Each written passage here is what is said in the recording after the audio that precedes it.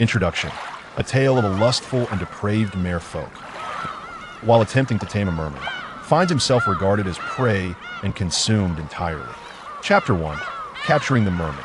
Evening, the third day since our arrival in the waters near Iceland.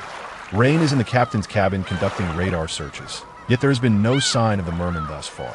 I harbored deep doubts about the survival of such a creature in these frigid waters, but Rain insists that he had detected traces of a merman here last year. According to known records, merfolk are tropical beings, yet I am unwilling to relinquish even the slightest glimmer of hope. My yearning to witness a real merman is overwhelming. I aspire to carry on the legacy of that great biologist and continue the exploration of this enigmatic creature that he could not complete. I penned these thoughts in my journal, and, as if compelled by some unseen force, glanced at the small round window of the cabin. Outside, darkness enveloped the sea, and the only illumination came from the warm glow of the lamp reflecting on the glass, casting a shadow of my gaunt figure. My black hair and eyes contrasted sharply against my pale visage, resembling a wretched addict lost in his vices. A smile escaped my lips. Rain often remarks that my stubbornness borders on madness. Perhaps he is not far from the truth. As I wrote this line, my pen suddenly pierced the paper, disrupted by a wave of anxious emotion. And in that moment, a commotion erupted outside. "Desaro, my dear Wallace, come quickly, there's something in the water."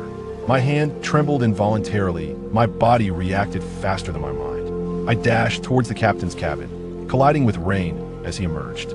He enveloped me in an excited embrace, pointing at the deep-sea surveillance screen. "Wallace, you see? I told you there were merfolk here. You should have believed me sooner." My eyes widened as I focused on the moving shadow on the screen, and I momentarily lost my breath. It was a remarkably distinct, streamlined silhouette, clearly unlike that of a shark or dolphin. Its upper body lacked fins and bore a pair of limbs reminiscent of human arms. Indeed, it was a merman. "Quick, throw the nets. Rain, what are you waiting for?" I nearly leapt up, as if awakened from a dream, and struck Rain's chest with my fist. He seized my wrist and laughed. "Do you think him as dull-witted as you? This merman has already been lured by our shark attract and otherwise. Why would it remain? You rascal!" I dashed to the deck and saw the crew had donned their gear and plunged into the depths, casting the nets below. The luminous buoys on the nets scattered across the surface like stars scattered in the heavens. As they submerged, my heart rose and fell with the waves, my nerves taut as if under the pressure of the ocean. This would be one of the most astonishing discoveries in the annals of human biology.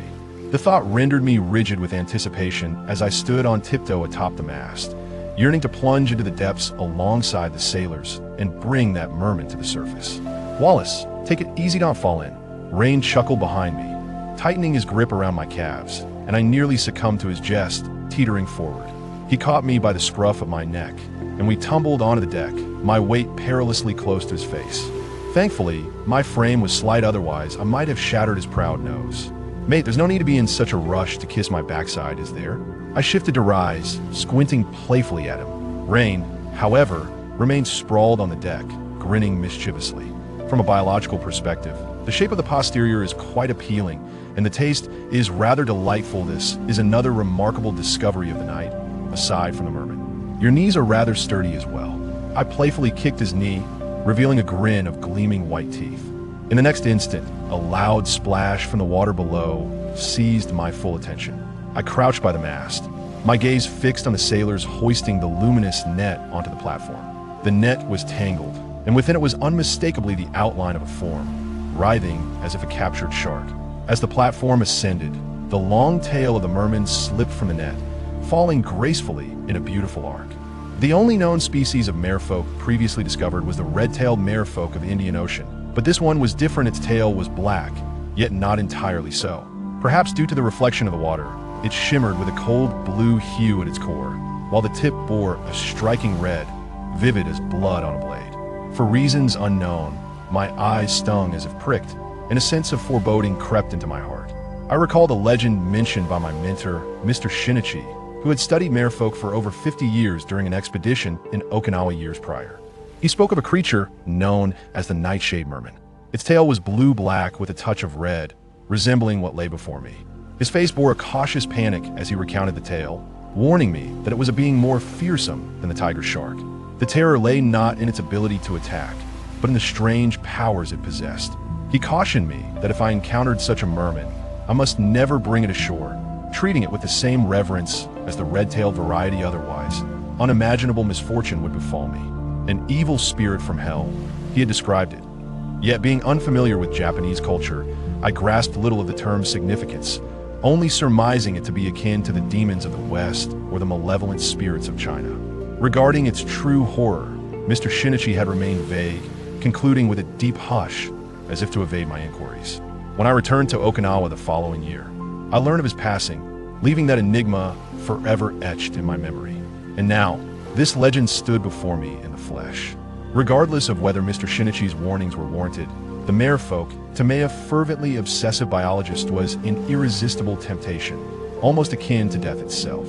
As it was hoisted onto the deck and placed in the water tank, my heartbeat seemed to still. With the sailor's assistance, I cautiously crouched down and injected a measured dose of anesthetic into its tail. Summoning my courage, I dared to trace the curve of its tail with my fingers. The icy, delicate scales felt unlike any fish I had encountered. They were smooth, even more so than dolphin skin, and perhaps akin to human skin, like a thin membrane enveloping a human leg. The thought startled me, and as I inadvertently brushed the tip of its tail, a sharp pain shot through my fingertip. To my astonishment, the tail bore barbs, and the triangular fin was as sharp as a true blade. Blood dripped from my fingers onto the scales, vanishing almost immediately as if absorbed. Suddenly, the merman thrashed violently, its tail curling impossibly towards me, akin to a serpent preparing to ensnare my ankle, and even several sailors struggled to restrain it. I found myself tumbling onto the deck, frozen in place, dazed as if under a spell. "Foolish boy, have you lost your wits?" Ryan swiftly lifted me from the ground, pulling me aside and firmly stepping on the fishtail that surged towards me, injecting the remaining anesthetic with precision. "No, that dosage is meant for sharks, and overdose might kill it," I exclaimed, witnessing the tail quickly succumb to calmness. In a panic, I broke free from Ryan's embrace and peeled the fishing net off his body. My hands trembled uncontrollably, a mixture of excitement and fear intertwined with memories, causing my movements to slow.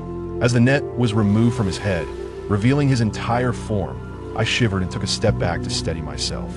This was my first genuine encounter with a mermaid. He was strikingly different from the preserved corpses and skeletal images I had seen, if not for the fishtail and sharply defined ears. He could easily be mistaken for a human. Curled upon himself, his face turned aside. His hair, though I hesitated to call it hair, fell in delicate strands upon his neck, obscuring his features. Only the sharp line of his jaw was visible, suggesting that he might possess a handsome human visage, though that was hardly my concern. My gaze drifted down to his back, where the muscles rippled and stretched like a taut bowstring, exuding the power of a predator of the deep. I found myself wondering if he might suddenly leap up and tear into me like a shark. Before me lay a mermaid that appeared to possess the robust upper body of an adult male. I had once believed mermaids to be genderless, transforming like eels only during mating. Yet this paradox completely shattered my previous assumptions.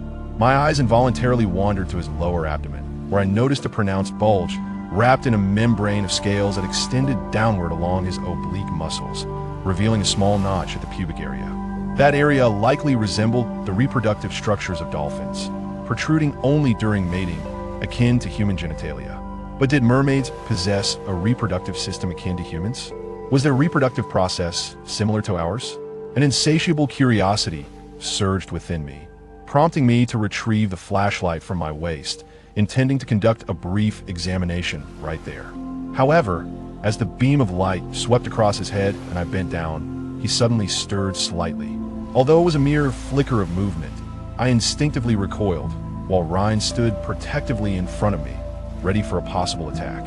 Yet, there was no dramatic motion. He merely tilted his head back slightly, allowing wet strands of hair to part and reveal half of his face. Beneath his eyelids lay a layer of fine hairs resembling eyelashes, pale like fish spines, while his irises were a profound dark hue, reminiscent of unfathomable depths, much like the dark currents drifting in the ocean's abyss void of focus. Yet, I knew with utmost clarity that he was staring at me, even sizing me up as a potential prey. A chill ran down my spine. With my background in biology, I could not be more certain that those eyes viewed me as a target. Chapter 2. The secret plan that in the early hours of dawn, I temporarily abandoned my intention to examine the mermaid, following Rhine's counsel. According to existing records, mermaids, like dolphins, are intelligent mammals. Capturing and confining such a creature without effective safety measures could provoke extreme resistance, perhaps even leading to self-harm. This mermaid was far too precious. I could not allow its life to be endangered, even at the cost of my own. I penned my thoughts in my journal, each stroke of ink reflecting my unwavering determination. Yet my mind remained tethered to the mermaid's deep-set eyes, a lingering chill coursing through my spine, refusing to dissipate. Before dawn breaks, I shall initiate a taming plan akin to what one might employ with wild dolphins. Although I cannot ascertain the intelligence level of the mermaid, I wish to attempt communication, hoping to ease its wariness towards me. A sudden knock resonated at the cabin door. Desaro? It was Rhine's voice. I quickly closed my journal and stuffed it into the crevice of the bed to prevent him from discovering it. If he were to learn of my plan, he would vehemently oppose it.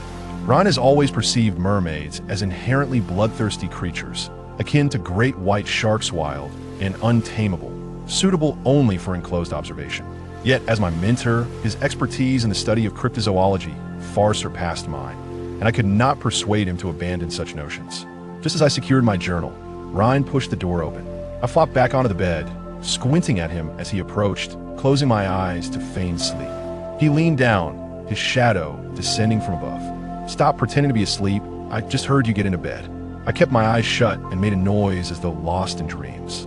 He seemed to possess considerable patience, waiting a moment before grasping my injured hand. I was puzzled by his intent, but suddenly felt a chill at his fingertips, followed by a searing pain that shot through my heart, nearly causing me to leap from the bed. Opening my eyes, I found him wielding an alcohol swab. "Damn it, are you trying to kill me?" I glared at him, gritting my teeth, but my arm remained firmly held.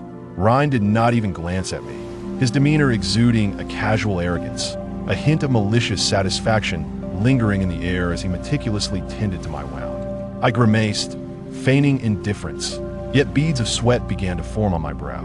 Rhine delighted in tormenting me. This had become one of his greatest amusements during our long, monotonous voyage. Capricious and twisted that I cursed him silently. Just as darkness began to cloud my vision, the cotton ball was finally removed. I sighed in relief, leaning back against the bed frame.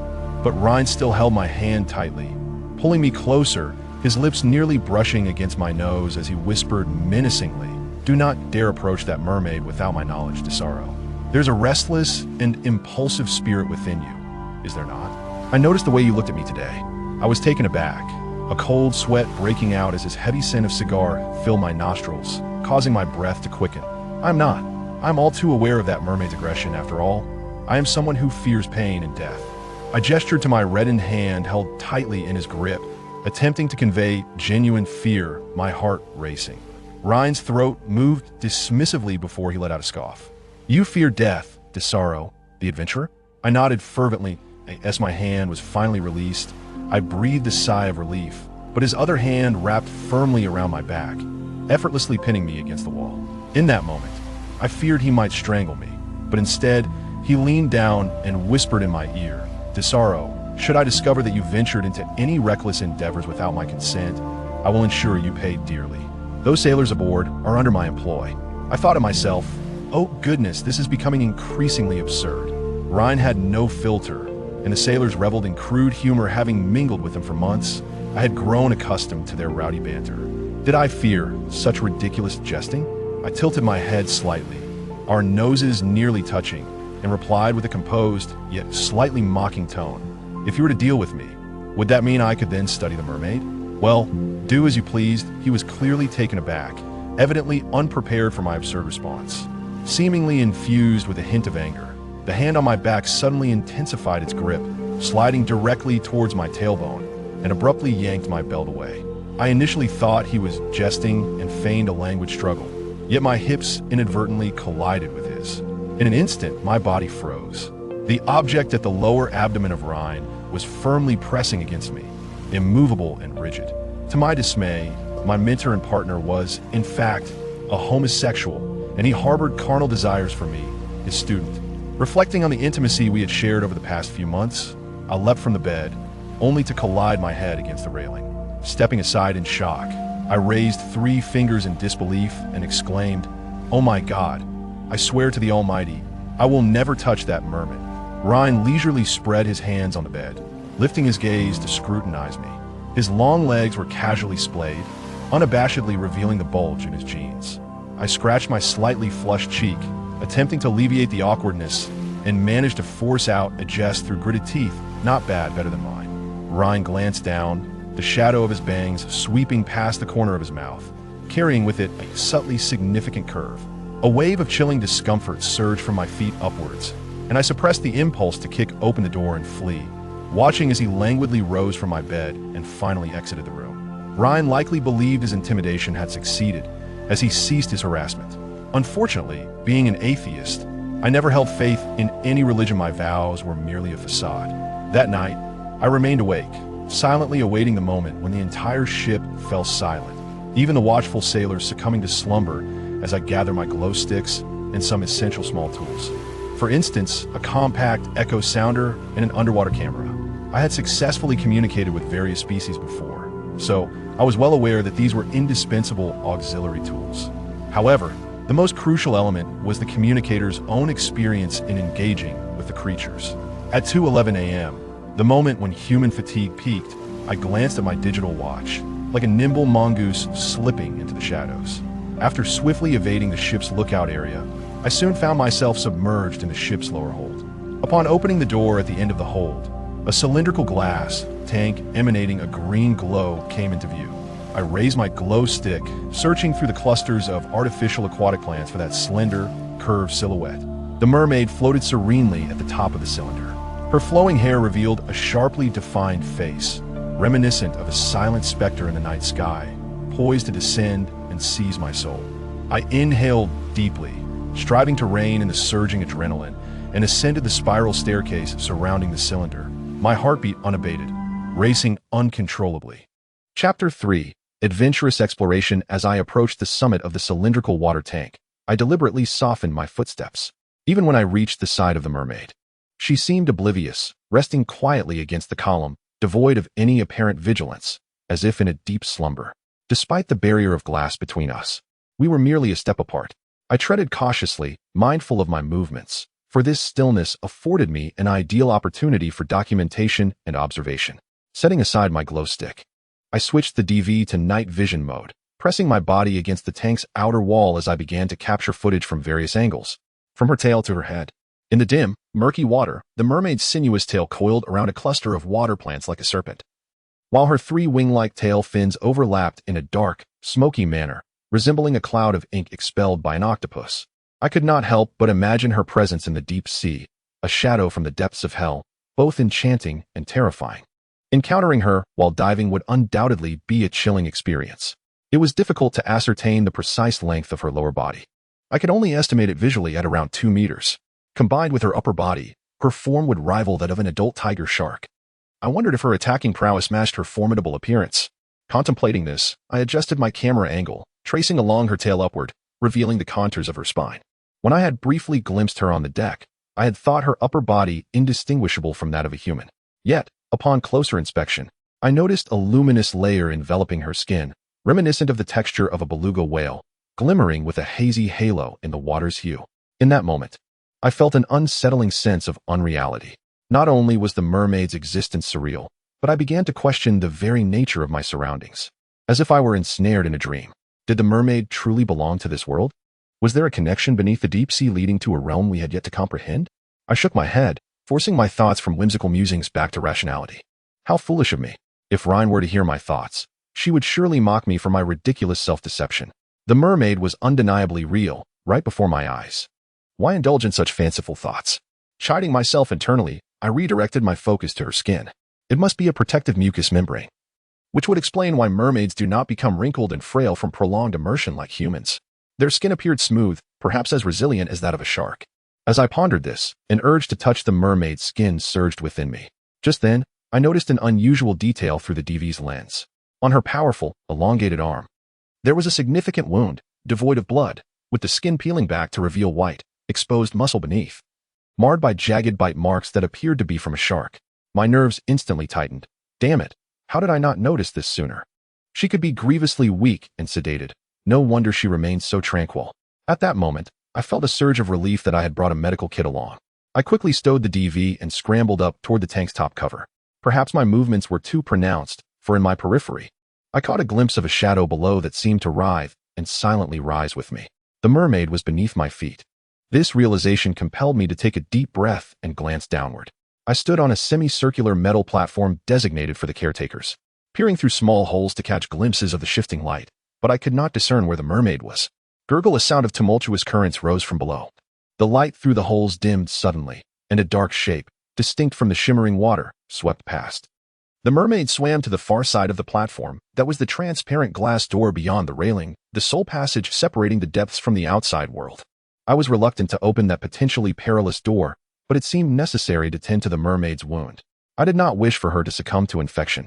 I felt the anesthetic gun at my lower back, my palms damp with sweat, yet a thrill of nervous excitement coursed through my veins.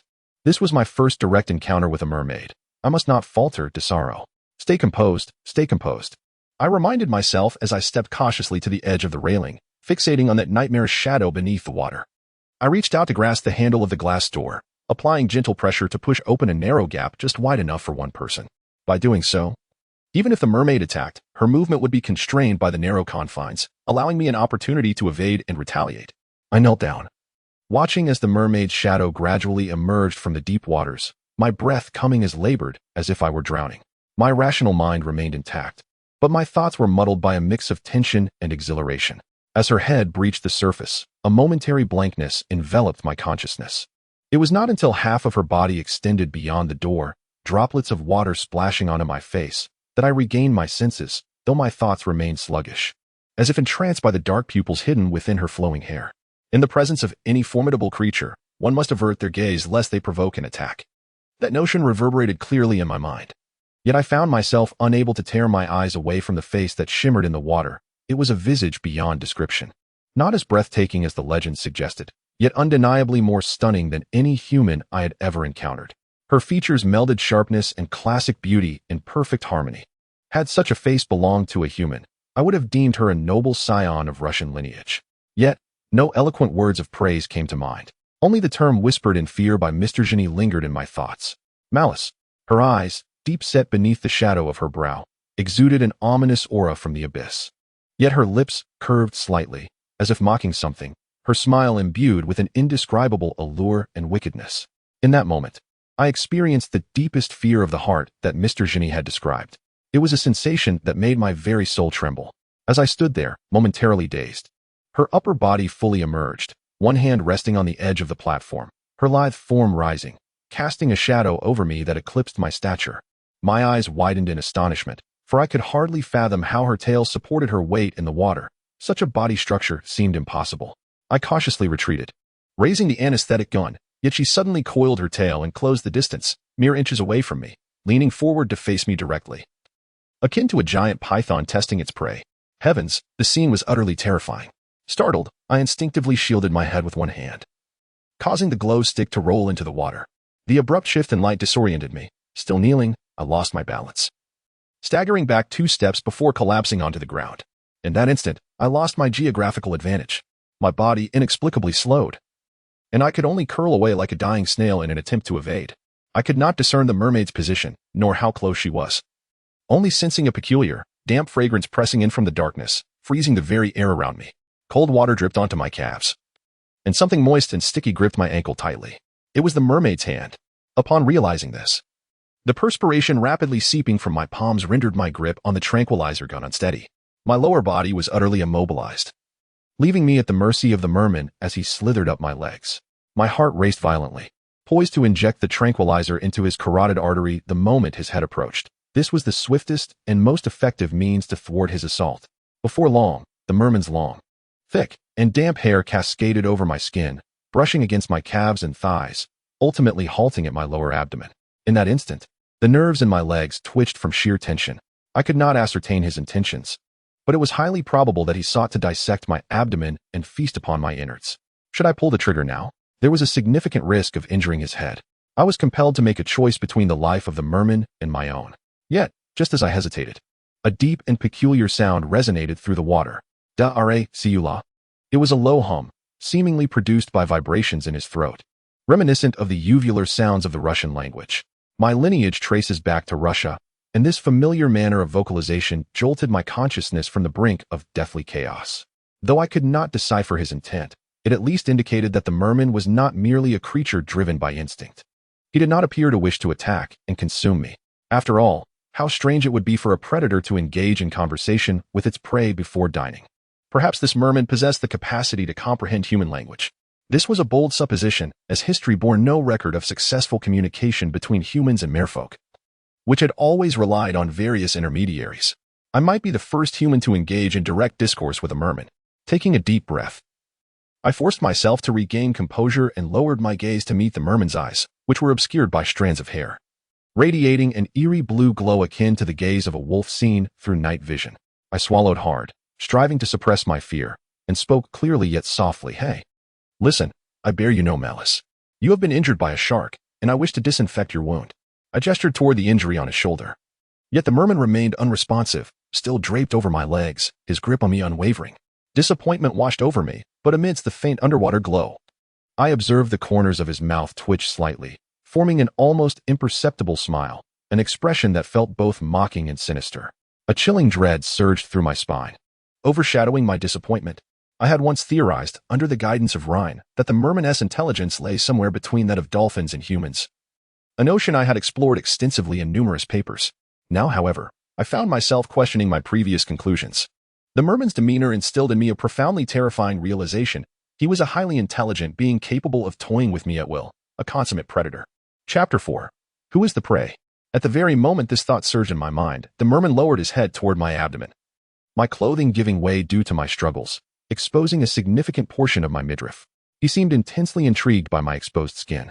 I stared in astonishment as the merman's head approached the seam of my garment, inhaling deeply, his nostrils flaring as he reveled in the scent, as if my body were an enticing vintage wine. Were this a beautiful mermaid, the scene would be one of exquisite sensuality. Yet the reality was that I faced a male merman, poised to attack, his motives inscrutable. All I felt was fear. I watched helplessly as his head descended lower, his hands releasing my thighs to brace against my body, forming a prison around me with his long, powerful arms. His nails were long and sharp, webbing between his fingers, and his protruding scapulae resembled the wings of some unhatched demon. In the depths of the ocean, the merman must be a formidable hunter. Here on dry land, he was equally a natural predator. For the moment, taming him seemed a distant concern. Escaping was my immediate priority. My temples throbbed incessantly. The merman's head bowed, yet his gaze remained fixed on mine, his expression menacing. I was uncertain if the supernatural powers spoken of by Mr. Jean were indeed real, but in that moment, I felt as though I were under some form of curse, rendered motionless.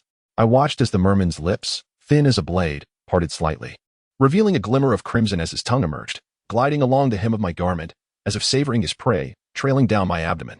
His touch was deliberate and audacious, the cool, moist sensation akin to a serpent penetrating my very bones, sending waves of tremors coursing through me, my fear reaching a crescendo. My nerves buzzed as if they were about to unravel, yet my body remained rigid from the sensitivity of the encounter, trembling only in my arms as I struggled to maintain my balance. As the merman neared the base of my thigh, he lifted his head, and I noticed a shift in his gaze. His tongue flicked across his lips, as if relishing my flavor, his eyes fixated on my lower body, as if something extraordinarily enticing lay concealed within my trousers. For there was an insatiable, primal hunger reflected in his gaze. I had no doubt that in the next moment, he would part his lips and devour me whole. If I did not take action, who knew whether this horrifying assumption would materialize? Given his current agility, the tranquilizer I had administered earlier had clearly taken effect. This creature's metabolism was astonishingly rapid. Even if I injected him with another dose, it would not endanger his life. With this in mind, I bit down hard on my tongue, the pain jolting me from my stupor and propelling me into action. I squeezed the trigger, delivering the small tranquilizer dart accurately into the merman's neck. His shoulder jolted, and he lifted his head, his darkened gaze locked onto mine. In that instant, an indescribable chill coursed through me. I briefly feared that the tranquilizer had failed, and that I was about to perish at the hands of his lethal claws. However, unexpectedly, events did not unfold as I had anticipated.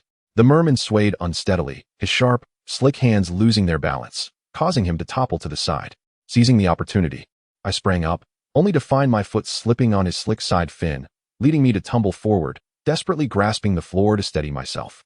inadvertently straddling the merman's serpentine tail. The merman, jolted by my weight, instantly regained consciousness, his half-closed eyes snapping wide open. My gaze collided unceremoniously with his deep irises, and I felt my waist constrict as he gripped me tightly, his webbed claws penetrating the fabric of my back, as if poised to rip me in two. In a desperate bid, I raised the tranquilizer gun, aiming it at his head, and warned, "Hey, buddy, listen, I truly do not wish to harm you. Unless you release me first. You must understand the potency of this weapon." I unabashedly summoned my courage and fixed my gaze upon the mermaid's eyes, delivering my warning word by word from a position of authority, while simultaneously pressing the tranquilizer gun against his head. I did not expect him to comprehend English, however. Given his intelligence, I surmised he could grasp the essence of my threat. To tame such a highly intelligent creature as a mermaid and induce compliance for research purposes necessitated an entirely new approach. I needed him to recognize my superiority, both in strength and intellect. I had to conquer him first. Perhaps aided by some external factor, I found that this method seemed to yield immediate results. The mermaid relaxed the grip of his hand on my back, merely resting it there. He slowly half-lowered his eyelids, his delicate lashes resembling damp wings. And the predatory glare that had once pierced me softened into a look of submission and confusion. Despite the inherent malice in his demeanor, I had to admit that at this moment, he appeared remarkably docile, even more so than a dolphin. The dosage of the tranquilizer was indeed tailored for dolphins. It might not induce a deep slumber, but it would at least render him sluggish and drowsy. Moreover, the mermaid was undoubtedly fearful of the tranquilizer's effects. Although his smile evoked a sense of dread within me, I struggled to believe that his intelligence was sufficient to engage in cunning schemes against me. I exhaled a sigh of relief, having finally gained control of the situation. Chapter 5. A close encounter. I waited for his breathing to grow steady and elongated, indicating that he had succumbed to a state of numbness, before freeing my hands to retrieve antiseptic from the medical kit I had carelessly tossed aside. The wound on the mermaid's shoulder was substantial, exposing muscle covered by a translucent membrane that effectively stemmed the flow of blood but simultaneously hindered the healing process. Beneath this membrane, I noticed a peculiar protrusion. Cautiously, I administered a local anesthetic and cut through the membrane. Sure enough, I extracted a broken shark tooth from his wound. Though only half intact, it was as large as my thumbnail, its edges serrated. This shard belonged to a mature tiger shark. Just hours or a day prior, the mermaid must have engaged in a fierce confrontation with this shark. Considering his current state of health and the extent of the tooth's damage, it was evident that the shark had met a far worse fate than he. Perhaps to validate my hypothesis, I couldn't resist probing the mermaid's abdomen. Indeed, it was distended, indicating undigested food. He might have been competing for sustenance with the shark. Or perhaps that very shark was his prey. I marveled at the mermaid's prowess, envisioning the thrilling scene of their struggle in the deep sea. A truly exhilarating image. Unaware of my thoughts, the mermaid merely squinted, observing my every move with an air of detached curiosity. Arching an eyebrow and casting his gaze upon my hand resting on his abdomen, displaying a look of intrigue. It was as if I, performing these actions before him, were merely an amusing child who had inadvertently offended a being of his stature. This notion stirred a deep discomfort within me, prompting me to withdraw my hand in order to suture his wound. However, his other webbed claw grasped my wrist with a gentle pressure. An alarm rang in my mind, and I swiftly raised the tranquilizer gun to his forehead as a warning. The mermaid lifted his eyelids, glancing at the barrel of my gun with apparent indifference, displaying neither fear nor aggression, remaining lazily sprawled on the ground like a sunbathing seal, his grip on my wrist surprisingly light. My taut nerves began to relax, as his damp, cool webbed claw enveloped my hand, pressing it against the contours of his firm, muscular abdomen, reminiscent of a rock's surface. His tail lightly swayed beneath me, as if in a state of contentment. His gaze focused on my face, harboring a hint of a hidden current, anticipating something, hinting at a complex desire.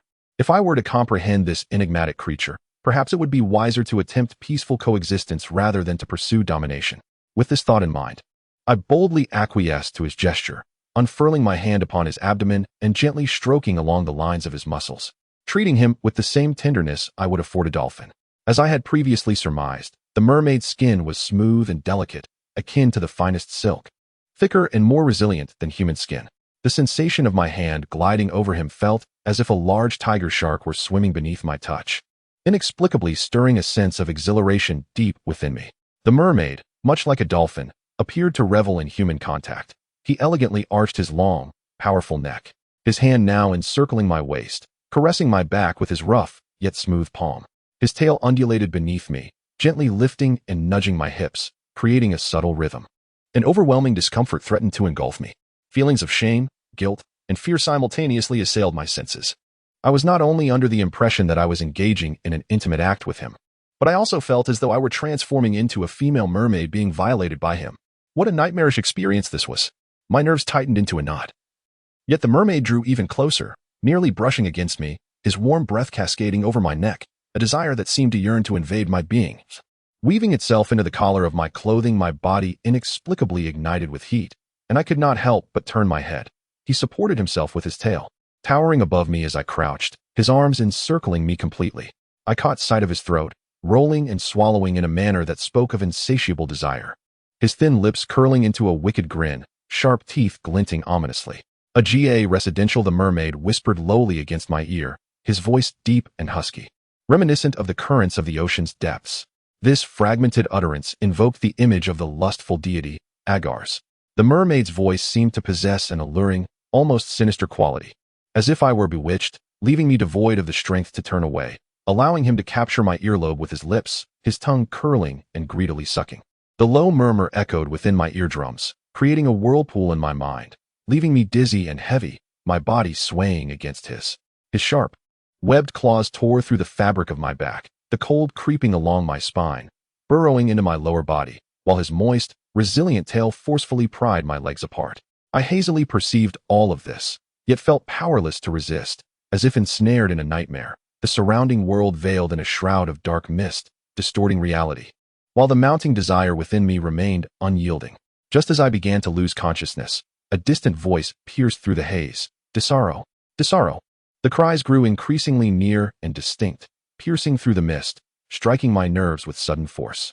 Abruptly awakening from my trance-like state, I felt the oppressive weight upon me lift. Before I could comprehend the scene, the mermaid coiled from the ground, transforming into a slender shadow that leaped into the water column, vanishing amidst the aquatic foliage. I stood frozen for a couple of seconds, my heart racing, only to realize that my clothes were completely soaked, the upper half tattered, with a large tear on my back from which water dripped steadily. What had just transpired? My mind felt as though it had been wiped clean, unable to recall the events of mere moments ago, save for the memory of my attempt to obtain the mermaid's essence. In hindsight, it was evident that my endeavor had failed. Perhaps my actions had startled the mermaid, prompting its rapid escape. I gazed at the placid surface of the water, a sense of dejection washing over me. Desaro, where are you? That was Ryan's voice. He seemed to be on the deck above me. A shiver ran down my spine as I hurriedly gathered the scattered medicine box and DV, fleeing the lower cabin in a panic. Chapter 6. An unexpected incident. I swiftly returned to my private quarters, seizing the opportunity while Ryan had yet to pursue me. I shoved everything beneath the bed, stripped off my drenched clothing, and dashed into the washroom. This way, should he inquire later, I could claim I was bathing, and thus hadn't he heard him. Though this excuse felt rather flimsy. Listening intently to the noises outside, I turned on the faucet. Hot water cascaded from the shower head, and I hastily rinsed myself, yet calmness eluded me. The strange scent lingering from the mermaid clung to my skin, intoxicating and dizzying. And it incited another astonishing consequence. I found myself slumped against the wall, gazing down at my lower body. The organ between my legs had inexplicably risen, and it was undeniably rigid. This was hardly the appropriate moment. With a resigned frown, I grasped the unruly appendage, leaning against the wall to find a more comfortable position, gently kneading it with varying pressure. I had always harbored a habit of relieving my physiological urges while bathing, a common practice for a 20-year-old man. Yet this time, the desire surged like a tempest. Each movement sent waves of pleasure that caught me off guard, my thighs trembling as I struggled to contain the shameful moans that threatened to escape, biting my lip to suppress them. The escalating ecstasy soon overwhelmed my thoughts. I tilted my head back, allowing the water to cascade over my face, my consciousness seemingly rising with the curling steam flowing toward the vast ocean. Before me lay the deep, dark blue waters, and I sank deeper, plunging into the ocean's abyss where light could not penetrate. Then, a slender shadow glided from the darkness, parting the water as it approached, its outline becoming increasingly distinct. Suddenly, something moist entwined around my legs, creeping upwards. As a deep voice whispered in my ear, a GA rasped. What language was this, and what did it signify? I felt as though I had heard it just last night. I strained to recall, yet a fragment of memory remained elusive, creating a peculiar sensation as if someone had deliberately edited a tape and rejoined it. The water splashed against my forehead, adding to the chaos in my mind, leaving only the imminent crescendo of pleasure. I instinctively succumbed to my urges, lost in the lingering sounds, reaching my climax, releasing in a torrent. After such an eruption, there often follows a brief state of disorientation, but this time my awakening was particularly sluggish. I remained dazed, unable to steady myself. It must be the result of a sleepless night. I turned off the shower, shaking my damp hair, leaning against the slick wall as I gasped for breath. Attempting to rouse myself with the cold, water trickled down my neck, dripping like seaweed, obscuring my vision, inevitably reminding me of the mermaid's dense, flowing hair. And the sensation of being watched by those dark, beastly eyes sent shivers down my spine. Just moments ago, I had entertained a sexual fantasy about that mermaid. I had felt a primal urge toward a non-human entity. Good heavens. Desaro, have you driven yourself mad with your research? I pressed my fist against my lips, biting down hard on my hand, yet it felt insufficient, so I slammed my fist against the wall. Blood trickled between my fingers, the pain jolting me back to reality. Yet the shame of my transgression grew ever more intense. Vividly, I recalled the earlier hallucination. I was intertwined with the mermaid, our bodies bare, its tail undulating between my legs as if we were engaging in copulation. How could such a vision arise? My focus had been solely on biological research. I had no sexual experience whatsoever. Yet, my biological knowledge informed me of how men engage in intercourse. The mermaid's anatomy bore a striking resemblance to that of a human, suggesting that the act would also be similar. The mere contemplation filled me with embarrassment, my ears flushing with heat. I was grateful this was merely a ludicrous hallucination, an occurrence that could never transpire in reality. I must be exhausted. I patted my forehead, whispering self-reassurances. Grabbing a towel nearby, I wrapped it around my lower half, only to be startled by a click from behind me. Despite having locked the door, it inexplicably swung open. My heart raced as a familiar voice called out, "Wallace, what are you doing here?" Ryan's voice was laced with unmistakable anger. I had to conceal the blood on my hands. I thought quickly, still leaning against the wall. Attempting to feign a languid demeanor post-bath, I turned my head slightly. "Hey, what's up, buddy? Why the rush so early in the morning?" Through the mist, I caught sight of Ryan's darkened expression, almost a shade of fury, his gaze slicing down my spine, landing on the towel wrapped around my waist. A chill crept over me, an ominous premonition rising from the depths of my being. Knowing Ryan harbored inappropriate feelings for me, I cursed my lack of foresight in not bringing a bathrobe. I felt exposed and uncomfortable, fanning my neck nervously as I attempted to bypass him. "Hey, I say, buddy, it's quite warm in here. How about we step outside to talk?" In that moment, I lunged for the bathroom door beside Ryan, yet he was quicker, his towering frame blocking my path as he swiftly locked the door with a decisive click. My gaze followed the veins bulging on his wrist, colliding with the sharp, searing intensity of his brown eyes. The words he had once spoken to intimidate me echoed in my mind, prompting an instinctive step back as I tightened my grip on the towel, which threatened to slip away. "Ryan, I swallowed hard, struggling to articulate an explanation. But before I could complete a coherent sentence, he forcefully propelled me forward, pressing my body against the door. His solid chest pressed against my back, and I instantly felt the suffocating weight of his presence. "What did I say last night, Desaro?" His hand slid down my waist, grasping the edge of the towel. I never anticipated that Ryan could suddenly turn so terrifying, for unless something of utmost importance occurred, he usually presented himself as cultured and humorous, embodying the quintessential image of a professor and scholar, utterly unlike the state he had been in since last night. I even began to suspect he might suffer from dissociative identity disorder. At that moment, I had to admit that I was frightened by the unexpected turn of events. I truly believed his intimidation was not mere jest. A cold sweat trickled down my spine. "I don't know what you're talking about, Ryan. Please, calm down." Ryan chuckled softly, though the sound sent chills down my spine. "Have you forgotten? Should I remind you with actions instead? I warned you not to approach a creature as dangerous as a mermaid. But tell me, whose glow stick fell into the water tank?" My breath hitched abruptly, and I felt an overwhelming urge to bash my head against a wall out of frustration for my carelessness. Any attempt to argue was futile, yet I struggled to soften my words. Perhaps it fell from the deck today. I swear I didn't go near it. "I won't take your vows seriously, Desaro. You are nothing but a thorough little liar." Ryan suddenly called my true name, a weighty proclamation that reverberated through my spine and rendered my chest numb. He delivered this verdict as if conducting an indisputable biological assessment. His right arm tightened around my body, securing my arms in place, while his other hand seized my towel, yanking away the only piece of modesty shielding my body. At last, I realized that Ryan was serious. There was no one on this ship who could save me. "Ryan, Don't do this. I am your student.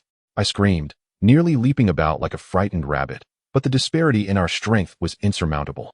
Every inch of my mobility was severely restricted, leaving only my bare backside capable of any movement. Yet I preferred not to move that part, as it was far too enticing. If you are willing, Desaro, I have endured for too long. Ryan spoke in a tone that was half threat, half negotiation. Like an officer apprehending a criminal, he pinned my hands behind me, freeing one to brush aside the hair at the nape of my neck. From the day you chose me as your mentor, I found myself enamored with you. If you acquiesce, I can secure governmental support for the mermaid research project, and you will become world-renowned, surpassing even Wallace and Darwin as a distinguished biologist. I was momentarily stunned by his words, not out of temptation, but due to the shock that the esteemed mentor and partner I had long admired would so blatantly attempt to seduce me. Ironically, what he sought was my body, the body of his student. I had been living in the sheltered world of academia, neglecting the sordid and brutal realities of life. Have you acquiesced, Desaro? Ryan caressed my chest, his tone tinged with triumph as he leaned down to kiss my neck, sighing, "You smell divine, so intoxicating that I can hardly resist savoring you." I recoiled as if electrocuted, a wave of humiliation washing over me, fueling my fury as I struggled vehemently. "I refuse. Ryan. I reject this filthy transaction and refuse to continue as your student. I would rather drop out. You shameless bastard. But do I appear to have granted you the option of refusal?" Ryan suddenly burst into laughter. He seized my arms, flipping me over, his large hand gripping the back of my neck and head, forcing me to tilt my face up to meet his.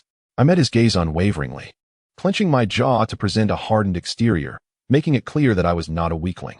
Rather, I stood as one who could look down upon him both intellectually and morally. "I refuse, Ryan. Do not make me despise you." His invasive and threatening smile gradually faded under my unwavering stare, revealing a suppressed expression.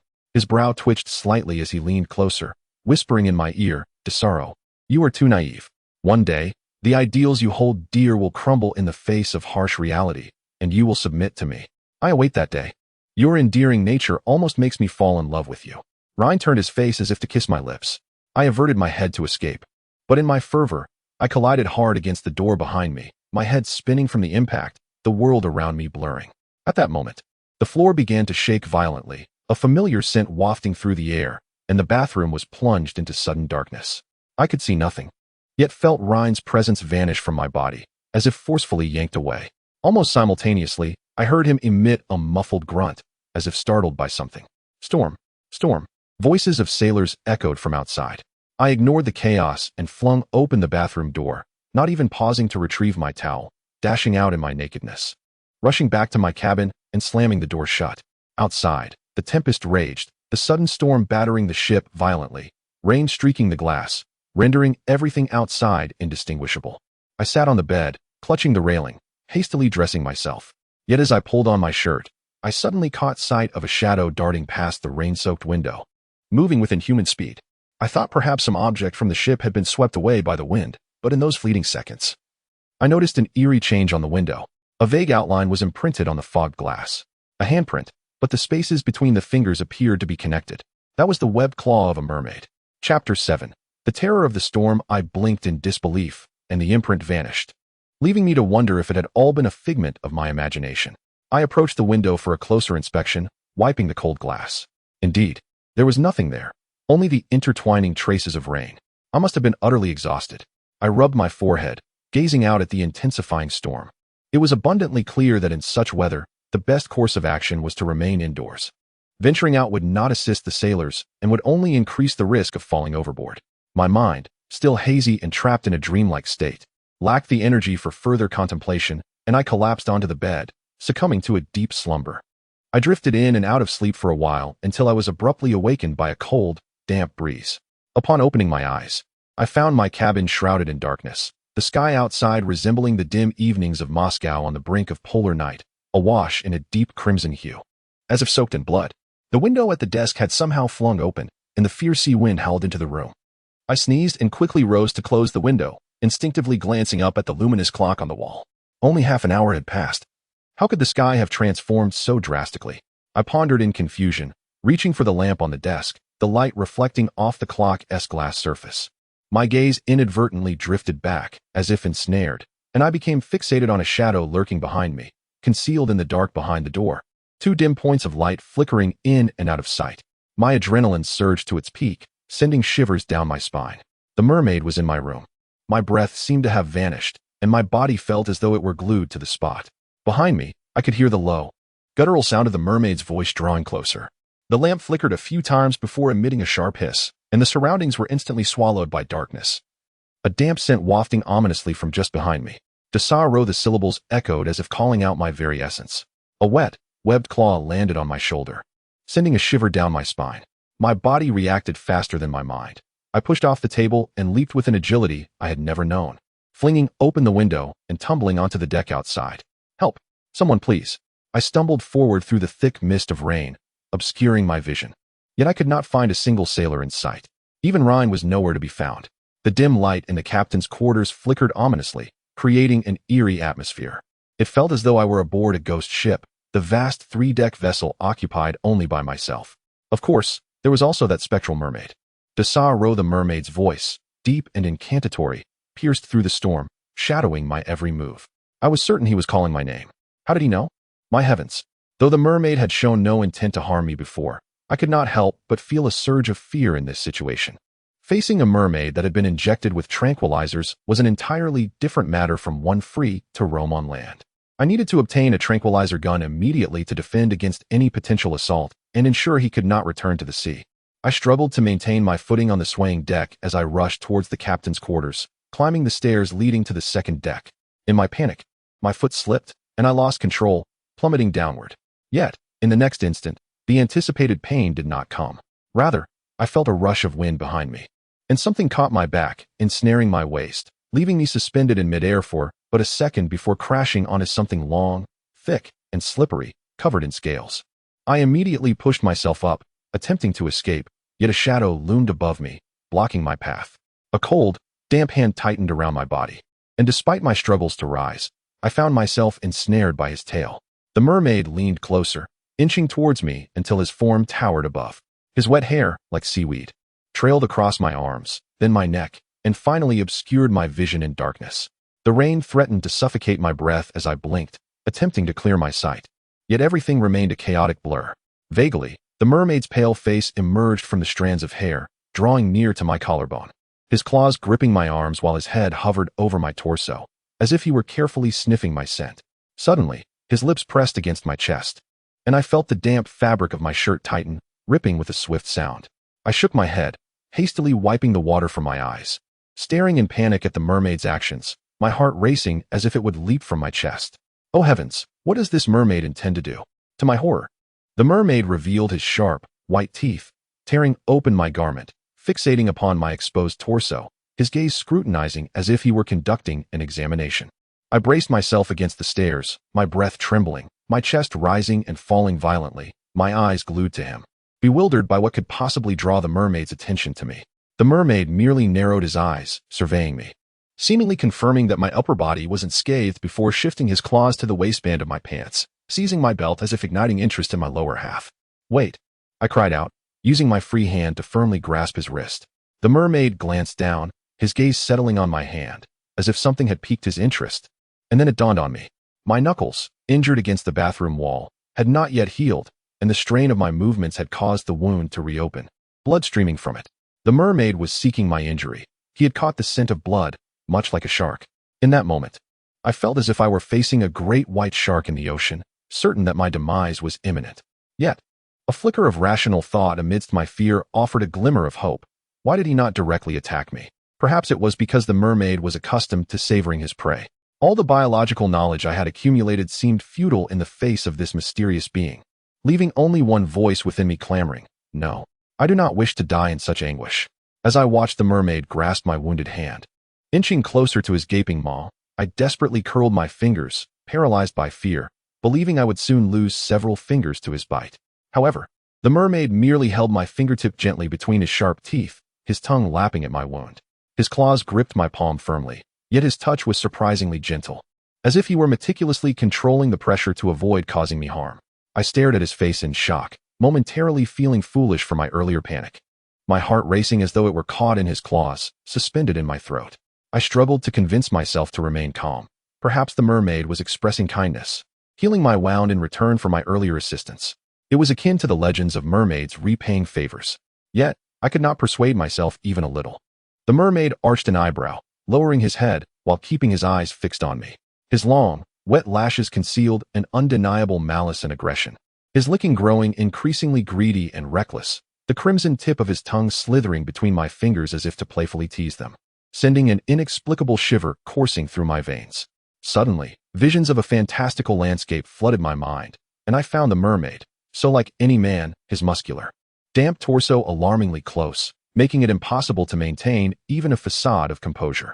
I pressed my feet against the steps, straining to pull my hand from his mouth. But his grip was like a vice, causing me only further torment. Despite my efforts, the mermaid tightened his jaws, threateningly, finally halting this bizarre act. As his lips parted slightly, I noticed an astonishing change. The gaping wound had vanished without a trace, leaving only a few bloodstains on the back of my hand. The mermaid truly meant no harm. He was healing me.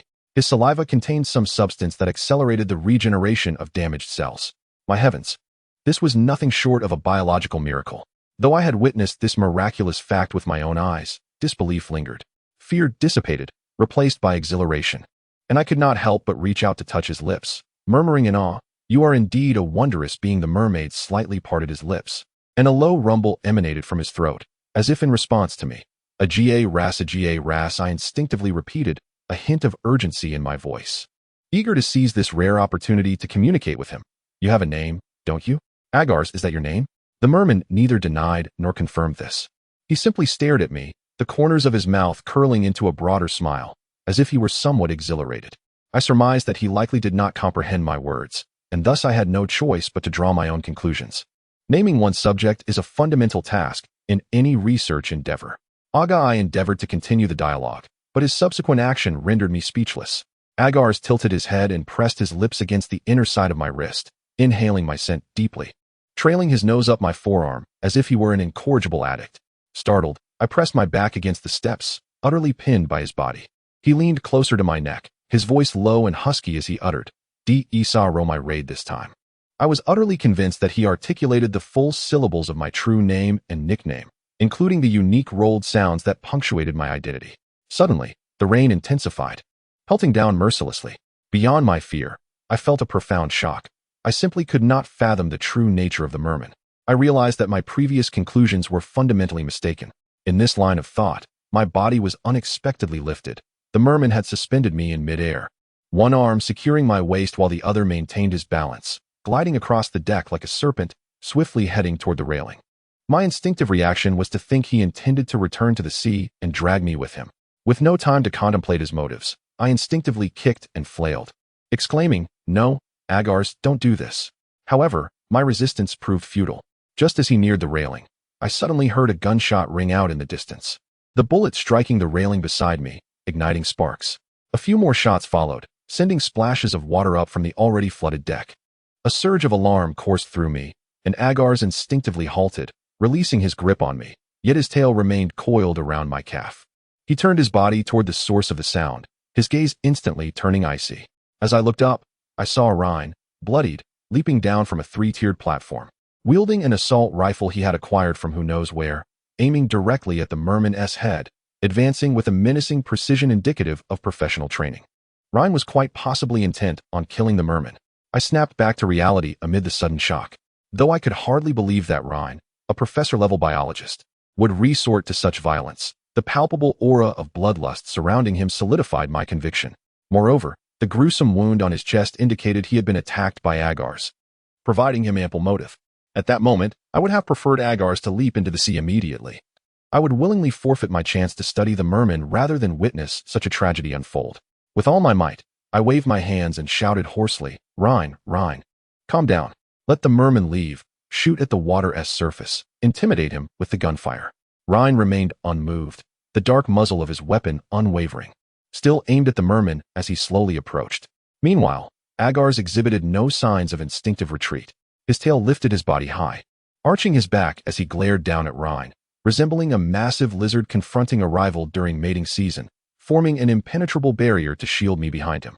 His sharp claws, poised at his sides, resembled two serrated blades, manifesting a stance brimming with latent aggression, casting a demonic shadow across the deck in the dim light. I was certain that should he launch an attack, it would result in catastrophic devastation.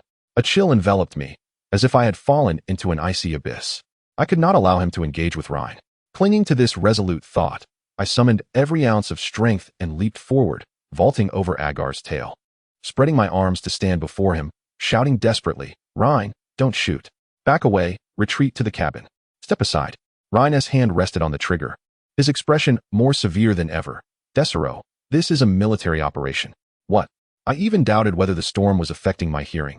My heart plummeted, for I sensed something was amiss in Rhine's demeanor, even if it was merely conjecture. I faintly detected the heavy scent of a hidden conspiracy. Rhine had been concealing something from me all along. Yet at that moment, I lacked the capacity to ponder this. For I knew precisely what I was facing.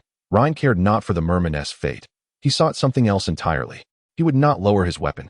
And thus I had to make a swift, decisive choice to prevent the impending catastrophe.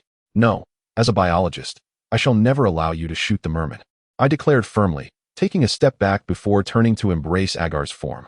Although my height only reached his waist, it was sufficient to disrupt Rhine's aim. The ship swayed violently, and I stumbled as I forcefully pushed Agar's toward the sea. He instinctively grasped my waist, pulling me close to his chest, his entire body bending backward in an arc. I felt our center of gravity teetering toward the ocean, and I instinctively covered my mouth and nose. A resounding bang erupted as a bullet whizzed past, my thigh suddenly aflame with an excruciating pain that made me crumple my knee in agony. Agar's body shuddered as he faltered, his tail coiling downward. Then came another shot, striking my shoulder, a jet of deep blue liquid sprang forth. His arm trembled as he clutched my clothing, desperately trying to hold me, but ultimately, he released his grip, trembling. I tumbled onto the deck, the searing pain in my thigh forcing me into a half-kneel, helplessly watching a bullet tear through the rain and strike Agar's tail, causing him to curl his body. Collapsing before me, the blue liquid cascading from him mingled with the rainwater and my blood, creating a toxic hue. No matter how formidable a species may be, it cannot withstand the weapons crafted by humanity. How powerful, yet how ridiculous, ignorant, and cruel. I gritted my teeth against the pain, struggling to protect Agar's with my body. I believed my life held at least a modicum of value to Rhine, and I clung to that belief. Agar's lay in a pool of blue blood, his body curled, the tail resting on my calf twitching slightly. His dark eyes, half closed and weak, bored deeply into mine, motionless. His gaze was peculiar, neither filled with fear nor despair, nor the previous malevolence. Rather, it seemed as if he wished to etch this moment and my visage into his memory before slowly closing his eyelids. I too felt an overwhelming wave of numbness surging through my nerves, my entire being swaying, darkness clouding my vision. "It's merely a tranquilizer dart, I apologize. But without this, the merman would drag you into the depths of the sea." In the final moments of my consciousness, I heard Rhine's voice draw near, and then my body was lifted from the ground by a pair of hands. Chapter 8. I was unaware of how long I had been unconscious when I finally awoke. I found myself lingering in a state between slumber and wakefulness, when a rustling sound beside me compelled me to pry my eyelids open. The light momentarily discomforted my eyes, prompting me to close them again. I could hear someone rising, and the illumination dimmed slightly. As I opened my eyes once more, the figure of Rhine came into focus at my bedside. He leaned down, his familiar face adorned with the usual smile, yet it struck me as profoundly false and alien. For I vividly recalled his cold demeanor amidst the storm. This man had deceived me from the very beginning. His identity and the true purpose of this expedition were nothing but a grand charade. Frowning, I stared at him in silence, my head spinning, devoid of even the strength to question him. Rhine, however, seemed utterly unfazed, lowering his head and speaking in a casual tone. "You're finally awake. Feeling better, mate?" "Splendid," I replied with a cold smile, my words laced with suppressed rage, wishing to land a few punches on that twisted, hypocritical visage. Yet, as I attempted to move my arms, I discovered that I was utterly restrained. My hands were bound to the sides of the bed with straps akin to those used for psychiatric patients, and my thighs were wrapped in gauze, clad only in a pair of undergarments, which too were secured at the foot of the bed. This position filled me with an overwhelming sense of humiliation, and I lifted my gaze, piercing him with a glare like a blade. "Rhine, what is the meaning of this?" He paused, then chuckled slyly. "Oh, my dear scholar, do you think I did this? This is a necessary measure from the doctor because you were thrashing about in your coma as if someone were violating you. What nonsense are you spouting?" I retorted disdainfully, anger simmering within me at his crude description, compounded by the unsettling recollection of the incident in the bathroom. Rhine's gaze roamed over my body, lingering on my bare legs, a lascivious grin spreading across his face. However, the doctors have done quite well. You appear to be a delectable dish prepared just for me. As he spoke, he leisurely moved from my feet to my side. I turned my head, eyes fixed on him in alarm, only to see his hand resting on my uninjured thigh, his rough palm making unimpeded contact with my skin, sending chills down my spine. I struggled against my bindings, my voice thick with disgust. Damn it, don't touch me. Yet, my words held no sway in this predicament. Ryan merely whistled in amusement, his hand gliding up the inner side of my thigh, brazenly exploring. Desaro, your skin is remarkably smooth, almost like a woman's. Get away. I seethed with rage, almost leaping from the bed to strike him, the iron frame creaking in protest as I fought against my restraints. I had no doubt that Ryan, devoid of any moral compass, would exploit my vulnerability. Perhaps he was merely a mercenary, valuing money above humanity, ethics, and even life itself, especially when it came to violating another man.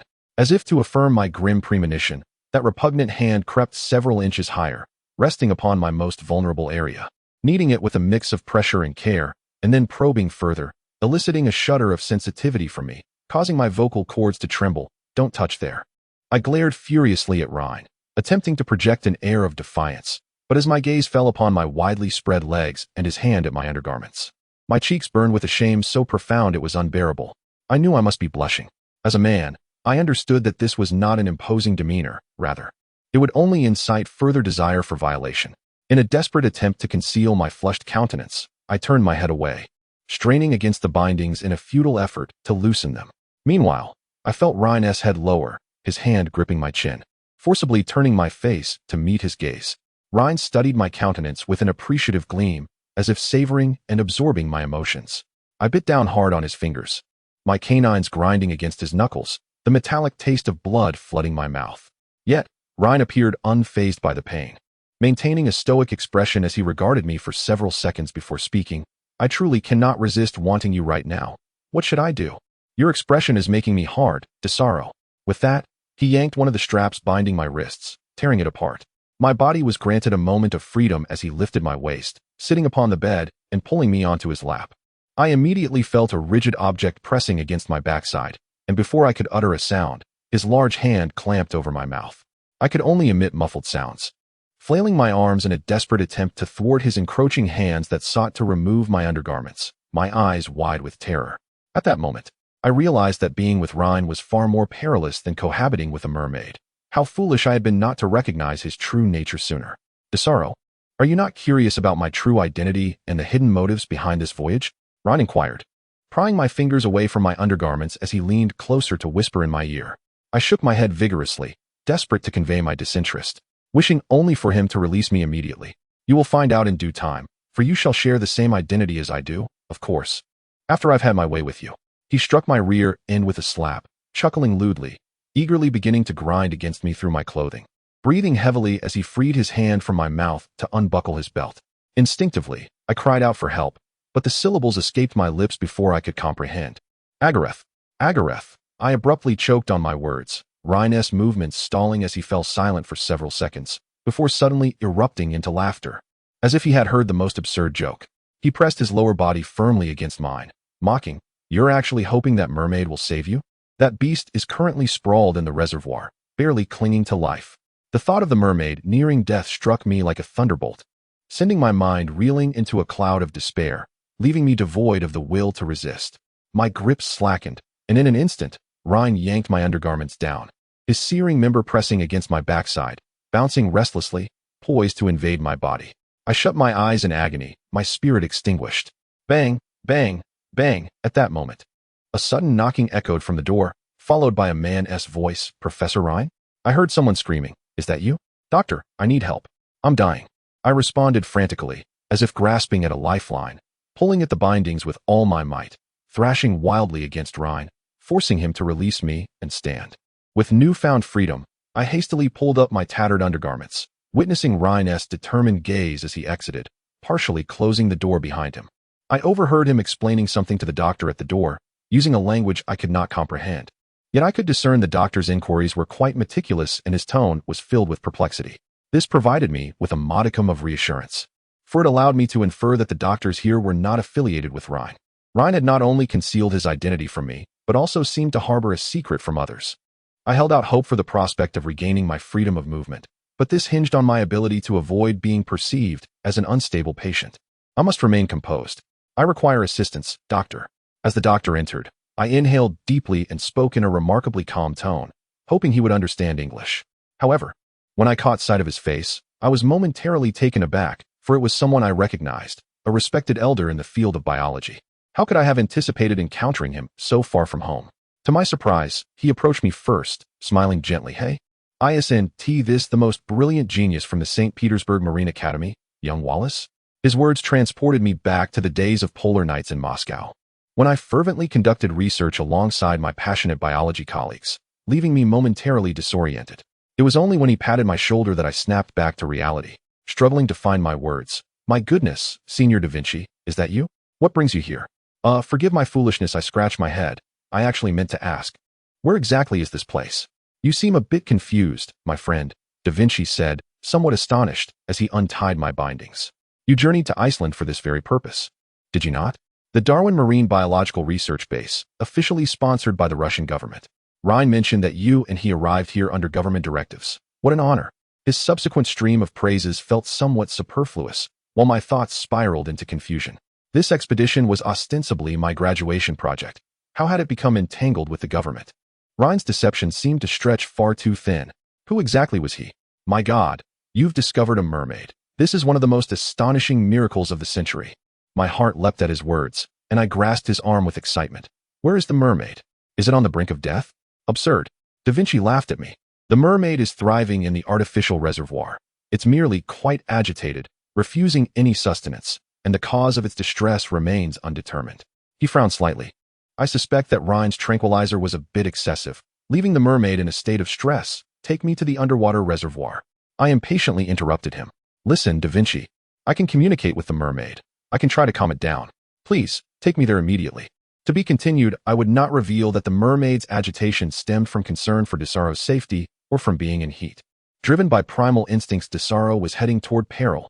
Chapter 9, I was truly amazed by the remarkably well-designed structure of this biological base. According to Da Vinci, it is situated atop the continental shelf, with the entire building following the contours of the seabed, its roof elegantly arched like the Sydney Opera House, effectively mitigating the impact of potential tsunamis. As I stepped out of the room and into the external corridor, I realized, through the glass, that we were indeed submerged beneath the water's surface. The so-called underground reservoir Da Vinci spoke of was an even deeper underwater laboratory constructed on the edge of the continental shelf, accessible only by descending in an elevator. As we boarded the transparent, shuttle-shaped elevator and descended slowly, I was entranced, almost losing myself in this underwater realm, feeling as though my spirit sank alongside the magnificent continental slope nearby into the abyssal depths.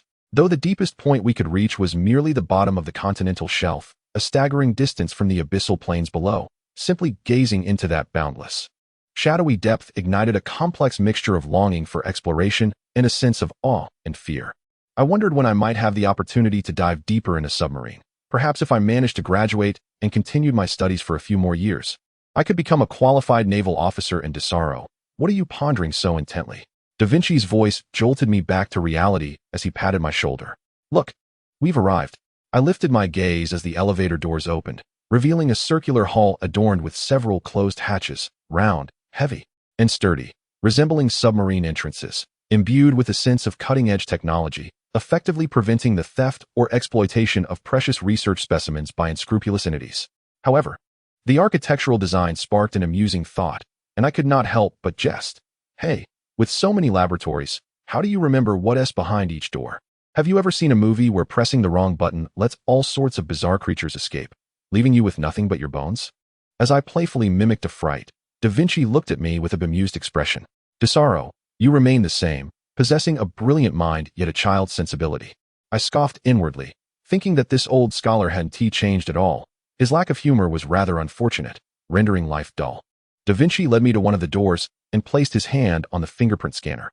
The door emitted a beep and slid open, releasing a wave of briny seawater mixed with a faint, peculiar fragrance from the mermaid, causing a flutter of unease within me. I touched my nose. Da Vinci, don't you think the mermaid has a rather strange scent? What scent? The odor of seawater? The fragrance, I emphasized, trying to pinpoint its source with my nose. It's so potent, somewhat akin to musk. Da Vinci sniffed earnestly. If the briny scent of seawater can be considered a fragrance, then yes, it is indeed quite strong. Your sense of smell must be malfunctioning, I remarked, puzzled, as I followed him inside, striving to persuade him of my assessment. As we fully entered the darkness beyond the door, it slammed shut behind us, enveloping us in a shimmering, ethereal blue glow. When I looked up, I discovered that we were encircled by a circular glass wall, the reservoir surrounding us, its shimmering surface blurring the boundaries between the inside and the outside world. Shadows of fish floated past, creating a cloud-like effect, as if I were in the midst of Alice's Wonderland. I could not help but cast aside my doubts and exclaimed, "Heavens, this is nothing short of a miraculous existence.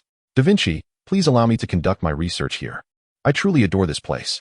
"Of course," Da Vinci replied, seemingly amused by my enthusiasm. "You are, after all, a project researcher sent by the government. Even if you didn't wish to stay, you would have to endure it for a while." "What project? What exactly did Rhine tell you?" I instinctively inquired, my gaze scanning the glass walls for the mermaid's presence. Soon, I noticed a large, cloud-like shadow above the reservoir.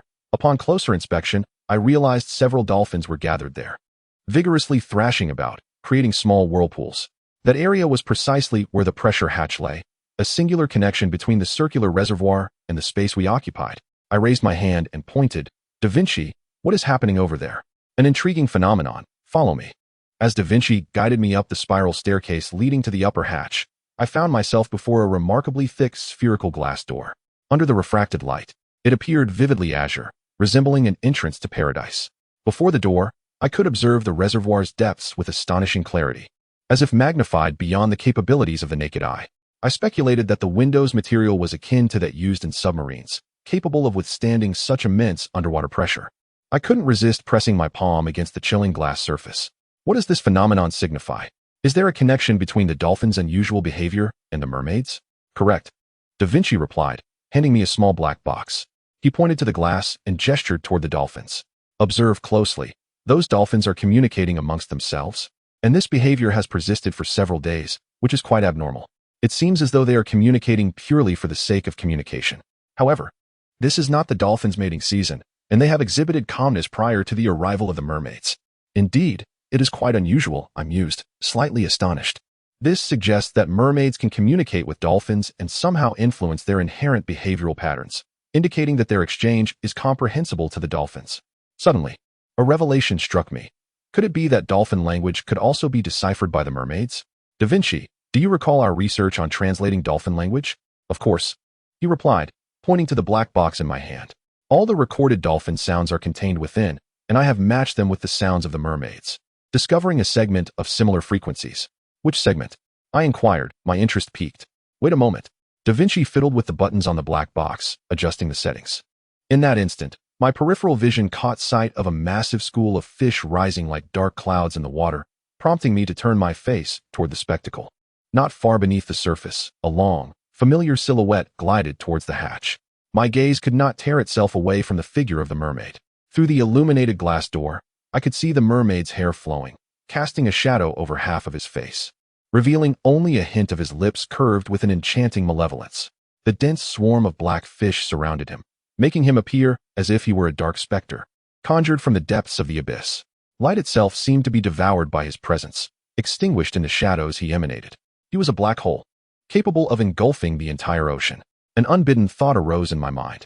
The potent, otherworldly fragrance emanating from the mermaid overwhelmed me, causing my heart to race and my hands to tremble, yet I felt as though my palm was magnetically adhered to the glass, unable to withdraw. "He is coming closer. Da Vinci. The black box has attracted him. Listen, I found it." Da Vinci continued to adjust the device, bringing the black box close to my ear.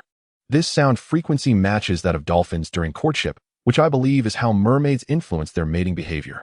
I furrowed my brow, intently listening to the sounds emanating from the box.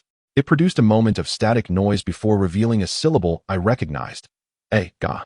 R.A. "Did you hear that?" Da Vinci exclaimed, excitement evident in his voice. I hypothesized that this might be the sound a mermaid makes while courting. I paused, a wave of intense embarrassment washing over me. I wanted to refute Da Vinci's claim immediately, yet rationality compelled me to concede that his hypothesis could indeed be accurate. I turned my head aside, forcing my gaze away from the mermaid, and fixed my eyes on Da Vinci, clearing my throat. Are you suggesting that the mermaid might be in heat? He solemnly nodded, indicating that it was a strong possibility. Suddenly, an overwhelming urge to flee this place surged within me. Oh my! Based on the mermaid's actions aboard the ship, he was indeed expressing his desire for me. And I had foolishly adopted this string of syllables as a nickname for him. Hey, ga. R.A. As I pondered this, the phrase suddenly amplified, but not from the black box. It resonated from the hatch itself. This door could not contain the mermaid's voice.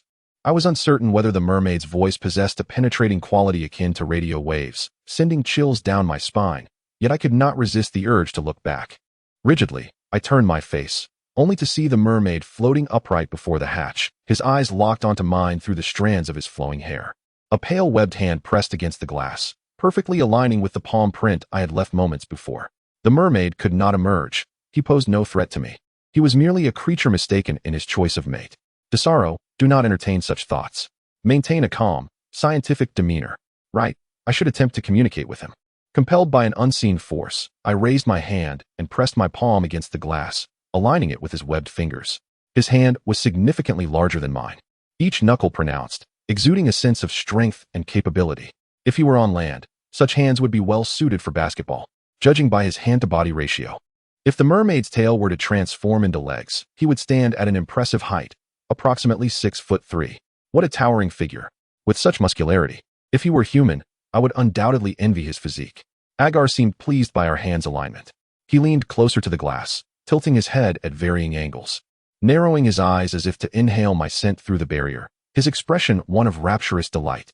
After several moments, his gaze shifted behind me, seemingly addressing Da Vinci, uttering a string of syllables I had never encountered. O, P, N, do, or, if I heard correctly, it sounded like, open the door, Da Vinci?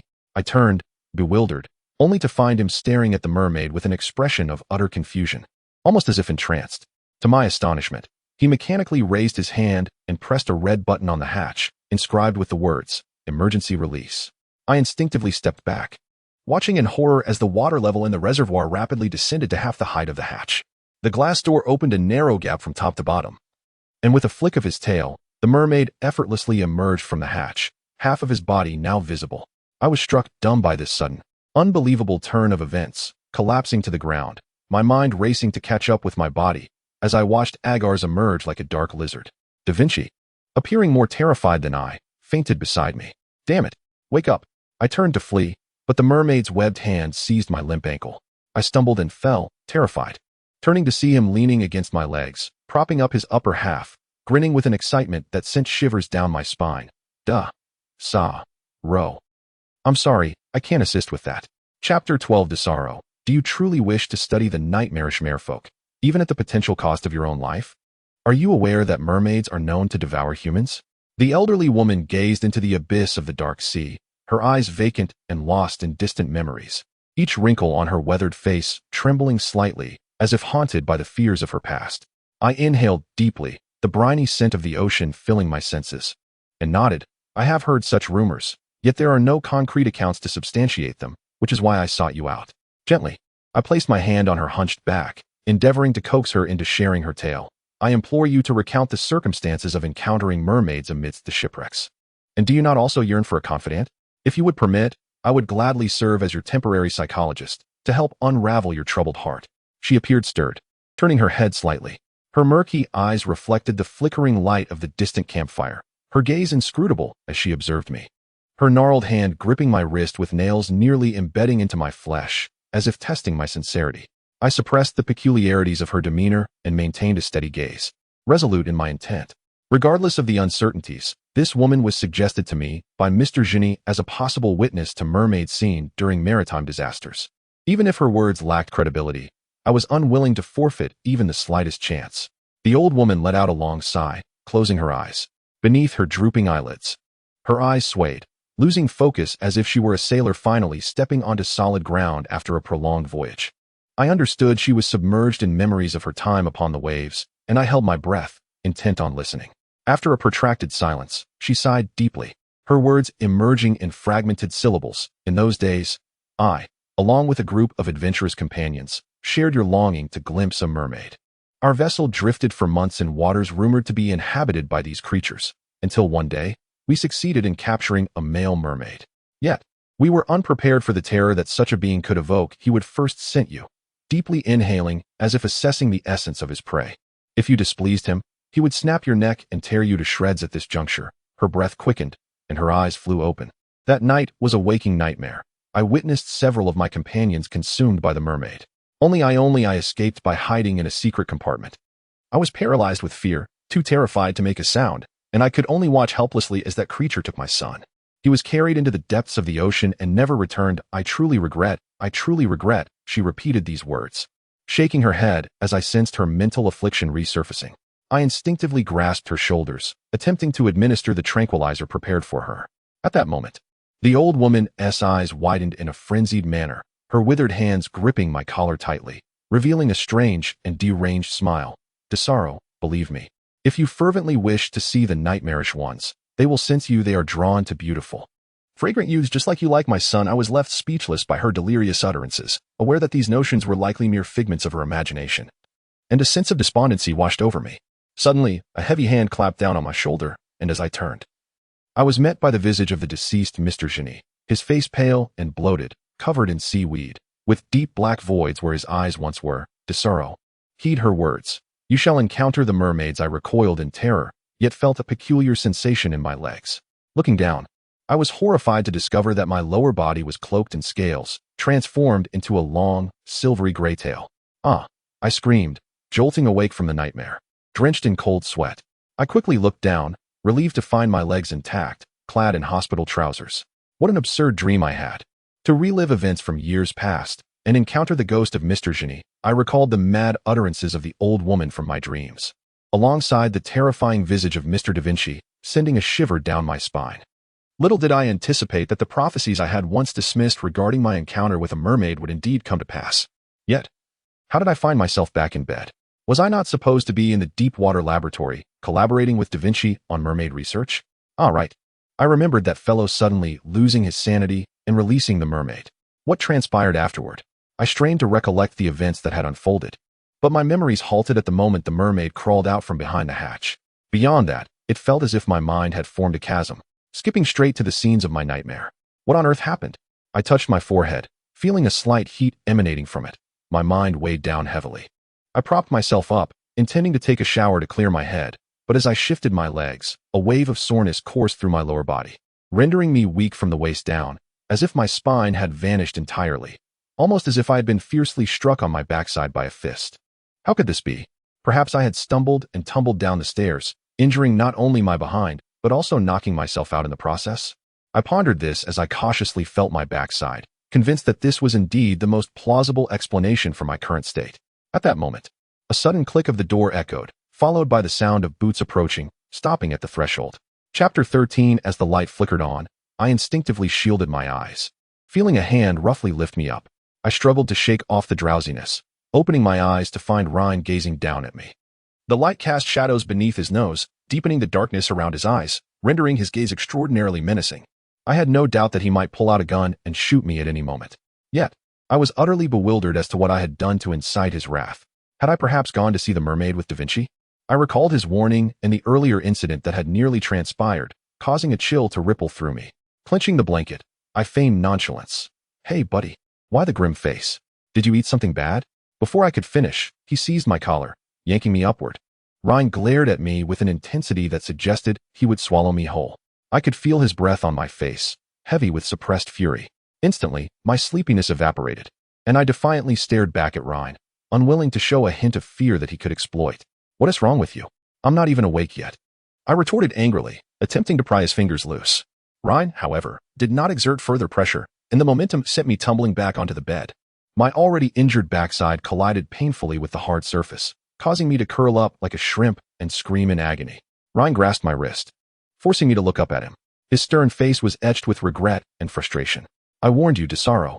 I told you to stay away from that dangerous mermaid. I never imagined this would happen. My God, calm down. Calm down? Ryan's demeanor resembled that of someone dealing with an unstable patient on the brink of self-harm, which perplexed me. I rubbed my backside, grimacing. For heaven's sake, what do you mean I'm not calm? You're the one who hurt me. Ryan seemed momentarily taken aback, allowing me the opportunity to wrench free from his grasp. I painfully descended from the bed, but as soon as my feet touched the floor, The throbbing pain in my lower body nearly brought me to my knees. Ryan swiftly supported my back against the bed while I leaned against the railing, like an elderly person, groaning. Damn it. Why does it hurt so much? Is pain all you feel, Desaro? You seem quite composed. Ryan's fingers dug into my chin, applying pressure that nearly dislocated it. Unable to escape his grip, tears welled in my eyes from the pain. I was truly enraged to the point of losing my composure. I kicked the bed frame hard, causing it to collide with Ryan's leg, while I spat. You lunatic, this is absurd. Get out of here and leave me alone. To my astonishment, Ryan did not flinch. The bed frame seemed to have merely brushed against him like a feather. He stood there, unmoving, arms resting on the bed, as if a realization dawned upon him. His expression slowly calmed, and after a few moments of silence, he spoke. Desaro, tell me you didn't and oppose. Do this willingly. You're experiencing temporary amnesia, aren't you? Temporary amnesia? The term jolted me back to clarity. Indeed, my memory had fragmented. And perhaps Ryan knew what had transpired during that lapse. I nodded. I believe so. Ryan, you know what I and oppose. Forgotten, don't you? My injuries were also sustained during that time. Ryan did not reply. His hand curled tightly on the bed, creating deep creases in the sheets, as if recalling something unsettling. His jaw clenched, a flush creeping from his ears to his high cheekbones. His breathing quickened, a mixture of intense anger and a strange exhilaration. He fixated on me, his gaze trailing down my neck and lingering on my body. I swallowed, my skin prickling with unease as I clutched my slightly open hospital gown, furrowing my brow and exclaiming, Ryan. No, I don't know. After a long pause, Ryan responded, his voice unusually hoarse. His reaction felt akin to witnessing a scandalous spectacle. Under his gaze, I felt a wave of nausea wash over me, fully aware he knew something but too apprehensive to press further. My instincts told me Ryan's emotions were volatile, and I could easily become the target of his extremes. It was wiser to remain silent and later uncover the truth on my own. However, the monitors know. You can see what happened last night on this device. Ryan suddenly added, pulling a black hard drive from his pocket and tossing it onto the bed. He squeezed out a few words through clenched teeth. Watch it yourself. The computer is on the desk. Curiously, I picked it up, my heart racing as a sense of foreboding washed over me. As if I were about to witness something profoundly horrifying. A voice in my head screamed, discard it, discard it. Don't look, Desaro, you will regret it. Yet the louder that voice became, the more my curiosity intensified. In this internal struggle, I compelled myself to open the computer and connect the hard drive. The video flickered momentarily, displaying static before gradually coming into focus. I saw two shadows emerge in the lower right corner of the screen. It was I and Da Vinci. We approached the transparent glass hatch, engaged in conversation. I remember Da Vinci discussing his theories regarding the mermaid's mating behaviors. Minutes later, the mermaid appeared behind the glass hatch, just as I recalled, and I found myself gazing at her through the door, our fingers nearly touching. I sensed Ryan's breath quicken as he paced toward the window, slamming his fist against the glass. My heart raced as I fixated on the image of myself and the mermaid, every nerve in my body taut with tension. Bang, bang, bang. Suddenly, there was a knock at the door. I found myself feeling an inexplicable sense of relief, exhaling deeply, when Ryan hastily approached to disconnect the hard drive. As if wary of the impending arrival of someone, he then moved to the door and opened it. Emerging from behind the door was a young and competent unfamiliar woman, clad in a white lab coat typical of a researcher, yet adorned with a silver officer's insignia on her chest. A group of tall men in military attire followed closely behind her, an impressive display that momentarily left me stunned. Ryan appeared somewhat taken aback as well. Colonel Shikaler, what brings you here? Please call me doctor in this setting. Dear Ryan, she replied with a smile, extending her hand towards me, her eyes radiating a commanding presence devoid of anger. You must be the young Wallace from St. Petersburg. It is a pleasure to meet you. I am Shikaler, the head of the St. Petersburg Institute of Mysterious Biology, and I also serve as a colonel in the Russian Navy's 7th Fleet. What an extraordinary woman. I felt a genuine admiration welling up within me. Hello, I grasped Shikaler's hand, momentarily taken aback by the formidable nature of her introduction, stammering in response, I am Desaro, a fourth-year student in the Department of Biology at St. Petersburg Marine Institute. Dr. Shikaler, it's a pleasure to meet you. Shikaler nodded, her expression revealing a hint of urgency, while her tone remained composed. Mr. Desaro, I need to gather some information from you. Our researchers were severely attacked while approaching a mermaid last night, and Mr. Da Vinci is now in a comatose state. No one here can approach the mermaid. She produced a small black box from her pocket. I wish to know if it is true that Mr. Da Vinci mentioned the mermaid is in heat, and that only you can communicate with her. If so, I hope you can assist us in facilitating the mermaid's breeding. My nerves jolted, and I immediately surmised the implication. Reading? Have you captured a female mermaid? Shikaler shook her head. It is a clone. The Institute had previously acquired one. But that female mermaid was extremely fragile and only survived for a few days. This clone specimen is expected to live for about a year, and as of today, it is less than a week left. I am willing, I instinctively replied, concealing my excitement. To witness and assist in the mermaid's breeding process would be immensely significant. And it would also correct Agraire's misguided mating preferences, redirecting his attention towards me, a male human. As this thought crossed my mind, an indescribable physiological wave surged within me. I felt my gluteal muscles tense up, my cheeks flushed with heat, and tiny beads of sweat formed on my forehead. An overwhelming sense of shame pressed down on my nerves, making me feel utterly exposed and igniting an impulse to flee. What is happening? What is happening? I felt dizzy. An inexplicable sensation brushing against the space between my legs, my knees growing weak. A GARAS Desaro. I jolted, abruptly awakening from this spell-like state, discovering that I was leaning against Ryan's arm. Mr. Desaro, are you all right? Your face is very red. Do you have a fever? Shikaler inquired, concerned. As she checked my forehead temperature, Ryan held my arm tightly, speaking in a low and serious tone. Colonel Shikaler, as his mentor, I strongly oppose Desaro assisting in the mermaid's breeding in his current condition. I suggest we wait for Mr. Da Vinci to awaken. I suddenly broke free from his grasp. No, I do not wish to miss this opportunity. Absolutely not. Ryan's voice rose decisively as he clenched his fists, the muscles in his arms visibly tensed. I knew that if no one else were present, he would likely resort to force to restrain me. Unfortunately, Colonel Shikaler appeared to be his superior, leaving him unable to defy her orders. I stepped behind Shikaler, defiantly gesturing a middle finger towards Ryan, mouthing the words, "F.U.C.Q." while picking up my coat from the bedside to put it on. Dr. Shikaler, I am willing to assist in the mermaid's breeding. Chapter 14. Upon re-entering the deep-sea laboratory, the damp and peculiar fragrance enveloped me, prompting an instinctive reaction to cover my mouth and nose with my clothing. I inhaled the medicinal air, barely managing to stave off the wave of dizziness that washed over me. For reasons I could not fathom, I hesitated to raise my gaze towards the aquatic realm behind the circular glass, afraid to seek out Agraire's presence. I found myself somewhat apprehensive about encountering it, or rather, him. Having been reminded by Da Vinci's conjecture, I could no longer regard the mermaid as merely an ordinary beast. That would be far too awkward.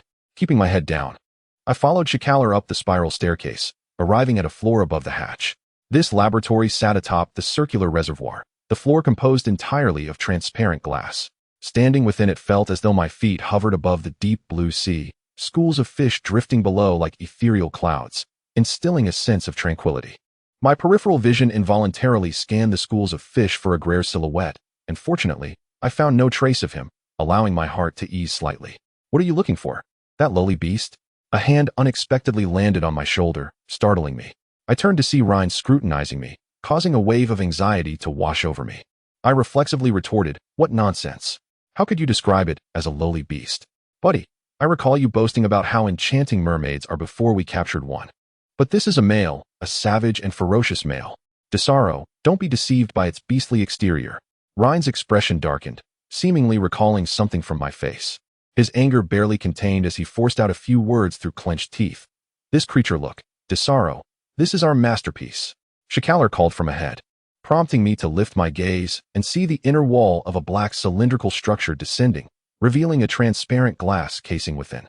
As the scene inside came into full view, I could not suppress a gasp of astonishment. Before me was a female mermaid. Good heavens!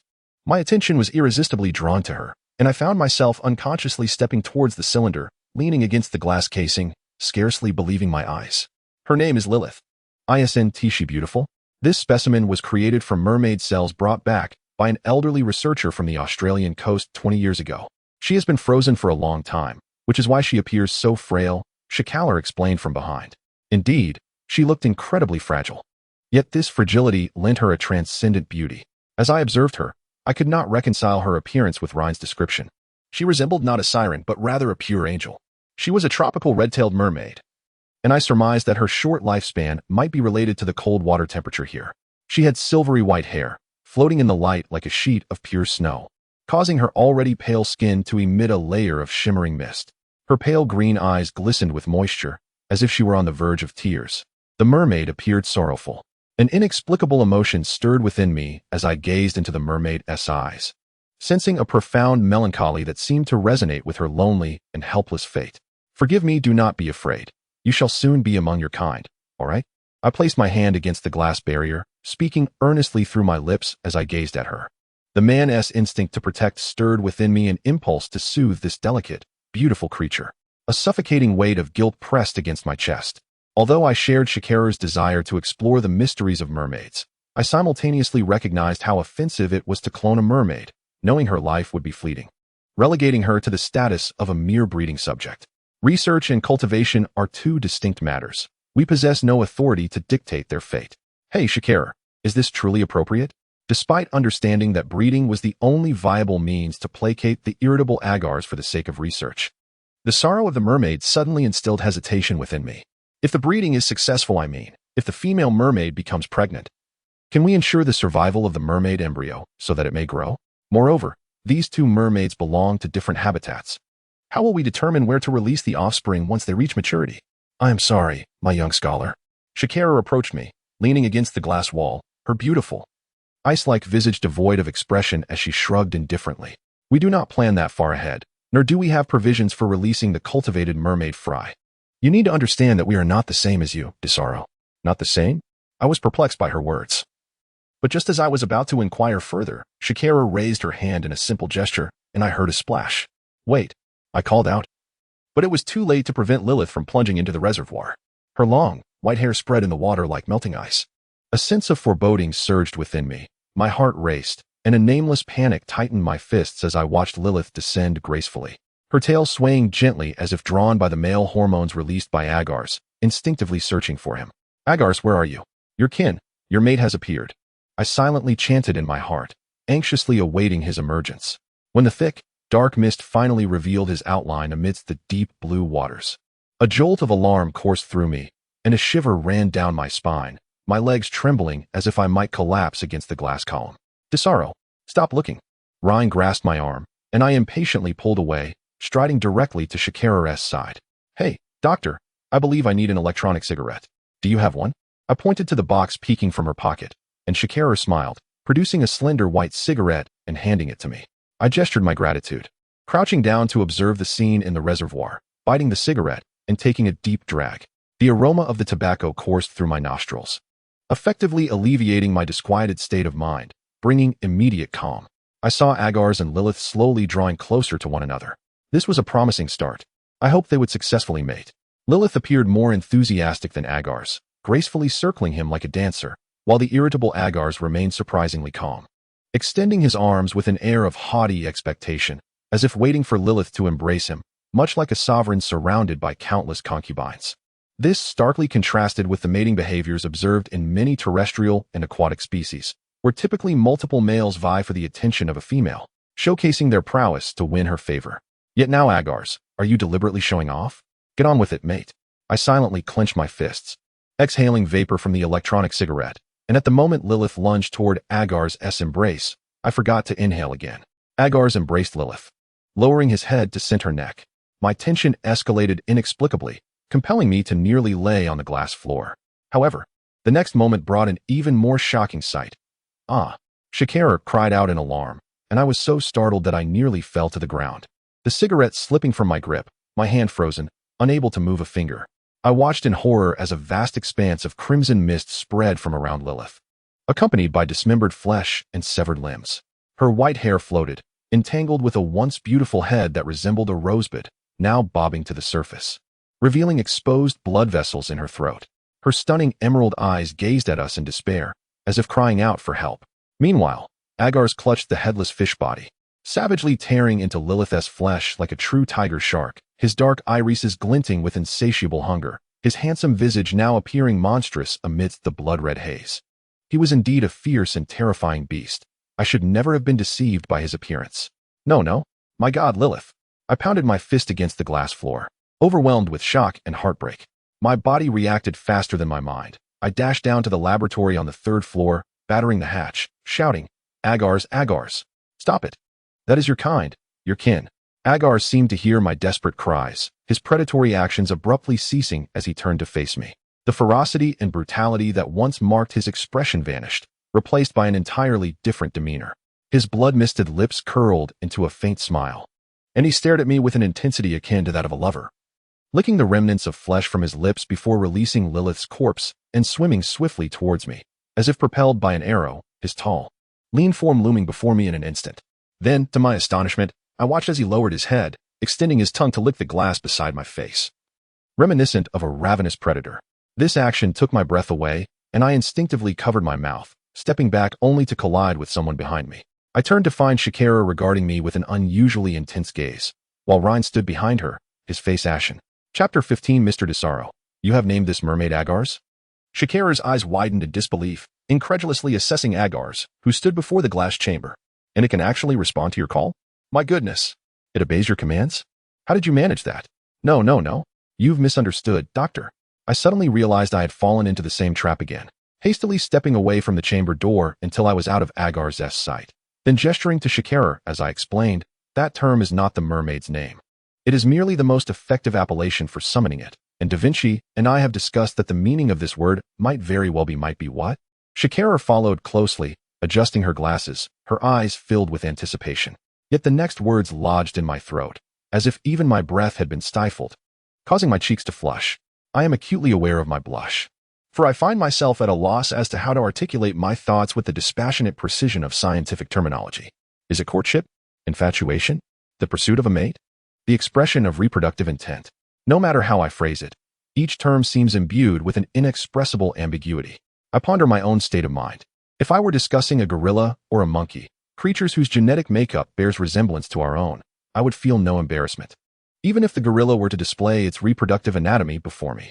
Yet, in the presence of Agareth, uttering such terms becomes a torment of the spirit, a source of acute discomfort that makes me wish to vanish into the earth itself. Perhaps I subconsciously regard Agareth as a human? No, that cannot be the case. As my mind spirals in confusion, I find myself staring blankly at Shakera, beads of sweat forming on the tip of my nose. Shakera has grasped my hands, awaiting my response, which only heightens my disorientation. I cast a furtive glance at Ryan for assistance, yet he merely observes with a detached demeanor, seemingly eager for me to trip over my own words. How infuriating.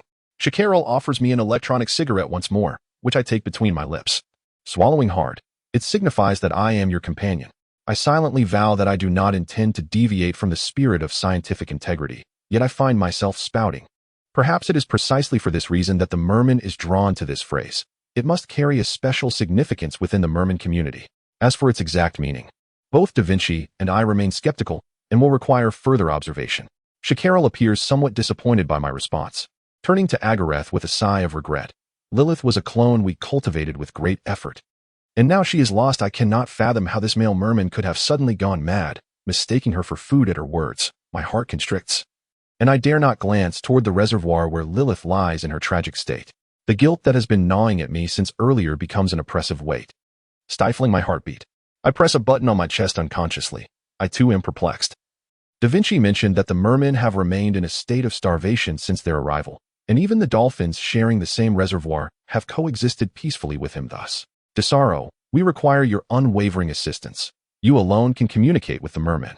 Shakera interrupts my musings, placing a hand on my shoulder, her fingers pressing gently through my clothing against my bones as she speaks deliberately. You are indeed, as Da Vinci has stated, a biological prodigy. I earnestly request that you accept our institute's offer to lead the merman research project. I believe the results of this study will be pivotal for your graduation assessment. Will they not? Moreover, this research bears significant importance for a biotechnological initiative of the Russian government. Are you suggesting that I work for the government? I inhale deeply, feeling the weight of pressure descend upon me, yet I find myself unable to decline her request. It seems that Shakera's tone is not that of a mere academic, but rather that of a commanding authority, akin to a superior officer. If I were to refuse her, I might forfeit the invaluable opportunity to study the merman. This realization alone compels me to acquiesce without hesitation. I nod. I accept. Then, as your mentor, I shall guide Desaro throughout this research project. He lacks experience and is not affiliated with the Institute. Dr. Ryan interjects swiftly, his voice betraying an unmistakable tension, as if his words carry a deeper meaning. I have never observed Ryan displaying such caution, which piques my curiosity. Shakera casts him a meaningful glance, crossing her arms with a casual demeanor, turning her back to him. Regrettably, my intention is for Desaro to complete the research independently. Ryan, You should have faith in your student. He is as remarkable as you have claimed. As a mentor, your obligations have been fulfilled. No. Independently? Do you comprehend the perilous nature of these mermen? I must ensure my student's safety. Ryan protests, positioning himself before me as if to shield me from Shakaral's intentions, emanating an unusual air of vigilance. His behavior is perplexing. After all, he is not my guardian. What right does he have to restrict my decisions? It seems he now seeks to control not only my body, but my thoughts as well. I refuse to allow him to succeed. I believe I am capable of conducting independent research, Dr. Shakaral. I insist, stepping away from Ryan to stand beside Shakaral, facing him. His gaze has become inscrutable, and I perceive a profound sense of regret within his eyes. Come back, Desaro, you still have a choice. His eyes pierce through me like arrows, yet he utters a perplexing statement. Before I can ponder the implications of his words, I notice Shakaral suddenly raising her finger to touch the pen at her chest, as if intent on writing something. In that instant, Ryan's expression shifts dramatically, as though he has witnessed something profoundly terrifying. He jerks violently, collapsing to the ground as if struck by lightning. I stare in shock for a moment, while Shakaral gasps, crouching down to shake Ryan's body. Good heavens! Has he fainted? We must get him to a hospital. Her exclamations prompt several armed guards who had accompanied us to rush in. Before I can approach to investigate, they swiftly carry Ryan away. Wait, what happened to him? I inquire in confusion, only to be seized by Shakaral. It's nothing to worry about. Ryan has worked with me before. He suffers from epilepsy and is prone to such episodes when agitated. Fear not. He will receive prompt medical attention. The best hospital in Iceland is just above the laboratory.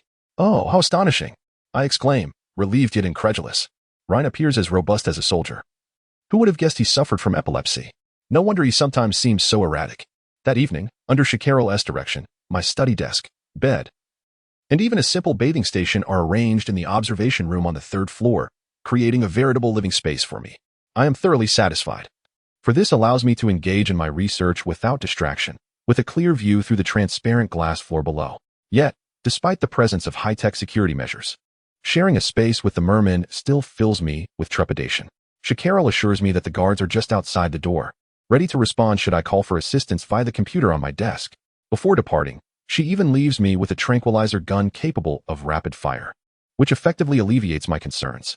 I suspect that tonight shall be a restless one, for I now possess an entire laboratory to call my own, submerged beneath the ocean's surface. Tomorrow, I shall embark on the long-awaited study of the merman. How exhilarating! I close my eyes, striving to calm my racing thoughts in order to drift into sleep.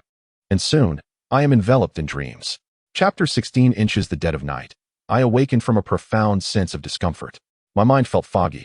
My body burned as though afflicted by fever, and I was immobilized, as if weighed down by a heavy burden. A peculiar noise reverberated in my ears. I realized I was ensnared in a nightmarish state, a common symptom for those plagued by insomnia. I must have been too exhilarated before falling asleep. I silently repeated my name, clenched my fists tightly, and attempted to extricate myself from this state.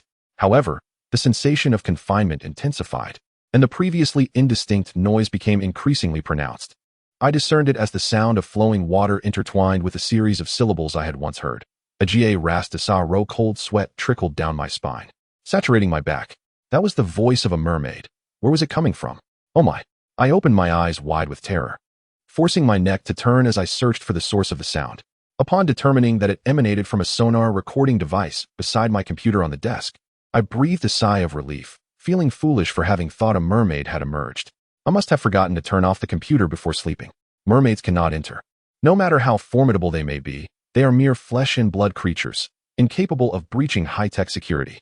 I wiped the sweat from my forehead, pushing my bangs aside, and exhaled deeply with my eyes closed. Desaro, when did you develop such a psychological fear of mermaids? You must conquer this fear. You must grow accustomed to its existence. I endeavored to calm my mind amidst the mermaid's low-frequency sounds, yet my attempts seemed counterproductive. My body grew increasingly warm, akin to that of a feverish patient, as the moisture within me evaporated rapidly due to the rising heat.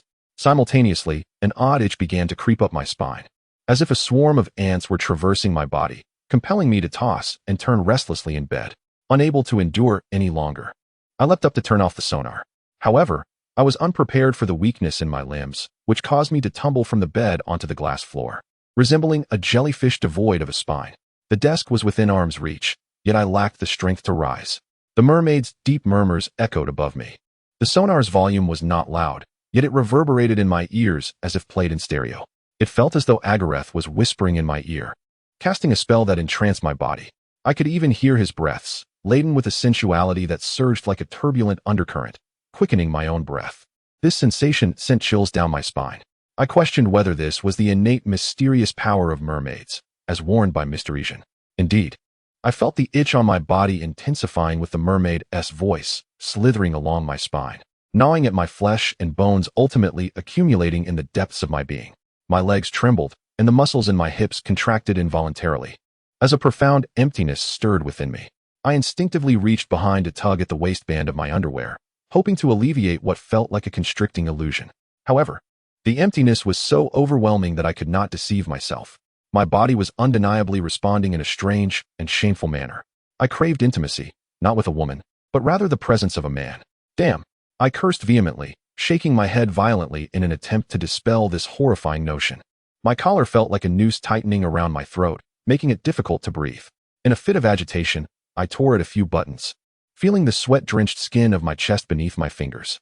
The heat rendered my complexion a vivid hue against the pale backdrop, making it appear all the more stark. What is happening? Why am I so flushed, as if intoxicated?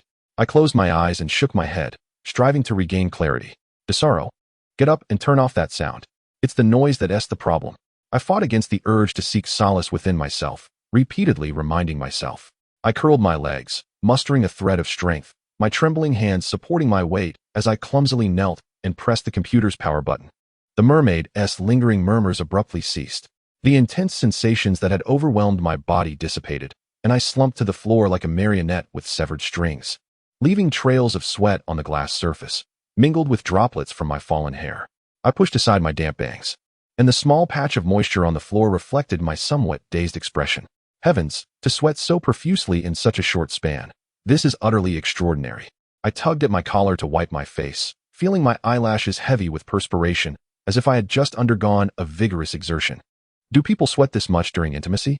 A peculiar thought emerged unbidden in my mind. Scenes of intimate encounters flashed through my consciousness, prompting me to smack my forehead in disbelief. No, what on earth am I thinking? I braced myself against the nearby chair, lightly banging my head against the backrest, and the pain effectively dispersed the strange hallucinations from moments prior. I forced myself not to recall what I had imagined, yet the intense embarrassment lingered, instilling within me a troubling sense of being violated. Could the mermaid's voice possess an aphrodisiac effect? Perhaps they truly are the lewd creatures depicted in legends. It matters not. Desaro, this is merely a biological trait. Remain calm, remain calm. I inhaled deeply, arching my neck back against the chair, unbuttoning my shirt to allow heat to escape, and then stood to take a shower. However, as my shadow obscured the glass floor, transforming it from a reflective surface to a transparent one, I suddenly noticed something unusual lurking in the dark waters below. A pair of elongated eyes, emitting a faint glow, was fixated on me from beneath the surface, concealed amidst a cluster of deep aquatic vegetation, lurking beneath the glass floor. I was startled, unable to suppress a gasp, covering my mouth with my fist, eyes wide as I discerned the outline and movements of the figure below. One hand pressed against the glass for balance while the other was positioned beneath him, his arousal pressing against the glass, the engorged tip oozing a viscous, white substance. I instantly comprehended his intentions. The mermaid had been right beneath the glass floor, separated from my body by a transparent barrier, watching me, relishing the sensation of toying with me through sound, engaging in self-pleasure. Chapter 18. This is a profound error. The research plan will consequently veer entirely beyond my control. I must contain and rectify the erroneous courtship inclinations of the merman. How could it possibly profess its affections to a human, particularly to a male? I gazed at Agrares, who lingered beneath the floor, my mind in disarray, my sweat-drenched clothes clinging uncomfortably to my skin. At this moment, I had no desire to confront this aroused creature. I stepped towards the small shower room beside the bed, but my peripheral vision caught sight of the merman mirroring my movements, trailing me like an inescapable wraith, sending shivers down my spine. Hey, Agrares, you beast. Do not follow me. I corrected myself promptly, a surge of anger bubbling within me as I stomped my foot against the glass, attempting to drive him away with the noise. However, the merman showed no intention of departing. He pressed against the glass, peering at me from below, half of his face shrouded in shadow, exuding an eerie presence. Infuriating. I muttered under my breath, my agitation reaching a crescendo.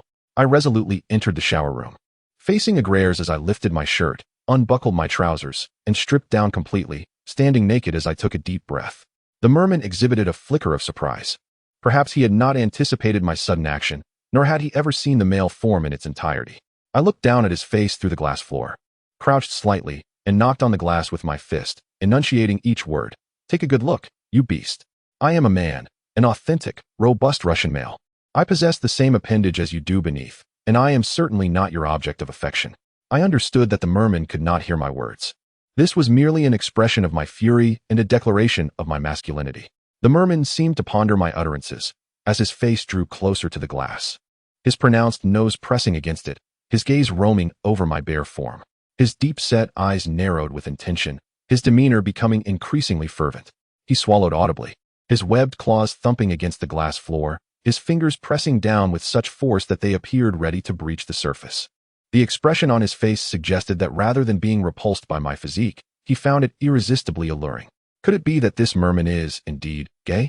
As this incredulous notion formed in my mind, I suddenly noticed the merman releasing his grip from the glass floor, swishing his tail as he swam away. Before vanishing into the murky depths, he turned back for one lingering glance. I could not discern where Agrairs had gone, so I squatted down to survey my surroundings. Assuring myself he was no longer watching, and I exhaled a sigh of relief, pondering whether Agrairs' earlier excitement stemmed from frustration upon realizing my gender. Otherwise, why would he depart so abruptly?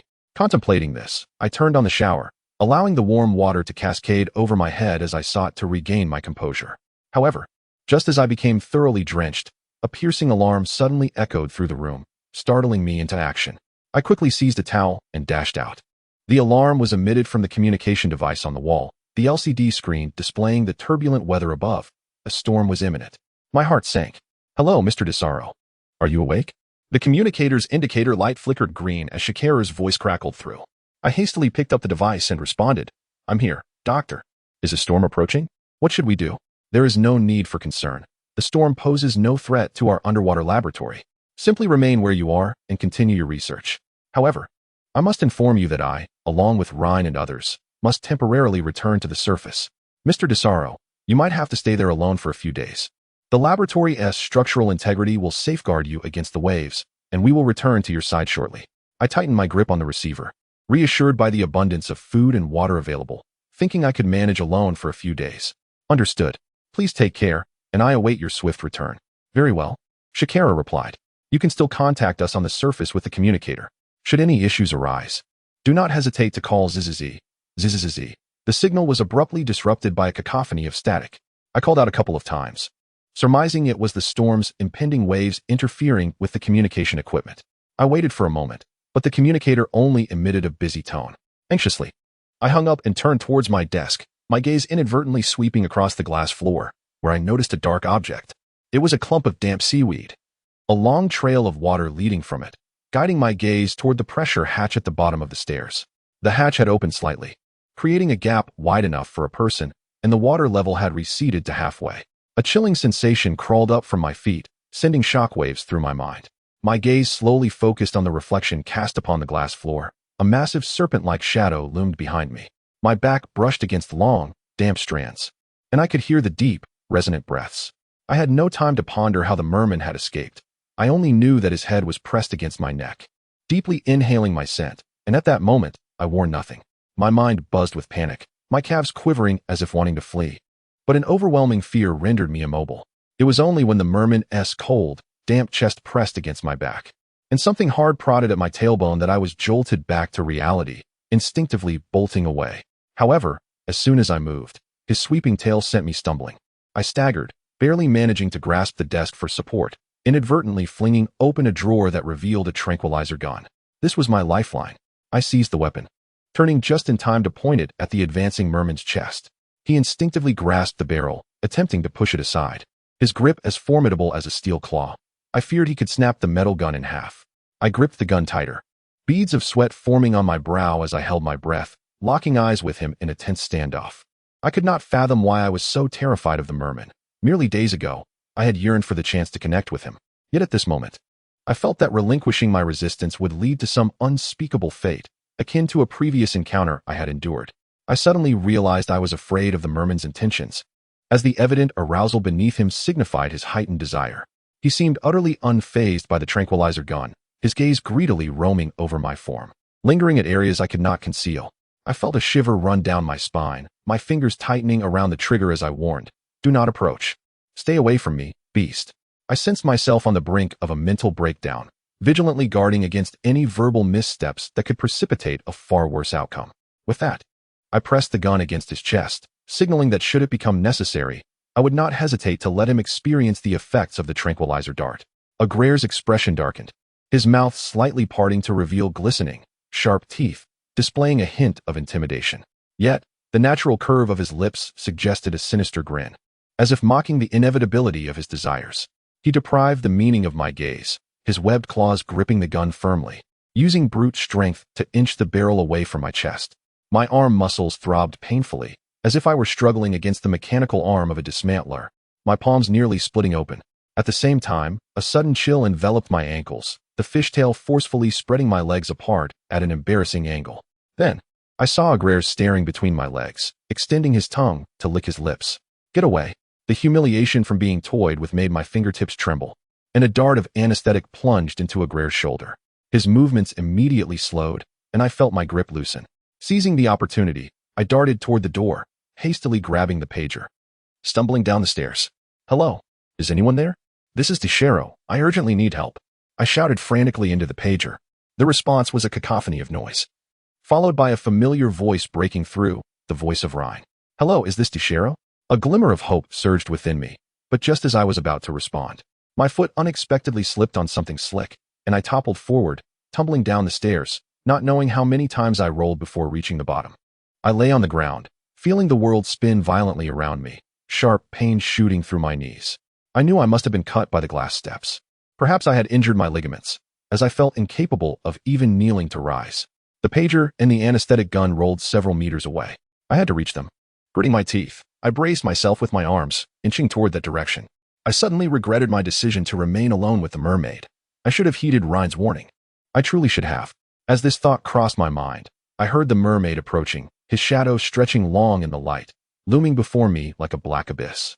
I felt as if I were sprawled before a real, bottomless chasm, my body freezing in terror, listening to the mermaid's deep, haunting growl echoing in the vastness above, like a shroud of desire pressing down upon me, leaving no escape. My Desaro. Chapter 18. No escape. For the first time, I truly grasped the meaning of those words. The staircase slowed the mermaid's movements, and seizing this opportunity, I crawled forward. As his shadow fell over me, I finally grasped the anesthetic gun in my hand. "Hey, Garrus, hey, Garrus." The mermaid's voice was filled with impatient desire, sounding like a ravenous wolf growling, as if ready to tear me apart at any moment. I knew that if I did not save myself now, it would be too late. Trembling with fear, I raised the anesthetic gun, aiming at the mermaid. In the shadowy light, his luminous eyes sent a shiver down my spine, and without hesitation, I pulled the trigger. The gun made a click, but nothing emerged. The chamber was empty. Damn it. Why was there only one bullet in this anesthetic gun? No. Before I could inspect the gun for malfunctions, the mermaid had reached the bottom of the stairs, his tail coiling upright as he loomed over me, a sinister grin curling at the corners of his mouth. I desperately hurled the anesthetic gun at him, then yanked down the blackout curtain from the nearby window, wrapping it around myself to shield my injured knees from the floor's sting. Like a beached dolphin, I struggled toward the door, where a fire extinguisher awaited. Though it was not urgently needed here, I was immensely grateful that someone had kept it as a backup. It was my only hope. With a loud crash, I saw the mermaid catch the gun deftly in his webbed claws. He examined it for a moment, then crushed it in his grip as if it were a mere stick, tossing it aside carelessly. No. Me. He raised his voice, a series of guttural chuckles escaping his throat. I dared not look back, scrambling desperately forward. A wave of dread washing over me, not only due to the mermaid's terrifying brute strength, but also because he was taunting me in human language, clearly conveying, "This thing cannot harm me." I felt my earlier understanding of him was akin to a child flaunting before an elder. Was this the price of my folly? No. I still had a chance to save myself. I still had a chance. The fire extinguisher was just a step away. I curled my pained knees and lunged forward. But suddenly my ankle tightened, and I collapsed onto the floor. "Damn!" I shouted, feeling a despair akin to plummeting off a cliff. Instantly, the anticipated monstrous strength dragged me backwards several meters, the curtain tearing as it was pulled apart, half of the fabric below my thighs being ripped away. The other half was clutched in the hand of the mermaid, who was now bent over me, squinting intently. Shit. I trembled, unable to articulate my curse clearly. Clutching the remaining shred of covering, I curled up in a humiliating and powerless posture beneath the mermaid's shadow, retreating.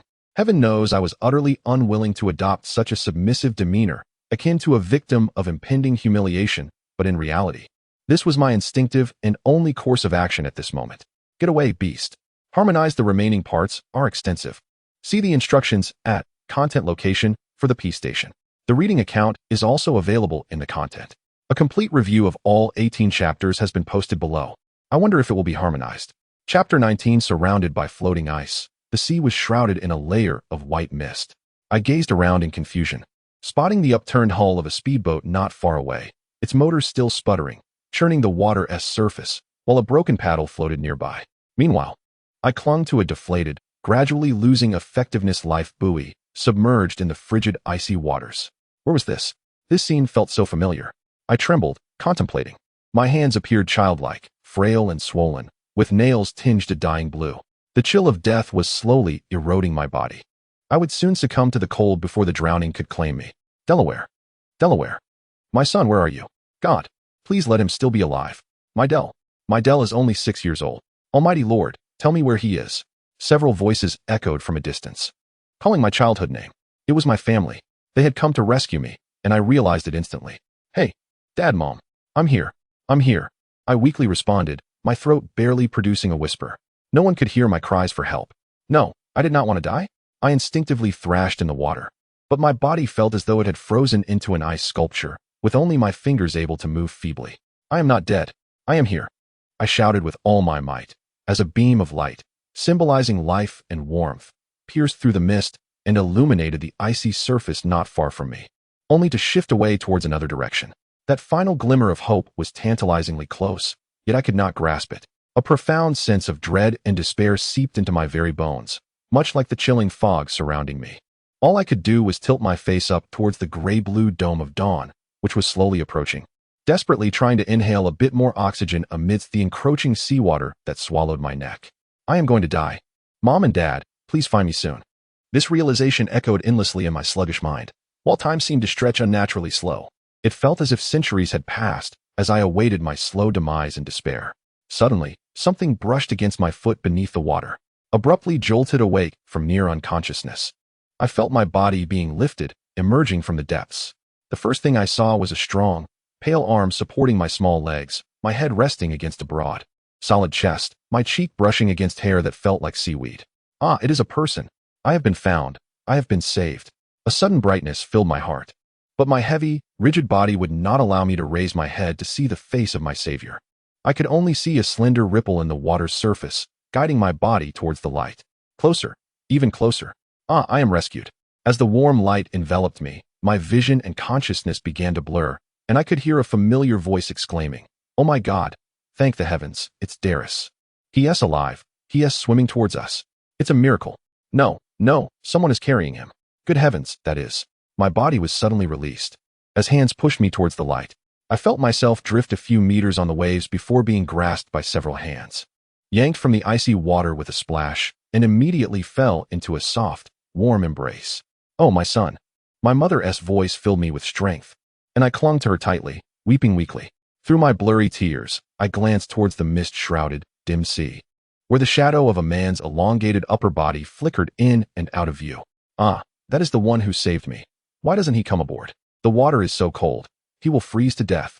I blinked, striving to discern his features, but all I could see in the night fog were those eerie, narrow, ghostly blue eyes, which filled me with sudden fear, robbing me of the courage to call him aboard, and I buried my head in my mother's embrace. The one who saved me, he never came up. Who is he? Is he human? Gara's low hum abruptly resonated deep within my eardrums, and a pair of ghostly blue pupils appeared before me, overlapping with those eyes from my memories. That is, I screamed in shock, abruptly opening my eyes and escaping from the nightmare, only to find everything had vanished without a trace. Yet the cold clung to me like a parasite, lingering in my body, cold sweat trickling down my back as I trembled uncontrollably. I realized I was lying on a soft mattress in complete darkness. Unable to discern whether it was day or night on the sea, my mind foggy, still ensnared in a dream. Ah, yes, I had dreamt of a time long ago. A fragment of memory I had nearly forgotten. Indeed, it was on the coast of Norway. Grandfather's fishing boat had struck an ice reef, and all aboard perished, leaving only me miraculously saved. I was rescued, yet the one who saved me never boarded. He vanished beneath the waves. A normal human could not suddenly appear in such frigid waters. Perhaps this is why I have always believed in the existence of mermaids, obsessively searching for them. How long ago it was? How could I suddenly recall it? Wait, those eyes. Sleepiness exploded within me, and unbearable memories surged like crashing waves in my mind. The experience of being ensnared by a mermaid came flooding back vividly, causing me to curl up in shame, clutching my arms and burying my head in the pillow, biting down on the cotton filling. No, it cannot be. I shook my head vigorously, closing my eyes. But those ghostly blue pupils refused to fade away. Childhood memories intertwined with last night's events, overwhelming me until I let out a loud scream. A tempest of emotions roiling within, leaving me breathless. Years ago, in the sea, the mysterious shadow that saved my younger self. It was Agaras. It was Agaras. Perhaps he had planted a bait within my subconscious, foreseeing my obsession with researching mermaids. Perhaps he knew I would one day return to the waters he called home. He may have been waiting for me, seeking repayment for the life he had once granted me. As an exchange, he now claimed my virtue as a man. His long-hidden purpose had been fulfilled. What a cunning being. Perhaps I was chosen by him from that moment. My heavens, my heavens. I clutched the blanket tightly, trembling uncontrollably, afraid to look at where the mermaid might be. For I knew I was alone with him, trapped in this underwater prison, transformed entirely into his sumptuous feast. Desaro, the things I feared most seemed to emerge in the moments of my greatest terror, just as chaos enveloped my mind. A low hum from Agaras resonated in my ears. I sat up abruptly, wrapping the blanket around my body and frantically searching around my pillow. Concealed beneath it was a flashlight equipped with a stun feature, and I successfully grasped it in my hand. Curling into the corner of the room as I switched on the light, I was startled to find Agaras crouched at the foot of my bed, seemingly just emerged from the water, dripping wet. His dark, brooding eyes locked onto mine as he spoke softly, almost incantationally, "Do not be afraid me." In truth, my strength was so vastly inferior to that of a ferocious beast that Agaras effortlessly pinned my arms above my head, deftly snatching the flashlight from my grasp and tossing it aside. He squinted slightly, gazing at me with a mix of obsession and amusement, as if my desperate resistance was merely a trivial display. I felt his damp, broad claw move to the back of my neck, and before I could utter a sound of protest, his lips descended upon mine, shrouding them in darkness. I wished to scream, but all that escaped my lips was a muffled groan. The memory of being overwhelmed by a siren was painfully vivid, and my body trembled uncontrollably from shame and fear. In a reflexive response, I bit down on his cold lips. The salty taste of blood flooded my mouth, yet Agaras remained relentless, pressing my head against the wall and kissing me with a force that was both deep and heavy. His tongue pried open my teeth and invaded my every breath, seducing me like a seasoned lover, yet also exerting a sense of coercive comfort akin to that of treating a child. Soon, I felt as though my tongue and jaw no longer belonged to me. My body grew weak, and my arms, I realized, had loosened without my awareness. I attempted to push Agaras away, but my hands merely rested against his chest, as if in response to him. I was uncertain whether the siren's saliva could numb one's nerves like that of a venomous snake, but I was indeed left dizzy from the kiss. Unable to comprehend when he finally withdrew, I remained slumped against the wall, panting in disarray, my mind momentarily blank. Agaras seemed devoid of any further intentions of violation. He merely restrained me with his body, propping himself up with one elbow, his fingers tenderly brushing through my hair, as if savoring my scent, exuding the languid contentment of a well-fed beast. However, the thought of how he derived such satisfaction from his actions filled me with shame, robbing me of the courage to meet his gaze. Instinctively, I shielded my face with my elbow and desperately wiped my still moist lips with the back of my hand. Leaning my head against the wall, I wished for a crack to appear behind me, allowing me to hide away. Taking several deep breaths, I managed to force out a complete sentence through my clenched teeth. "You saved my life. It's true. I owe you a debt of gratitude. Now that you have received your due, why not leave? You long to return to the sea, don't you? I can set you free right now." "No." Agaras' response lingered in my ears, his voice low and heavy, each word striking my eardrum. "I want you." As he spoke, his moist breath cascaded down my neck, sending a shiver through me. Unable to tolerate it any longer, I abruptly pushed him away a few inches and darted up against the wall, erupting in anger. I am not yours, and I will never belong to a beast like you. Before I could finish my sentence, I felt a tight grip around my ankle. His claw had seized it. In reflex, I lifted my foot to kick at his chest, but he caught both my calves in his grasp, yanking me downward with astonishing strength, dragging me onto the bed, where Agar's pressed down upon me once more. One of my legs slipped out from under the covers, and I felt his icy, rough hand slowly ascend from below my knee. The chill of his palm against my skin caused goosebumps to erupt along my body, my teeth chattering. Do not touch me. I am not your mate. No. To my surprise, my words seemed to have an effect. His advancing hand halted at my waist, suddenly releasing me and propping himself up on either side of my body. I held my breath, my heart racing as if I were in a high-speed chase, daring not to move as I stared wide-eyed at the shadow enveloping me. In the mottled darkness beneath my hair, Agar's expression was inscrutable. I could find no trace of his usual sinister grin. His eyes bore into mine, as if contemplating the meaning of my earlier words, clearly concerned. I could not fathom the thoughts of this deep-sea creature, yet instinctively I sensed he might be on the verge of rage. The prospect of his fury was terrifying. An overwhelming sense of crisis washed over me, halting my breath. As Agar's leaned closer, adrenaline surged within me. Yet, he merely pressed his nose against my collarbone, inhaling deeply, producing a strange, low murmur that seemed to mix with Russian syllables. I thought I heard the sounds of you and me. It seemed he was speaking in Russian, declaring, "You are mine." My sensitivity to my native tongue jolted me, and I feared I had misheard.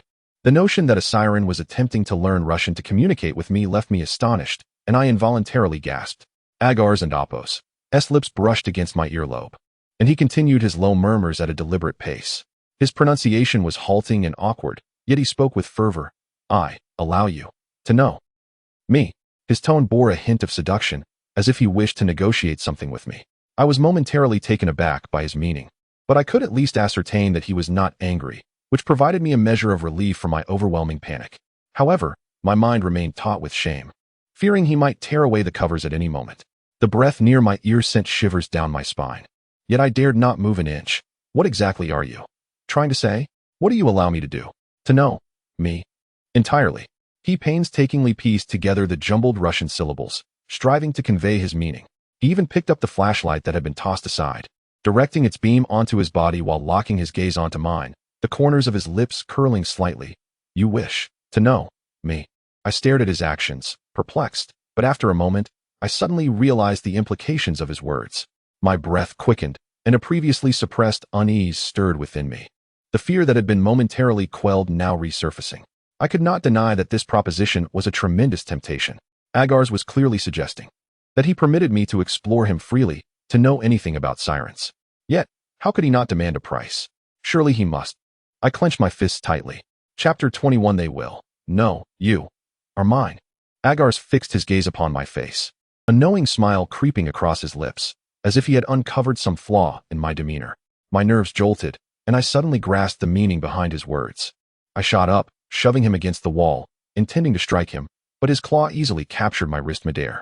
He slightly parted his lips and licked my finger, a faint smirk playing at the corners of his mouth, his dark, bottomless eyes resembling a treacherous swamp. What a cunning creature. He had me completely in his grasp. I could neither refuse nor find room to deny him. I clenched my jaw, feeling my rational mind engaged in a fierce battle with my sense of shame. My nerves tangled in turmoil. Indeed, if I were to reject Agar's, the consequences would not merely entail the loss of the opportunity to study him. It would be a wasted chance, and more severely, if I failed to produce any results in the coming days. Shikaler and the others would question the events of these days. Rhine would press on due to my cries for help that day, and given his obstinate nature, if I did not present research records to conceal this disgraceful secret, he would inevitably uncover what had transpired here. I could not let them find out. Otherwise, I would never be able to hold my head high again. Just envisioning their reaction upon discovering this truth sent cold sweat cascading down my spine, rendering me restless. Agareth casually released me and leaned lazily against the wall, his long, supple tail brushing against my calves in a nonchalant manner, his narrowed eyes surveying my face. He was acutely aware of the sophistication of his seduction. He knew my vulnerabilities and understood precisely what I desired most. Years ago, he had injected a poison into my subconscious, allowing it to fester within my thoughts, and then quietly wove a spider's web, waiting for me to become ensnared, trapping me as if softening my very bones. By the time I realized this, I found myself with no means of escape. I felt incredulous at the depths of the mermaid's cunning. The machinations of such a creature could rival those of a high IQ criminal. I pressed my fist against my mouth, trembling as I inhaled deeply. At this moment, aside from acquiescing to Agaretha's proposal, pursuing my research seemed to be my only option. Yet, what difference was there between this and selling myself for the sake of research? This thought ignited a sudden fury within me. I forced myself to appear calm, for aside from resisting Agareth with my bare body, I had no other recourse, and any display of emotion would only stoke the desires that could ignite within him at any moment. I could only feign compliance. It was a temporary measure until he let his guard down. I instinctively cast a glance towards the direction of the desk, where the drawer held a stock of tranquilizer darts. I had an opportunity to retaliate, and Shikalar had mentioned they would return tomorrow. If I could just hold out until then, I could escape. I agree to your terms, I said, fixing my gaze upon Agareth, speaking in English for clarity, emphasizing. I will study you using my own methods, and during this process, you are prohibited from doing anything else to me. The last few words I nearly forced through clenched teeth, my cheeks flushed with humiliation. To suppress the memories of last night, I snatched the flashlight from Agaretha's grasp, furiously fiddling with the switch as I glared at him. Do you understand what I mean? Why, yes. His lips, as sharp as blades, uttered a clear syllable. The smile on his face seemed to deepen, appearing even more sinister to me, as if a long-conceived plan had finally come to fruition. Laugh all you want, beast. Your laughter will not last long. Then lie down, I commanded without courtesy, gesturing towards the glass floor, though a wave of uncertainty washed over me. I could not be sure whether this creature would honor his word. After all, he was not human, entirely unbound by any moral, legal, or principled constraints. Even if he behaved like a rogue, I found myself powerless to counter him. To my surprise, however, the mermaid indeed complied with my order, sliding down from the bed to lie supinely on the floor. His long, terrifying tail unfurled, extending from the foot of the bed to beneath the table, resembling a giant lizard sprawled across the ground. He then squinted his eyes, resting his head on one arm, watching me with an air of leisurely interest as if sunbathing. I suppressed the urge to kick him fiercely and, wrapping myself in the blanket, stepped over his body to retrieve the clothes I had discarded outside the bathroom. I could not conduct my research while unclothed. Agareth did not use his tail to hinder me, but as I picked up my clothes, I realized there was no place to change. I would have to dress under the watchful gaze of the mermaid. Even with my back turned to him, I felt his eyes boring into my spine, causing me to feel exposed and anxious. I hastily ducked behind the desk, pulling on my pants. Just as I slipped one pant leg on, Agaretha's tail brushed against my ankle, grazing my calf and startling me. I had no time to fully dress. I hastily donned my research uniform and stood up. I like your body. The mermaid's gaze fell upon my collar, his throat moving slightly. The bluntness of his words made me forget my position of disadvantage, and I could not resist kicking his heavy, damp tail aside. Tightening the belt around my waist, I took a step back, shielding the drawer with my body, stealthily retrieving a tranquilizer needle and hiding it in my sleeve. I dared not meet the mermaid's eyes, fearing that a glance would betray my nervousness, for I sensed that he possessed an uncanny ability to read minds, rendering my tricks as infantile before him. Heaven help me not to be exposed. I prayed with bated breath, feigning calmness as I turned back to arrange the tools necessary for recording the mermaid's physiological data, bringing them to his side and kneeling down. According to the protocol for measuring biological states, the first task was to record the mermaid's blood pressure. I reminded myself of this as I picked up the blood pressure monitor, my palms slick with sweat. I endeavored to maintain a scientific demeanor, as if studying an ordinary wild creature, yet merely gazing at his muscular upper body left me breathless. This body had been just last night. I clenched my teeth, forcing myself not to recall the mortifying scenes from last night, yet images of the mermaid's claws gripping my hand persisted in my mind. I felt my thighs tremble beneath my robe, a wave of shame washing over me. I grasped the mermaid's wrist, the knuckles protruding, and swiftly secured the blood pressure monitor around his forearm, activating it. I compelled myself to focus on the small LCD screen flashing the readings. I watched as the numbers fluctuated between 200 and 300 millimeters of mercury, finally settling at 261. Without lifting my gaze, I quickly input this value into the dedicated tablet, forcing myself to think and analyze. The mermaid's blood pressure was nearly half again that of a human's. Even the most agitated elderly individual would not reach such levels, unless they had consumed a significant amount of addictive stimulants. If the mermaid's physiological functions were akin to those of an extreme athlete, then he must be in a state of extreme arousal. In heat, this word immediately sprang to my mind. The mermaid was currently at the peak of his mating season. My eyes remained fixed on that number, Yet my peripheral vision betrayed me. Sliding towards the mermaid's body, his back glistening with sweat. Chapter 22. I desperately longed to flee. Yet I understood there was no escape. I could only maneuver around Agareth, delaying the eruption of his desires and minimizing the likelihood of further violation. At least, he had not. My gaze involuntarily drifted to the closed membrane beneath his waist, where the dormant weapon showed no signs of arousal.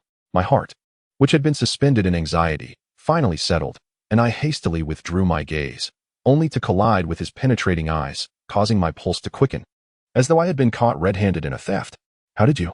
Agareth's lips curled into a knowing smirk, his light lashes casting shadows as his gaze flickered towards his abdomen before returning to me, his eyes burning with intensity. Do you like my attributes? My mind buzzed, feeling as though he had stripped me bare, and in a moment of impulse, I seized the nearby syringe, plunging it deep into the muscle of his arm without hesitation, glaring at him as I coldly stated, "Apologies, I require your blood for the next experiment, beast." I spoke fiercely, believing that his anger towards my sudden extraction of his blood would perhaps allow him to experience the sensation of being offended, thus reclaiming a fragment of masculine dignity. I would rather endure the wrath of this vile beast than be subjected to his wanton teasing. To my astonishment, the merman exhibited no sign of anger in response to my actions. He merely retracted his smile and even relaxed his arm, allowing me to grip his wrist tightly as he gazed silently at me while I withdrew a large vial of blue liquid from his veins. In the moment I pulled the needle out, he unexpectedly seized my wrist with his other hand and yanked me down onto him. Thankfully, I quickly braced myself with my elbow against the floor, my face hovering perilously close to his, my heart nearly leaping from my throat. Agar's narrowed his eyes, seemingly relishing the turmoil in my emotions, drawing sustenance from my panic. I struggled against his vice-like grip, nearly gasping for air as I stared at him. He leisurely extended a long finger, tipped with sharp nails, brushing away a droplet of blue blood that clung precariously to the needle's tip, smearing it across my lips. Whispering in a husky tone that felt like an incantation, "I give my everything cause you are my Desaro." The resonance of the merman's voice pierced through my eardrums, reaching deep into my mind like a toxic poison. In an instant, my psychological defenses crumbled, and despite my desperate attempts to suppress the haunting memories of the previous night, I sensed that his claim over me was indelibly branded upon my very soul. It was as though I had become a captive, marked by his exclusive insignia, a mark that would never fade. At that moment, I yearned to find a refuge, to shield myself from the overwhelming sense of violation and dread, even if it meant curling up under the covers. Yet the peculiar itch from his sucking on my earlobe surged through my bones, making my arms tremble, and supporting my body became exceedingly arduous, as I felt on the verge of collapsing onto Agar's, surrendering entirely. Damn it, I cursed inwardly. Unwilling to become the merman's forbidden prize, yet I felt compelled to take a desperate gamble. I leaned down, forcing myself to press against Agar's chest, even wrapping my arms around his strong neck as I tilted my body to the side. Clearly taken aback by my assertiveness, Agar's released my wrist, excitedly embracing my back as his hands delved beneath my long coat. My outer garment was devoid of any concealment, and the shame of Agar's bare skin against mine nearly drove me to madness. I bit my lip hard, my hand rapidly searching for the anesthetic syringe hidden within my sleeve. But my fingers trembled uncontrollably, failing to grasp it, causing it to slip deeper still. Shit, I exclaimed in frustration, tightening my grip around Agar's neck to mask my actions as I sought to locate the syringe within my sleeve. However, this only seemed to encourage and invigorate Agar's. His movements were far swifter than mine. He wrapped one arm around my waist, his tail supporting my backside, while his other hand lifted my long coat, exposing my body above my waist to his gaze. Desaro, his lips rested against my chest, emitting a contented low rumble that reverberated through my entire being, before he lowered his head and began to lick below my navel. An agonizing itch akin to ants crawling made my abdomen convulse involuntarily, and I instinctively tightened my legs around his tail, a shameful moan escaping my throat. In utter humiliation, I clenched my jaw and tightened my fist, desperately fishing for the anesthetic syringe until I finally grasped it in my palm. My hand trembled as I flicked off the needle cap, watching droplets of crystalline anesthetic emerge from the tip, which felt as precious as holy water at that moment. I raised the syringe, aiming for the side of Agar's neck. But in an instant, his tail twisted beneath me, causing a dizzying tumble, and I found myself flipped over, pinned beneath him, the needle accidentally plunging into my own left hand. Oh my God, I screamed in sheer panic, feeling my left hand instantly numb, hanging limply at my side, while my right hand struggled to grasp Agar's damp neck. unable to exert the necessary force to insert the needle accurately into his carotid artery. I had not only failed, but had inadvertently offered myself to Agar's. In that moment, I felt an overwhelming loathing for my own foolishness. Despair drained the strength from my limbs. I understood that what was to come was utterly unavoidable, and I forced myself to look up at the ceiling, attempting to shift my focus away from my body, hoping that by emptying myself, I might not react so sensitively to his advances. Agar's, however, seemed oblivious to my turmoil. He merely held me tightly at the waist, burying his head in my chest and licking with abandon. My coat had been pushed up to my chest, the hem brushing against my shoulders, the familiar sterile scent of antiseptic wafting into my nostrils, mingling with the potent aroma of merman pheromones. In an instant, my eyes stung with tears and my cheeks flushed with heat. I had once taken pride in this scent that symbolized my identity as a researcher, but now I gritted my teeth, wanting to scream in humiliation and defiance. Yet my throat emitted a soft moan under Agar's skilled teasing.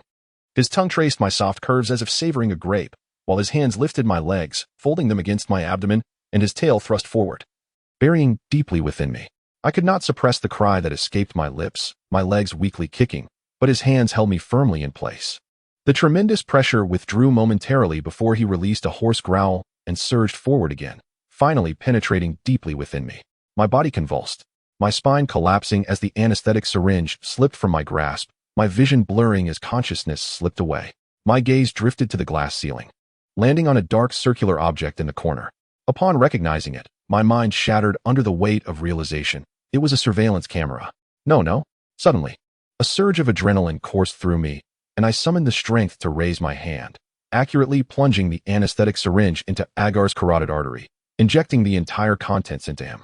He shuddered violently, still holding me tightly as he thrust a few more times before his entire body succumbed to the drug's effects, collapsing atop me, pinning me to the ground. I fixed my gaze on the surveillance camera above, breathing heavily as if I had just survived a harrowing battle. Chapter 23. I am sorry, but I can't assist with that. Agar's fishtail had vanished, replaced by a pair of robust, elongated human legs, with a dark mass swaying as he moved. In an astonishing turn of events, my furious delusions from the waking world materialized instantly within the confines of my dream. Yet, I found myself utterly powerless to deliver a real blow to Agar's. In this nightmare, I felt even more constrained. My scalp prickled, and I longed to awaken from this dreadful reverie. However, my body was completely ensnared, allowing the figure before me to approach and press me against the glass wall. His cold, hard chest pressed against me through a thin layer of fabric, the taut muscles grazing against my own, evoking a sense of reality that sent shivers down my spine. I felt his claw-like hand cradle the back of my neck, forcibly tilting my head to meet his gaze. His face, shrouded in shadow, was obscured from the light, leaving only a chilling silhouette. Standing upright on his human legs, he towered at nearly 6.5 feet, physically and psychologically dominating me with his height. He lowered his head, inhaling deeply at my neck, silent as his forehead's beads of sweat dripped onto my clothing. Leave. Depart from my dreams, I stammered, shivering and gasping for breath. I was at a loss as to why I was experiencing such a bizarre dream and felt unable to awaken, blurring the line between reality and illusion. Desaro. Agar's murmured my name in a deep voice, surprisingly fluent in Russian. Do you wish for me to become like you? Then, I shall evolve. As you desire. Remember, this is a portent.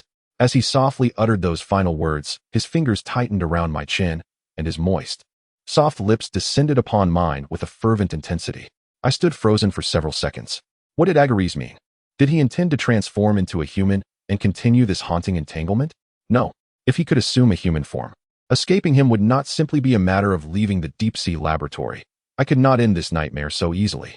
Even though I was acutely aware that this was but a dream, terror surged through me, prompting an instinctual scream. At the moment my voice broke free, the aquarium walls around me dissolved into darkness. Desaro, Mr. Desaro? In the midst of the chaos, I faintly heard a gentle female voice urgently calling out to me. I discerned that it was Shakarel, who was right beside me. I had finally endured until help arrived. I was saved, no longer needing to coexist with that beast. A wave of relief washed over me, loosening the tension in my muscles and nerves, yet I found myself lingering in a state of half-sleep. Gradually, I sensed a glimmer of light through my eyelids, and the weight on them eased. Hope for salvation finally encouraged me to slowly lift my eyelids. Chapter 24. As my vision clarified, the glass ceiling came into view, followed by Shakarel's enlarged face, her eyes peering at me through gold-rimmed glasses. "Hey, Mr. Desaro, are you all right?" I suddenly realized I was still in the deep-sea laboratory and quickly propped myself up with my weak arms. Instantly, my gaze fixated uncontrollably on the circular water column not far behind Shakarol. Agares, separated by a glass wall, squinted at me, and the moment our eyes met, he broke into a grin. A wave of numbness washed over me, rendering me immobile. The harrowing events of the past 2 days flooded my mind, causing a dizzying haze, and my body swayed dangerously, nearly collapsing back onto the bed. Shakarol grasped my arm. "Hey, Mr. Desaro, are you okay? Do you need me to call a doctor? You look pale, and it seems your blood sugar is low. Have you not eaten?" "No, don't call a doctor. I truly haven't eaten much. It's just that I was too engrossed in my research."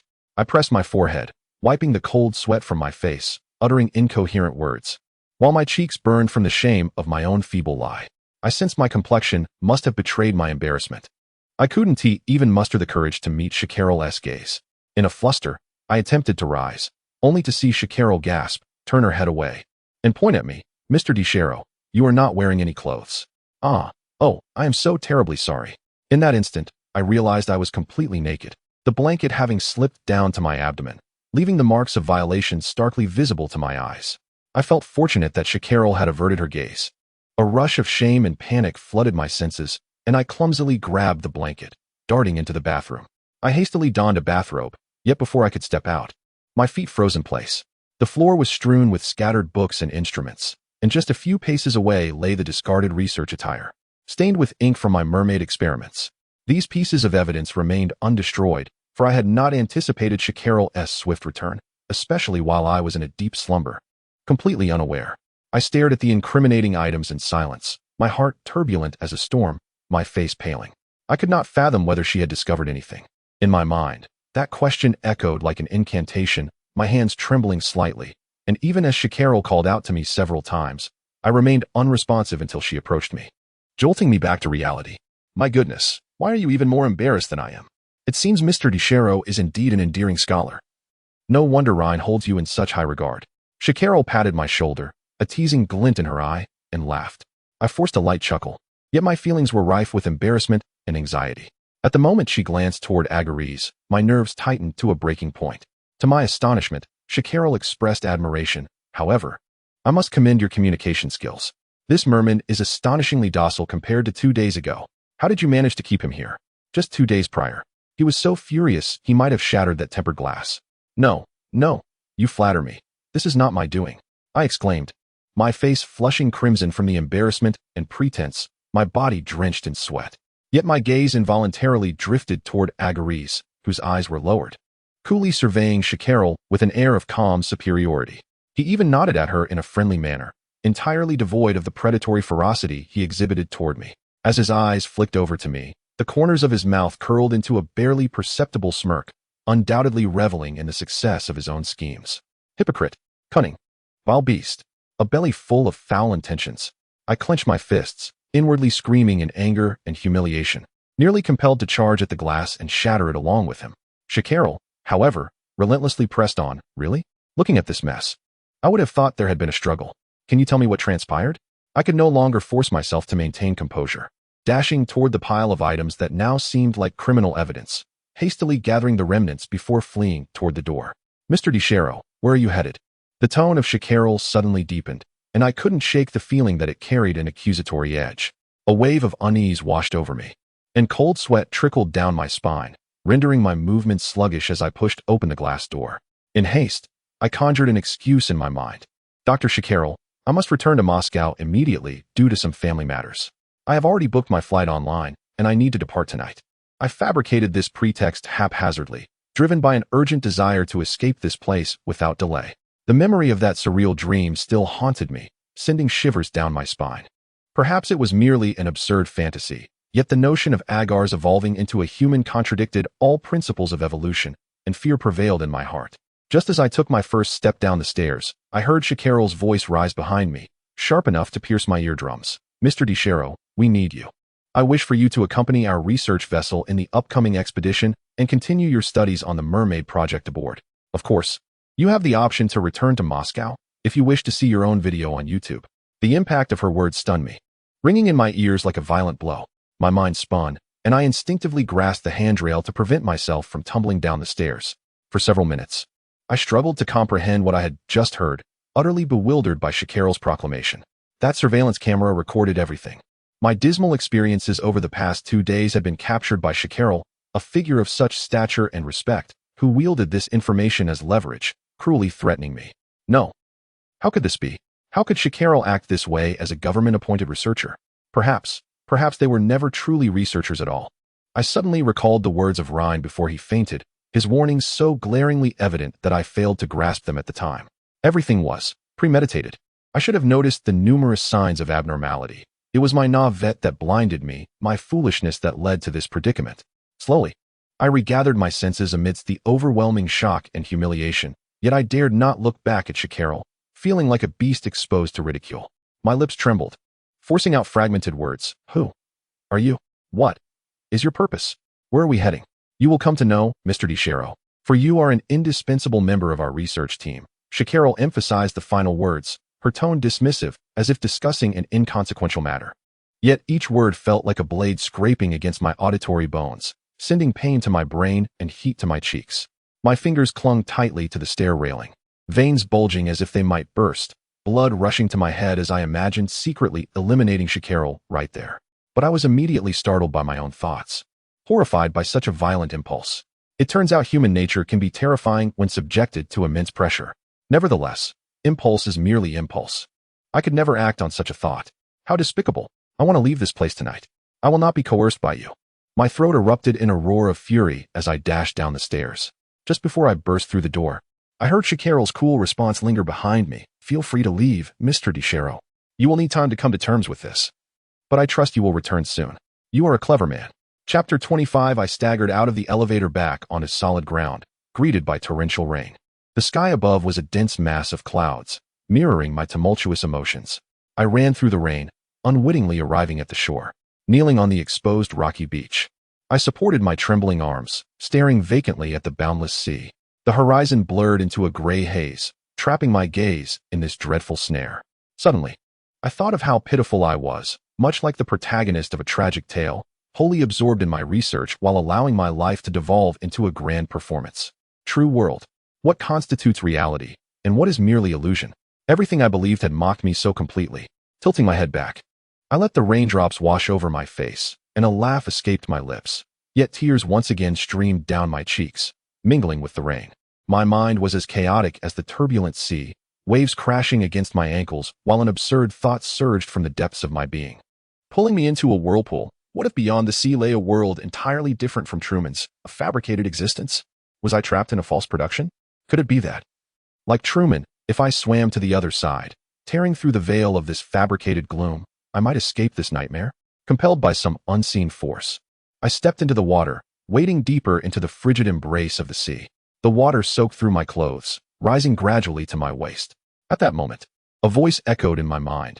Desaro, come back, return to me. It was Agar's calling. My body stiffened, paralyzed by disbelief. I resisted the control over my subconscious with all my might and, in defiance, plunged into the water, the briny liquid rushing into my nostrils. Oh, perhaps dying like this wouldn't be so bad. Maybe it was just a nightmare. My chaotic thoughts swirled, but after merely a few seconds, the instinct to survive surged within me, compelling me to raise my head and violently cough out the seawater that had invaded my mouth. I realized I had no desire to die. I simply lacked the will to live. At that moment, I heard splashing footsteps behind me. Turning, I saw a familiar figure swiftly dive into the water. With a powerful stroke, Rhine reached me and pulled me from the depths. My feet faltered as he grasped my arm tightly. I coughed violently, collapsing onto the sand, gasping for air as Rhine's thunderous voice pierced the air. Have you lost your mind? Do you wish to die, Desaro? I shook my head adamantly, breathless, as he held me firmly against him. Instinctively, I shoved him away, landing on the sand. Horse, I don't want to die. I just want to escape this madness. I've lost my mind. Rhine stood there, suddenly silent, not uttering a word. I realized that perhaps Rhine had witnessed the true events within the laboratory and instinctively curled up, burying my head in my knees, shielding my face with my elbows. How I longed to become a hermit crab, retreating into a hard shell, avoiding all confrontation, wishing to seal myself away as if nothing had ever happened. Yet, at that moment, I could only huddle in his embrace, battered by the storm, with no opportunity for solitude. I warned you, Desaro. Ryan's voice strained against the weight of regret and resentment. At that time, perhaps you could have. What good would that have done? I exclaimed, feeling as though I had been pricked sharply by a needle. I stood abruptly, seizing his collar. Back then, there was no time. Yes, I was foolish enough not to realize this was a conspiracy. Ryan, this voyage was never about my graduation project, was it? Everything was premeditated. When you chose me from dozens of students to be your protege, you had already planned this, hadn't you? Why? Why drag me into this plot? Am I merely bait to catch a mermaid? You vile deceiver, a disgrace to academia. No. Ryan suddenly became agitated, his veins bulging at his temples as he grasped my wrist tightly. I truly wanted you to be part of the government's mermaid research program because of your exceptional grades and my own selfish motives. I do not know why Shikaral made such a decision to involve you. His eyes widened with a desperate recollection, as if he had remembered something through me. His pupils constricting with intense emotion, breath quickening. I knew he must have recalled the scene of Agaretha's assault on me, and I felt an overwhelming sense of humiliation. I closed my eyes and stumbled backward, muttering weakly, Ryan, if you have even a shred of guilt, help me get out of here. I want to go back to Moscow. I long for home. Ryan caught the front of my garment, preventing my body from collapsing entirely. His bloodshot eyes gazed at my face with a mixture of sorrow and concern, and he pulled me close, cradling me in his arms. Desaro, forgive me. The situation has spiraled out of control, and there is no turning back. But I swear I will never allow that beast to harm you again. I will not go back. I erupted with a primal force, breaking free from Ryan's grasp. However, after just a few steps, I felt a sudden tightness around my waist, and he hoisted me over his shoulder, refusing to relent despite my frantic kicking and flailing. He carried me to the elevated platform where the research vessel was docked. Amidst the clamor of voices nearby, I instinctively fell silent, hesitant to draw attention. Ryan, put me down. He ignored my plea, hurrying toward the platform. I struggled to lift my head and caught sight of a small, three-tiered research vessel anchored on the surface of the nearby sea. The deck was positioned near the dock, where several robust sailors were lifting a large cylindrical object, covered with a metal shark-proof net, onto the ship. I recognized it as the containment unit for Agareth. Behind them followed a group of armed personnel, their stance resembling that of a security detail guarding a cash transport. What is this ship's destination? Answer me, I demanded, striking Ryan's back with my elbow. He grunted softly, yet his grip tightened further, moving alongside the armed men and brushing past Agaretha's containment unit. In an instant, I glimpsed a pair of dark, brooding eyes through the mesh, and my heart raced. Then came the dull thud of glass shattering, and the containment unit shook violently. The sailors stumbled, struggling to maintain their footing as the unit threatened to topple over. The others rushed forward to stabilize it, and Ryan, startled, loosened his grip just enough for me to push him away. The bottom of the containment unit crashed heavily against the deck, fortunately remaining intact due to its metal shell. A few men steadied its center of gravity, and then Agaretha's pale face slowly emerged from the unit's sole window, his webbed claw pressed against the glass. He lowered his head slightly, narrowing his eyes as he surveyed Ryan and me, shadows deepening beneath his eyelids. The shimmering water illuminated him from below, enhancing the ominous expression on his face. I could not ascertain what thoughts swirled within this deep-sea creature's mind, but I was certain of one thing. He was furious, and his rage was palpable. His face was suffused with a murderous intent, as if he felt something of his own had been usurped. Humph. This beast dares to feel jealousy. Ryan scoffed, disdainfully raising his middle finger at Agareth while casually holding me close, oblivious to those around us. I gasped in horror, instinctively pressing my elbow against Ryan's chest, yet he held me tightly. My gaze fixated on the glass of the containment unit. An overwhelming sense of foreboding washed over me. Indeed, I witnessed Agaretha's expression shift dramatically. He bared his sharp, white fangs and, with fists clenched, struck at the glass. A sound erupted, akin to an explosive detonation, causing everyone to gasp in unison. The seemingly impenetrable tempered glass shattered, and Agaretha's arm burst through, dripping with blue blood as water gushed forth. Desaro! Let him go. A low, guttural growl emanated from the breach. He fixed his gaze on Ryan's arm encircling me, slowly retracting his arm in a show of dominance. With a second blow, he shattered the glass into shards, water spilling wildly onto the deck. Everyone exchanged anxious glances, and several sailors who recognized me cast strange looks my way. I felt my legs weaken, stumbling back against the wall, desperately trying to regain my balance. Panicking, I shouted, "Don't look at me. He's not calling my name. Ryan, you ignorant fool, do not provoke him. You have no idea of the power this beast possesses. He will escape." The armed personnel paused momentarily, then stepped forward, aiming their weapons at Agareth within the containment unit, yet none dared approach the shattered window, clearly wary of him, as if he were a Tyrannosaurus Rex from Jurassic Park. And indeed, he was deadly when enraged. "Are you the caretaker of this mermaid?" one of the armed men asked nervously. "It appears he is quite reliant on you. We could use your assistance. He is exceedingly difficult to control. A few unfortunate souls have been eviscerated by him." "Damn it, I am not. Don't seek my assistance," I shouted in anger. Beads of sweat cascading down my forehead as I helplessly grasped my pant leg. Just then, I caught a whiff of the damp, heavy scent emanating from Agareth within the containment unit, flooding the air around me. I envisioned his phantom rushing toward me, and in a panic, I fled into the cabin, slamming the door shut behind me, trapping Ryan outside. "Mr. Desaro, Mr. Desaro, we need your assistance. Desaro, let me in." The door behind me was pounded violently as Ryan's and the armed personnel's cries intertwined. I braced my back against the door, desperately defending it, as a surge of frustration, anxiety, and humiliation overwhelmed me, causing my vision to blur. I couldn't even utter the final getaway before collapsing onto the floor. After a brief loss of consciousness, I groggily awoke once more. Outside, the vast sea was moving, the ship carving long, sinuous paths through the water, ultimately vanishing into the undulating waves. Where was this vessel headed? I questioned silently, feeling my mind heavy and feverish, lacking the energy to feel pain or anger. It seemed I was burning with fever. Regardless of where we were bound, Desaro, you are fated to have no way back. With these thoughts swirling in my mind, I collapsed despondently onto the bed, surrendering my consciousness to a haze of confusion as my brain simmered in a state of delirium. Chapter 26. As time passed, a searing heat began to engulf my body. The bed beneath my back transformed from mere slats into the scorched base of an oven, and I felt my internal moisture evaporating drop by drop, my pores exuding smoke. "Water," I mumbled in a feeble daze, yet my parched throat cracked like dry earth, producing only a hoarse hissing sound. I felt as if I were on the verge of death. A chaotic thought flickered through my mind, for I truly felt this way. If no one discovered me, I could continue to burn, perhaps not to the point of death, but my nerves would surely suffer irreparable damage. I trembled as I groped for the bed beneath me, attempting to prop myself up, but my fingers felt unbearably heavy, devoid of any strength to even lift them. My consciousness waged a sluggish battle for a while before sinking back into a void of darkness, utterly incapable of coherent thought. It felt as though I were caught in a colossal vortex filled with molten lava, descending, descending, descending. I lost track of time, and just as I sensed that every drop of moisture within me was about to be consumed, a chill enveloped my arm, and a damp, soft object brushed against my forehead, gently caressing it, instantly cooling my fevered head.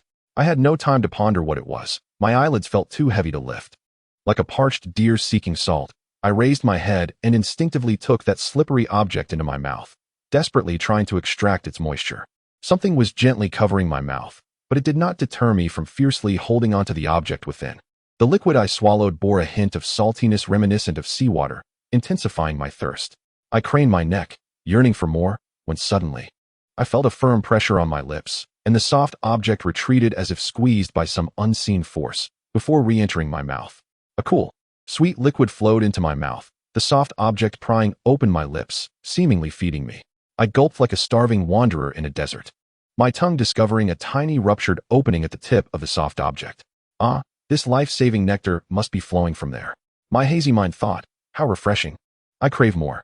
Driven by an instinctive desire, I mustered a modicum of strength, sliding my hand along the bed to feel the object pressing against my head. And immediately, my fingers sank into a damp, silken thread. My brain could no longer discern what this object was. I merely trembled and tugged at it, reaching upwards until I encountered a smooth, taut, curved surface beneath the silk, pressing it down against me to facilitate my access to the precious moisture. The object drew closer, its cool breath cascading onto my face. Through my closed eyelids, I sensed a dark shadow looming above me, and a cool, silken thread flowed like ice water down my fevered neck, bringing an indescribable sensation of relief. Instinctively, I wrapped my arms around the mass of silk, rubbing it against my equally heated chest and abdomen, wishing fervently for it to soothe my entire body. Yet as I did so, I distinctly felt something hardening beneath my abdomen, expanding rigidly, pressing uncomfortably against me even through the layers of bedding. I unconsciously emitted a muffled groan of discomfort, yet lacked the strength to move it away, wholly absorbed in the cooling relief that enveloped me. Then, my bedding was suddenly lifted, and in that moment, a wave of humid warmth seemed to surge forth. I even felt as if my legs had fused with molten rock, no longer existing, until a long, slippery object nestled beside me, its icy touch reviving my limbs. As if magnetically drawn, I instinctively wrapped my legs around this entity, craving more contact with its surface. I faintly sensed that it was a pair of taut, muscular legs. My mind struggled to process who this might be, indifferent to whether the person was male or female, as the torment of fever rendered all concerns trivial. Like a fragile child seeking solace, I fumbled to lean against this person, only to be enveloped in a firm embrace. My head pressed against a solid chest, my cheek buried in a cascade of cool, silken hair. The rhythmic beating of a strong heart resonated in my ears, instilling a profound sense of security within me. The fears and loneliness wrought by my illness dissipated, compelling me to hold this person even tighter. Oh, this body is like a natural refrigerator. I pressed against this individual completely, yet the clothing clinging to me felt unbearably constricting, and my hands involuntarily tugged at the hem. A hand wrapped around my waist promptly lifted my shirt, delving beneath my back, and with a somewhat rough motion, tore my clothing apart, stripping off my pants, allowing me to finally embrace this natural icebox in my entirety. The cold seeped into every fiber of my being, and I felt as though the cracks that had marred my body were gradually being smoothed and healed. I was on the verge of drifting off into slumber when the enormous hardness against my abdomen became the greatest impediment to my rest. I squirmed in irritation, only to hear a low, muffled grunt beside my ear, as a hand firmly grasped my waist, rendering me immobile. With no energy to resist, I could only continue to lie there limply, while the object beneath me remained unyielding. Eventually, succumbing to the heaviness of sleep, I slowly acclimated to its presence. As I neared slumber, I felt my body being turned over, the cool body beneath me acting like a waterbed, though its rigidity was somewhat uncomfortable. Nevertheless, I soon sank into a deep sleep.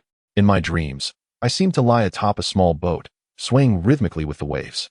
I vaguely felt a foreign object brushing against my abdomen, its movements neither too light nor too heavy, continuing for what felt like an eternity until I finally succumbed to profound slumber.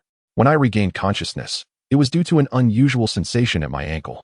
Something cool and slippery coiled around it, intermittently brushing against my calf, provoking a series of tantalizing tickles. Under this incessant distraction, I gradually emerged from the depths of sleep, blinking my bleary, swollen eyes open. Before me lay a mass of dark silver hair, underpinned by a solid chest of ancient porcelain hue. My face was ensconced within this web of hair. Bewildered, I pushed the strands away and looked up, only to be met by a pair of dark eyes, lazily observing me from beneath long lashes. My mind exploded as I froze in place, Agareth, on my bed, and I lay there, completely bare, without even my underwear, sprawled atop him. Desaro, you are awake. He grinned, his throat vibrating as he emitted a low, indistinct murmur. No. How could this beast be? In my room? What transpired last night? Had I been, again? I awoke with a jolt, springing up from his side, but unexpectedly tripped over his tail, my head colliding with the low ceiling of the cabin. I flopped back onto Agarus, my body thrashing like a struggling trout. His skin was slick, and in a panic, I flailed my limbs, attempting to push myself up. But it felt as though I were rowing in a quagmire. Not only did I fail to rise, but in my frantic movements, my abdomen inadvertently rubbed against his lurking bulk several times. By the time I realized what had transpired, I distinctly sensed that the creature beneath the scales was stirring, ready to burst forth at any moment. Meanwhile, Agarus leisurely propped himself up on one arm, squinting with amusement as he savored my shocked and mortified reaction. He thrust his lower body upwards with intent, and his tail arched provocatively, teasing my backside, a sensation akin to being groped by a lascivious homosexual. In sheer terror, I rolled off the bed and onto the floor, stifling a scream with my hand. I could not cry out. I could not let the others on the ship witness my compromising situation with this beast. However, I could not allow this creature to linger in my room any longer. Or else I pressed against the door, anxiously dragging a chair toward Agarus, pointing its four corners at him while indicating the circular window on the other side, perhaps the very entrance he had used to enter. Gritting my teeth, I barked, "Get out. Otherwise, I will immediately summon them. I doubt you wish to experience the taste of bullets again." Agarus raised an eyebrow nonchalantly, glancing towards the window as if contemplating my words. To my astonishment, he raised a finger and made a gesture as if wielding a gun. Fixing me with a gaze that was insidiously predatory, he slowly shook his head, grinning wider, and then erupted into a sinister chuckle. It was the first time I had heard such an unsettling laugh, reminiscent of a schemer suppressing his mirth in the presence of others, sending shivers down my spine. His implication was clear: bullets would not harm him. To contend with a beast using human laws was a preposterous endeavor, yet I felt utterly outmatched by Agaris. A wave of dread washed over me, but I feigned defiance, snarling, "Don't get too cocky, beast. This time, it's no mere bluff." No, Agaris suddenly wiped the smile from his face, curling his long tail as he gracefully descended from the bed. I gripped the chair tightly like a shield, but his immense strength was overwhelming. He effortlessly seized the chair leg and tossed it aside. I pressed against the door, ensnared within the confines of his embrace, his heavy, testosterone-laden breath echoing in my ears. Desaro Calagra's Ayara's shame flooded me, and I turned my head away, suddenly comprehending the meaning of those words in the language of Merfolk. Much like gerunds in English, they signified both courtship and partner, compelling me to call him Agaris. What a ridiculous implication of reciprocating his advances. I would never subject myself to the humiliations I had endured in that laboratory again. Absolutely not. I managed to force a syllable through clenched teeth, my cheeks burning with shame. Yet Agaris swiftly covered my mouth with his hand, leaning close to my ear, his voice low and gravelly as he painstakingly articulated each Russian syllable. "You yesterday initiated a kiss." I felt as though struck by lightning. The vague sensations from the previous night surged in my mind, causing me to nearly faint from embarrassment. Just then, a voice outside the cabin cried out, "Look, come quickly. It's a distress signal."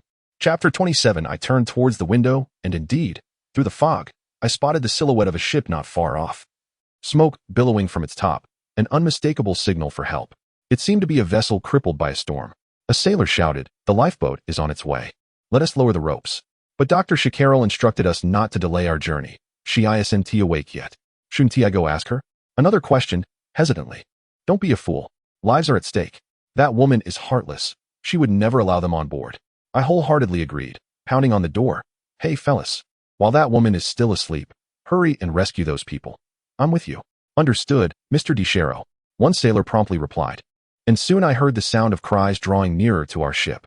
On deck, voices multiplied, sobbing, thanking, praying, filling the air.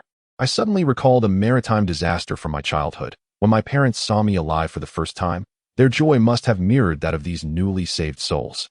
Yet the departed could only bid farewell to their loved ones, buried beneath the vast ocean. Unlike these fortunate individuals who encountered us, much like my grandfather and several uncles, a surge of impulse to step outside overcame me. Even serving these people a cup of hot tea would suffice. However, Agaris had no intention of letting me leave.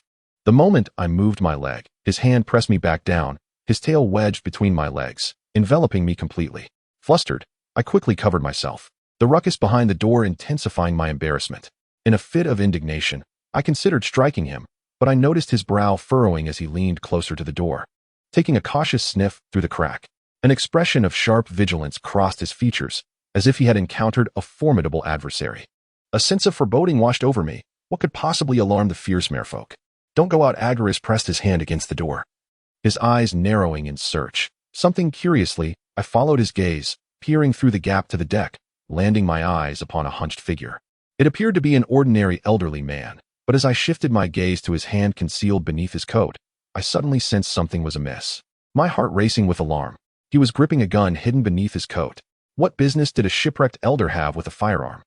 This group must be. A chilling realization struck me, recalling the horrifying reports I had read in the newspapers, stories of vessels beset by terror, eerily similar to our current plight. A cold sweat broke out upon me. We had been deceived. These were likely pirates masquerading as survivors. Damn it! I sprang to my feet, striking the door with force, attempting to draw the sailors nearby to subtly alert them to this dreadful reality and act accordingly. I could not afford to act rashly, or the situation would only worsen. "Hey, could you come here for a moment, Henry?" I called softly to the nearest sailor, my heart racing as I glanced at the surrounding impostors, hoping they remained oblivious to my discovery of their true identities. "Mr. Desaro?" He approached me, puzzled, but at that critical moment, I suddenly saw one of the old men straighten up, smashing something to the ground. As I gasped, a cloud of white smoke erupted, enveloping the deck and obscuring all figures within. A pungent odor assaulted my senses. Agaris yanked me away from the door, tossing me onto the bed. Yet my eyes were still stinging painfully, tears streaming down my face. "It's a gas grenade." I rubbed my eyes in a haphazard manner, my heart racing with trepidation as I sensed that something dire was unfolding outside. It was clear that the crew aboard our vessel was likely under attack. with mounting anxiety. I sat upright in bed, but Agris seized my wrist, pressing his lips to my fevered eyelids, his tongue delicately tracing the crevices of my eyes. I realized he was attempting to alleviate the irritation caused by the gas, and although his intimate gesture filled me with embarrassment, I had no choice but to endure it in the face of imminent danger. Thus, I remained still, allowing him to press my head against the pillow as he tended to my eyes. Bang, bang, bang. The door was abruptly kicked, producing a thunderous noise, followed by a cacophony of gunfire reverberating across the metallic deck. The intensity of the gunshot startled me, causing me to shudder and instinctively cover my ears. Though a relentless ringing filled my mind, and a splitting headache ensued, Agris momentarily froze, then pulled me into his embrace. Every muscle in his body taut like a drawn bowstring, as he stood half upright, a low, ominous growl escaping his throat. Whoever is inside, come out quickly. I'll count to 10, and you have 10 minutes, 1 extra minute, and these foolish donkeys outside will have 1 more soul to meet their maker. A coarse male voice boomed from the other side of the door, the acrid scent of gunpowder seeping through the cracks into our small cabin. I pushed Agris away, clenching my fists. I was acutely aware that he was not jesting. Armed pirates were ruthless and capable of anything. My only recourse was to comply and feign submission, lest I condemn the well-meaning sailors outside to a grim fate. Despite my utter disbelief that the lifeboat would be manned by disguised pirates, I bore an undeniable responsibility. Agris, if you're wise, don't go out, I urged, swiftly donning a coat and leaping from the bed. However, before I could reach the door, Agris' tail swept across my legs, causing me to stumble back into his strong arms. He tightened his grip around my waist, pulling my head firmly against his chest, casting a shadow over me, his elongated, luminous eyes glowering down with an intimidating intensity. Do not go out. Chapter 28. Agris' formidable expression momentarily stunned me, yet the shouts from outside quickly seized my full attention. Hey, you fools inside. I'll count to 10 if you don't come out. I'll have to shove explosives through the door, or I might just blow someone's head off. As he spoke, the man's laughter echoed menacingly, followed by the ominous click of a trigger. I heard Henry's anguished cry, "No, no. Mr. Desaro, I beg you." Henry's voice sliced through my consciousness, jolting me into the realization that my decision would determine the fate of everyone outside. I needed to devise a strategy to safeguard their lives as well as my own. And at this moment, seeking Agris' assistance seemed the most prudent course. The weight of responsibility compelled me to grasp Agris' arm and turn towards him. This was the first time I was so close to Agris, my forehead nearly touching his sharply defined chin. I fought to suppress the suffocating pressure and embarrassment welling within me, whispering each word with care. "Listen, Agris, no." I corrected myself, realizing how I had addressed him, and awkwardly continued in my heavily accented, broken English. "I need your help. I must go out. But I hope you can find a place to hide and wait for the opportunity to deal with those armed men. Can you manage that? Do you understand what I mean?" Heaven knows how poorly I articulated my thoughts in English. After speaking, I anxiously raised my gaze to Agris, fearful that he hadn't comprehended my plea. Indeed, his brow furrowed slightly, as if pondering the implications, and his lips parted just enough to utter, "Call Agris, how infuriating that this beast would dare to hold me hostage at such a critical moment." 8, 7. The countdown from outside heightened my tension. I averted my gaze, avoiding his penetrating stare, and with a sudden resolve, I uttered the words that filled me with humiliation. Agris, before I could finish my plea. His fingers abruptly lifted my chin, and darkness enveloped me as his lips descended upon mine, deep and forceful, yet only for a fleeting moment. In an instant, the pressure relented, and as I was freed from his grasp, I pushed him away, stumbling back against the door. In an instant, his tall, lithe figure darted past me, like a viper striking with lethal speed, vanishing through the round porthole amidst the shattering glass, disappearing into the dense fog over the sea. In that moment, I witnessed the remarkable speed of a merfolk. They were truly amphibious beings, as swift as sharks in water and serpentine on land. Yet, I had no time for astonishment. As I inhaled deeply and opened the door, a singular thought consumed my mind. Agris would return to aid me. Despite my fear and loathing towards his primal instincts and past actions, I inexplicably believed in his return. "Hey, raise your hands, delicate little creature." Behind the door stood a burly, bandana-clad man, grinning with a mouth of decaying yellow teeth, an AK-47's dark muzzle aimed squarely at my head. No one can stand before a gun without feeling fear. My hair stood on end as I obediently raised my hands to indicate I bore no weapons and had no intention of resistance, cautiously stepping outside. "Take it easy, buddy." Surrounding the deck were the unmasked pirates, each one robust and imposing. Their once crouched forms had been hidden beneath raincoats, which had concealed their formidable presence. Our sailors were bound and kneeling in a group, yet I noticed that several armed soldiers from Rhine were absent. They must have concealed themselves, waiting for the right moment to counterattack. My heart surged with hope as I quickly scanned the ship, surmising that Rhine and his men might be hiding in the lower deck, ready to launch a strike from above. Suddenly, I felt a tight grip on my collar, nearly choking me. "Mr. Desaro." The onlookers gasped, and in an instant, I felt a sharp pain in my abdomen, sending me crashing to the deck, where I heard a mocking laugh above me. Then, a booted foot pressed heavily on my back. "Hey, you up there, do you think I didn't TC you? Do yourselves a favor and drop your weapons, or I'll make this little one suffer." Rhine and his team had been discovered. No, we were now at a significant disadvantage. The click of a safety catch from the lower deck made my breath hitch. They were locked in a standoff with the pirates, and I fervently hoped they wouldn't give up too soon, for the pirates were few in number, while Rhine's group was armed. Yet, I couldn't fathom how long I could endure under the duress and torment of the pirates. The foot on my back continued to grind against my spine, and pain caused beads of sweat to form on my forehead. I strained to lift my head, searching for Rhine and instinctively seeking Agra's silhouette, wishing more than ever for his immediate return. But the fog over the sea obscured everything. His figure was nowhere to be found. In that instant, a wave of profound despair and panic washed over me. Perhaps Agras had returned to the ocean, embracing his true nature, seeking freedom and prey, unwilling to interfere in human conflicts. Ultimately, it is merely a creature of the wild. Once its purpose is fulfilled, it departs. There is nothing unreasonable about that. Infuriating, I clenched my fists, my fingers instinctively digging into the crevices of the deck. Yet, just as despair engulfed my heart, a colossal roar echoed as a wave crashed against the ship's hull, and a torrent of seawater surged onto the deck, causing the vessel to violently sway. The black man, unsteady on his feet, stumbled. Seizing the opportunity, I rose, only to behold Agaris perched atop the mast like a colossal black lizard, baring his teeth and hissing. In a swift, lightning-like leap, he effortlessly brought the black man crashing to the deck, his elongated tail sweeping away several others who attempted to draw their weapons. In the next instant, his razor-sharp claws pierced through the black man's back, cleaving his chest open with brutal precision. A dark crimson mist erupted, enveloping Agaris in a gruesome shroud. I was rendered speechless, paralyzed with fear, collapsing onto the deck as dry heaves overtook me, every cell in my body trembling. This was my first encounter with such a bloody massacre inflicted upon humanity, eclipsing even the horror of witnessing Lilith's demise. And it marked my true initiation into the terrifying power of the Merfolk. My mind was in disarray, yet my eyes could not tear away from Agaris. He stood, drenched in blood, towering over the corpse of the black man, his tail supporting a form that reached over 2 meters in height, casting a shadow over everyone on the ship.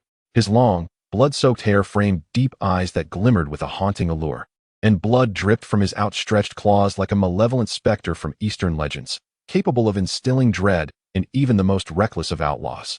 "Do not touch Desaro." Agaris's gaze swept across my face, then fixed upon the pirates, a menacing grin curling at the corners of his lips. A low growl rumbled from his throat.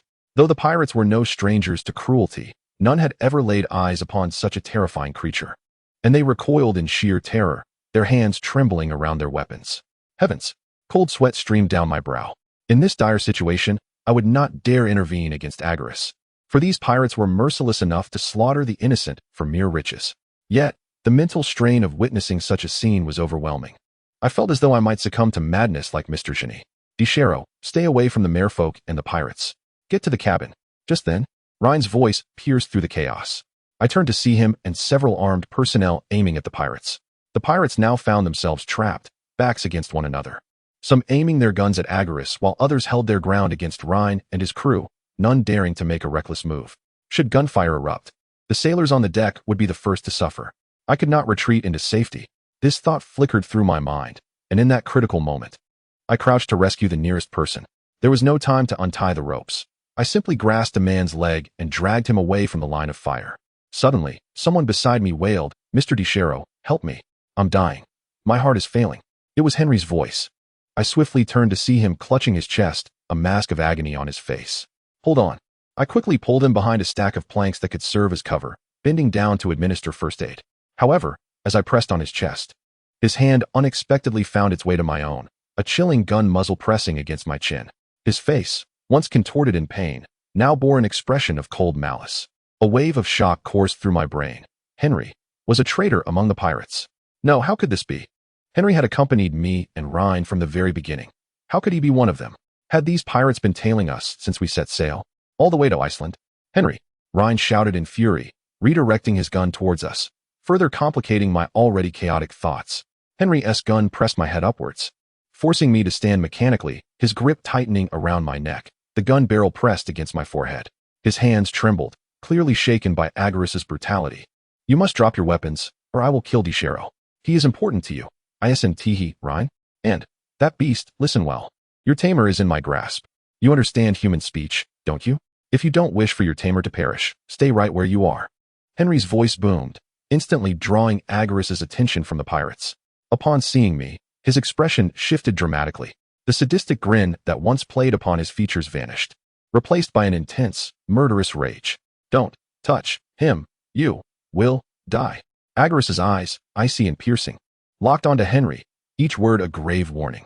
Henry's hand trembled violently, his entire body shaking. My nerves were taut, and I contemplated using psychological tactics to strike a decisive blow against him when, suddenly, a gunshot rang out, fired by some fool on the deck, striking the ground before Agorist. In an instant, he coiled like a great serpent poised to strike. Henry's body jolted, and the gun slipped from his grasp. Heavens above, I silently prayed, seizing the moment to deliver a punch to his abdomen, then bolted to escape. Yet, to my astonishment, Henry did not attempt to retrieve his gun. Instead, he grabbed my waist, throwing me to the ground.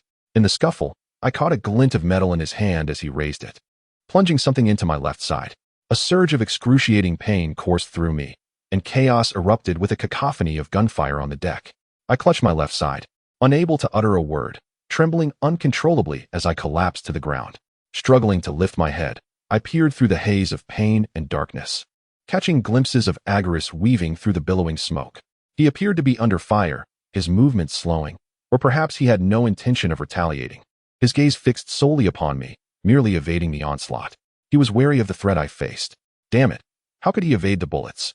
This creature was bound to perish. My heart felt as if gripped by a vice. Despite my loathing for Agorist's beastly nature, I found myself fervently wishing for his safety. More accurately, I was overwhelmed with concern for him, to the point that my physical pain seemed to diminish. I'm fine, attack them, Agorist. I gritted my teeth against the pain in my side, instinctively shouting.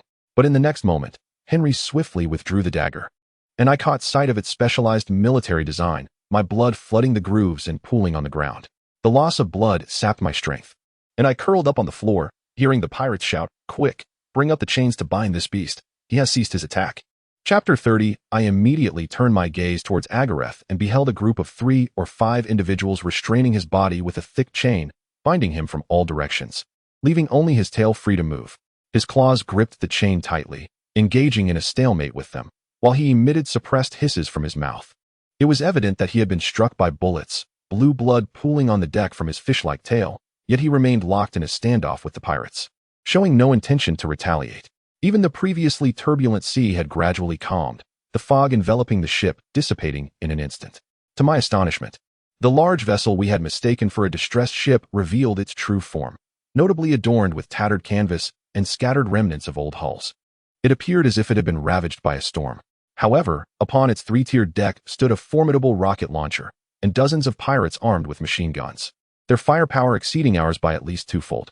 In that moment, it felt as though I had been struck by a thunderbolt, nearly losing consciousness.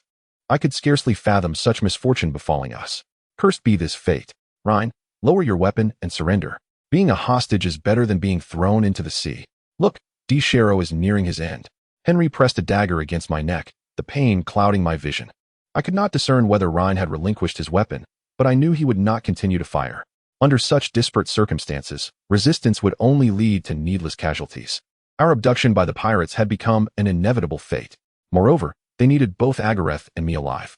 It appeared that the pirates' motives extended beyond mere robbery. Otherwise, how could there be a traitor like Henry Long embedded within our ranks?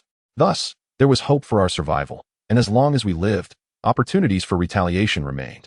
The agony and blood loss gradually dulled my cognitive faculties, while Henry inexorably guided me toward the edge of the deck. The large ship loomed so close that a steel bridge descended, crashing onto our deck with a jarring sound that sent a spray of water into the air. A heavy scent of blood assaulted my senses, accompanied by the clanging of chains dragging across the ground. Instinctively, I turned to look, my eyes bloodshot from pain. As if veiled by a layer of crimson mist, I could vaguely make out Agareth's form, ensnared by chains, being dragged slowly forward by nearly 10 pirates, who struggled to hoist his long, heavy tail onto the bridge, treating him like a beast destined for captivity in a circus. This proud and fierce creature now submitted to the chains binding him like a slave. Perhaps he once possessed the strength to break free. Yet he now found himself in a desperate struggle for survival. A profound sense of discomfort washed over me. I should never have impulsively sought Agareth's help.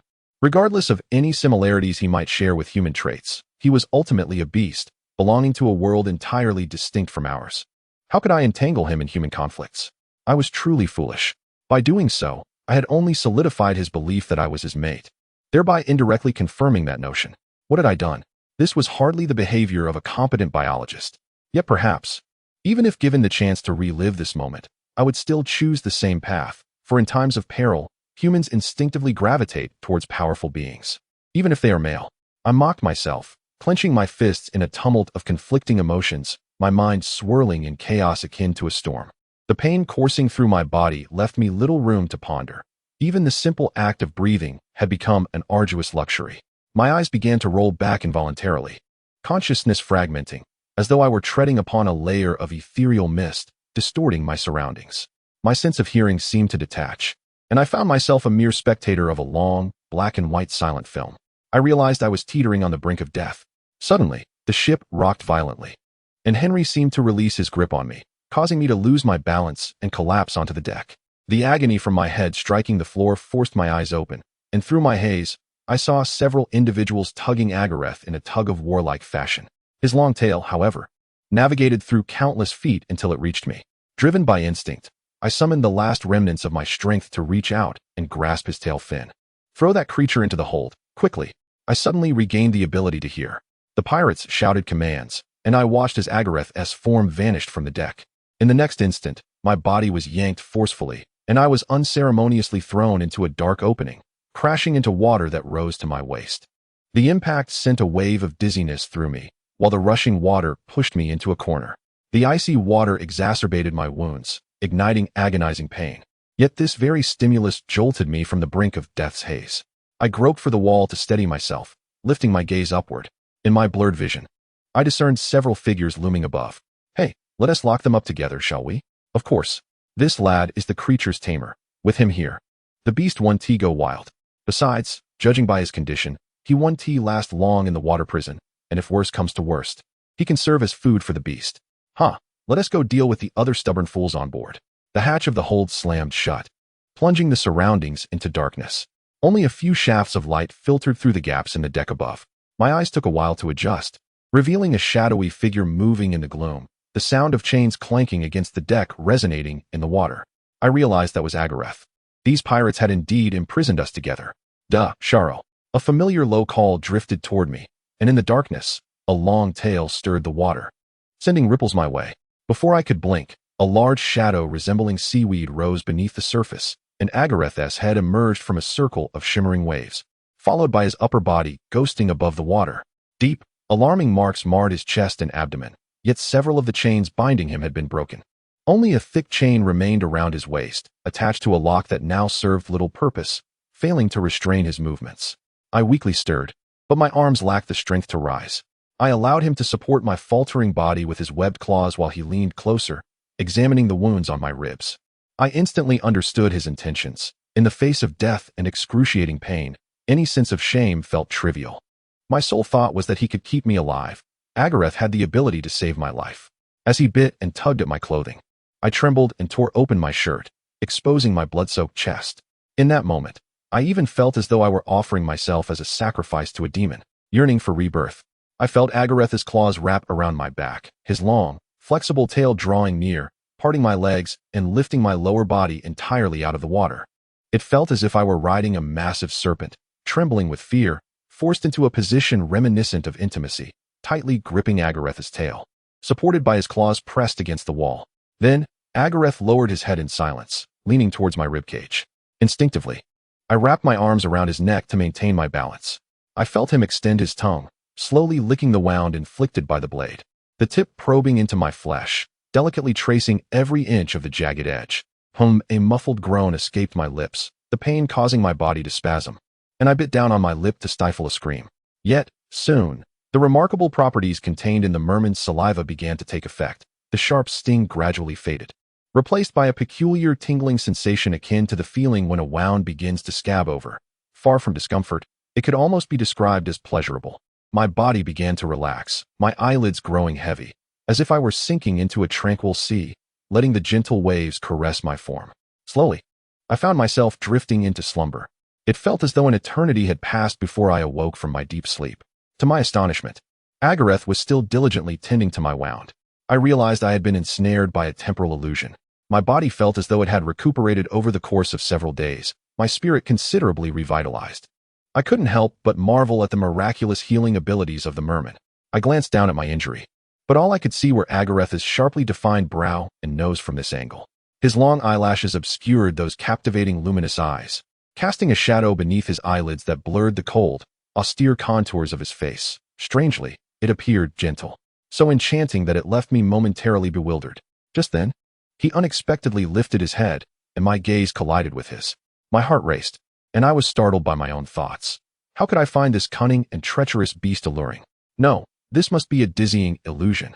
Instinctively, I reached out to push Agareth away, my heart racing as I felt like a thief caught in the act. For his narrowed gaze seemed to pierce through the absurdity of my earlier thoughts. Seemingly pleased with having momentarily bewildered me, Agareth's lips curled into a subtle smile, his head shifting away from my ribcage. Yet, he parted his lips, a wicked smile gracing his features, stained with the blood that adorned the corners of his mouth. His crimson tongue, having roamed my wound, occasionally slipped back into his mouth, laden with suggestive implications. Chapter 31 That tongue had touched had brushed against despite the clear understanding that Agareth was merely healing my wound. The scene before me ignited a tempest of memories. Overwhelming shame surged through my nerves, causing my ears and cheeks to flush with heat. I suddenly felt as if his tongue was not merely exploring my injury, but rather some unspeakable area, causing me to shudder involuntarily. I pushed him away with a sudden jolt, but my hand felt as soft as a sponge, almost caressing his cheek instead. Agareth seized my hand, turning his face to inhale deeply from my palm, as if deriving immense pleasure from the act. Please, stop. I recoiled faster than if I had been burned. My words garbled. I'm much better. No, his gaze fell upon my injury, darkening, and he lowered his head once more. No, don't. Hey. I flailed to push his head away, but my hands were firmly restrained at my shoulders, and the tantalizing sensations from his slick tongue surged back. Instinctively, I arched my back like a fish, overwhelmed by the resurgence of shame that had previously been suppressed by pain. The musky scent emanating from him quickened my breath. Though my body was drenched, I felt an unrelenting warmth envelop me. I clenched my teeth, inhaling deeply, trying to suppress my erratic breathing and the tumultuous beating of my heart. I could not admit that my body had become exceedingly sensitive. Any slight touch from Agareth would elicit a physiological response. The fishtail nestled between my legs brushed against me due to his movements, and I knew I was becoming uncontrollably aroused. Agareth would undoubtedly notice. In a moment of overwhelming embarrassment, I grasped his shoulders, my legs thrashing about, as I shouted, Agareth, Agareth. Put me down, I really am fine. Addressing him in such a manner seemed far more effective than simply saying hey. His grip upon my waist loosened, and my body was lowered. I stumbled slightly, finally finding a gap amidst the tangled fishtail beneath him, swiftly closing my legs in fear of revealing my predicament. Agareth appeared oblivious to my discomfort. He merely turned, leaning against the wall, releasing a sigh of humid relief, then lowered his gaze to examine his own body. It was then I noticed several indented wounds on his abdomen, revealing a faint metallic sheen of the lodged bullets within, while a translucent membrane had formed over the surface of the injuries. Though the bullets had not penetrated his resilient skin, they had lodged themselves halfway inside, impeding Agareth's natural healing capabilities. Perhaps due to the unbearable pain, Agareth suddenly extended his sharp claws to scratch at the membrane covering the bullet holes, and blue blood gushed forth from the torn opening. My chest tightened, and I seized his arm, commanding sharply, stop. You'll only worsen the wound. In this moment, I ought to assist him. However, attempting to extract the bullets by hand would only exacerbate his injuries. The most effective method would be to suck them out. But heavens, that position was too low. I gazed at the bullet wounds, one perilously close to the edge of Agareth's scaled membrane. I could only imagine how excruciatingly embarrassing it would be to extract the ammunition from him. As I hesitated, Agareth suddenly raised his head, locking his deep gaze onto mine. His brow furrowed, pleading in a low tone, "Help me, Desaro." His stare sent shivers down my spine. I averted my gaze from his abdomen, valiantly suppressing the urge to look down, yet I could not escape the intense embarrassment that washed over me. But Agareth had risked his life to save me and had just healed my wound. I certainly owed him some assistance in return. Moreover, a healthy Agareth was undoubtedly our greatest hope against those pirates. "Come on, Desaro, just act as the veterinarian this once and stop overthinking." "Very well, you rogue. Just don't move around. I'll help you get those things out," I replied solemnly to mask my embarrassment. Taking a deep breath, I rolled up my sleeves, crouched down, and carefully positioned myself near his abdominal wound, bracing myself against the wall behind him. The moment my lips met Agareth's injury, his abdomen trembled violently, his webbed claws awkwardly resting on my shoulder, droplets of water trickling into my collar, sending chills down my spine. Yet, I could not waver. I had to maintain the facade of a composed healer, diligently extracting the fragments lodged in his skin. As I exerted more effort, his taut abdominal muscles quivered with each breath like volcanic rock, causing the fragments to sink deeper. I had to use both hands to secure his resilient waist while employing my tongue to retrieve the shards, discarding them to the side. I wiped the sweat from my forehead, and completing the first extraction felt as arduous as enduring a meticulously intricate experiment. It was not merely the challenge to my lung capacity posed by extracting bullets. Rather, the indescribable embarrassment weighed heavily upon me. Moreover, several other bullet holes awaited my attention. I dared not raise my gaze to meet Agar's expression, fully aware that I must have flushed crimson. Instead, I spat out the metallic taste of blood and resumed my task with renewed determination. I swiftly resolved several fragments, leaving only one that lay perilously close to a critical area. As I fixated on the bullet hole, my mind became a tangled mass of anxiety, a significant mental trial. For the sensation was akin to biting into Agar's. I gasped at the very thought, startling myself into a shout and shaking my head vigorously, as if I could dislodge that horrifying notion. Agar's claws rested gently on my shoulders, trembling slightly as he breathed heavily, his abdominal veins bulging. "Help me," I gritted my teeth, closed my eyes, and leaned forward, exhaling deeply before forcefully drawing in breath to extract those accursed fragments with haste. Agar's webbed claws shifted to the nape of my neck, firmly pressing my head down, his abdomen thrusting forward, the fin of his tail brushing rhythmically against my torso. The delicate scales grazed my chest, occasionally brushing against my sensitive spots, akin to lascivious hands. Goosebumps erupted across my skin, but as the fragments finally neared my lips, I was unwilling to falter now.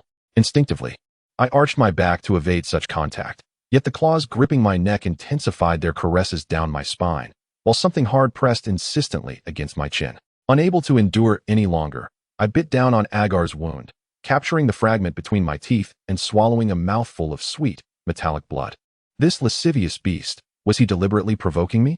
I stumbled backward, finding myself submerged in water, sputtering out the bullet and coughing up Agar's blood. A glance revealed his engorged, purplish member jutting high, pulsating with veins, aggressively pointed at my face, resembling a gun poised to fire. For the first time, I observed up close just how astonishingly large a merman's anatomy could be, and it dawned on me no. The mere thought sent my nerves into turmoil, and I sprang to my feet, scrambling to distance myself from Agar's. Yet his tail slithered after me, like a massive serpent hunting its prey, weaving through my legs and surfacing before me, lifting me entirely out of the water. "Ah, help!" I screamed at the top of my lungs, my body drawn swiftly backward by his tail, my back colliding with the damp, solid expanse of his chest, ensnared tightly in his powerful embrace. Desaro, I felt Agar's icy, soft lips brush against my neck, his nose inhaling deeply as he spoke in a halting mix of Russian and heavy breaths. "Do not fear me." God knows how sincere his tone was, though it was hard to feel reassured with his throbbing member pressing against me. It was akin to a rapist requesting mercy before the act. Even if this beast was risking his life to save me, it could not erase the things he had done to me, nor did it guarantee he would not lose control again. At this very moment, I was painfully aware of that fact, and how could I not be terrified of him? "Do not touch me." The water soaking through my shirt felt like an invasive current of illicit desire, stirring every cell within me to a sensitive frenzy, leaving me shamed and trembling. I struggled to suppress the trembling in my voice, striving for calm. "Agar's, if you wish for me to not fear you, then do not do that again." "Why?" Agar's tightened his breath, his lips brushing against my earlobe, licking and biting with possessive fervor. You are mine. You also love me, ridiculous. I retorted in a fit of rage, turning my head to evade his lips. Yet a claw slid down my back, snaking around my waist, boldly reaching into my pants, grasping my most sensitive area. A reflexive shudder coursed through me, my legs instinctively clamping together, though the primal response betrayed me. Fully falling under his control, being wantonly caressed. I closed my eyes, feeling frozen, blood boiling within me, my mind teetering on the brink of explosion like a failed experiment. Agar's breath tickled my ear as he let out a low, wicked laugh. Here is proof. With that, he seized my hand, guiding it backward until my palm encountered a throbbing mass. Me, too. His moist breath enveloped my ear. Oh my God, Agar's mistook this as affection. He believed my body's reaction was a response to his advances, and that this primal expression of love was the most direct form of union. Damn it, I could not allow him to succumb to desire now, not with those pirates lurking above us.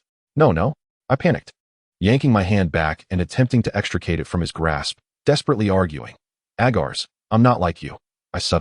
I realized I had no way to explain such complexities of human emotion to Agars. I opted instead to clarify. I do not love you. This does not prove anything. Do you understand? I stumbled through my words, mixing Russian with English in a frantic defense. To my surprise, Agars fell silent for several seconds, seemingly grappling with my words. The grip around my waist loosened, and he lowered me gently, though he did not release my ankle, instead dragging me against the wall. I looked up at the towering shadow that loomed above me, its presence overwhelming. Agars extended his claws, ensnaring my body in an unbreakable grip. My heart raced violently as I clung to the wall, desperately suppressing the rising tide of fear within. Agars leaned closer, his long hair cascading over my shoulder, his nose almost touching mine, his lips hovering near my neck as he inhaled deeply. Do you like that, man? I froze for a moment, expecting the worst. Yet Agars unexpectedly posed such an absurd question. You called him Lane. Agar's face shifted slightly, and in the dim light, I saw his eyes narrow, an unusual gleam within them as he fixed his gaze upon me, articulating each word carefully. I saw you together every day beneath the ship. His voice dropped, intertwining English with Russian as he struggled to convey his meaning, his lips curling back like a blade, emphasizing the final word with a guttural intensity that revealed his jealousy. I was left speechless, momentarily at a loss for words. While Ryan and I diligently searched for traces of mermaids using an underwater detector, Agaris lurked beneath the boat, observing us with an unsettling intensity. It was not merely a coincidence that we had ensnared him with our shark-catching agent. He had been intent on boarding all along. We believed ourselves to be the superior beings, yet we were already at the mercy of this highly intelligent creature. For a few fleeting seconds, my mind was far from his inquiry, for it seemed utterly absurd to me. Yet my brief silence seemed to deepen Agaris's misunderstanding. He gazed at me intently. A fierce unwillingness etched upon his features, his breath hot against my face as he leaned in closer. Do you belong to me? Or to him? I swallowed hard, feeling as though my nerves were being frayed like the strings of a violin by his relentless questioning, producing tremors of anxiety. Suddenly, I realized that while Agaris's intellect may surpass that of humans, in the face of our complex emotions, he resembled a child playing games. His emotional reasoning was raw and unrefined. He stubbornly claimed what he desired and annihilated what he despised, unbound by any principles or ethics. Yet, in this moment, such a simple question proved to be more confounding than the most intricate equations. I was at a loss for how to respond, for I had never contemplated being associated with homosexuality, especially in a context where it was deemed illegal, like in Russia. Now, however, I found myself racking my brain over it. I was an independent man. How could I belong to anyone? But if I answered thus, Agaris would surely fail to comprehend. Should I declare that I belonged to him, it would essentially grant him a free pass to consume me. And if I claimed allegiance to Rhine, who could fathom the catastrophic consequences that might follow? Damn it, I struggled to articulate a few meaningless syllables, feeling utterly overwhelmed. Suddenly, it seemed that Agaris could no longer contain himself. He lowered his head and bit my neck with just the right amount of pressure. His sharp teeth grazed my carotid artery, and a warning hiss emanated from his throat, reminiscent of the sounds he made prior to killing. I was startled, hearing him exhale heavily. Desaro, I am hungry. A chill ran down my spine, and a wave of dread engulfed me. I swore I was genuinely frightened. Images of the gruesome scene aboard the ship flooded my mind. The disemboweled body of the black man and Agaris, drenched in blood, loomed vividly before me. I felt a powerful wave of nausea wash over me, my body trembling uncontrollably. I began to suspect that I had perhaps angered Agaris, leading him to perceive me as a mere meal rather than a companion. How could I have forgotten that Agaris was an unpredictable and ferocious creature? In the face of death, I would rather submit to the role of his mate. "I will eat you," Agaris emphasized his words. His voice a low hiss as he leaned closer to my ear, feigning a bite on my shoulder, his glistening fangs fully exposed. Overwhelmed with fear, I blurted out, "I belong to you. I belong to you, Agaris. Please don't eat me, I belong to you." I lost track of how many times I repeated "I belong to you" in my panic, as if it were a more effective plea for help than anything else. Meanwhile, Agaris continued to nuzzle my neck, his fangs teasing my carotid artery, as if deliberating where to sink his teeth in, emitting a low, sinister hiss. Suddenly, it dawned on me that this was his laughter. I glanced down, only to see his mouth stretching almost to his ears, his long, deep-set eyes fixed on me, filled with a mischievous glint. "You are mine, Desaro." His breath, akin to a flowing current, invaded my nostrils. I suddenly realized that my previous assumptions about the emotional intelligence of merfolk were shallow misconceptions, inadvertently providing him with a valid reason to savor me. How infuriating! Before I could even utter a short gasp, he captured my lips in a kiss. His slick tongue forcefully parted my lips, exploring my mouth with abandon, mimicking the act of coupling, swirling around my tongue as if savoring my essence. Simultaneously, his fishtail coiled up my calves, rhythmically caressing my rear. I was on the verge of madness from embarrassment, yet Agaris was an innate master of seduction. With his dual provocations, what had once wilted was now standing erect. My senses muddled by his kiss, my body weak and pliable, akin to a spineless starfish sprawled upon his tail, allowing him to ravage my neck and descend toward my chest. His tongue, electrified, sent shivers throughout my body, prompting me to clutch his hair in a futile attempt to pull his head away. I gasped, "Not here, you beast." He lifted his head from my chest, breath raging like a tempest. "Where can we?" I nearly slapped myself for my unwittingly provocative words. "What I mean is," I heard my own voice, soft and inviting, and I felt a wave of shame wash over me, as if I were enticing him.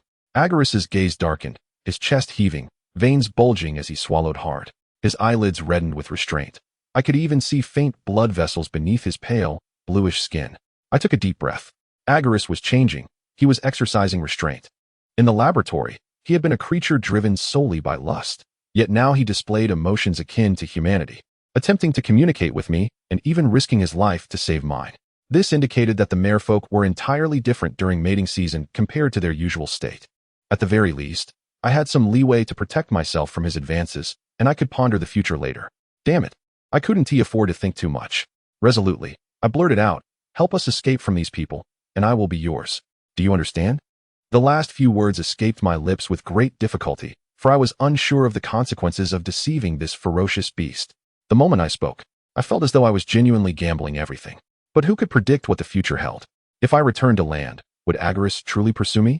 As I made this reckless gamble, I met Agaris's gaze, and the facade of sincerity almost crumbled under the weight of his penetrating stare.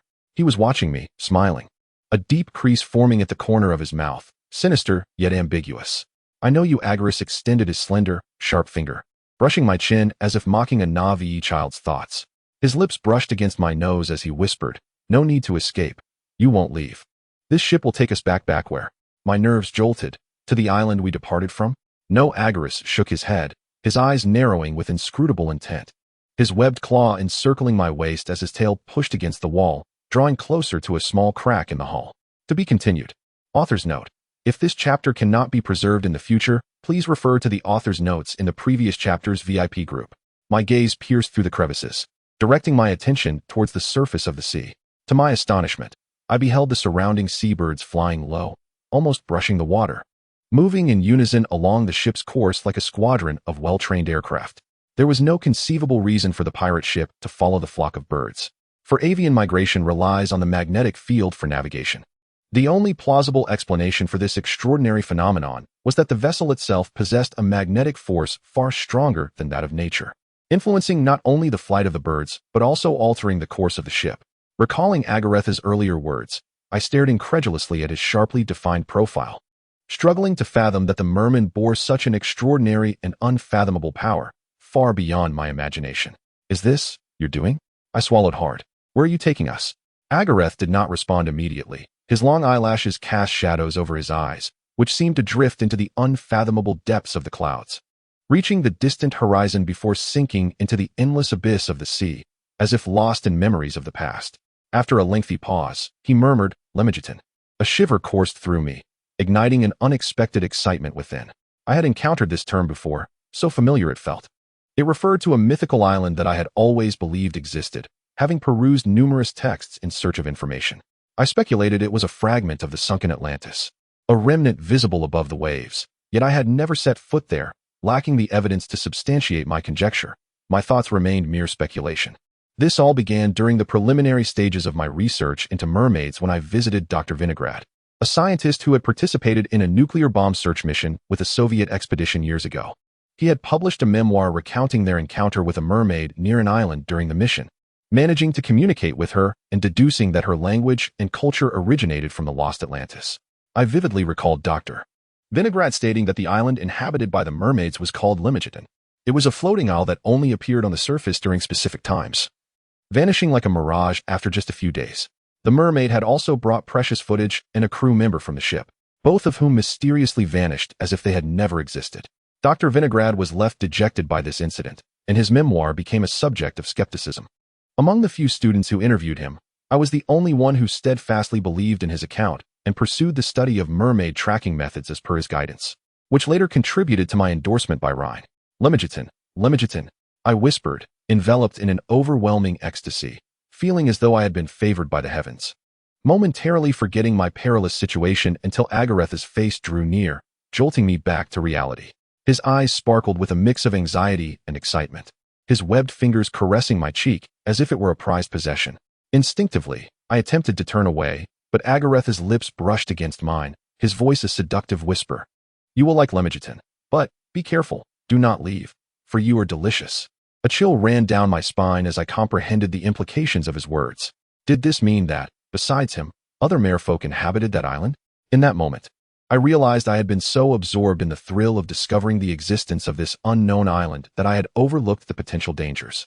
If Limigitan was indeed a haven for mermaids, there would undoubtedly be others like Agareth, predatory beings. What if the male mermaids shared his interest in human males? Oh my, no, that couldn't be. Such behavior defied biological norms.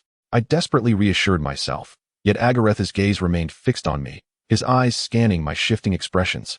Seemingly pleased to have detected a hint of fear, his lips curling into a grin. Do not be afraid, I will protect you. His lips lingered near my nose, his tone almost coaxing, as if he were about to kiss me. Meanwhile, his webbed fingers stealthily maneuvered to my backside, kneading it, while his tail coiled around my calf, slowly and provocatively. Damn it, I do not require your protection, you beast, you lecher, get away. My blunt declaration of defiance ignited a surge of indignation within me, and I instinctively kneed him to thwart his attempts to part my legs. Just then, a cacophony of footsteps echoed from above in the lower cabin. Agareth paused, and we both looked up simultaneously as the hatch above was suddenly thrust open. A hapless individual, bound in ropes, was unceremoniously tossed down like a sack of potatoes, plunging into the water with a splash. As the hatch fell shut, a spray of water erupted from the corner, and a figure emerged from beneath the surface. My heart raced. It was Rhine. He was alive. I instinctively called out to him. But before I could utter a sound, Agaretha's grip silenced me, his tail swiftly dragging me down into the depths. He enveloped me in shadow, shielding me from view as if fearing Rhine would seize me away. To my utter disbelief, he leaned down to press his lips against my neck. Damn it! I braced myself against Agaretha's head as it approached my chest, my eyelids fluttering with anxiety. Those ignorant pirates had no idea what chaos would ensue by confining the three of us in the same cabin. My God! I could scarcely fathom what conflict might arise between Rhine and the merman.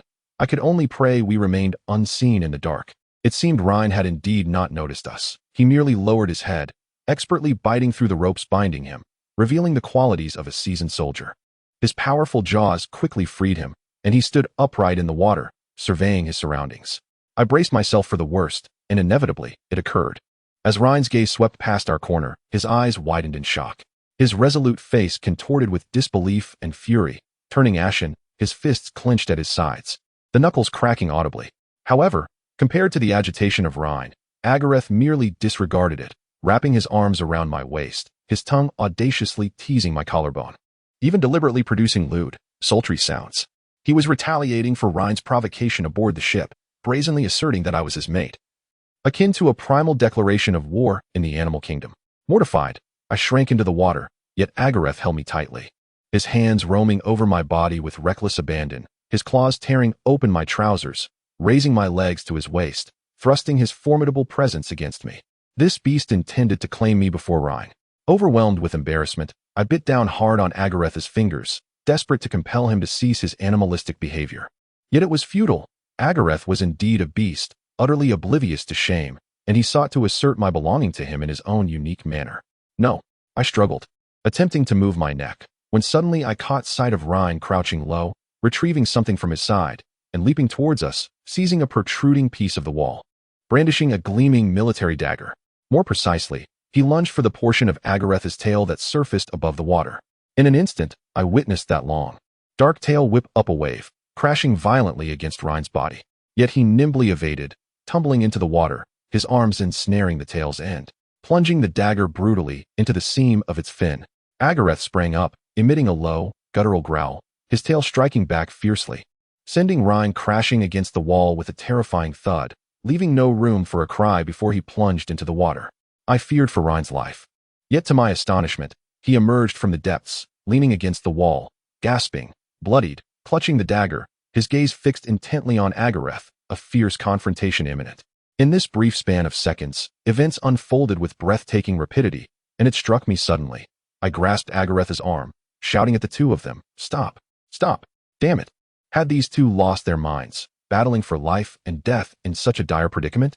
Veins throbbed at my temple, yet I struggled to maintain a semblance of calm. For I was the only one capable of preventing this bloodshed.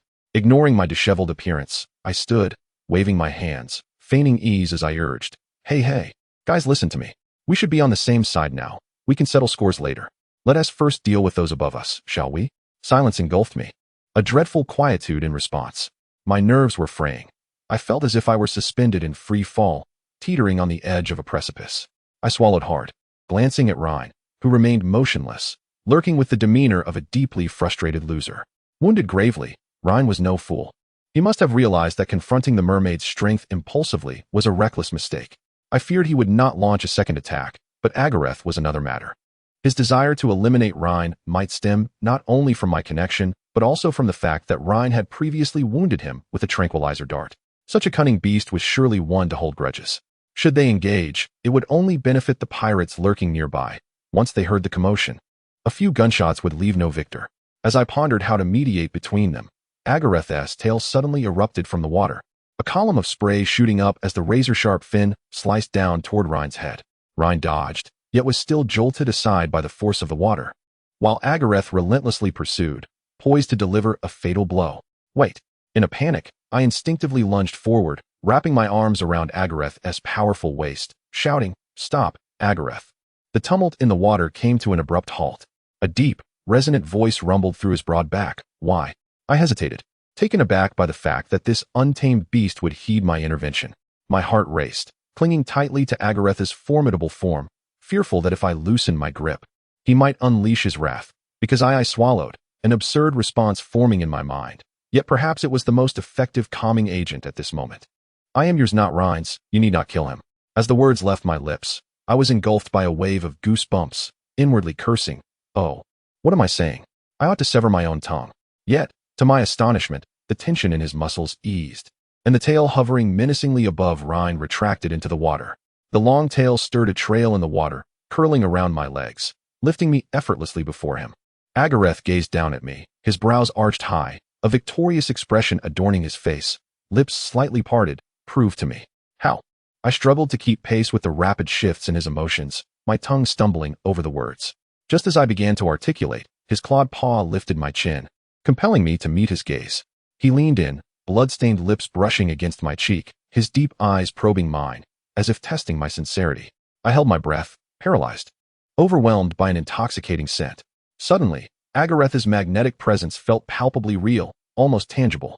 While I deeply cared for the fate of my mentor of 3 years, I found myself grappling not with Agareth's threat, but, paradoxically, with the allure he presented. More precisely, I felt ensnared by his charm.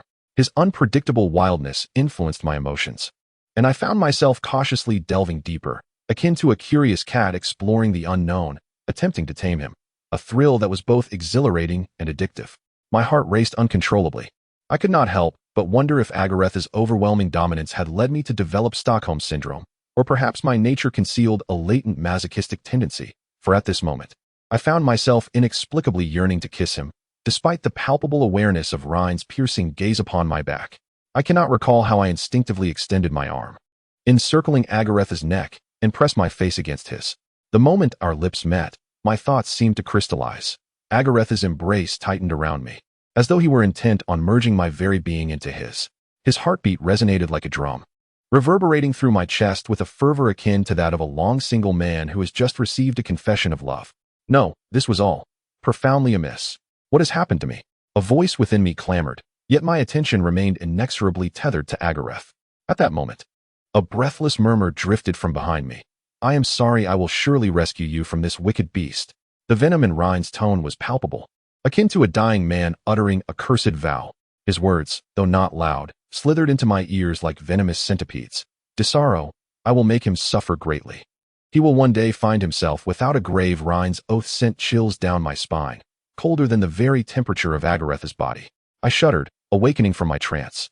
Agareth was intoxicated by the taste of my lips. His heavy eyelids partially closed, his gaze locked onto mine with an intensity that prevented me from drifting away. His kiss was both consuming and domineering, as if he sought to devour not just my breath, but my very soul. His tail, reminiscent of a serpent, guided my body in a rhythm that echoed our earlier encounter. The damp sensation beneath me seeped through the thin fabric, reaching my skin, as if injecting a potent aphrodisiac into every pore, igniting a tumult within every cell of my being. My body involuntarily responded to Agaretha's kiss and caress, yearning for the friction of his tail against me. Yet, my reason filled me with shame. I wished fervently for the strength to push this lascivious beast away. Yet I found myself clinging to his neck as if I were drowning, desperate to keep my trembling legs from finding no purchase and succumbing to the depths. I felt on the verge of asphyxiation, and perhaps due to dizziness, the world around me began to spin until my body tilted alongside Agaretha's tail, plunging into the water. The sudden splash jolted me back to reality. The ship was shaking violently. A tempest was brewing upon the sea. Perhaps a storm was imminent. Did you do this? I flailed helplessly, my body instantly pulled above the surface by Agareth, who wore an expression of heightened vigilance.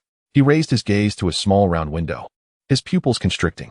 TBC author's note: a new illustration of the mermaid has been updated on Weibo. Agareth holds the drenched Desaro, with both of their faces revealed. Due to limitations on posting images in the romance category, you can find it via the Weibo link in my post.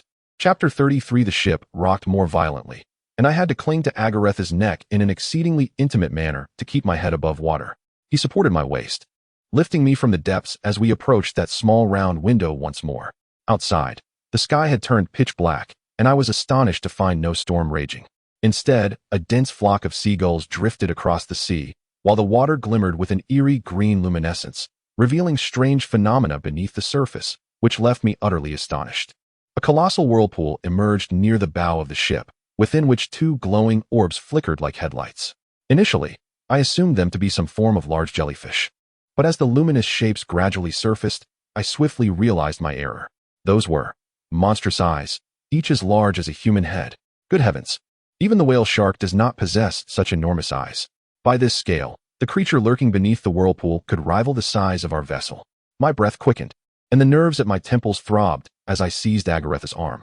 What is that? Our adversary, our predator's. Agaretha's eyes darkened like the depths of the ocean at night, his mouth slightly parting to utter those words, his tone sharp as the fangs that adorned his maw. The adversaries of Merfolk. I widened my eyes, fixated on the immense shadow emerging from the whirlpool, feeling every muscle in my body tense, as if drawn taut like a violin string. What ghastly creature could be the nemesis of such fearsome beings as Merfolk? A creature of this magnitude could not frequently surface. It was a beast from the abyss, drawn to the surface by the scent of Merfolk. Indeed, we were drawing near to an ancient world teeming with unknown life akin to that of mermaids. At that moment, I finally discerned the true form of the creature within the whirlpool. It possessed an enormous, razor-toothed mouth that occupied half its body, while its tail, slender and elongated like that of an electric eel, trailed behind it, adorned with several long, glowing tendrils, poised to strike. I recalled seeing a creature remarkably similar to this one in the most treasured photographs of deep-sea organisms from the Research Institute. It was perhaps a gulping eel. However, the terrifying dentition of this creature was magnified tenfold compared to those documented in the photographs. It was more fitting to describe it as an ancient ancestor of the gulping eel. Suddenly, the massive shadow broke the surface entirely, swimming directly towards our vessel. The deck beneath us reverberated with a thunderous impact, the ship tilting violently as though struck by a tsunami. Even Agareth lost his balance, and together we plunged into the water. A series of increasingly violent collisions ensued. After choking on several mouthfuls of water, Agareth managed to pull me up, but before I could regain my footing, I heard the glass window behind us shatter with a deafening crack. In that fleeting moment, I turned to see a long, serpentine shadow darting towards us like a lightning bolt, my body being flung several meters away by the force of Agareth's tail, narrowly avoiding the shadow's grasp, only to witness it lunging towards Agareth's face like a striking viper. My nerves were frayed, and my scream lodged in my throat. The serpentine entity was seized by Agareth's claws, and with a crack, he crushed a segment of its bone, causing it to dangle limply like a shattered showerhead. I finally discerned that this creature was not a sea snake. It lacked a head. Its circular cross-section mouth was lined with 3 layers of jagged teeth, writhing in a futile struggle mere inches from Agareth's face, and had it succeeded in biting him, his exquisitely crafted features would surely have been ruined. I stared at the bizarre creature, my professional instincts ignited, racing to identify a creature that matched its form. It appeared to be a serrated eel, yet its size was utterly astonishing, stretching over 3 meters in length, while its tail remained outside, thrashing as if influenced by some unseen force, moving in a manner reminiscent of an octopus's tentacle. I suddenly recalled the shape of the monster's tail I had glimpsed underwater, realizing that this serrated eel-like entity was likely a tentacle of that enormous beast, or perhaps a parasitic species. As I pondered this, several shadowy figures surged forth in rapid succession, catching me completely off guard as I narrowly avoided being bitten. Fortunately, Agareth acted swiftly, using his resilient tail to strike against the wall, causing 2 of the creatures to nearly glide past my abdomen. Perhaps his counterattack inflicted pain upon the massive moray eel, as the ship began to tremble more violently. Above us, the cacophony of hurried footsteps and gunfire melded into a chaotic symphony, and a man's terrified shout pierced through. "Quick!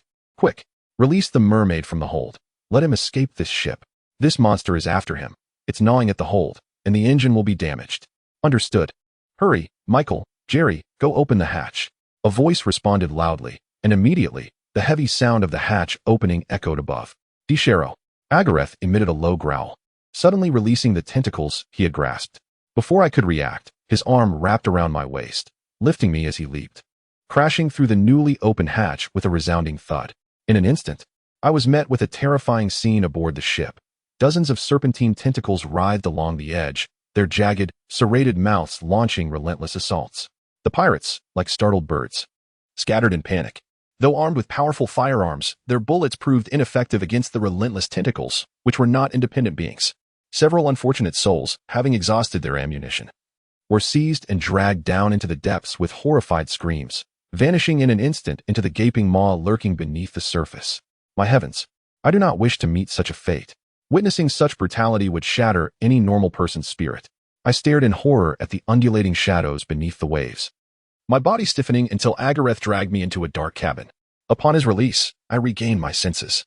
Agareth's elongated tail glided past me in the night, his figure poised at the edge of the mast, turning back to gaze at me with piercing, luminous eyes.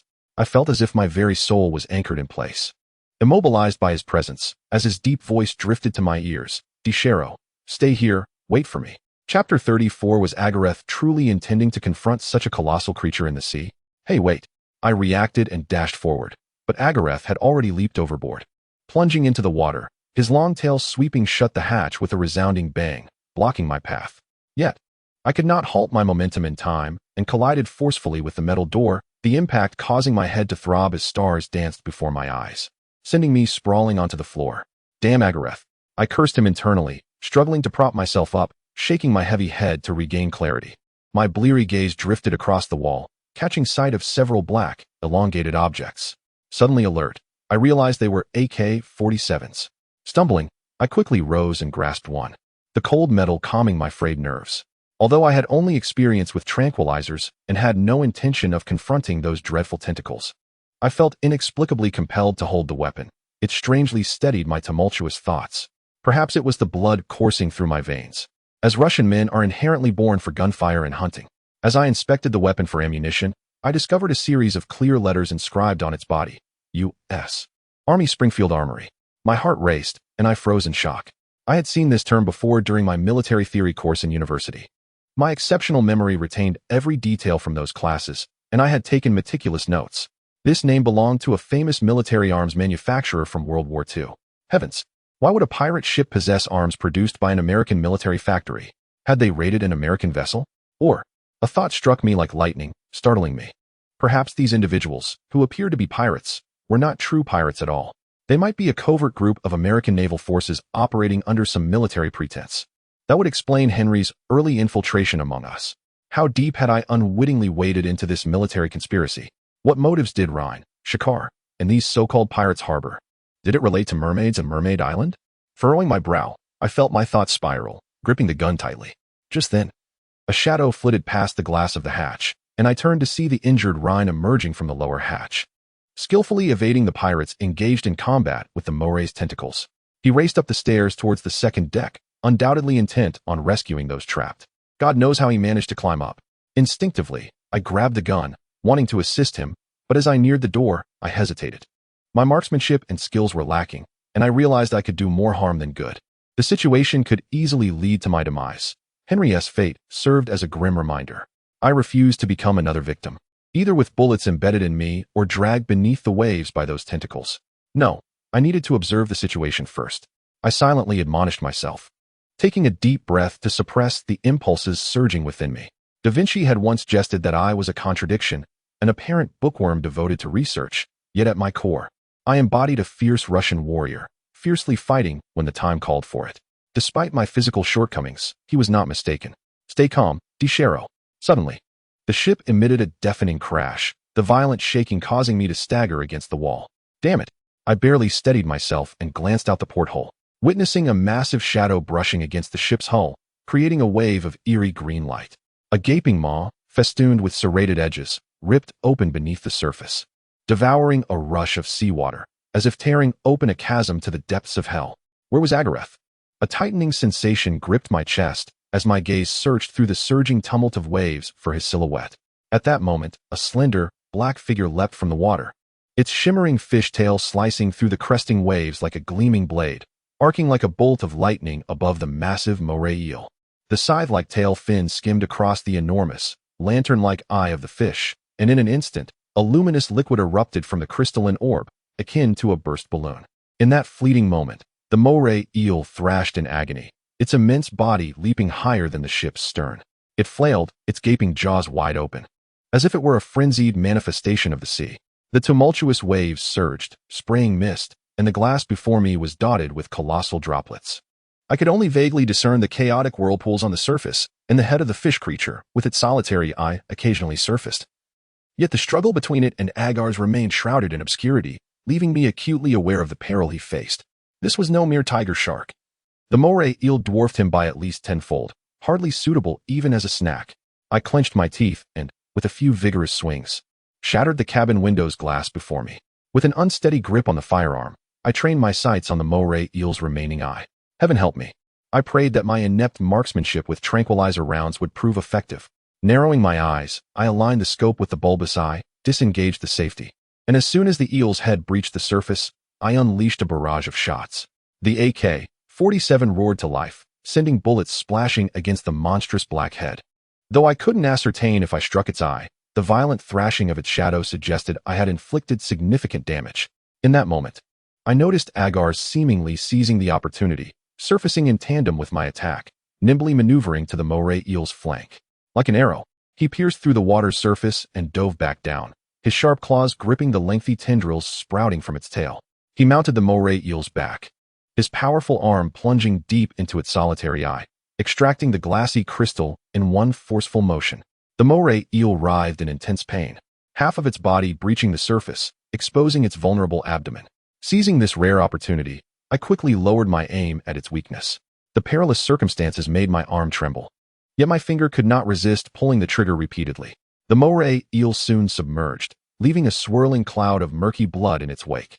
The water churned like chaos, stirred by a tornado. I could no longer discern Agar's whereabouts. A wave of anxiety washed over me.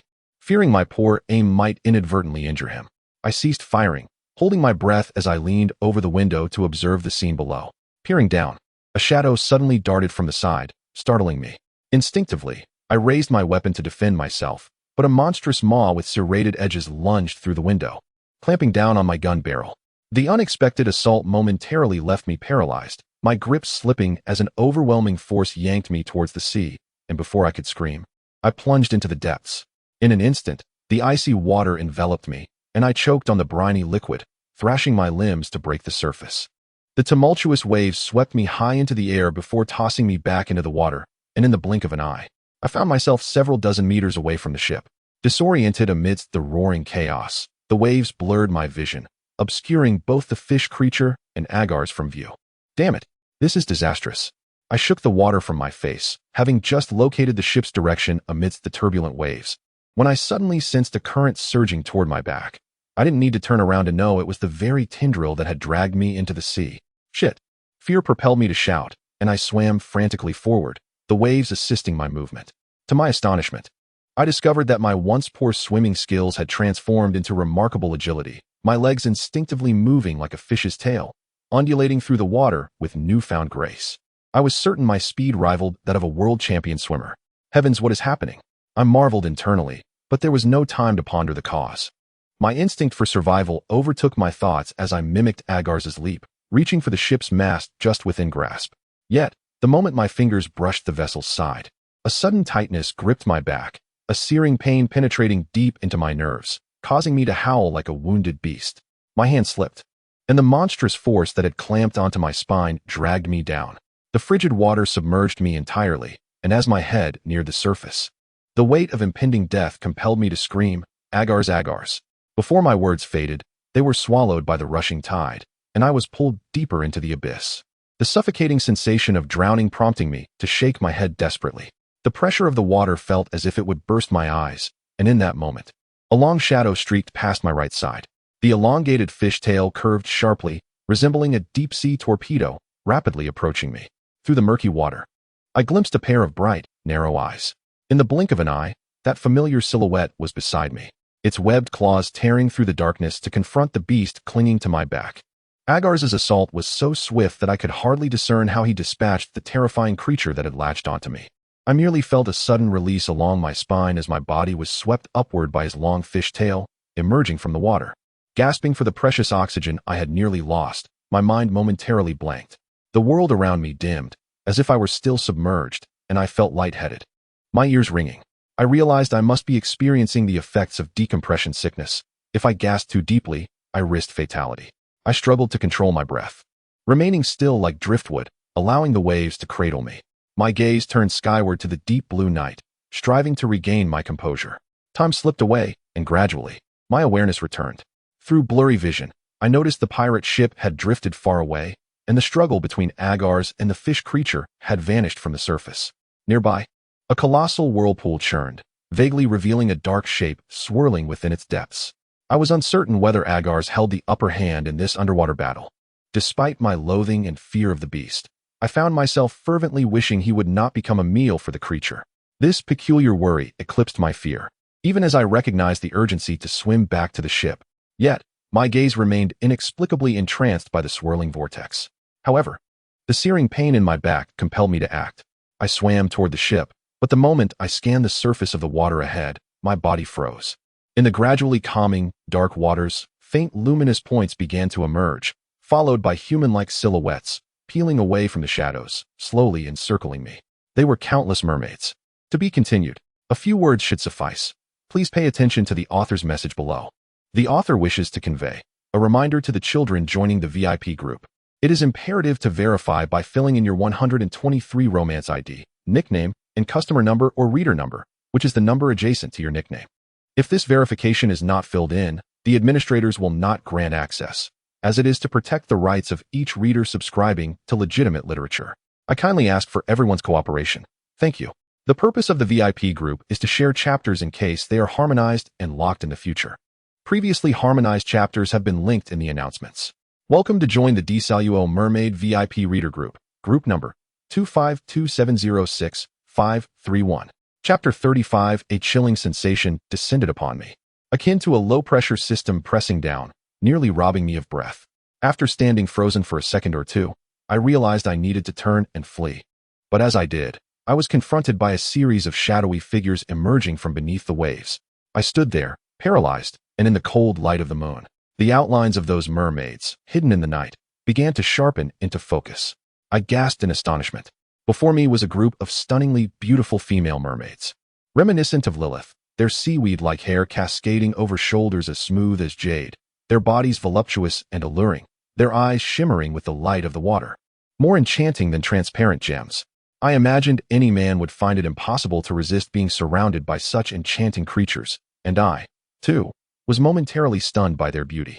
Before long, these female mermaids swam so close that they were almost within arm's reach. As their gazes fixed upon me, an intense cold washed over me. They smiled, appearing to harbor no ill intentions, yet their expressions were undeniably peculiar. I struggled to articulate the sensation. If I had to describe it, I would say they looked at me as though I were a dying patient on an operating table or a sacrificial offering poised for demise. "Hey, you all," I stammered, trembling as I managed to utter a few words, but they suddenly vanished beneath the surface of the sea. In the next moment, my body felt weightless, lifted by several white arms extending from the water. If I were on land, being carried by a group of beautiful women, I would likely feel like a star, but instead, I was gripped by an overwhelming sense of foreboding. Instinctively, I struggled and attempted to call out for Agares. But a webbed claw swiftly covered my mouth, and my hands and feet were firmly restrained, as if I were a lamb awaiting slaughter. Heavens! What do they intend to do? I felt as if I might suffocate from anxiety, my eyes wide as I desperately surveyed my surroundings. The biting sea breeze transformed into an engulfing fear that coursed through my body, causing me to shake uncontrollably. I watched helplessly as a small whirlpool formed to my right, a shadow surfacing from its depths, revealing a ghostly visage amidst the waves.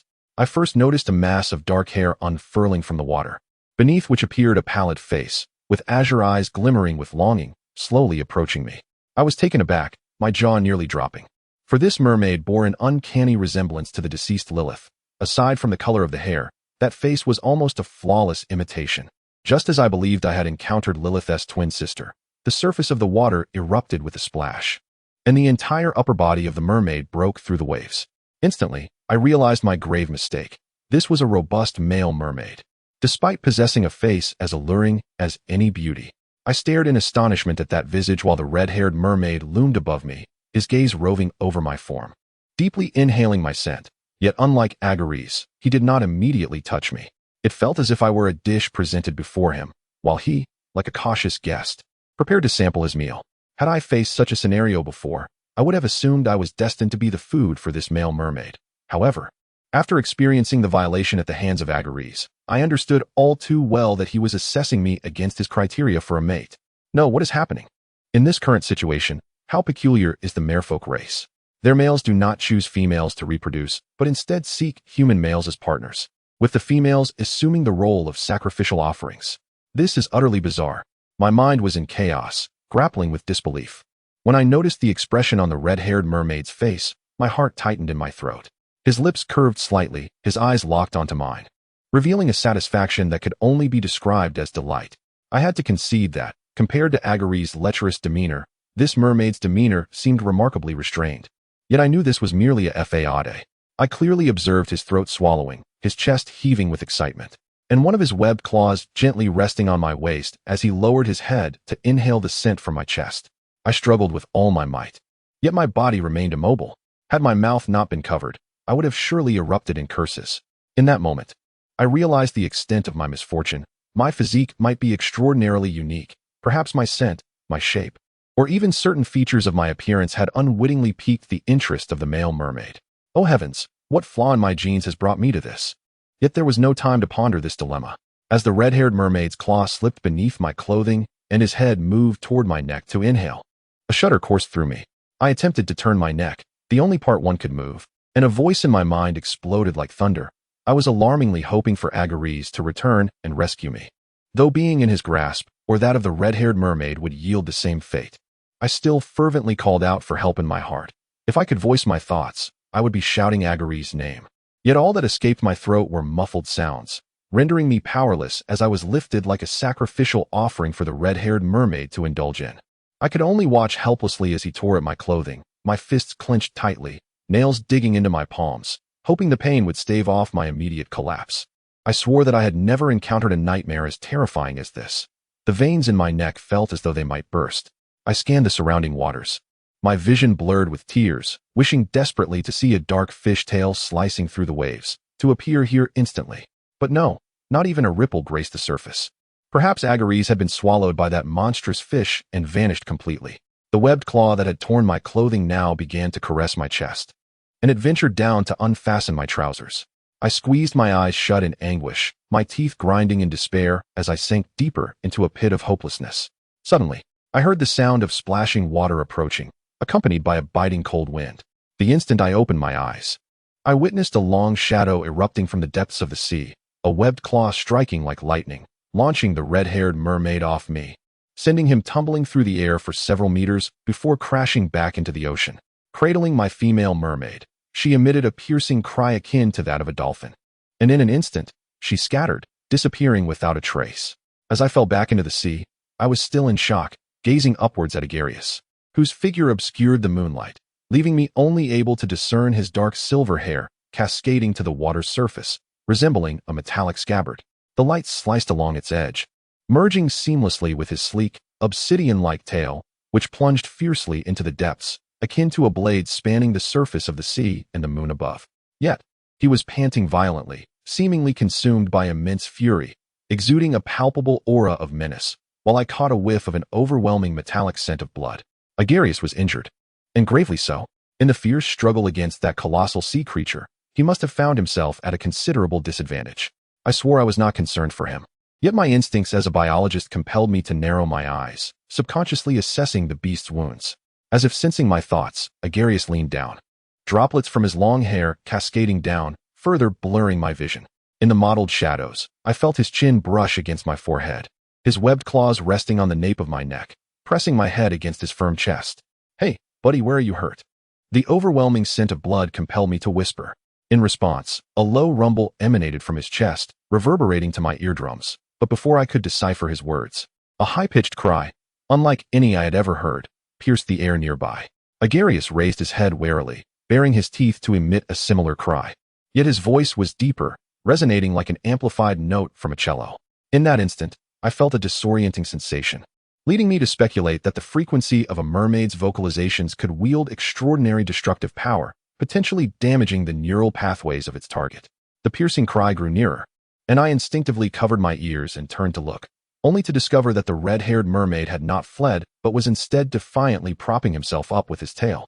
Standing upright in the water, his claws were spread wide at his sides, exuding an air of unwillingness to relent, poised to strike at any moment. Seemingly emboldened by Agarius's injuries, his expression almost arrogant, his piercing eyes fixed upon me with a burning intensity. Agarius then stood tall, releasing me without an inkling of retreat, his tail slicing through the water to reveal a formidable barrier between me and the red-haired mermaid. I immediately noted that the mermaid's tail was considerably shorter compared to Agarius's, possibly indicative of age. Agarius might be a remarkably ancient mermaid, if their social structure bore any resemblance to that of lions. I was inclined to believe he could very well be the leader of his kind. Should he be defeated, he would likely face a tragic fate, cast out and left to suffer. I realized I must be succumbing to obsessive thoughts under such intense circumstances. My heart raced uncontrollably, for I could not prevent the imminent clash of these wild clans. "Wait, Agarius, your injuries." Despite knowing my chances of stopping him were slim, I instinctively grasped his arm. In that moment, I noticed his back, concealed beneath his flowing hair, was stained with blue blood, even saturating the tips of his hair. One could only imagine the severity of his wounds. I froze momentarily, as the pain in my back, which I had nearly forgotten amidst the peril, surged back with a vengeance. A sharp, stabbing sensation coursed through my spine, forcing me to bend over, my fingers digging into my shoulder. Damn it! Why does it hurt so much? I gritted my teeth, knowing I had to endure. I could not seek Agarius' aid now, lest I jeopardize his victory. Thus, the moment Agarius turned back, I instinctively submerged myself underwater, exposing only my head. The sensation of salt water seeping into my wounds felt akin to salt being rubbed into an open sore, causing my body to shudder violently from the irritation. Yet, I remained resolute, locking my gaze onto Agarius' luminous eyes, taking a deep breath, and striving to maintain composure as I said, "Hey, you're hurt badly. Could you perhaps negotiate peace with that ambiguous creature?" I knew my words were utterly absurd. The concept of negotiation, a human construct, had no place in the realm of wild beasts, yet I still hoped for a better resolution, as I did not wish for Agarius to lose his position of leadership due to me. Heaven knows how unnatural it is for humans to interfere in the dynamics of wild clans. Agarius stared at me, the depths of his eyes swirling with unpredictable currents, his webbed claw gently pressing against the back of my head, as if cradling a cherished glass artifact.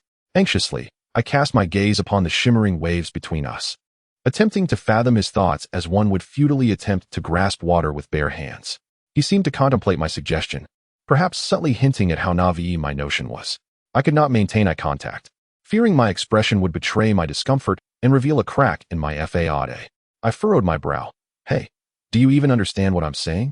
Before I could finish, the taunting cry of the red-haired mermaid echoed once more, and as I lifted my head, I realized he had closed the distance between us by several meters, his tail creating towering waves upon the surface.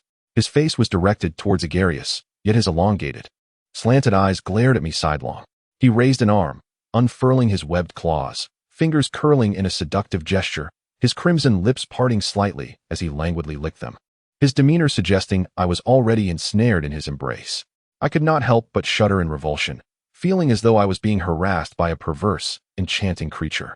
I questioned whether all mermaids possessed the same captivating allure as Agarius, for despite my disgust, my gaze was uncontrollably drawn to the red-haired mermaid, and my breath quickened. At that moment, I felt a tight grip around the nape of my neck, the shadow of Agarius looming over me, obscuring my view. In the next instant, his lips crashed down upon mine, his tongue forcefully prying open my mouth, claiming me with a fervent kiss.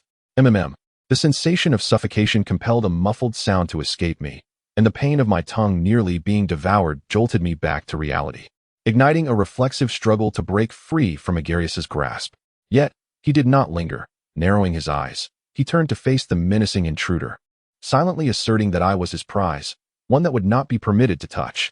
His profile was sharp, his expression dark, as his ivory fangs glinted ominously, radiating an aura of chilling menace.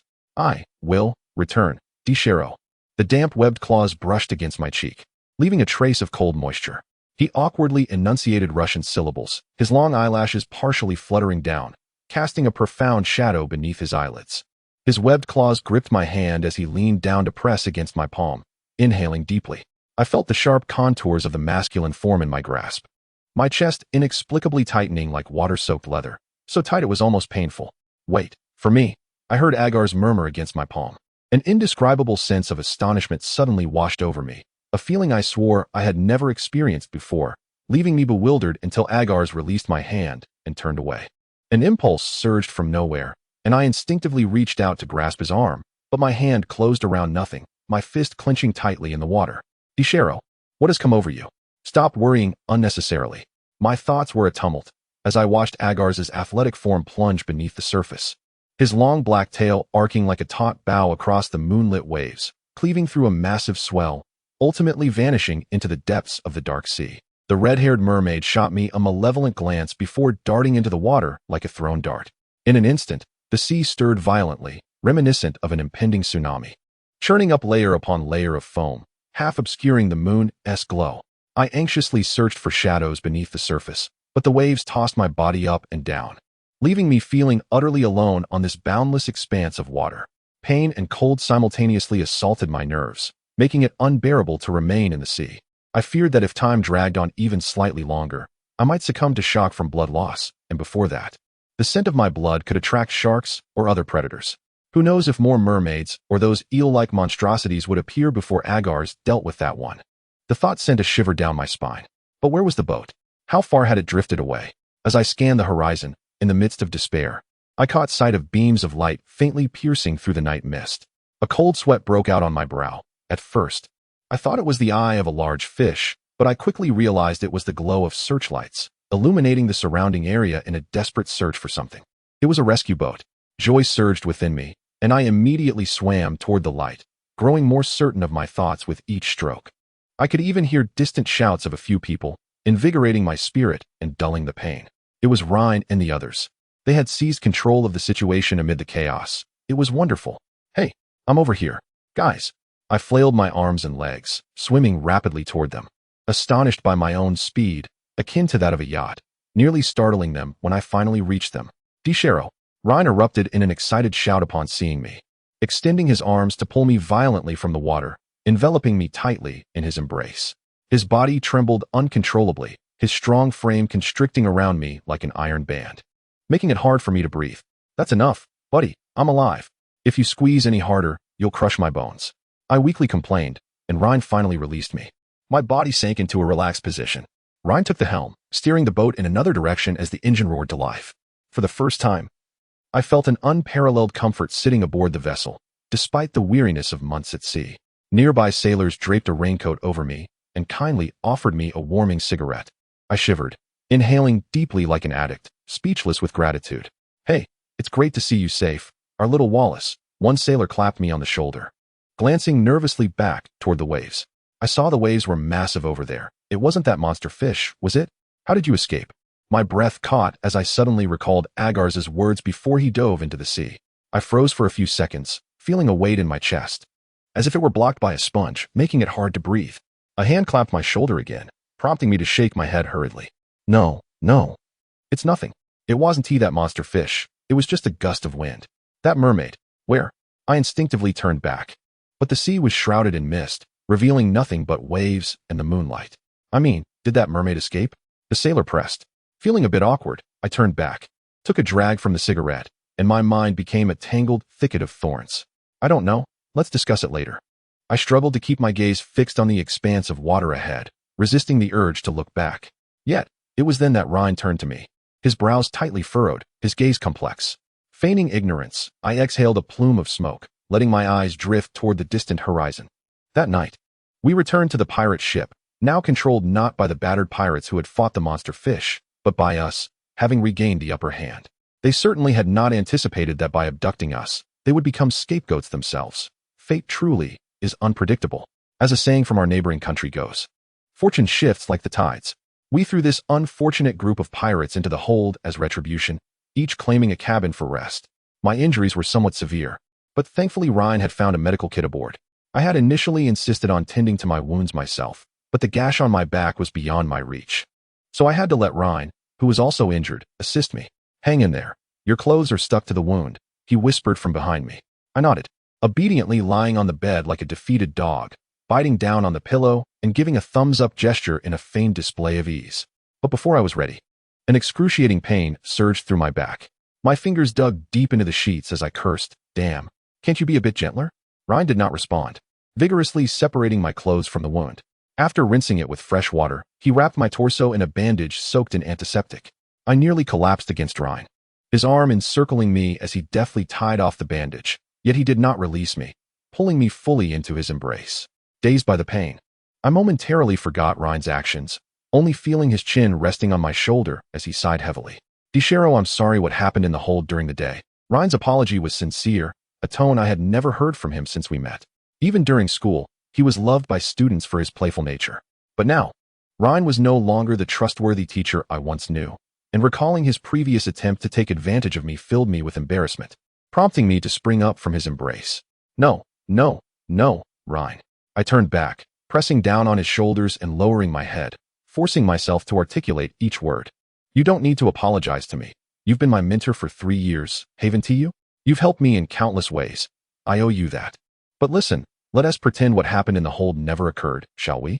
Ryan gazed at me, his expression growing rigid, hesitant to speak. I could surmise the words he wished to utter. The events in the lower hold had evidently left him quite shaken. His apology undoubtedly stemmed from the belief that I had compromised my own integrity to placate Agrairs on his behalf. In truth, I had indeed advocated for his life to Agrairs, but I was keenly aware of the potential for Ryan to misconstrue my intentions. He might think I had used my own well-being as a bargaining chip due to my concern for him.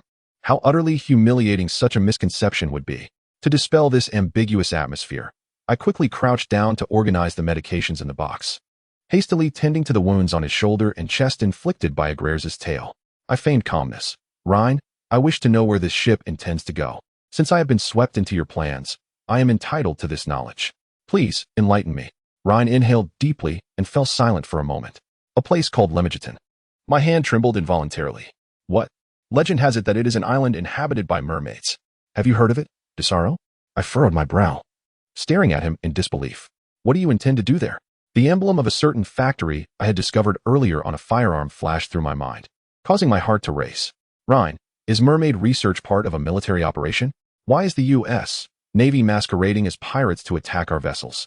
Ryan's expression shifted dramatically. You actually uncovered that? I scoffed derisively. I am a top student in military theory. How could I possibly overlook those insignias? Tell me, what is truly going on? You cannot leave me in the dark. Ryan appeared taken aback by my sudden assertiveness, scrutinizing me as if I had transformed into a stranger he no longer recognized. After a prolonged silence, he shook his head, his face as cold as ice. It is a military order to keep secrets from anyone outside the core operatives, Desaro. But I assure you, I will not allow you to be harmed again. He grasped my wrist tightly, his pupils dilating as memories of past horrors flashed before him, his breath growing labored. I will not let that beast hurt you again. Shut up, I erupted, incensed as if my tail had been stepped on. My fists clenched in a threatening posture above Ryan's head as I glared furiously at him. Try saying that again. Ryan pressed his lips together and stared at me for several seconds before suddenly gripping my collar and forcefully pinning me against the nearby bed, heedlessly kissing me. The moment his lips touched mine, a volcanic fury erupted within me, and I pushed him away with a surge of unexpected strength. I propped myself against the wall, clutching the torn fabric of my clothing as I glared at him, panting. Get out. Ryan stood there like an immovable mountain. I nearly leaped from the bed, shoving him out with brute force, slamming the door behind him, and turning off the light before collapsing back onto the bed. I buried my head in the pillow, attempting to plunge into sleep, determined to banish all thoughts. My body and mind were utterly exhausted, yet my thoughts waged a chaotic battle. My gaze drifted involuntarily to the dark, turbulent sea outside, my emotions swirling like the undercurrents, pulled into a vortex of confusion. The words of Agraire's echoing hauntingly in my mind. Perhaps to that beast, I had broken my promise. But I had never agreed to anything. I found myself troubled by this notion. What was wrong with me? Had I truly developed feelings for a creature that had assaulted me? How utterly absurd, how laughable. I chastised myself, yet I could not muster a smile, for even though such a thought was patently impossible, its emergence nearly drove me to madness. I banged my head against the pillow in frustration, wishing it were a solid rock that could knock me unconscious. Yet it offered neither immediate relief nor a cessation to my bizarre thoughts, merely providing a refuge to bury my face, concealing my pent-up turmoil. Rumble. As if in sync with my mood, thunder suddenly rumbled in the distance, lightning flickering ominously. I knew a storm was imminent. Damn it. I pulled the blankets around me, retreating into their warmth and shutting my eyes. The stifling atmosphere blurred my consciousness, and in a hazy state, I caught a whiff of a familiar, intoxicating scent of hormones. To my astonishment, it emanated from my own body, seeping from my very marrow, infiltrating my nostrils, coursing through my chest, descending to my lower abdomen, flowing towards. A peculiar current spread from a place I could scarcely acknowledge, and I felt a sheen of sweat form on my skin, my breath quickening. My hands fumbled beneath the sheets, ultimately succumbing to primal temptation, slipping into my pants to explore the areas of my body that cried out for release. In that solitary darkness, shame seemed entirely eclipsed, and desire expanded infinitely.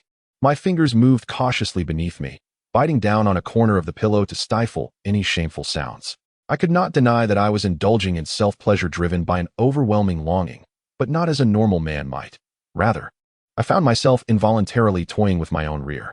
I could not escape the reality that my thoughts were consumed by Agraire's. I was inexplicably yearning for that beast.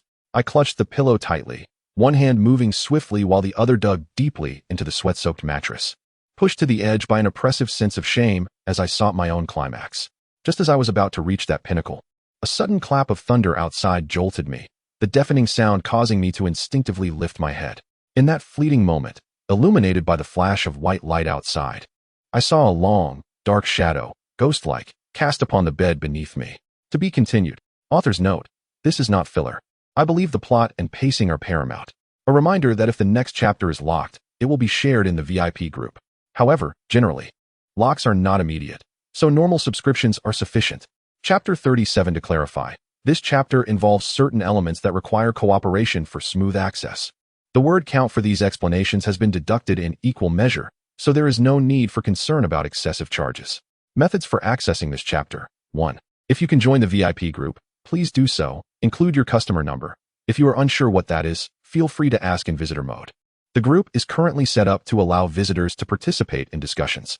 Group number 252706531. Please note that you must join the group to download shared content, which will be uploaded to the shared area by 10 p.m. tonight. It is advisable not to leave, as there will be more chapters that may be restricted. 2.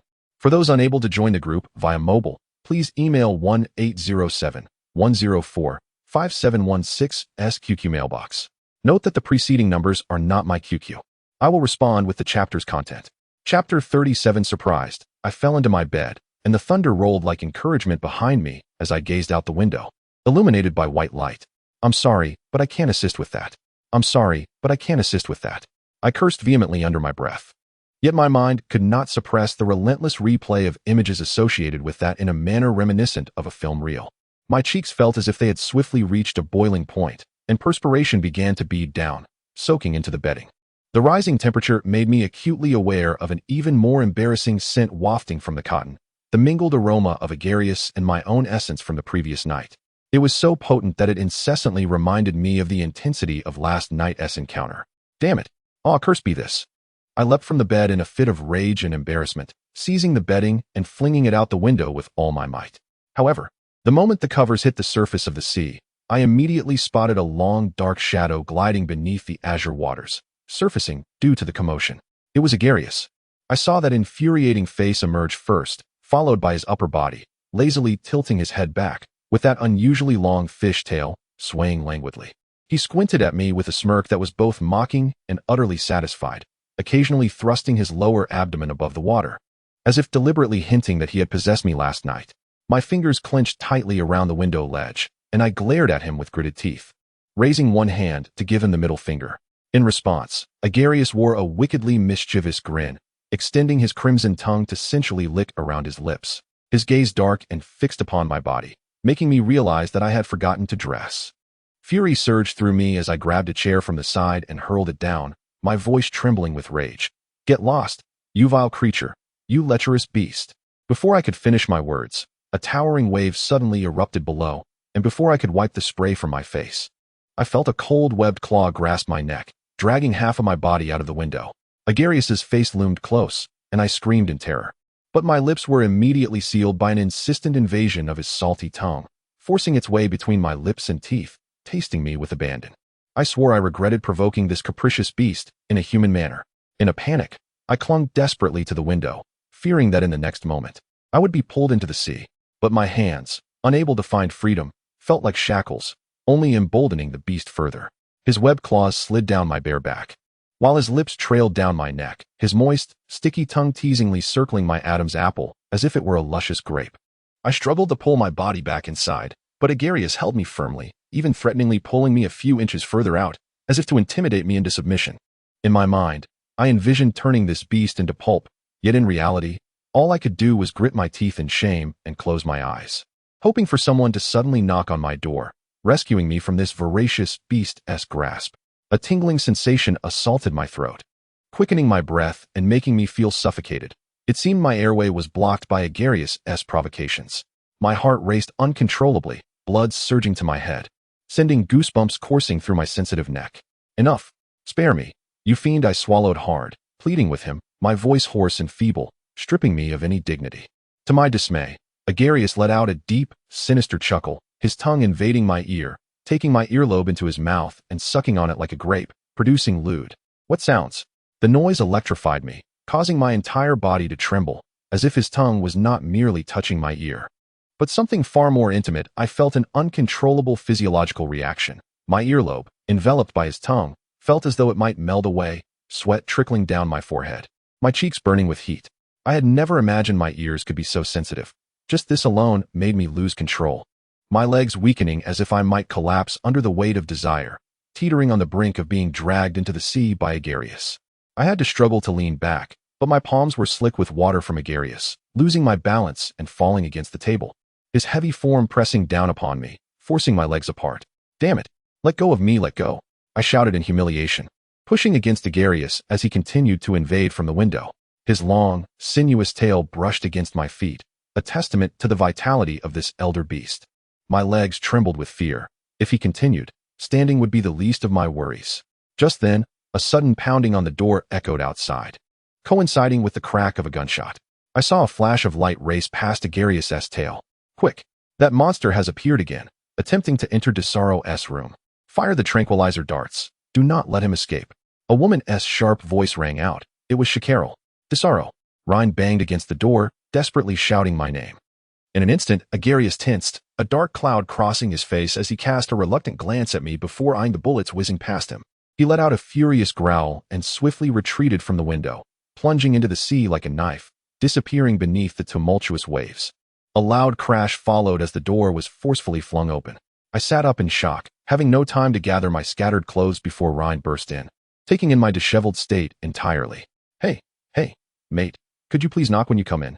I yelled incoherently, utterly mortified, scrambling to gather my clothes from the floor, hastily pulling them on in a frenzy.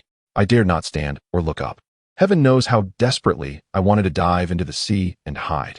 However, before I could fasten my pants, I felt a tight grip on my arm, and Ryan dragged me to my feet. I could see the bloodshot veins in his eyes. Desaro, are you all right? Did that beast? His gaze trailed down to my neck, abruptly freezing, his rugged features twitching slightly. Without needing to look, I knew the state of my body. It must be marred with the marks left by Agarius. My cheeks flared with humiliation, and I nearly bit my tongue in frustration. Have you seen enough? The unbearable shame of being exposed compelled me to break free from Ryan's hold, snatch my clothes, and flee out the door, racing to the bow of the ship. With a surge of adrenaline, I climbed to the lookout tower, finally collapsing onto the railing, gazing out at the boundless sea, my mind a tumult of chaos. Chapter 39. I forced myself to clear my mind, contemplating nothing at all. The sea breeze caressed my face, the water now a tranquil, deep blue, reflecting vast patches of clouds in the heavens above. When I was in Moscow, I dreamed of dedicating my life to the mysteries of the sea, yearning to explore the world of mermaids, living in an environment starkly different from humanity. I would have willingly sacrificed my life for such research. However, I never anticipated being ensnared by a mermaid, surrendering my body and half of my life to it. I am undeniably a student with a promising future. My hands clasped my head, fingers deeply entwined in my hair. According to my original plan, at this moment, I should be returning to Moscow with visual data and information about mermaids, diligently focusing on completing my thesis, thereby smoothly advancing to graduate studies and continuing a peaceful and fulfilling life. Yet everything has spiraled into chaos, utterly disordered. I have drifted too far with the current. From the moment that cursed mermaid appeared, my life has completely derailed, or perhaps it was the instant I boarded the research vessel that fate slipped from my grasp. My social experience is scant, my initiative lacking, and I am utterly powerless against the upheaval surrounding me, like a mantis attempting to stop a chariot. Damn it! Heaven knows how much I long to return. My gaze swept over the ship's hull, and suddenly, a spark of inspiration ignited in my mind. Perhaps I am not entirely helpless. I may be able to utilize the lifeboat and escape under the cover of night, but where are we now, and what are our coordinates? I looked around, and upon seeing a faint outline cloaked in clouds, I froze in astonishment. I instinctively rose, grasping the telescope from the lookout point, peering through the lens. The sky at the horizon was indeed the hue of night, as if it were a portal to another realm.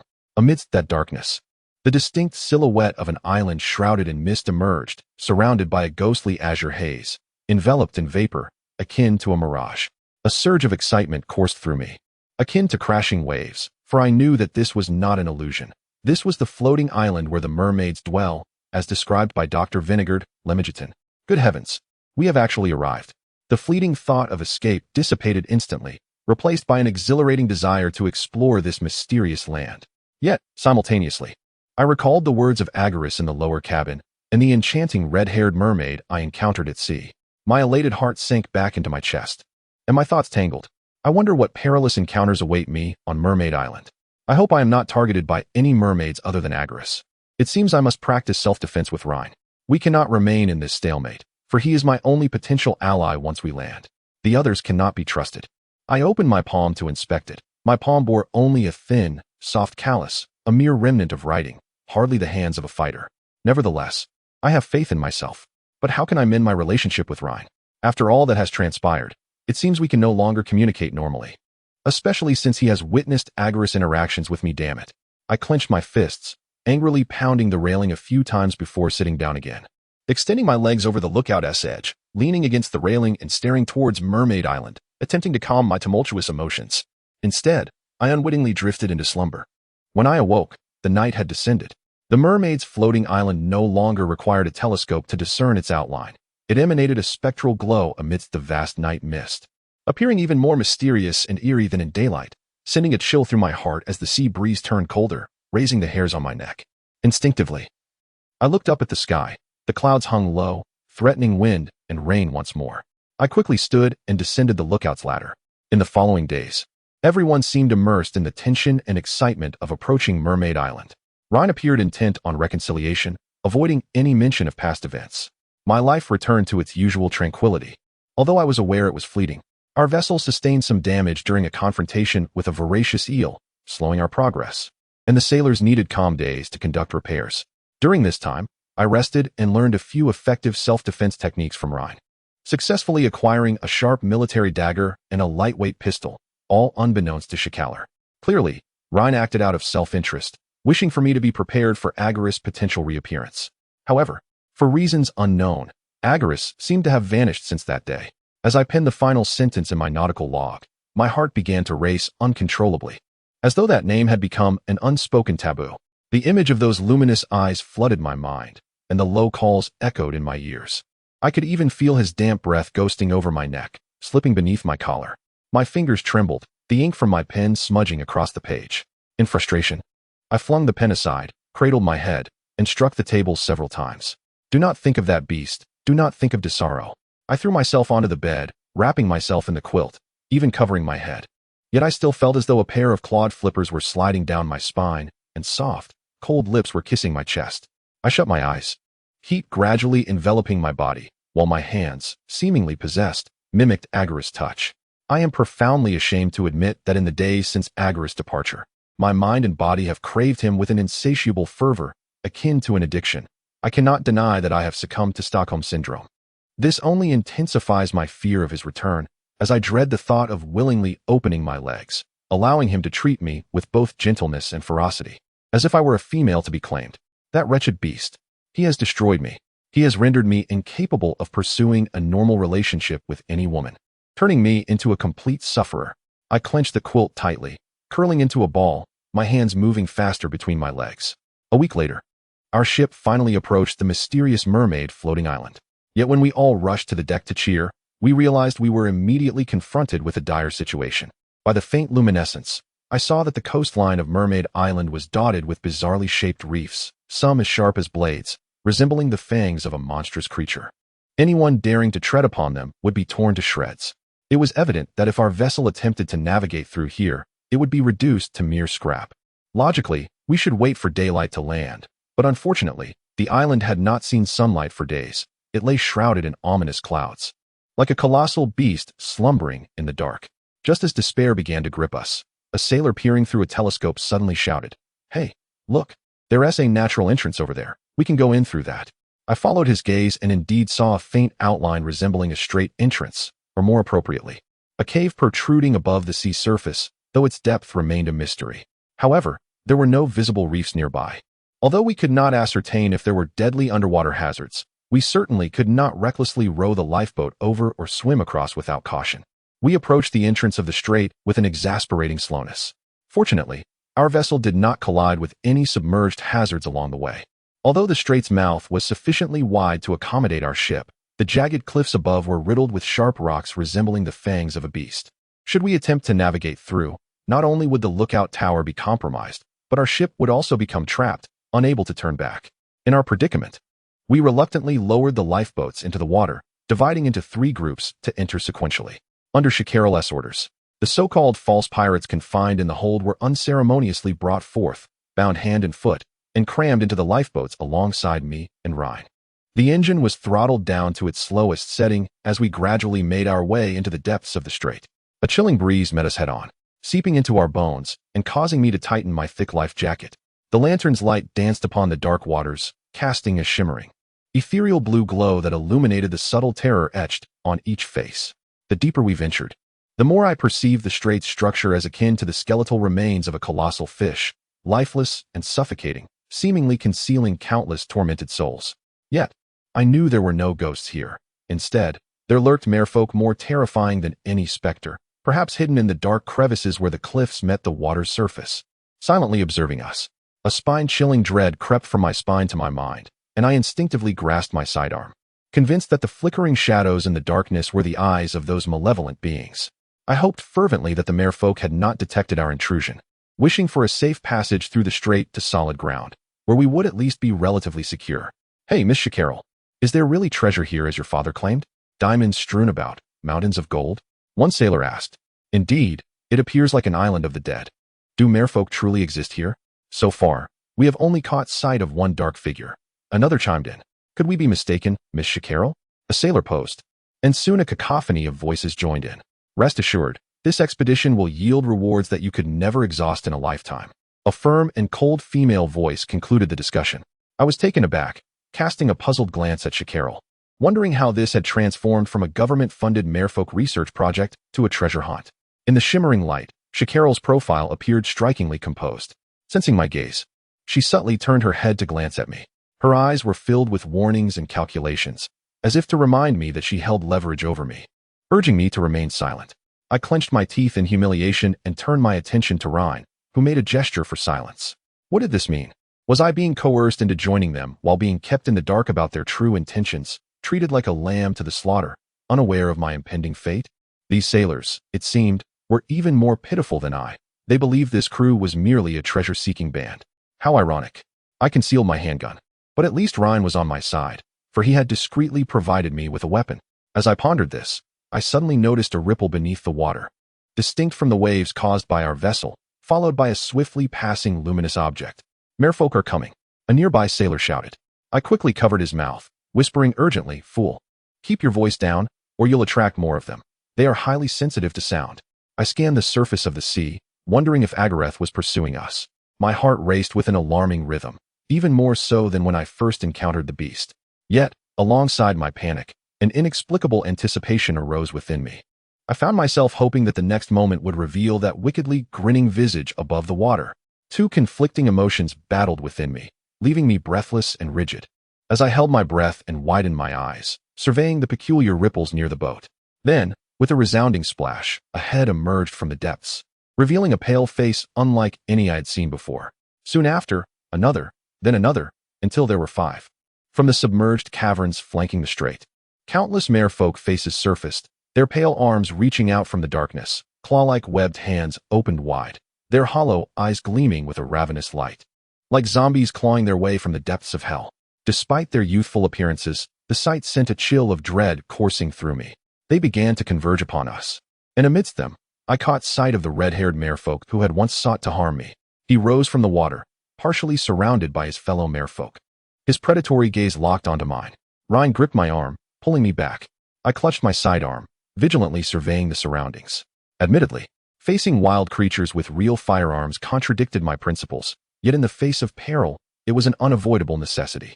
Shacarol drew her long rifle from her back, revealing the sharp demeanor of a military officer. She waved her arm toward another lifeboat carrying the bound false pirates and commanded, "Quick, toss them overboard." What? I was stunned, watching as the armed crew hastily lifted the unconscious impostors and unceremoniously hurled them into the water, swiftly retreating with us. In an instant, a horde of merfolk surged forward, diving toward the spot where the unfortunate souls had fallen. I could not see what transpired beneath the surface, nor did I feel sympathy for those who had sought to harm us. Yet, the thought of their potential fate sent a shiver down my spine, amplifying my horror at Shacarol's ruthlessness. Imagine if that coldness were directed at me. What would happen if Shacarol deemed me of no further use? I swallowed hard, grasping the edge of the boat. Waves of merfolk contended for the misfortunate souls, yet a small group followed closely behind us, led by that red-haired merfolk, whose speed was akin to a dart, closing the distance in the blink of an eye. Shacarol muttered in disbelief, "What is happening?" I felt Rhine tighten his grip on my arm, and it seemed Shacarol's gaze fell upon me, sending a jolt of unease through my spine. I cast a pale glance at Rhine, only to find him anxiously staring in Shacarol's direction, his brow furrowed. "It's him." Shacarol's voice darkened, and a chill ran down my back. "Rhine, take action. Desaro must not be allowed to remain." My nerves ignited, and my body reacted faster than my mind. I raised my weapon, gripping it tightly, and barked, "Who dares to move?" I glared at Shacarol, my voice filled with fury. "I will not leave this ship." Who are you to decide the fate of others? If anyone is to go overboard, it shall be you, you vile woman. Shakera furrowed her brow, her eyes glinting with a fierce light. To achieve one's goals, a price must invariably be paid. Unfortunately for you, it seems fate has chosen you as the bait. With that, she surveyed the area. You lot, why do you hesitate? Do you wish to perish here without even catching a glimpse of the treasure? The sailors aboard the ship exchanged hesitant glances, ultimately directing their gaze toward me. The faces of these once familiar companions were marred by a complex array of emotions: fear, anguish, greed, and desire, culminating in a visage that was grotesque. My wrist trembled. Despite wielding a weapon capable of defending myself, an icy dread coursed through me. Hey, fellows, don't heed her. One day, this woman will treat you the same way. Yet, my words fell on deaf ears, met only with the ominous muzzles of guns. In the face of such firepower, I found no room for retaliation. Before I could even plunge into the water, I would surely be riddled with bullets. I took a step back, colliding with Rhine, who held my arm firmly. Shakera cried out, Rhine, what are you hesitating for? Do you dare defy orders? Remember, it is a rule from the very first day of enlistment to not allow emotions to cloud our judgment. Move. I mechanically turned my head, catching sight of Rhine's bulging veins and ashen face as he stared at me, his muscles quivering uncontrollably. I'm sorry, Desaro, I thought I heard him say. Yet I grasped nothing but a feeling of my body being yanked backward, plummeting toward the sea. Instinctively, I flailed my arms forward, desperately grasping the ship's edge. Half my body submerged, dragged by the vessel. The water's resistance was so immense that my fingers felt as though they might snap, turning a ghastly pale. My eyes burned from exertion, my mind buzzing with the roar of the boat's engine. As I struggled to lift my head, I longed for one last glance at the faces of those who sought to cast me off into oblivion. However, I scarcely had time to look before a powerful grip seized my legs, dragging me backward. My face plunged into the briny depths, and I heard Rhine's anguished cries above. Filled with regret and despair, Desaro, Desaro. Regrettably, in the face of impending death, I found no room to harbor hatred for him. His voice faded swiftly into the light, and I felt myself being pulled into a dark abyss, where countless glowing eyes began to emerge from the depths. A paralyzing fear and despair engulfed me like the seawater threatening to drown me. Agars, Agars. In my overwhelming panic and helplessness, I cried out for this name from the depths of my soul. Then, in an instant, perhaps a figment of my imagination, I heard a deep, cello-like wail resonating from afar. Chapter 40 Agars. The distant voice echoed chaotically through the water, yet in my tumultuous mind, it detonated like an explosion, prompting me to fight against the arms that sought to ensnare my ankles, thrashing my arms to part the waves, propelling myself upward with every ounce of strength. As I broke the surface, I gasped for air, choking violently as I brushed the damp strands of hair from my face. Above me, I discerned a faint light breaking through, dappling the water's surface, while in the shadows lurked countless predatory eyes. Terror-stricken, I splashed against the rocky wall behind me, daring not to breathe. Yet, those merfolk seemed to hesitate, refraining from closing in, though they emitted ravenous sounds of anticipation as they swam toward the dark cavern where I had been dragged, bowing their heads as if in reverence, welcoming the arrival of a sovereign. Agar's low growl grew ever nearer, and my heart raced like the crashing waves. I began to climb the rocky surface beside me, noting that the merfolk's attention was captivated by Agar's call, oblivious to my movements. However, just as Agar's voice drew closer to the cave's entrance, I felt a sudden tightening around my ankle. Looking down, I saw a shadowy crimson figure glide past. Before I could scream, I was plunged back into the water, where a sinewy arm gripped my waist, pulling me from the depths. The abrupt change left me gasping, my nerves taut as though pulled suddenly and then released. My gaze fell upon the pale webbed hands encircling my waist. I recognized that I was ensnared by the enchanting red-haired mermaid. It dawned on me that not all merfolk were intimidated by Agars. A faction swarmed around the red-haired mermaid, as numerous as those gathered at the cavern's entrance, awaiting Agar's arrival. I suddenly realized that I might be caught in a struggle for supremacy among this beastly clan. The red-haired mermaid's interest in me was likely not out of fascination, but rather a means to challenge Agar's authority by seizing me, a trophy from his conquest. Let go of me, I cried, struggling fiercely, clawing at the arm constricting my waist. Yet the mermaid's grip was as unyielding as steel, and it seemed designed to suppress my resistance. The sharp claws pierced through my clothing, slicing into my flesh. It was clear that if I struggled further, I might well be cut open. Damn it! I gritted my teeth, the piercing pain forcing me to temporarily abandon my struggle against the red-haired mermaid. Yet, As soon as I ceased my thrashing, the claws tore open my clothing, exploring downward toward my pants. No, I shouted in horror, attempting to thwart the claw advancing toward my groin, only to feel a sharp pain at my waist. A trickle of blood seeping down my abdomen, accompanied by a string of unintelligible curses in my ear. I recognized it as a warning. This mermaid did not care for my life, and I had no doubt he would disembowel me out of impatience to present me to Agar's. At that moment, I noticed the red-haired mermaid's tail, partially exposed above the water, bore a dreadful gash, a large patch of scales missing, revealing the stark, white muscle beneath, evidence of a fierce battle with Agar's. He sought revenge, viewing me as a weakness to exploit against Agar's. I clenched my jaw, trembling with fear and humiliation. Yet, under the threat of pain, I could only watch helplessly as the red-haired mermaid tore at my pants, his claws roaming freely across my thigh, while this degrading scene was about to unfold before Agar's. Then, I saw a surge of seawater flooding into the cavern, a long silhouette emerging from the shadows. My heart raced in terror, shame and fear constricting my throat, rendering my breath rapid and disordered. I cannot fathom how Agar's would react, for as far as I know, in beastly tribes, the position of the leader holds far greater importance than that of a mate or spoils. Merfolk do not possess the same concept of love as some humans do.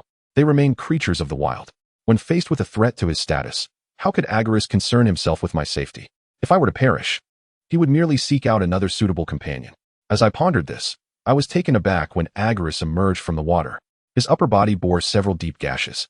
Despite having formed layers of white scabs, the depth of these wounds was evident, clearly inflicted by the claws of another merfolk. This might explain his absence over the past few days. He had been fighting, vying for the position of leader, perhaps to reclaim it or to compete for it. Towering above the water, he was encircled a few meters away by followers of the red-haired merfolk, gazing down upon us. His gaze first settled on my face before lingering on the claws that toyed with me. His narrowed eyes lacked any glimmer. They were imbued with a profound darkness. Fierce and menacing, like a deadly scorpion. I inhaled sharply, feeling a chill as he regarded me.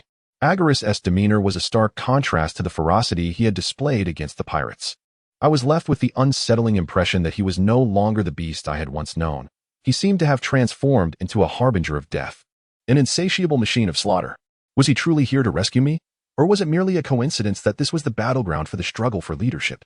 My heart was torn with hesitation and dread, for I could scarcely believe or hope that Agar's valued my existence above his own status. Yet, when the claws of the red-haired merfolk tightened around my throat, and a soft, wet tongue licked at my ear, I instinctively managed to force out a few hoarse syllables. Agar's. The red-haired merfolk's hand suddenly froze, and a chilling, mocking laughter escaped him. He bowed his tail forward, forcing my legs apart, and taunted Agar's. It dawned on me that I had made a grave error. I had forgotten the implications of that name. In this moment, I had unwittingly uttered a call of courtship, a grave mistake. The tongue around my neck grew bolder, and the claws beneath me began to explore further, igniting a surge of humiliation and fury within me. I thrashed in desperation, oblivious to the depth of the claws embedded in my waist. One hand flailed at the offending claw, while the other sought out the military knife I had yet to deploy, but it was damnedly lodged in my boot. Suddenly, a column of water erupted before me, and amidst the splashes, I saw Agar's form surge several meters into the air. His long, powerful tail lashed out like a lethal whip, striking down at the merfolk who had attacked him. In the blink of an eye, he broke through their encirclement. Yet he paused, poised to strike. His gaze fell upon my constricted neck, then quickly shifted to my mangled waist. The line of my jaw sharp from clenching my teeth in pain. The raised claw hung suspended in the air, clenched into a fist. I could even hear the crack of his joints under pressure, and blue blood oozed from his pale fingers, dripping into the water. Though the sound was faint, it resonated profoundly in my heart. I stared wide-eyed at his expression, a tumult of hope and despair swirling within me. The hope was a torment, piercing my heart with guilt and an unnameable emotion that gnawed at my nerves. I tried to convince myself it was merely the professional ethics of a biologist at play, but I knew it was more than that. Clenching my fist, I suddenly noticed Agar's revealing his sharp fangs. His gaze fixed menacingly behind me as he unleashed a roar in a tongue I could not comprehend. Pharensamia. That must have been the language of the merfolk. The red-haired merfolk immediately responded, leaning closer to my ear with a chilling laugh, spewing forth a rapid sequence of syllables. In the next moment, Agar's remaining followers surged back, overwhelming him, their claws tearing at his scales, attempting to rip apart his tail. Agar's. I managed to cry out, my voice barely escaping the constriction of my throat. I saw the muscles in Agarus's arm twitch in pain, yet his upper body remained immobile, like a statue of steel. I could scarcely imagine the agony of having scales ripped away, yet it felt as if their claws were raking at my very heart. The pain in my chest far surpassed the torment in my waist. This heartache compelled me to bend over sharply, allowing the claws in my waist to sink deeper into my flesh, and in that moment, I seized the knife from my calf and thrust it backward with all my might. A piercing scream erupted beside me, and suddenly, my body was released. Plunging into the water, a massive wave crashed against me, slamming me against the rocky wall. Through the muddied vision, I glimpsed Agarus's tail surge from the surface, cleaving through the claws that bound him and forcefully driving the attackers into the depths. The red-haired merfolk, wounded in the left side, still sought to ambush Agarus from behind. Yet, his scythe-like fin struck down, severing a large portion of the tail that had just emerged, eliciting a shriek as it retreated into the shadows. Though its predatory gaze remained fixed on Agarus, but it was clear to me now that this merfolk was no match for Agarus, or perhaps he never had been. I clutched my waist, hiding in the shadows as I watched the silhouette beneath the mottled light. Agarus was formidable, extraordinarily so. What manner of merfolk had I provoked? I had encountered the leader of this tribe. Oh heavens, Desaro, should I deem your luck fortunate or unfortunate? To be continued. Author's note. Just 2 weeks until vacation. I really can't wait for summer break, so busy and exhausted. I pressed myself tightly against the wall, my icy, trembling hands covering my mouth and nose. On the verge of retching. In that moment, I felt as if I were trapped in a film titled The Terrifying Wax Museum. Or perhaps I had returned to the morgue of a hospital during an internship report. Witnessing all of this overwhelmed my senses, and I could not help but long for an escape from this chaotic construction site. Just then, I suddenly heard a voice above me. Desaro, Desaro, come up. It was none other than Da Vinci's voice. I thought I was hallucinating, but when I looked up, I immediately saw a rope dangling above me, with several indistinct figures illuminated by the light above. Good heavens! I wiped the water from my face, grasped the rope tightly, and, despite the pain in my waist, secured myself to it as I was pulled upward by the force from above. I soon ascended several meters above the water's surface. Yet my auditory senses and focus felt inexplicably tethered to Agarus, compelling me to suppress the urge to look back at him. I was acutely aware that Agarus had gained an overwhelming advantage, and remaining in the mermaid's lair as a mere human would only incite greater chaos. I could not depend on Agarus for protection indefinitely. It was best to leave at once. As I emerged from the cave, several arms reached out to support me. Looking up, I was astonished to see familiar faces.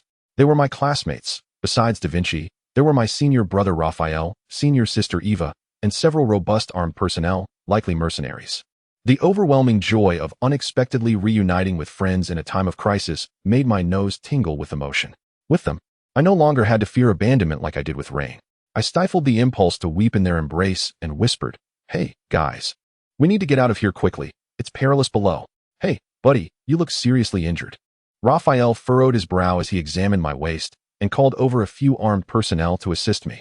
Raphael, a jungle biologist with extensive survival experience in unfamiliar wild environments, led us swiftly away from the cave and brought us to a spot near a freshwater lake in the jungle. To protect ourselves from nocturnal predators, the team climbed trees to construct makeshift shelters. As night fell, we lit a bonfire and shared our food. During dinner, I learned through conversation that Da Vinci and the others had arrived here before Rain and me. Furthermore, I discovered that Da Vinci had initially been invited by Shakarel to participate in the Mermaid Project and was supposed to accompany her to Mermaid Island.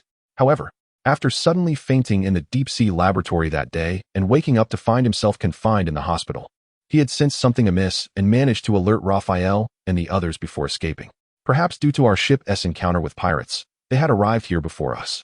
Why did Shakarel exclude you from the project after you fainted in the deep-sea laboratory?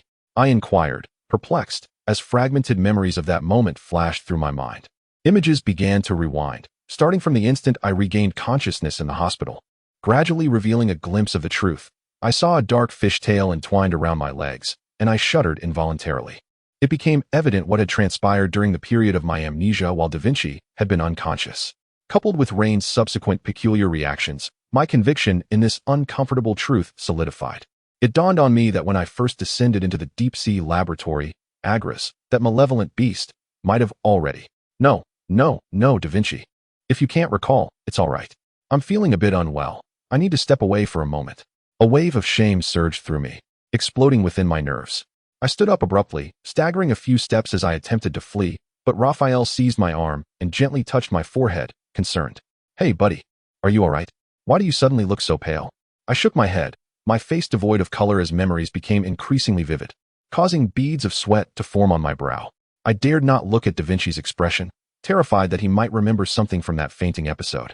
If he did, I could never face my classmates again. "I don't know," Da Vinci replied gravely, shaking his head in resignation. "But I suspect Shakarel may have been using me from the start, not wanting me to uncover the core secrets she conceals, perhaps hidden right here on Mermaid Island." My electronic map was stolen by Shakarel, and the backups were destroyed. Fortunately, Raphael managed to restore all the data, otherwise, we would never have reached this place. I wiped the sweat from my brow, secretly relieved, and sat down again, striving to maintain composure as I recounted the events of the past few days. Naturally, I omitted the more distressing moments involving Agris, focusing instead on the discovery of the American military factory insignia in the ship's hold. After hearing all of this, Eva, who had remained silent until now, furrowed her delicate brows. "It seems our suspicions were not unfounded. This plan has military implications, albeit of an illicit nature." She looked up, her beautiful blue eyes shimmering with complex emotions. "A few days ago, I asked a friend at the Navy Department to secretly investigate Colonel Shakarel's background. She was dismissed for espionage 3 months ago and subsequently went into hiding, but this matter is classified, so few are aware. I suspect Rain is either in league with her or has been deceived." Espionage. My heart sank heavily, akin to a stone plunging into an unfathomable swamp, leaving me breathless. I spoke softly. "I believe this is likely the work of a third party aiming to escalate tensions between Russia and the United States into open conflict. Regardless, we must pursue Shakarel's plans and discern her true intentions." "Indeed," Raphael nodded, producing a black device. He pointed at a flickering green dot on the screen. "Look, I've detected a radio signal on this island, located to the west, approximately 4 or 5 kilometers away. It must belong to Shakarel and her group. We should set out at dawn to track them." "Understood," Da Vinci and I replied in unison. He smiled at me, saying, "If possible, we'll apprehend this spy and bring her back to Russia." "Absolutely. We can do it. We are the finest students of the St. Petersburg Marine Academy, fighting to defend the Navy in Russia." Amidst the blazing firelight, our hands clasped together, and familiar faces exchanged smiles. Our blood seemed to flow through each other's veins. A fervent vitality that momentarily transported us back to the time when we proudly stepped through the gates of the St. Petersburg Marine Academy after enduring rigorous military training. In moments like this, I realized I would never forget them, not even as the years passed and life faded away. Unbeknownst to us, deep night had fallen, and thick fog enveloped the island, shrouding everything in a veil, providing an excellent cover for the lurking dangers. To ensure our safety, we climbed up to our makeshift shelters in the trees. I reclined into the makeshift hammock, my body finally able to relax completely, yet my heart remained in turmoil. It was not solely the dull ache from the sutured wound in my lower back, now that the anesthesia had worn off, but also the relentless recollections of my encounters in the mermaid's lair that haunted my mind. Though I gazed at the deep blue canopy above, the visage of Agareth, motionless and enduring the pain of his scales being stripped away as I was threatened, incessantly flickered before my eyes. I vividly remembered the expression in his eyes, which constricted my heart in an agonizing grip. I couldn't help but wonder if, after my departure from the mermaid's nest, Agareth would pursue me once more, lurking in the shadows, silently waiting for the opportune moment to strike. I abruptly turned to sit up, nervously scanning my surroundings, my gaze inevitably settling on the dense mist hovering over the nearby lake. I was uncertain whether it was merely a figment of my imagination, but I thought I discerned a shadow flickering in the heart of the lake. Could it be Agareth? My heart leaped into my throat as I speculated. I attempted to convince myself I was mistaken, yet a voice deep within urged me, insisting that it was indeed him. In a moment of impulse, I instinctively reached out to rouse Raphael beside me, but my hand hesitated in midair. An inexplicable urge surged from my core, tightening my fist. I realized I genuinely yearned to see Agareth, to at least confirm he had not been gravely injured in that skirmish, for he had come to my aid. With that thought, I stealthily navigated around Raphael, taking the flashlight, a dagger, and a roll of alcohol-soaked gauze. I grasped the tree trunk, striving to make no noise, and cautiously descended, inching my way through the night mist toward the lake. I switched on the flashlight, firmly gripping the dagger while remaining vigilant of my surroundings. Crouching as I advanced, prepared to drop and roll away should any beast emerge, protecting my vulnerable abdomen. The lake shimmered with an ethereal green glow, while tiny luminescent specks floated on the surface, resembling some rare bioluminescent shrimp. Peering into the shallows, illuminated by the lake's own luminescence, I spotted a figure resting against a rock that jutted above the water's surface. It was unmistakably Agareth, completely still, resembling a statue carved from stone. He was resting, perhaps recuperating from his injuries. Suddenly, it struck me that we might have inadvertently intruded upon the domain of the mermaid leader. This could very well be his lair. I was certain I was not dreaming or hallucinating, yet I felt as though I were under a spell, irresistibly drawn to the lake with each step. As the water enveloped my body, a moment of hesitation washed over me. I fervently warned myself against provoking this beast, yet the contrary impulse prevailed, just a glance, and I would retreat quietly. Agareth must be exhausted after the day's battle. I only needed to be cautious. I swallowed hard, submerging myself until only my head remained above the surface, slowly making my way toward the rock. My heart raced, swelling as if it were drowning, struggling wildly in my chest. I could even hear the pounding of my heartbeat through the water. Thump, thump, thump. Gradually, I found myself close to Agareth. He appeared blissfully unaware of my approach, his breath deep and rhythmic, like ancient porcelain rising and falling. His deep-set brow cast shadows over closed eyelids, with lashes fanning across his cheeks, creating a dark, inky silhouette. The lake's ghostly light cascaded over his damp, silver-gray hair and pale skin, accentuating the contours of his muscular frame, revealing a primal ferocity that lay dormant within him, akin to a Greek statue crafted by an ancient artist. I found myself entranced by his visage, realizing that this fearsome beast appeared less intimidating when in slumber, when viewed through the lens of human aesthetics. Despite the innate malevolence that made him seem far from benign, he was undeniably handsome, indeed, extraordinarily so. As a man, I struggled to find more delicate words to describe him. I could only compare. Had he been human, he would have stood out even among the myriad of handsome faces at my school. Alas, he was not. If he were, perhaps I would start to question my own inclinations. No, Desaro, what are you thinking? I forced myself to divert my gaze from his face, yet it inevitably wandered to the exposed portion of his tail, shimmering with a glass-like luster. The scales intricately interlinked like seamless chain mail, showing no signs of damage from the assailants of the day. Compelled to confirm my thoughts, I unconsciously placed my hand upon him, gently caressing the scales. A slight ripple brushed against my palm, sending a tingling sensation racing toward my wrist. Reminiscent of the time this beast's tongue had caressed my body, I involuntarily recoiled, a flush creeping up the back of my neck. Just as I resolved to depart, my gaze unexpectedly collided with a pair of luminous eyes. Agareth had awakened, lowering his head to gaze meaningfully at me, a faint smirk playing at the corners of his mouth. To be continued, please do not misunderstand. The next chapter is not as it seems. Chapter 42. I'm so sorry, I didn't mean to disturb your rest. I stammered, swallowing hard as I blurted out a few incoherent words, attempting to flee. But how could I escape the grasp of this beast? With a swift flick of his tail, I was drawn back, stumbling forward, and before I could utter a cry, his webbed claws seized my arm, thrusting me against his chest. As I lifted my gaze, our noses nearly touched, his deep, swirling eyes penetrating my soul, ensnaring my consciousness within his gaze. I swear I was terrified by such intimacy. In that moment, as I beheld Agareth, I felt as though I had become a magnetic pole, irresistibly attracted to his powerful aura. Experiencing his strength up close made me feel inherently submissive, as if destined to be conquered by a presence like his. This uncontrollable awareness drove me to the brink of madness. Instinctively recoiling, I attempted to rise and leap away. Yet his arms encircled me, pulling me back toward the rock. My toes barely grazed the ground, leaving me devoid of balance, and I found myself sprawled against Agareth's slippery form. I managed to brace myself, avoiding complete contact, but the force of the movement sent a sharp pain through my lower back. I hoped fervently you wouldn't notice, as he would undoubtedly employ that peculiar method to heal me. Who knew what might ensue, with my classmates so near? I gasped in disarray, my heart racing as I locked eyes with Agareth beneath me, fearing that he might make some inappropriate move at any moment. However, he merely held the nape of my neck, his lips hovering near my cheek, narrowing his eyes as he scrutinized me for several seconds before uttering a low growl.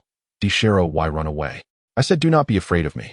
Remember, he spoke in a blend of Russian and English, each word articulated with care. His tone, surprisingly gentle, bore an unmistakable undertone of possessiveness, reminiscent of an elder coercing a child through intimidation and temptation. How could I not be afraid? Who knows what malevolence lurked within him? Staring at Agareth, I found myself speechless, or rather, I dared not provoke him further at this moment. After all, it was I who had fled from the mermaid's lair, and it was I who disturbed his slumber now, an act of folly, indeed. As I pondered this, Agareth, perhaps sensing my silence as a lack of response, displayed a flicker of impatience on his face. His mouth parted slightly, his crimson tongue brushing against his teeth, and the webbed claw gripping the nape of my neck slid down my spine, squeezing my backside in a firm embrace. Ah! The sudden assault elicited a startled cry from me, and in a fit of indignation, I swung a punch at Agareth's face, only for him to catch my fist with his other claw. In the next moment, he rolled over, pinning me beneath him, his long nails tearing open my garment, droplets of water cascading from him onto my heaving chest. Do not think you can do anything to me here. I glared at the shadow above me, my breath becoming erratic. My hand trembled as it searched the rocks, until it brushed against the dagger attached to my pants. Instinctively, I seized it, frantically pressing it against Agareth's throat. Hey!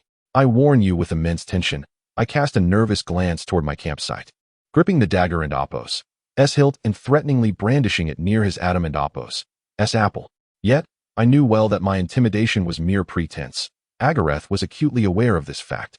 He even tilted his head back slightly, exposing his long, strong neck, laying bare the most vulnerable artery beneath my blade, while one claw gently grasped my wrist. It was as if he intended to thwart my resistance, his tongue lazily trailing down the blade, enveloping my fingers in a sultry embrace, producing an ambiguous sound of sucking before he gazed at me with a knowing smile. In an instant, the events of a few nights prior surged back to me, igniting my body with a wave of heat. It felt as though Agareth's tongue had melted the very bones in my wrist, causing the dagger to slip from my grasp and plunge into the water. Seizing the moment, Agareth pinned my hands to my sides, lowering his head to tear open the last few buttons of my clothing with his teeth. Damn it, don't, I protested, shame flooding me as I pressed my knee against his shoulder.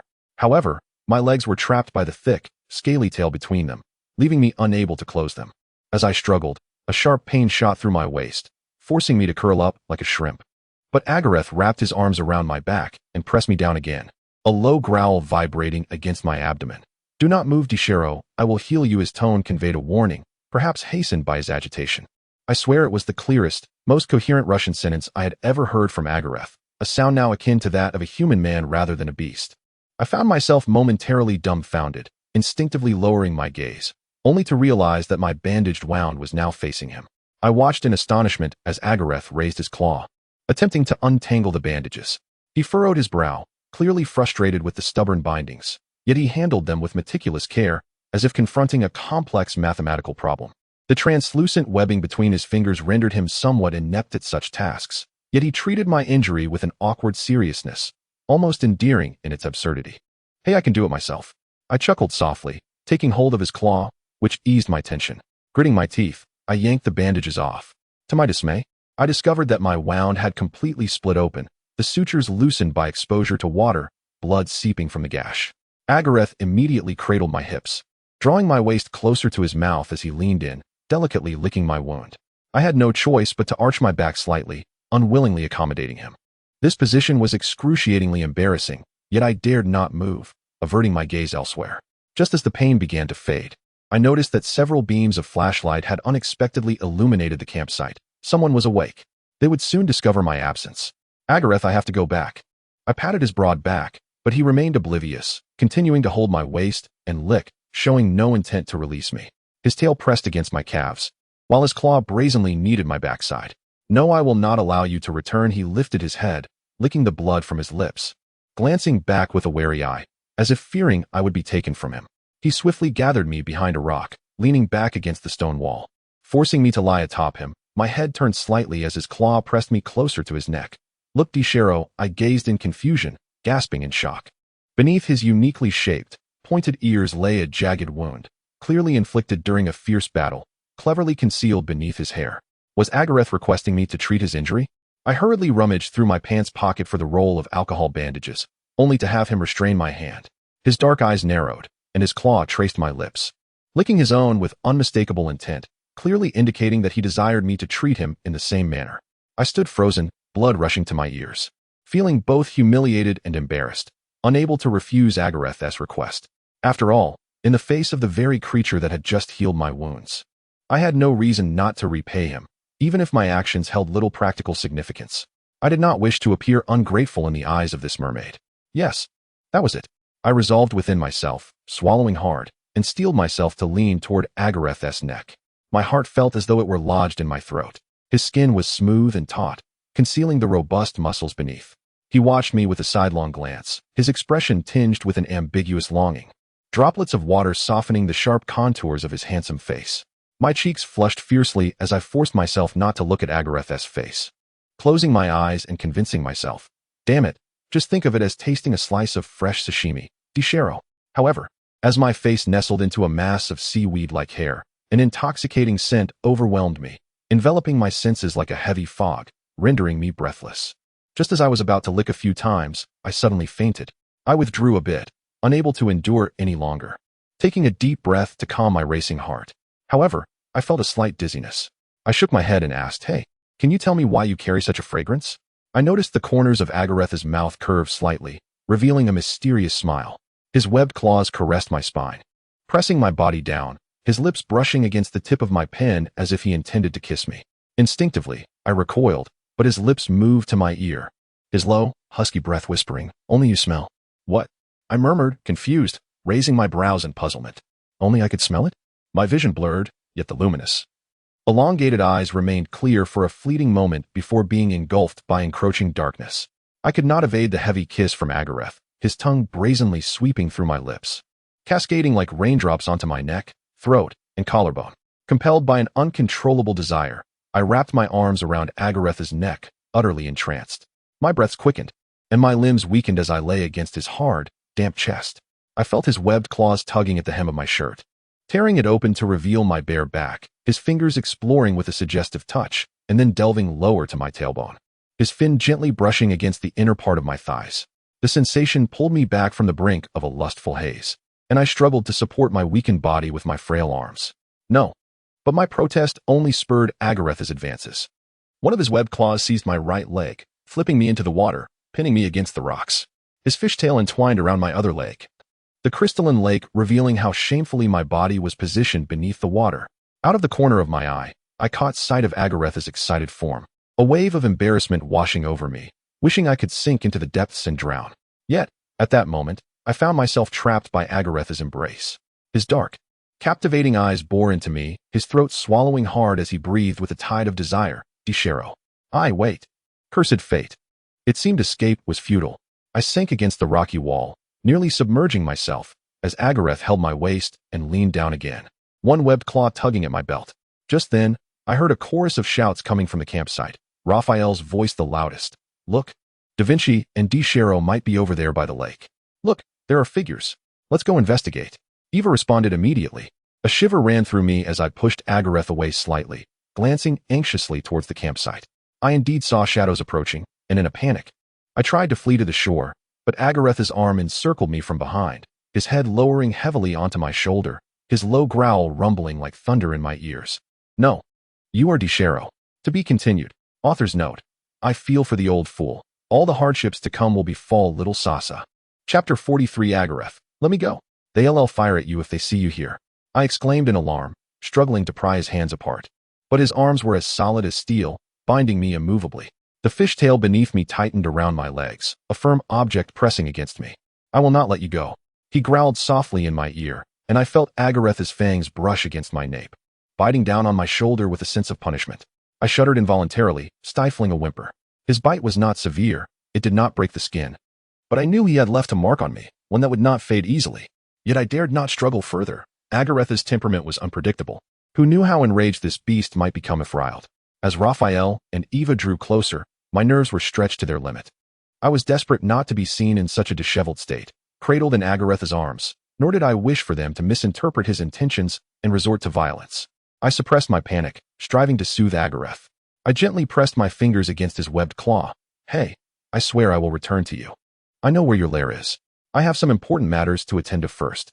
Once I have resolved them, I will come find you at the Mermaid and Apos' nest, all right? I truly owe you. Will you, Desaro?" Agareth's webbed claw traveled along my chest to my chin, pressing me against his shoulder as he gazed down at me. His eyes sparkled unnaturally, pupils narrowing like a tiny nail piercing through my bubble of deceit. I felt as if I heard a cracking sound, and a wave of guilt washed over me.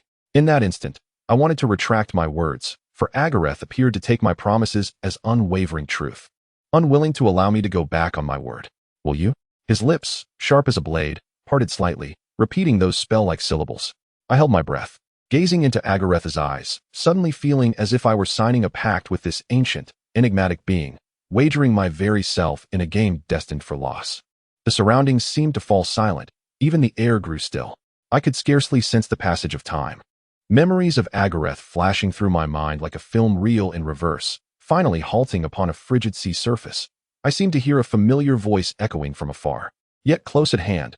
"Little boy, would you return for me?" That voice overlapped entirely with Agaretha's earlier question. Indeed, everything was preordained. At that moment, Agareth had already posed that very question to me. Yet then, I was merely a 6-year-old child, unable to remember anything. 15 years passed in an instant, and I had entirely forgotten this encounter. Yet subconsciously, I followed the allure he had embedded within me, returning along the path I once took. Like a moth drawn to flame, crashing into the web he had long ago spun. My fate had irrevocably shifted from the moment I encountered him. Desaro. Hey, look, that seems to be Desaro. Look, a mermaid has caught him. Raphael and Eva's voices jolted me from my dazed stupor.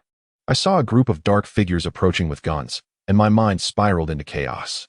I swallowed hard, blurting out, "Yes, I will. So, I believe you, Desaro." Agaretha's voice penetrated my ears deeply, sending shivers through my scalp. My body was suddenly released.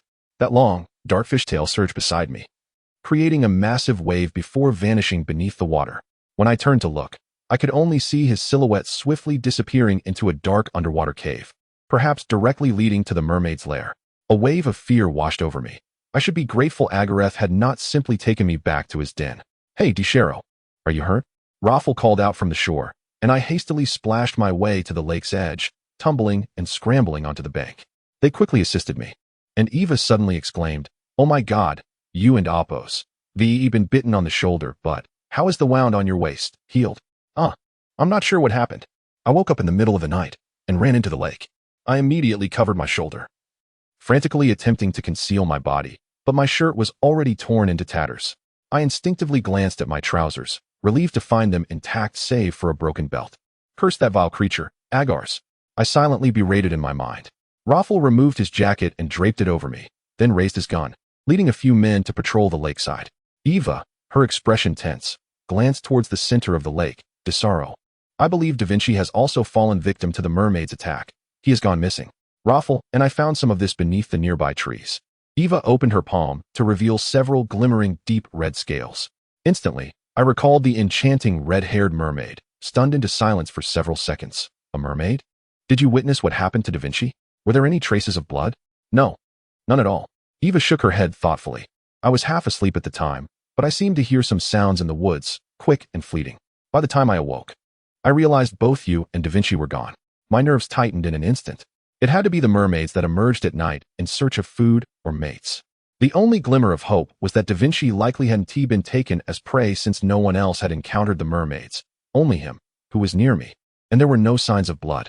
The most plausible scenario was that the red-haired mermaid, coveting both Agars and my status, initially intended to capture me but, upon discovering my absence, seized the unfortunate Da Vinci as a substitute.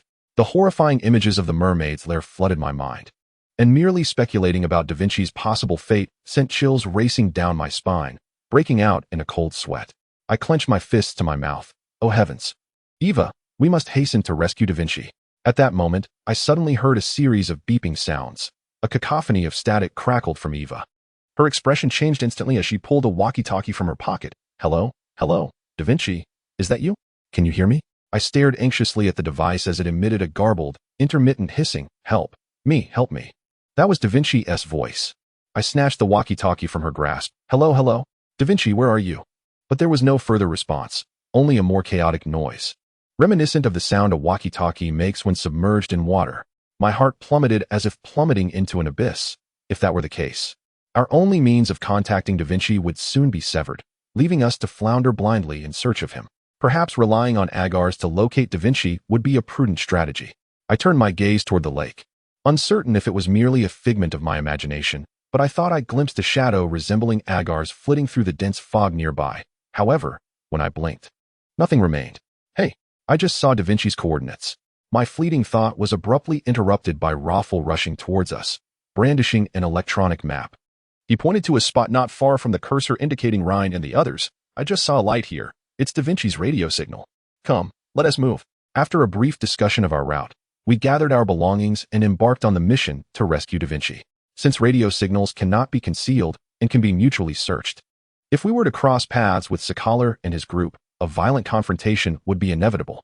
To effectively avoid Rhine and his crew, we chose a different path altogether. They would proceed along the coastline, while we ventured through the island's interior. In comparison, this route was shorter, but it also posed a greater risk of encountering other dangers lurking within the jungle. However, with Raffel, an experienced biologist and explorer, leading the way, it was far safer than opting for the coastal route, which would leave us vulnerable to mermaid attacks and confrontations with Sakalar's group. Having established our travel route on the electronic map, we organized ourselves and cautiously ventured into the depths of the jungle. It seemed that on Mermaid Island, true daylight was a concept forever elusive, with only the varying brightness of moonlight. Although our watches indicated it was 8 in the morning, the night here was even darker than the previous evening, with the solitary illuminating moon having vanished, leaving the surroundings shrouded in a misty gloom, where sporadic ghostly blue orbs floated like will-o'-the-wisps in a graveyard. We remained on high alert, each of us gripping our weapons tightly as we advanced along our path, vigilant for any signs of movement around us. Hey, look, what is that? The compass keeps swaying towards it, as if there's a magnetic field present. Suddenly, an armed personnel exclaimed. Utilizing the powerful beam of the flashlight, I vaguely discerned a grayish-white outline emerging from a thicket of low shrubs. It appeared to be a fragment of a cylindrical base, adorned with indistinct carvings, perhaps remnants of a statue or some form of man-made artifact. Look over there, and Oppos, S. more. My God, there are many of them. As the beam of the flashlight swept around, I quickly noticed that numerous such grayish-white ruins had appeared around us. One was right beside me. I crouched down to inspect it closely. Before me lay the top of a spherical grayish-white structure, partially buried underground, obscuring its overall shape. I instinctively felt that this was part of a tomb. It was covered with damp vines, and as I cautiously brushed them aside with a branch, I glimpsed strange, intricate symbols carved into the stone wall, while at the top I discovered a three-dimensional sculpture resembling a lizard, reminiscent of the guardian beasts often depicted on ancient tombstones. Tasked with protecting the souls of the departed, they bore witness to their ancient history and the civilizational marks left on this island. Eva murmured in awe, ruins. These are remnants of mermaid civilization. Oh my! I sighed in disbelief, tightening my grip on the flashlight. It turned out that mermaid civilization was not a mere ethereal legend. It truly existed. I suddenly understood why Agars possessed such high intelligence and emotional depth. Mermaids, like humans, had their own ancient civilization. They were not uncivilized savages. Perhaps, as the ancients had claimed, this was indeed a fragment of Atlantis that had surfaced from the depths of the sea. Hey, I think we should take a piece with us. This is an invaluable treasure, one of Raffel's companions suggested, and as he reached for his weapon to approach the nearest ruin, Raffel swiftly grabbed his arm. Wait. Don't move recklessly. The ground here feels off. I immediately became alert, watching as Raffel crouched down and picked up a sizable stone, hurling it forward. Instead of the expected thud, the ground emitted a dull thump, and the stone vanished silently upon landing. Everyone collectively gasped in shock. Ahead of us, or rather in the vicinity of the ground we tread upon, lay an expanse of uncertain marshland. A rustling sound suddenly pierced the air, emanating from the trees, causing our entire party to become instantly vigilant, each of us casting anxious glances around. In a sudden jolt, I spotted, not far to the west, a triangular black silhouette the size of a basin slowly rising from the ground. Beneath its armored, scale-covered head, a pair of menacing dark red beastly eyes glowed with a bloodthirsty intensity, fixated upon us. God, what is that thing? Someone exclaimed in horror, awakening us from our stupor. We instinctively directed our weapons towards the mysterious creature emerging from the marsh. Yet, I heard Raphael whisper, "Stay still. It's a giant lizard." Lizards are particularly sensitive to movement. The faster we move, the quicker we die. One of the armed personnel murmured, "Crouch down and slowly retreat along the original path." He gestured to a few of his companions behind him, who nodded in understanding, as if sharing a familiar signal common among mercenaries in battle. We complied with the instructions of these seasoned mercenaries, crouching low while keeping a vigilant eye on the red-eyed beast, ready for any sudden attack, and cautiously maneuvered ourselves back into the cover of some trees. Alas, just as we took our precautions, the swamp erupted with a surge of muddy waves. A colossal black silhouette rose from the mire, and in an instant, a massive maw filled with sharp teeth broke through the surface. A deep purple tongue laced with venom lashed through the air, while its curved, razor-sharp claws dug into the earth like a mechanical digger. It arched its back, adorned with membranous wings, and stared hungrily at us, emitting a hissing sound akin to a snake. I was left in stunned disbelief. This was no creature catalogued in any biological encyclopedia. Its form resembled that of an aesthesia, a gigantic lizard from the Cretaceous period that preyed upon small dinosaurs and their eggs. Heaven only knows how such an extinct creature could exist in this place. Surprisingly, the giant lizard did not launch an immediate assault. It lay in wait, its enormous red eyes swiveling like lenses, seemingly scrutinizing us, this insignificant assembly of creatures, as if appraising our worthiness for a massacre. I could not help but wonder if its venomous tongue possessed deadly hunting skills akin to that of a chameleon. If that were the case, even with our firearms, we would stand little chance against it. Tension coursed through me, causing sweat to bead from every pore. I dared not move, my weapon unwaveringly aimed at the gaping maw of the lizard. Eva, gripped by fear, pressed against my back, trembling slightly. Concerned she might suddenly scream or flee, I reached down, gently yet firmly grasping her wrist. Her fingers tightened around the hem of my shirt in response. This instinctive reliance ignited a protective instinct within me, momentarily overshadowing my fear. However, just as my courage swelled, I noticed one of the lizard and Appo's eyes fixed directly upon us, and its head slowly turned, narrowing its gaze upon me as if peering deep into the forest's shadows. I suddenly sensed something peculiar about this ancient creature. It did not resemble a famished predator. Its gaze was not that of a hunter upon prey, but rather that of an entity contemplating the insignificance of ants, pondering our intentions, our origins, and whether we were deserving of its wrath. Yet, Eva trembled even more violently. Her weapon stretched over my shoulder, aiming at the lizard's eye. And I seized her other wrist, whispering urgently, "Don't panic, Eva, stay calm." My words were abruptly cut off by the resounding bang of a gunshot. The smoke billowing from the muzzle accompanied a staggering recoil that sent both Eva and me tumbling backward. My mind was instantly engulfed in a buzzing din. And as I regained my balance and stood, I witnessed the lizard's neck fan out in fury, unleashing a piercing roar, fully revealing its aggressive stance. Damn it, I cursed, rolling to grab my weapon, aiming for its head. The armed personnel around us also opened fire, and amidst the chaos of gunfire, the lizard's head tilted back, its purplish tongue shooting towards us like an arrow. Raphael and I squeezed the triggers in unison, but my aim faltered, and I watched helplessly as its tongue lashed out toward Eva. She let out a piercing scream, stumbling in panic and darting into the depths of the forest. My heart raced as I shouted at the top of my lungs, lunging to tackle her to the ground. "Don't run, Eva! It targets fast-moving prey." Before I could finish, I heard a commotion in the underbrush, and I knew we were in grave danger. I quickly rolled to my feet, instinctively shielding Eva behind me. However, a lightning-fast purplish shadow surged toward us. Reacting on instinct, I raised my weapon to shield my head, but a sudden force yanked me backward by the collar, sending me sprawling several meters away from Eva, just as the lizard and Appo's tongue snaked around her legs, threatening to drag her into its gaping, tooth-filled maw. "No!" I roared, rushing forward to fire, but Raphael leaped beside the lizard's mouth, unleashing a barrage of bullets. Suddenly, a deep voice resonated through the dense forest, aka La Mia. It was the voice of Agars. In that instant, I witnessed the giant lizard miraculously freeze in place. Its tongue, as if controlled by an unseen force, slowly retracted, and Eva, already faint from fear, tumbled to the ground.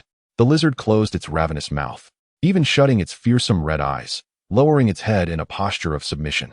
This ferocious ancient creature had adopted a demeanor of reverence, akin to a devotee awaiting a divine presence. I was left in disbelief at this sudden turn of events, my jaw agape as I searched the trees for the silhouette of Agars. Yet, my attention was drawn to the armed personnel and Raphael, who were staring wide-eyed behind me, instinctively raising their weapons toward my rear. I needn't look back to sense the presence lurking behind me. Indeed, I soon glimpsed a long, black, fish-like tail that had somehow wrapped itself around my ankle. I stiffened, raising my hands in a gesture of peace, my throat dry as I stammered, "Don't misunderstand. This is my friend." A moist tongue unexpectedly licked my neck, causing my throat to constrict as I managed to utter a single word. "Friend." A pale, damp, webbed claw encircled my waist from behind. Raphael and Appo's eyes nearly bulged from their sockets, and I awkwardly chuckled. "Ahem. Really, yes, just a bit overly friendly. Hemi Desaro." A Gauls rested his chin atop my head, his deep voice reverberating through my ears with an unsettling intensity. I noticed everyone across from me gaping in astonishment, and I nearly gasped for breath, frantically waving my hands. I forgot to mention, this magnificent creature was captured by me in Iceland along with Rhine and the others. I once cared for him for a time before releasing him. I have no idea why I am encountering him here. As I rambled incoherently, my heart screamed in despair. Oh heavens, this creature is speaking human language in front of my classmates and uttering this very phrase. Just as I reached the height of my bewilderment, Raphael seemed to awaken from his stupor, quickly assisting Eva and shaking his head in disbelief as he stared at Agals and me. His eyes were a mix of fear and awe. My God, you've encountered a mermaid capable of conversing in English Desaro. You are indeed fortunate. Good heavens. Fortunate, my foot. I was too unfortunate to even comprehend. Internally, I lamented in agony, attempting to pry open the magical grip that constricted my waist. But Agals showed no intention of loosening his hold. If anything, he tightened his embrace. I couldn't help but worry that if I continued to resist, this creature might commit some even more outrageous act in front of my classmates, for he seemed utterly devoid of shame. Raphael and the others clearly did not believe Agals to be friendly, especially since just yesterday, a mermaid had abducted one of our companions. The tension etched on their faces indicated that the situation was on a knife's edge. I had to retreat to advance, feigning calmness as I addressed Raphael and the others. How about we let him join us for now? He might help us find Da Vinci and thwart Shikarer and the others. Just look, he has even tamed that beast. How can you be certain this mermaid will assist us? After all, it was his kind that attacked Da Vinci. Mermaids are ferocious creatures. As we learned before landing on the island, Raphael frowned, his gaze fixed on Agals. The armed personnel remained vigilant, their weapons ominously trained on us. One individual, in particular, exhibited heightened agitation, gripping his gun tightly, his facial muscles twitching. I had no doubt he would fire at any moment. I could imagine that they had clashed with mermaids before arriving on Mermaid Island, perhaps losing a few comrades in the process. The perils they faced were likely on par with those I had encountered with Rhine and the others.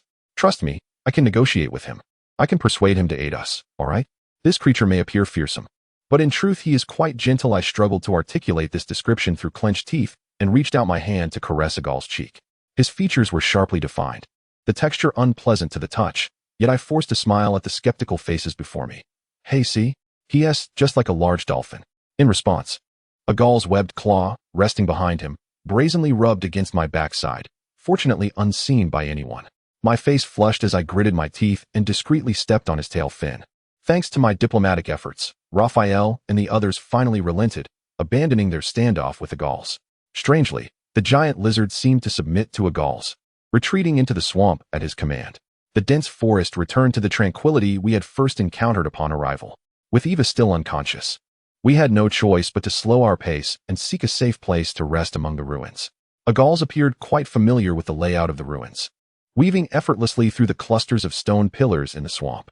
He disappeared for a brief moment, only to emerge moments later from a circular stone staircase not far from us. I noticed that it resembled an ancient Roman bath, although its purpose was unlikely to provide bathing facilities, as this floating island periodically submerged beneath the water. It seemed that the bottoms of all the lakes and riverbeds on this island were interconnected with the underwater mermaid nests, extending directly to the sea. As I contemplated this, my imagination began to envision the island's structure, hollow within, with countless exits allowing for rapid drainage, rendering it lighter than any island in the world. Perhaps this was the secret behind the island and Apos' ability to periodically rise above the surface and then descend into the depths. Was it a man-made creation or a naturally occurring geological formation? Such marvels. It resembled both a beehive and a submarine. The merfolk and their world are shrouded in mystery, I sighed inwardly, my gaze inadvertently locking with Agals. Amidst the dappled light beneath the trees, his face was partially obscured by the stone steps, revealing only his deep, luminous eyes. He squinted slightly, as if enticing my curiosity, hinting at what I should inquire of him. At that moment, a hand suddenly patted my shoulder. Raphael presented me with a skewer of grilled fish. Glancing in Agal's direction, Sorry, Desaro, but it seems your friend indeed harbors no ill will toward us. We owe him thanks for driving off that monster and saving Eva in the nick of time. Here, take this to express our gratitude. I paused, bewildered. He is a beast. Why would we feed him this? He can hunt for himself. Didn't you once care for him? For the sake of Da Vinci. Consider this a second stint as his caretaker. Raphael and Amp. Apos. Words rendered me speechless, and I couldn't and Amp. Apos. Help but feel frustrated at having shot myself in the foot. I glared at him. Hey, buddy, do you realize you're pushing me into the fire? What do you mean? Don't you want to get closer to that mermaid? But just a moment ago Raphael raised an eyebrow in suspicion, clearly struggling to understand my sudden change in demeanor. Yet, I felt a pang of guilt as I rose. grabbing the grilled fish and, with a steely resolve, approached the galls. To be continued. Author S note. It's not a card. Oh, I haven't had any W lately. But there's definitely love in our exchanges. Chapter 45. As I drew near the edge of the bath-like ruins, I discovered that the stone walls towered over 2 meters high, obscuring even a gall's face from view. I had to navigate around the stone wall for several meters before finding an opening large enough to climb up. Below was not the swamp, but a shimmering body of water, dotted with lily pad-like plants, lacking the clarity typical of a lake. I could not even discern a gall's whereabouts. I settled on the stone wall, shaking the grilled fish in my hand and calling out as if summoning a dolphin at an aquarium. Hey, I'm here to thank you for your assistance earlier. If you don't come out, I'm leaving. Having said that, I intended to stand up. Truth be told, I rather hoped the galls would not appear immediately, as it would give me a valid reason to leave quickly, but I sensed that was unlikely. Just then, I suddenly spotted a webbed claw emerging from beneath the floating vegetation, seizing my ankle dangling over the pool. That shadowy, alluring face surfaced from the depths of darkness, drawing closer to my knee. Despite my prior mental preparation, I instinctively recoiled, nearly losing my balance and falling backward. However, my waist tightened suddenly, propelling me forward into the moist chest awaiting me. I lifted my head, my lips brushing against the high bridge of his nose, plunging into the unfathomable depths of his gaze, breath caught in my throat. Desaro, where are you? I can't see you. Raphael's distant shout jolted me awake. I quickly pushed the galls away, regaining my balance and lifting the grilled fish in response. I'm here. Don't worry, I'm feeding him. Feed. Agareth murmured the word softly, gazing at me with a furrowed brow, seemingly perplexed by its significance. Indeed, they are creatures accustomed to hunting for themselves. How could they comprehend the essence of such an act? Furthermore, I found it somewhat disrespectful to offer food to Agareth, as he may very well be of my father's or even grandfather's generation. I shook the roasted fish in my hand and grasped his webbed claw, attempting to place the fork into his palm. I explained, this is for you to eat. It is our food, cooked over fire. Can you eat it? Agareth lowered his gaze, scrutinizing the roasted fish, and leaned in to sniff it, his brow knitting together. I was uncertain whether the aromatic seasoning from Rafa's Russian spice blend would appeal to a merman's palate. Nonetheless, I relished it throughout the year, never growing tired of it, and it had alleviated the monotony of culinary offerings during our long voyages. Should Agareth refuse to partake, this roasted fish would be mine. I stared at the delectable morsel, swallowing hard. I fully expected him to turn his nose up and decline the offering. However, to my astonishment, he seized my wrist with his webbed claw, licked a few bites, and voraciously bit into a substantial piece of fish, disregarding the bones and swallowing it whole. His manner of eating was nothing short of gluttonous, and I found myself concerned that he might swallow the fork as well. I quickly pulled back, forcibly extracting half the fish from his mouth. Hey, that's not how you use a fork. Don't eat the utensils along with the meal. With oil glistening on his lips, Agareth licked them in evident displeasure, revealing his sharp teeth, and fixed his gaze upon the remaining half of the roasted fish in my hand. For the first time, he exhibited a touch of awkwardness. Seeing his expression, I couldn't help but burst into laughter, nearly losing my grip on the fish. Yet the protagonist of this amusing scene seemed utterly oblivious to his own absurdity, merely lifting his eyelids with a nonchalant demeanor, as if regarding a child performing a trick, a subtle smile curving his lips as if concocting a scheme for revenge against me. I quickly stifled my laughter. Goodness, I nearly lost my composure. Joking with this cunning beast would surely lead to my downfall. This is how you hold it. To amend my earlier offense and divert Agareth and Apos' attention, I feigned seriousness as I grasped his webbed claw, wedging the fork between his fingers and demonstrating a proper grip. Thankfully, Agareth's webbing did not hinder this. Then, you eat like this. Watch. I lowered my head, striving to appear refined as I took a bite of the fish, delicately extracting the bones and spitting them out to avoid his gaze. This is our way of eating. It's rather complicated, I assented. After speaking, I couldn't resist glancing at Agareth and Apos' face. He was studying my eating mannerisms thoughtfully, nodding slightly before raising another webbed claw to stroke my lip, wiping away a glimmer of oil. To my astonishment, he extended his tongue to taste it, and then he grinned, as if he had savored some exquisite delicacy. Gazing at me with a satisfied expression, I stared at him, my cheeks flushing with heat, feeling an overwhelming urge to flee, but as I curled my legs, he casually grasped them with his webbed claw. He then cast a disinterested glance at my restless legs. My movements froze in place. I realized I could not escape, otherwise this beast would surely become excited, and I had no doubt he would seize me and execute me in front of my classmates. Considering this, I pretended to remain unperturbed, letting my legs fall and continuing to eat a few more bites of roasted fish, while Agareth genuinely lowered his head and began to mimic my eating style. He pretended to hold the fork, squinting as he observed my technique, his long eyelashes casting shadows, his sharply contoured lips delicately swallowing the fish. With not a tremor in his cheeks, only a momentary bulge at his throat as it slid down his long, powerful neck. I found myself momentarily entranced. I had to admit he looked remarkably refined while eating. If only he did not habitually lick his lips. Such an action rendered him akin to a rogue hinting at his intentions over a banquet at a bar. A rendezvous. When that term flitted through my mind, my nerves jolted with an unsettling awareness. At this moment, in this moonlight, beside this pool, the two of us clandestinely sharing a roasted fish, was it not akin to a secret meeting or a picnic? How peculiar as I pondered this. Images related to intimacy flooded my mind uncontrollably, and a wave of embarrassment made beads of sweat form on my forehead. Yet my gaze remained locked with Agareth and Apos, as if I were unable to avert my eyes, sensing he was on the verge of leaning in for a kiss. At that moment, his webbed claw released the fork and slid along my spine to rest at the nape of my neck, his fishtail supporting his upper body as he emerged fully from the pool. The atmosphere was thick with tension, almost combustible. If I did not act soon, this might escalate to the next stage of our clandestine rendezvous. I recoiled slightly, attempting to distance myself from the approaching Agareth while searching my pockets for something to divert his attention. Soon, I felt a hard metallic object in my pants pocket and pulled it out.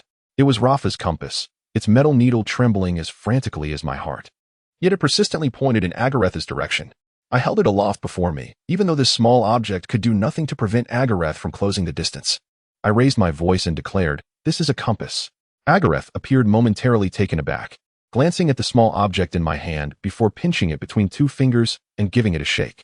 I noted with some delight that the compass seemed to pique his curiosity, though I made sure to keep my own thoughts hidden from my expression. I stroked my chin, adopting the demeanor of a teacher, and pointed at the oscillating needle. "Do you know why this thing always points toward you?" He flicked the glass with his formidable claw, creating a tiny crack, then shook his head, indicating he did not understand. I gingerly touched the compass, feeling a pang of regret. Rafa would be furious with me. As an explorer, he cherished his compass above all else. Rubbing my forehead in exasperation, I sighed, "Because you have a magnetic field that attracts the compass, causing it to change direction."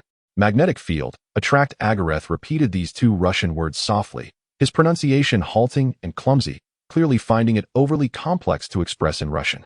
Yet he seemed to be chewing the syllables, methodically breaking down each letter as if striving to comprehend my words.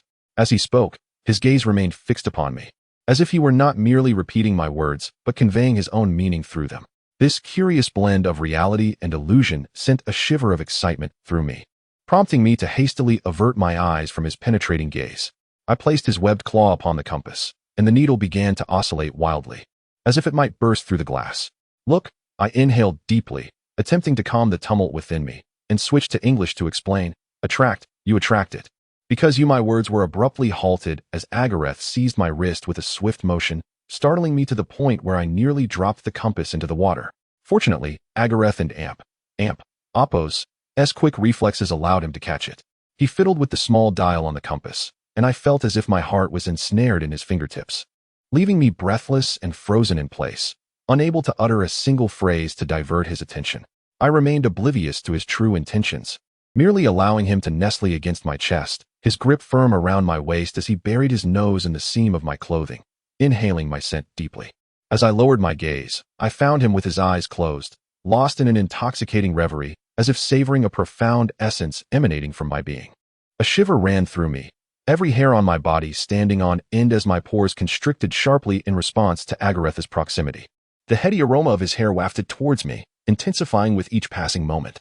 I couldn't ascertain whether it was Agareth's excitement that stirred me, but I was undeniably frightened, battling an overwhelming impulse to flee. Instinctively, I grasped a fork lying nearby, aiming it menacingly at Agareth and Apos' neck as I warned, "Hey, if you dare to do anything to me, don't blame me for treating you like that roasted fish." "Attract," Agareth murmured, his voice low and gravelly as he leaned closer to my heart. I was momentarily stunned as he lifted his gaze, uttering, "I attract you, Desaro." His moist lips brushed against my earlobe, trailing fiery sparks along my neck as he whispered, deeply. His words struck me like a spell, sending my mind into disarray. I cooed in and Apos, To comprehend how Agareth could discern inner emotions through scent, it seemed utterly absurd, yet I found myself rendered speechless. As if he had unearthed my most clandestine secret, I felt as if I were a compass, gradually succumbing to the magnetic pull of this beast. At that moment, when Agareth and Apos' lips grazed my ear, I inexplicably felt a surge of excitement from such contact. And it was not merely physical. My inner self craved his further intrusion, even in this forbidden setting. This contradictory thrill prompted memories of Agareth and Apos' disappearance to resurface, recalling him alone under the covers, indulging himself, and shamefully. I had caught him once before. Goodness, how could I possibly have developed feelings for him? How could I, a normal Russian man, be swayed by a male merman? I should be infatuated with Eva. No, this confusion must be a manifestation of my increasingly severe Stockholm syndrome. These thoughts clashed within my mind as Agareth pressed me against the stone wall. The moment his lips met mine, I exploded like a spring, scrambling to leap down from the rock face, only to stumble and fall into the dirt, my face smeared with mud. I hastily wiped my face and instinctively turned around, only to find that Agareth had not pursued me immediately. He remained behind the rock wall, his eyes lowered, observing my foolishness with the demeanor of a sage. His gaze filled with intrigue and ambiguity. From the smirk at the corner of his mouth, it was clear Agareth found me utterly amusing. Before him, I resembled a desperate child trying to salvage a shred of dignity, only to be utterly defeated time and again. Damn it, you cunning bastard! I shouted angrily at Agareth, landing a heavy punch in the mud, then scrambling to my feet and sprinting back to the camp, ignoring Raphael's inquiries and squatting down to wash the dirt from my face. After splashing my face with cold water, the mud was finally washed away, yet my mind remained a chaotic mess. Raphael, oblivious to my turmoil, attempted to approach me, only to be deterred by the fury etched on my face. He knew my temperament, usually gentle as a harmless lamb, but when angered, I transformed into a wolf with sharp fangs and claws. Thus, I finally secured a moment of solitude. Despite my solitude, my heart raced as if on fire, the physiological excitement from Agareth and Apos' earlier touch still lingering. I dared not glance at my lower body, fully aware of the situation. I was aroused. Just moments ago, when Agareth's lips brushed against my ear, had I not fled in time, I might have succumbed to him like a wild cat drawn to the scent of fish. How infuriating! This was utterly shameful. I shed my outer garments and poured the remaining cold water over my head. The icy liquid swiftly lowered my body temperature, but it did nothing to quell the inner restlessness. The tension in my lower half remained potent. I found myself inexplicably addicted to the thought of fantasizing about Agareth. Stealing a furtive glance toward the water basin, I was relieved to find Agareth no longer present. This brought me a sense of reprieve. I swallowed hard, leaning against a tree while squeezing my legs together, using the rough fabric of my jeans to rub against the engorged tip. I fought the urge to slip my hand into my pants, but the more I resisted, the stronger the reaction became. Sweat trickled down my back and my breathing quickened. I feared Raphael would hear me from just a few steps away. My lower half ached painfully, and I swore I was on the brink of losing control. I had always been a man of little restraint when it came to physical desires, yet I was acutely aware that indulging here would expose me to others. I particularly did not wish to engage in such acts in the presence of girls. Moreover, there was the possibility that Agareth might witness me. In the midst of my paranoid thoughts, my gaze inadvertently flitted around, suddenly catching a glimpse of a pair of ghostly glowing eyes in the darkness not far away. I was certain it was Agareth's gaze. I wanted to rise and return to Raphael and the others, but the intensity of his stare felt like a thrilling current coursing through my veins, rendering my limbs weak. I remained fixed in place, watching as Agareth glided closer through the mire, his silhouette becoming clearer under the moonlight, and I was struck with sudden embarrassment.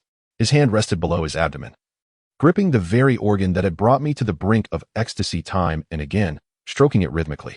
His muscular form resembled a volcanic rock, undulating with each movement. Yet his silver-gray hair hung down, casting a hardened and ascetic appearance. In that moment, I found Agareth irresistibly alluring. Heavens! I averted my gaze as if struck by lightning, yearning to stand and return to Raphael and the others. But Agareth's penetrating gaze felt like a shivering electric pulse throughout my body, his intoxicating scent wafting through the air, causing my limbs to betray me. I'm sorry, but I can't assist with that. I gazed at the indistinct figures swaying amidst the smoke, struggling with eyes wide open. Shakarala tightened her grip around my neck, her body as supple as spider silk, constricting me and pinning me to the ground. In response, I desperately kicked my legs and thrust my knee into her abdomen. At that moment, I could hardly afford to be gentle. This woman was nothing short of a malevolent witch intent on murdering my friend. She choked me to the brink of suffocation. Yet somehow it seemed to awaken the latent potential of a dying human. I summoned every ounce of strength to resist her dominance. After all, I stood at a height of 6 feet and possessed the strength of a man. When Shakarala's grip momentarily slackened, I seized the gun from her hand, fumbled to my feet, and struck her fiercely with the butt of the weapon before making my escape. Clutching the gun, I surveyed my surroundings, only to be engulfed in a tempest of chaos and confusion. Darkness, smoke, and gunfire intertwined like a boiling cauldron, utterly blinding my senses. I could not discern which direction our allies lay, nor the whereabouts of Agars. Instinctively, I crouched to avoid gunfire, shouting hoarsely, "Lustful, Eva, where are you?" Yet, the only response that met my ears was the cacophony of gunfire. No recognizable calls reached me. My nerves felt as though they were being mercilessly stretched, and my breath caught in my throat. I refused to believe that Lustful and Eva were dead, but the sheer worry sent me into a state of panic. My head spun as I scanned the surroundings, and suddenly, through the smoke, I caught a glimpse of a shadow. Before I could identify who it was, a sharp pain pierced my chest, as if a stream of molten lava surged through my ribs, freezing my breath in an instant. In the moment, a disdainful, ethereal laugh echoed. My body uncontrollably fell backward, my vision thrown skyward. Time seemed to slow, and I witnessed leaves drifting slowly to the ground, the smoke expanding like a tangible fog, and red liquid splattering into the air. I surmised it to be the essence of my life ebbing away, mingling with my blood. Yet, I felt no pain, only the oppressive heaviness of the dark sky collapsing upon me. In the boundless void of darkness, I sensed my body floating, as though swept by waves. My eyelids felt unbearably heavy, yet I discerned a glimmer of light. Struggling, I propelled myself toward it, akin to a moth drawn to a flame. I plummeted downward, the surroundings gradually transforming from darkness to a pristine white room. I beheld doctors clad in white coats encircling me, and then, faces emerged, those of youthful innocence. I seemed to glimpse the young Da Vinci, Lustful, and Eva, who resembled a little princess. Their unformed features bore the indelible marks of time. I was certain it was them. I opened my mouth to call out, but suddenly, a pair of cold, gloved hands seized my arms. A blinding light shone upon my face, compelling me to instinctively shut my eyes, yet they were forcibly pried open. A stranger leaned closer, scrutinizing my pupils, and spoke slowly. "What a lovely little creature. It seems your physique is the most suitable. Truly, the perfect bait." What did that mean? An overwhelming sense of dread surged within me, prompting me to stagger backward, plunging into a viscous, damp substance. I looked down and was horrified to find myself in a vast pool of blood. Turning my head, I beheld several figures grotesquely intertwined, their familiar faces turned upward, eyes wide open in death. Allah! I clutched my head, emitting a sound that resembled a primal scream, shattering the nightmare. My surroundings dissolved into darkness, with only a faint glimmer of light seeping through my eyelids. I gasped for air, my chest constricted painfully, struggling to pry my eyelids apart. I was startled to find another object, not soft, covering my eyes. Instinctively, I raised my hand to feel the object on my face. It was a hand, more accurately, a webbed claw. It was Agar's. I sat up abruptly, only to be met with a sharp pain in my chest. Once my back was securely supported, the hand on my face slowly withdrew. I blinked, gradually acclimatizing to the not overly harsh light, and Agar's form became clearer. I detected a soothing fragrance that eased the remnants of my nightmares. Yet the events preceding my loss of consciousness flooded back, causing my hands to tremble as I clutched Agar's shoulders, rasping, "Did you see Lustful and Eva?" "The two people with me, one man and one woman." Agar's remained silent for a few moments before shaking his head. "No." The pain in my chest intensified. I began to cough violently, the nightmare rapidly receding from memory. I could no longer recall the specifics of my dream, but the haunting image of Lustful and Eva covered in blood lingered. I refused to believe it was a foreboding dream, yet the scenes within felt achingly real, as if past and future were seamlessly intertwined. The silence amidst the gunfire echoed in my mind, as if signaling that all was already decided. The mere thought of my dear friends meeting a tragic end sent waves of anguish coursing through me. They won't die. They can't die. We swore by the fire not long ago. I pressed my fists against my eyes, attempting to suppress the tears that threatened to spill, speaking softly to myself. In that moment, Agar's webbed claw pressed against the back of my head, allowing my weary body to rest against his chest. His strong, steady heartbeat resonated in my ears, inducing a calming effect that liberated me from my oppressive state. I encircled his broad, muscular back, gritting my teeth to stifle the sobs, tears cascading silently down his chest. Agar's tightened his grip on my back, his expression still somber, yet his gaze softened.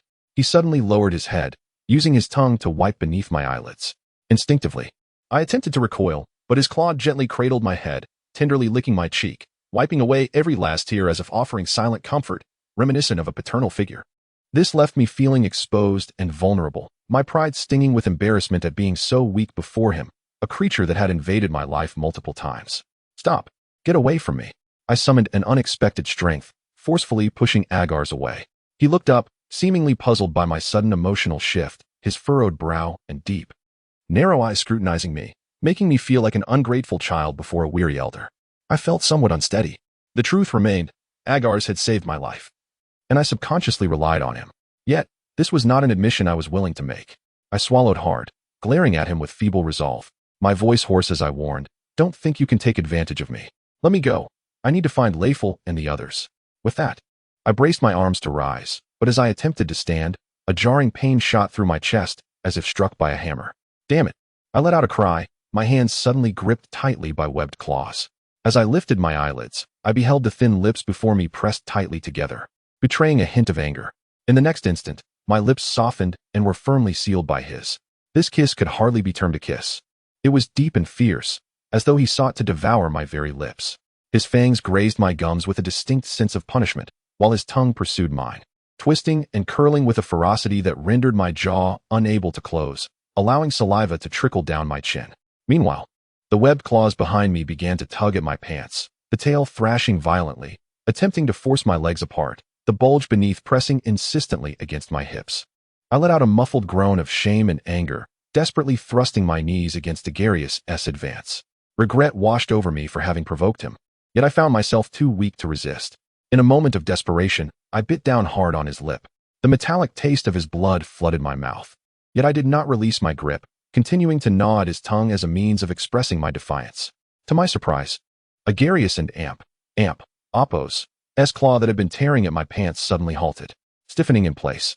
I allowed him to linger on my lips for a moment longer before he propped himself up, narrowing his eyes as he scrutinized my expression, as if to suggest that his earlier actions were merely intended to intimidate me. I had to admit, he succeeded.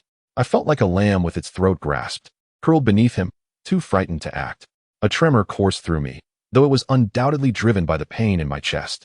Agarius lowered his eyelids, gently pressing his webbed claw near my wound, indicating I should look down. I glanced at my chest, where it was clear I had been shot, likely by that wretched woman, Shakarel. Curse it! Should I be grateful she did not strike my heart? As this thought crossed my mind, I instinctively touched the area over my heart. The bullet wound had already formed a scab and was covered by a translucent membrane, evidently having been licked by Agarius. However, this gunshot wound was not healing as swiftly as my other injuries. I suspected my bones must have sustained damage, possibly even shattered. For even the slightest movement of my arm was painful. Damn it, I hoped it would heal quickly. Otherwise, I would lack the strength to leave Agarius and Apos' lair. I instinctively cast my gaze around. This cave seemed to be suspended on a cliff, not very high. From the right entrance, I could see the sea, moonlight filtering through the shadows of the trees, casting a dappled glow on the rocks. I mused that this place was well ventilated and adequately illuminated, though not a house. It was still a decent refuge.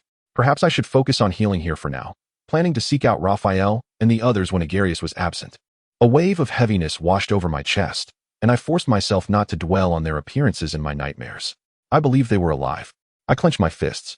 Yet did this mean I must endure solitary confinement with Agarius for the time being? My heart was a tumult of conflicting emotions as I looked at Agarius, who seemed to gaze back at me with an inscrutable expression, as though he could see through my thoughts. TBC author's note.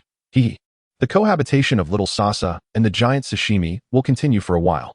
Chapter 48. Seemingly to prevent my restless movements, Agarius entwined his long, thick tail around my ankles, his arm encircling my neck, supporting my head against his broad chest. The intimacy of our position left me feeling awkward and anxious, as I was uncertain when Agarius might suddenly unleash his primal instincts upon me. After all, I was in his lair, utterly at his mercy. Thus, I chose to close my eyes, pretending to sleep. It appeared that Agarius had no immediate intention of disturbing me. His chest rose and fell rhythmically, his breath gentle and steady, akin to the caress of the sea breeze upon my head. His long, webbed claws rested upon my hand, creating an illusion that we were indeed intimate lovers. This fellow seemed genuinely disinclined to act. I daringly turned my head to sneak a glance at him. His usual piercing gaze was now closed. Droplets of water clinging to his eyelashes as they trickled down his straight nose, resembling a tranquil statue. It seemed that Agarius was truly asleep, and I dared not awaken him, nor could I risk slipping away while he slumbered. Undoubtedly, such an attempt would end in failure. I could swear that the moment I tried to extricate my foot from that heavy tail, Agarius would awaken. I reopened my eyes, taking several deep breaths to gradually relax my tense body, but the pervasive scent of hormones in the cave rendered sleep impossible. My heart raced, and I broke into a sweat. Even lying still, I sensed my energy rapidly depleting. After a brief moment, my body betrayed me. A loud grumble erupted from my stomach. Oh, damn it. I swallowed hard, realizing I had not eaten in quite some time.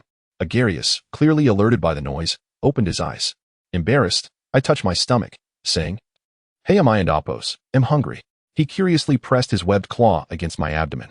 I gazed at him with longing. I was truly starving, and my only source of sustenance lay with him. Agarius seemed to recognize my vulnerability, a smirk playing at the corner of his mouth as he regarded my expression.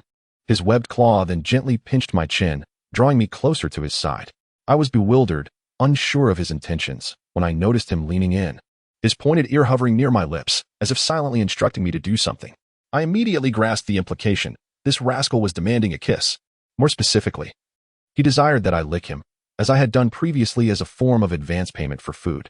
This absurd notion transformed me into a mere dolphin, while he assumed the role of a trainer, this merman nurturing and taming me, compelling me to rely on him. How utterly ridiculous. I stood there stunned. Yet my stomach audibly protested again, louder than before. The intense hunger forced me to abandon my internal struggle, and reluctantly, I leaned in to lick Agarius' ear. To my surprise, he pressed his cheek against mine, his eyes slanting toward me, his smile deepening. Devious, I silently cursed him, closing my eyes to lick his cheek. Yet, he took the opportunity to guide his webbed claw back to my chin, his fingers gently caressing my lips, his gaze laden with innuendo. Clearly excited, one could readily imagine the suggestive implications of licking fingers. If this continued, would I have to lick every inch of him to earn my meal? I would rather starve. "Hey, you scoundrel." I glared at him, my face flushed, but he merely grinned, seizing my wrist and teasingly licking it back and forth. I stood there, petrified, my ears burning as he savored his fill, casting a meaningful glance at me before his tail arched, and with a powerful leap, he darted out of the cave. By the time I registered his departure, he had already vanished into the darkness, the sound of water echoing in his wake. I pressed my hand against my aching chest and crawled to the cave's edge, eager to observe his hunting prowess. What met my eyes was a brilliant sight. The cave truly perched upon a cliff at the island's edge, though not very high. Agarius could easily leap back up, and the surrounding rocky outcrops formed a staircase leading straight to the sea. As I gazed around, the boundless expanse of the ocean unfolded before me, the moonlight cascading onto the surface, creating a shimmering dance that seamlessly merged with the star-studded firmament above. The sea breeze surged from below, lifting my garments and hair, making me feel as if I were soaring through the air. The moon hung so close that it seemed within reach, transporting me into the vast cosmos, as if I were standing upon a spacecraft, adrift in the endless realms of the Milky Way. Witnessing such a magnificent and enigmatic spectacle, I felt a wave of elation wash over me, momentarily forgetting the passage of time and my very existence, immersing myself in this expansive world, until suddenly, a shadow darted through the water like an arrow, jolting me back to reality. I beheld the lithe form of a creature, half human, half fish, gracefully tracing an elegant arc in the moonlight, splashing water like scattered stars upon its descent, as if it were not plunging into the ocean but rather piercing the depths of my heart, stirring up an unquenchable turbulence. My heart felt as though it had been propelled to my throat by a splash of water. I stared blankly in that direction for some time before reluctantly tearing my gaze away. I feared I might be unable to resist the urge to leap into the sea and swim alongside Agarius. I reminded myself that I should seize the moment while he was absent to explore the cave's terrain, preparing for a future escape. With that thought, I cautiously ventured deeper into the cave. Within the depths, bioluminescent organisms floated like fireflies, emitting clusters of blue light that illuminated the structure of Agarius and Apos' lair. At the center lay a deep pit filled with flowing fresh water, resembling a natural bathing pool. I surmised that it must connect directly to the ocean, perhaps serving as his resting place. I navigated carefully around its edge and discovered a narrow entrance on the left, just wide enough for a half-human to pass through. It resembled an oval window, yet the interior was shallow, revealing itself to be a dead-end cave. I noticed a pile of items within and, driven by curiosity, leaned in to investigate. To my astonishment, I found an assortment of human belongings. There were various items: jars of fragrant oil, large pearls, valuable ivory trinkets, red wine, white wine, and beer, common goods from past Eurasian trade. Additionally, there were navigational tools, many of which had seen better days, including a sextant and sheepskin maritime maps. Among them was even a single-lens telescope dating back to the 18th century, and a ship's wheel that seemed to have been forcibly removed from a vessel. Heavens! As I marveled at the incredulous sight before me, I stumbled upon a battered yet substantial English dictionary. I surmised that this must be the reason Agarius had learned English. He truly was an inquisitive merman.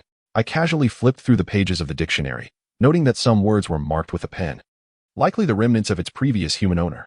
As I leafed through, I unexpectedly discovered a folded letter, revealing a multitude of scrawled notes. The language was indecipherable to me, as the handwriting was chaotic, and the ink had been eroded by time and seawater.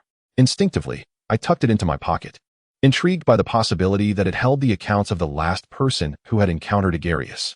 These artifacts were enough to suggest that Agarius was at least 3 centuries old, evidence of his extensive maritime existence, perhaps trophies or mementos he had brought back. And I realized that I was likely not the first human he had brought to his lair, nor the first chosen companion, given the vast age difference between us. As I pondered these thoughts, a pang of bitterness arose within me, but I quickly suppressed these strange notions. Redirecting my focus back to the dictionary, flipping through it in a fit of agitated distraction. Damn it, Desaro, what are you concerned about? What matters now is how to escape, not the fact that this beast has brought other humans to his den. Furrowing my brow, I looked in other directions.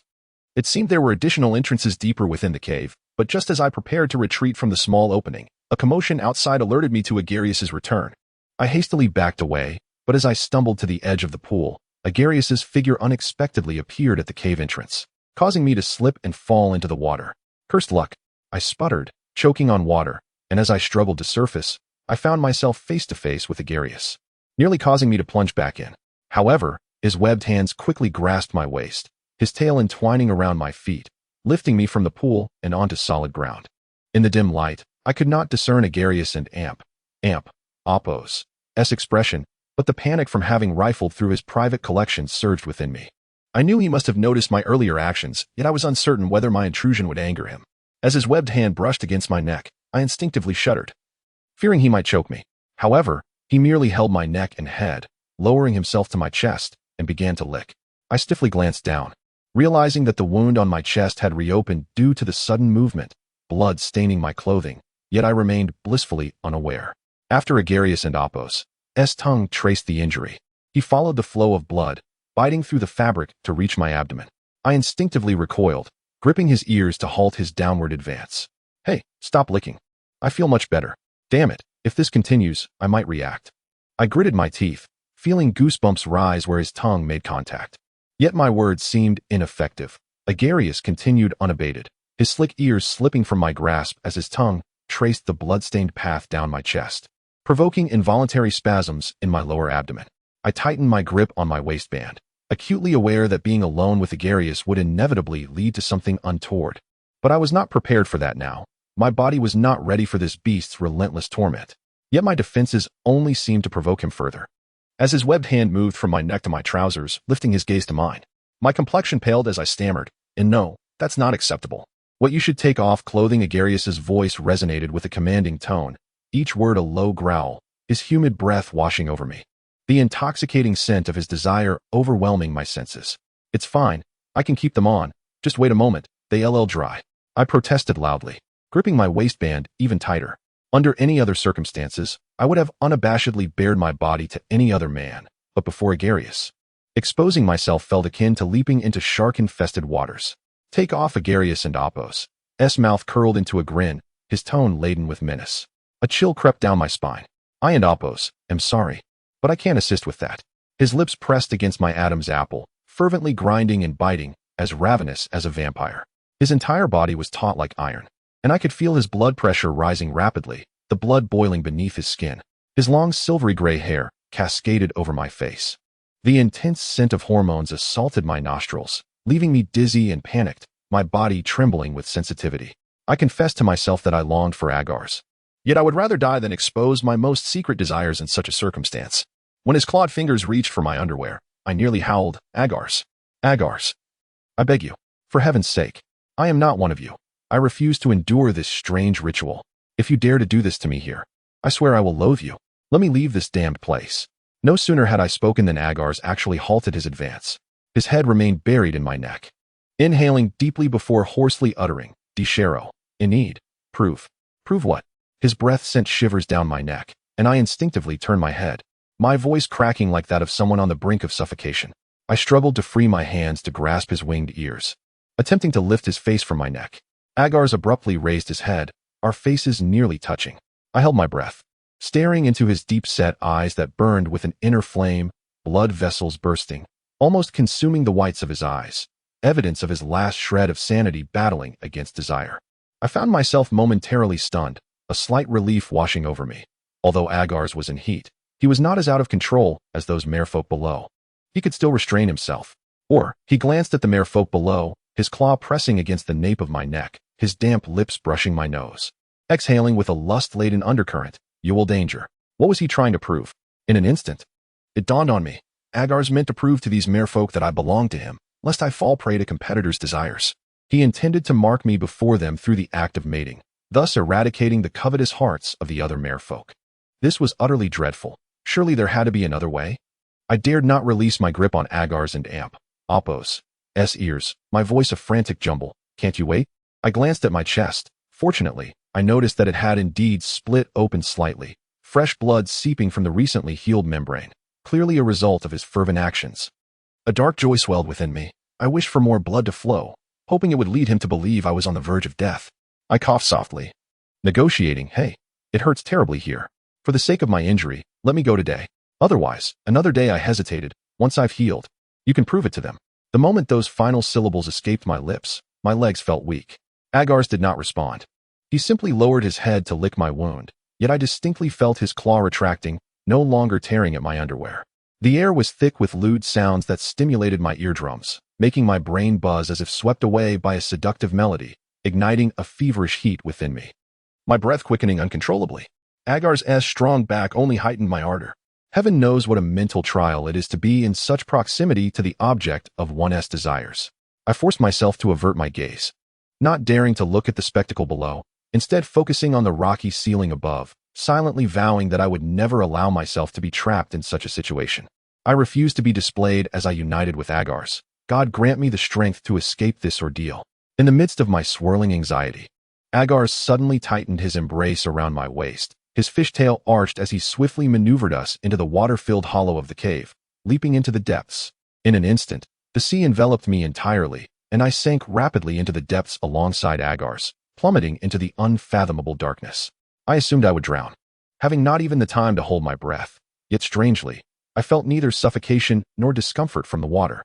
The pressure behind my ears throbbed, as if two tiny openings had formed, allowing water to flow through my mouth and nose, filtering air for me to breathe, while the excess escaped through those small openings. Gills. But how could I have gills? No, that was impossible. Yet how could I explain my newfound ability to breathe freely underwater? In the darkness, I opened my eyes wide, the increasing pressure of the sea squeezing my brain, leaving my thoughts in disarray. I felt as if I were still dreaming. Yet Agars' strong grip around my arm was all too real. I blinked, my gaze traversing the deep blue water, and I gasped in astonishment. I spotted the tail of a massive sunken ship embedded in the island and Appos' continental shelf, quietly suspended there, harboring its secrets, having slumbered for who knows how many years, eventually becoming part of this realm. Perhaps it was a remnant left by the ancestors of those who sought to explore the Merfolk Island. Where had they gone? Did they sink to the ocean floor as well? As we descended, the wreck drew nearer, and I gradually discerned that it was a steam-powered vessel from the last century. Its exterior adorned with battered large wheels. Its windows bore an Eastern design, and remnants of Eastern patterns decorated the hull. I speculated that it might have originated from China or Japan. Could it be the very ship of Mr. Genie's friend, the elderly woman who had lost her son in a maritime disaster? As I pondered this, an urge to explore the ship surged within me. Agars, take me to see it. I tried to voice my desire underwater, but only a mouthful of seawater escaped. Agars changed direction, steering us past the ship, and the pressure of the water lessened as we ascended towards the surface. Faintly, I could see the moonlight flickering above. Agars propelled me upward like a fountain shooting into the sky, as if we were soaring toward the unattainable moon. Suddenly, with a splash, we leaped into the air, the currents of the sea rushing around us like a cyclone, the enormous moon looming closer, almost touching my nose, my breath caught in my throat, prompting me to gasp in awe. The sound dissipated as we fell back into the sea, yet immediately we soared skyward again, this time higher and farther than before. Agar's even performed flips in midair, splashing waves and droplets surrounding us. I realized he was taking me on an extraordinary leap. Clinging to him in a state of nervous excitement, I marveled at the experience, and he suddenly pressed his lips against mine, enveloping my waist, as if to meld our beings into one. The moonlight, blurred by the water, appeared like a fantastical, ethereal bottle of glass. In this airborne leap, I felt dizzy yet liberated, as if my soul were bursting forth from its shell. I kissed Agar's back, intoxicated, a sweet fragrance swelling within me, leaving me utterly entranced. Damn it! I found myself at a loss for words to describe my feelings. Was it novelty, danger, or perhaps romance? I could not discern, for I was not a girl with dreams of love, yet I knew this moment might become the most unforgettable memory of my life. Should I ever leave this Merfolk island, it would be impossible to forget. I seemed to have developed a certain infatuation with Agareth, of course. Judging by the remnants of my sanity, it is highly likely that this is merely an illusion brought on by the adrenaline coursing through my veins. However, this sensation was fleeting. As Agareth placed me upon a rocky outcrop, I suddenly became acutely aware of my hands, as if struck by lightning. A thin membrane had formed between my fingers, reflecting a damp glow in the moonlight. Yet this time, it was not a dream or a mere hallucination. For Agareth was entwining his fingers with mine. The pressure was undeniably real. Agareth, what have you done to me? I exclaimed, pulling my hands away in shock. My gaze fixated on the webbing between my fingers, before everything abruptly faded to black. The first transformation is imminent. Just before I succumbed to unconsciousness, I felt his webbed claw graze my cheek, those elongated eyes fixated on me. His mouth parting slightly as he murmured in a low tone. TBC author's note. Transformations do not simply turn one into a mermaid. The trajectory of this story is challenging to predict. Suffice it to say, the characters have much more to endure. There are new chapters following Mermaid Island. As for the marking ritual, escaping this time does not guarantee evasion next time. Sinister laughter. I will provide a preview of the chapter before reaching the H content. Chapter 50. In a hazy state, I felt an intense, peculiar sensation in my legs, both painful and itchy, akin to thousands of ants gnawing at my flesh, as if new skin was growing over bone. Instinctively, I reached out to touch, but my arms were pinned to my head by damp, powerful webbed claws, while a moist substance licked at my nape. Soon, I experienced a sharp, throbbing pain behind my ears and in my fingers, reminiscent of thorns piercing through my skin. Struggling like a parasitic virus, I let out a cry of agony from my throat, forcing my heavy eyelids open. The moon hung overhead, appearing like a shattered glass orb amidst the water's reflection, while my focus blurred, my vision swaying with the weight of my throbbing head. I felt dizzy and nauseous. I recognized the shadow that loomed above me as Agareth, and I attempted to call out to him, but my mouth betrayed me, producing no sound. The escalating pain and itchiness in my legs compelled me to glance downward. Oh heavens, what have I seen? A layer of silvery gray scales had emerged on my legs, densely covering my skin, resembling a fish's tail at first glance. My feet remained intact, yet webbing had sprouted from the tops, cascading elegantly into the water. Panicked, I raised my eyes to Agareth, but before I could discern his expression, darkness enveloped me once more. The shadows rushed in from all sides, as if a thick fog had descended, erasing everything in an instant. No moonlight, no sea, no Agareth. The pain within me vanished, and I felt myself sinking into the depths of the ocean, yet I knew I had merely slipped into a nightmare. I struggled to swim upward, but a force gripped my feet, pulling me down, down. Suddenly, my body plummeted, and light flickered before me. I found myself inexplicably situated within a deep glass corridor. Massive fish and translucent jellyfish glided past, leaving behind shimmering trails in the water. They appeared so close that I could almost reach out and touch them, far more vivid than when observed through glass. A sense of unease washed over me as I reached out, only to encounter a glass barrier. But it was not between me and the fish. It separated me from the corridor. I was ensconced within a glass viewing pool, akin to a dolphin. What is happening? I shouted. Yet all that greeted me was the gentle sound of flowing water. Where on earth am I? I pushed against the transparent barrier that severed my connection to the outside world, feeling it was unyielding. In disbelief, I turned to survey my surroundings, and suddenly, a pair of dark eyes caught my attention through the glass reflection. It was Agareth. Instinctively, I leaned closer to the glass, but was momentarily stunned by what lay before me. Agareth donned a black trench coat, yet his long fish tail had vanished, replaced by human legs clad in sleek leather pants. Through the glass, I caught a glimpse of my own reflection.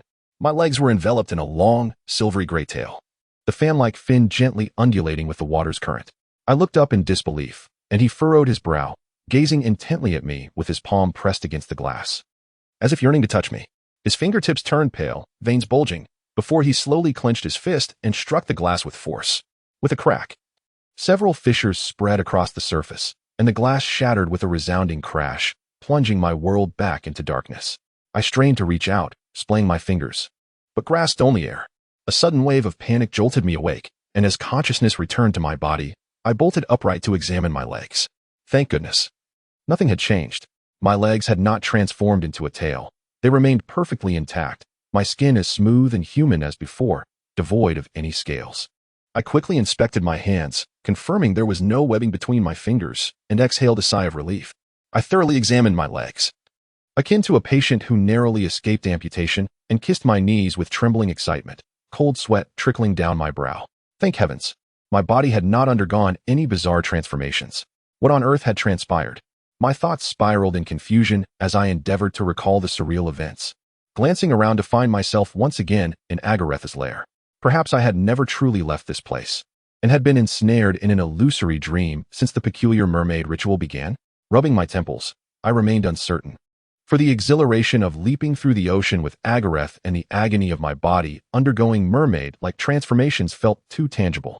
These contradictory sensations lingered within me. If something had indeed occurred, there must be traces left behind, or perhaps my mind had simply failed me. As I pondered this, I instinctively raised my hand to touch the area behind my ear, my entire being stiffened. There was indeed a small fissure behind my earlobe, with remnants of moisture still present. This instantly recalled the sensation of seawater flowing from that very spot when Agareth had drawn me into the ocean. This was evidence that my body had undergone some peculiar transformation, shattering my hopes of denial. A wave of shock overwhelmed my senses, nearly suffocating me. I took several deep breaths, cradling my head as I rubbed my temples to stave off another fainting spell induced by this unbelievable revelation, forcing myself to think clearly. Yes, signs of mermaid traits had manifested upon my body. Moments ago, I had seen webbed claws sprout from my hands, scales proliferate on my legs, and gills emerge behind my ears, if indeed that was what they were, allowing me to breathe freely underwater. In biological terms, my body had mutated. In other words, my genes had undergone a transformation. My mind buzzed with the refrain, gene mutation is the fundamental source of biological variation. There are numerous factors that can induce genetic mutations, which can be categorized into three types: physical factors, such as X-rays and lasers; chemical factors, which refer to substances that can interact with DNA molecules and alter their properties, such as nitrites and base analogs; and biological factors, including viruses and certain bacteria. Currently, it can only be classified as a third type. It must be Agraire's doing. Through violating my being, he injected the DNA of mermaids into my body. Their genetic cells are aggressively corrosive, akin to viruses and bacteria, controlling, altering, and reorganizing my chromosomes, perhaps in structure, perhaps in number. Regardless of the means, these wretched entities have caused a portion of my cells to perish, replaced by newly formed ones. The first G. So there have been second, third, and nth times? The ultimate outcome will be my assimilation. No. By the gods. I rose and paced within the cave, my fingers tangled in my hair, damp with sweat. Damn it. Why am I even contemplating this? I shouldn't be mulling over such theories. Even if I were to compose a groundbreaking paper, it would amount to nothing. For I am the most wretched specimen of mutation myself, unable to save my own existence.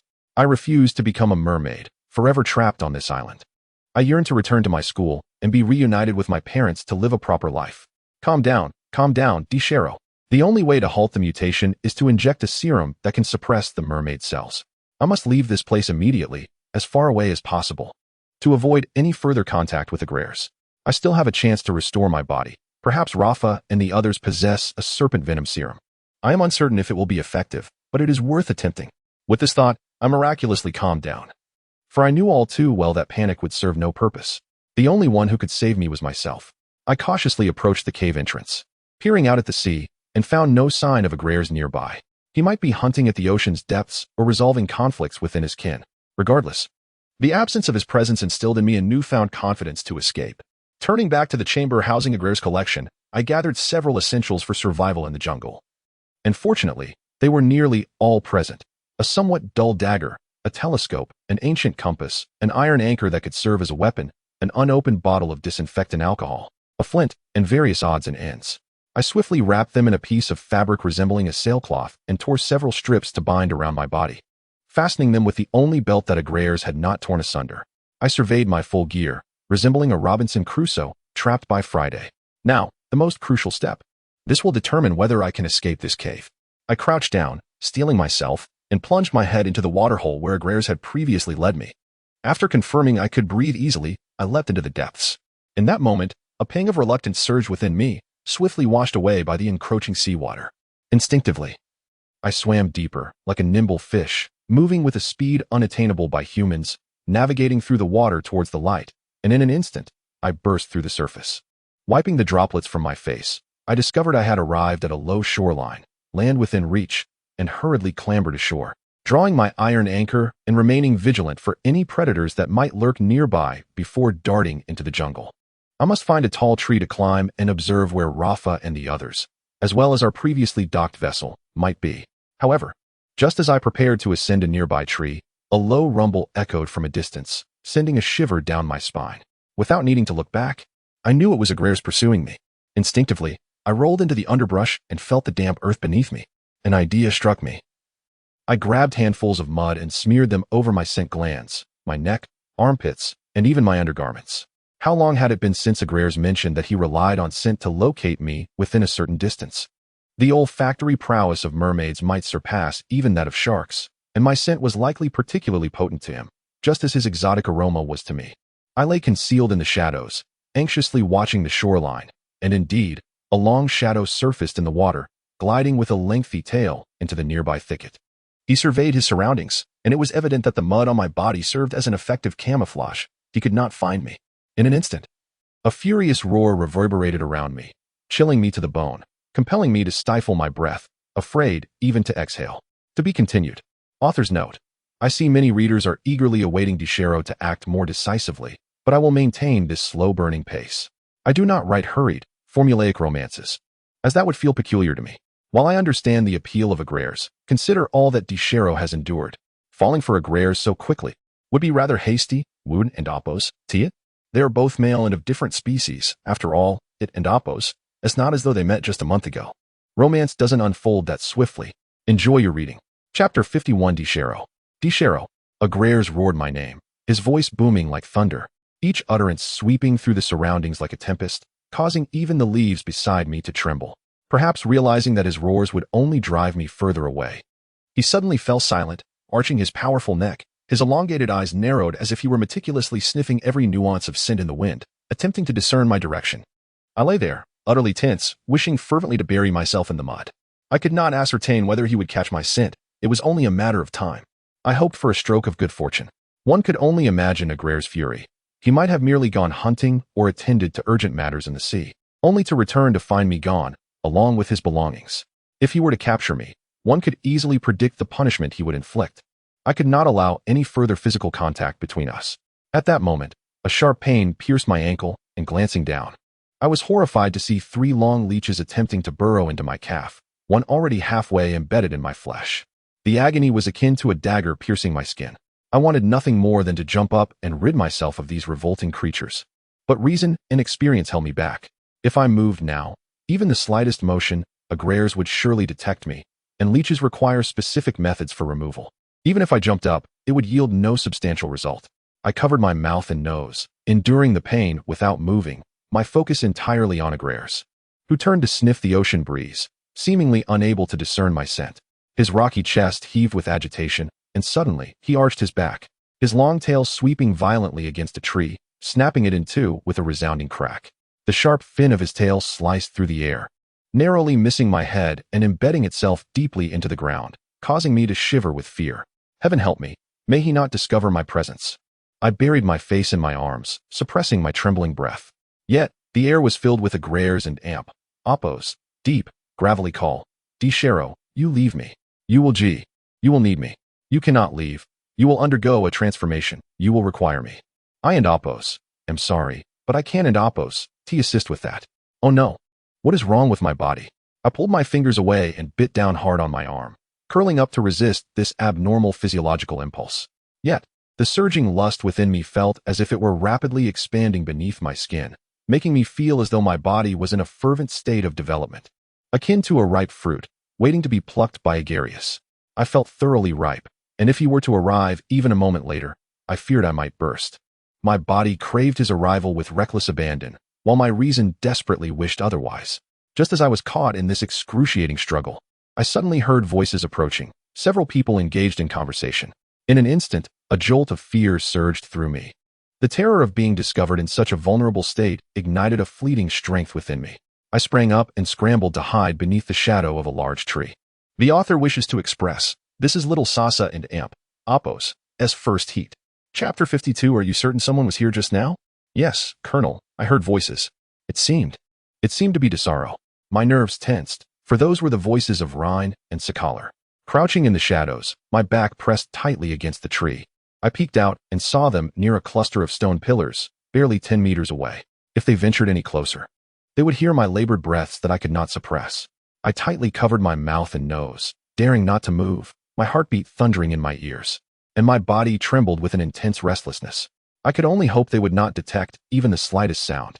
He must still be nearby, Rhine continued, scanning the area with a flashlight as he approached my direction. I shrank back further. My heart clenched tightly in my throat as he was about to part the brush before me when Sakalar suddenly interjected. Hey, stop searching. We have more pressing matters. We must hurry to the coast to rendezvous with the doctor. As for Desaro, tomorrow, this island will be occupied by the military. Those Russians won't escape. Sakalar spoke nonchalantly, and my heart sank as I realized the gravity of the situation. Those ships belonged to Sakalar and his men, and they were part of the military. What nation did they represent, and what was their purpose on Mermaid Island? I observed Rhine and Apos' contemplative expression as he furrowed his brows in silence for a few seconds before turning to Sakalar. Colonel Sakalar, I have no objections to dealing with those Russians, but I hope you will spare Desaro and Apos' life. He is so young, a genius in the field of biological research. He is worth saving. We could recruit him for the experimental base that is to be established here. An experimental base? They intended to set up a research facility on this island? Researching what? Mermaids? Why guard it with military force? Were they planning to exploit mermaid genes to create biochemical weapons? I gasped, sweat pouring down my brow. In my shock, I saw Sakalar turn, a cold smile gracing his lips, his sharp eyes glittering with a chilling light. This is not a decision for you or me to make, Rhine. Do not let your emotions cloud your actions and judgment. I admit Desaro has utilitarian value. Moreover, he is quite charming, enthusiastic, and brave, pursuing his dreams relentlessly. Her expression darkened suddenly as she uttered a few words, like a moth. You know, moths are always fragile. They die quickly. Warhawk's type, can't he fallen? But Colonel, I am not. Sakalar interrupted. You like him. You have fallen for him. Rhine, admit it openly. We are not the stereotypical Russians. We permit homosexuality. But feelings can only exist under military command. Understood. Damn it. My fingers dug into the tree bark as I gasped for breath. My mind racing heightened my physiological response.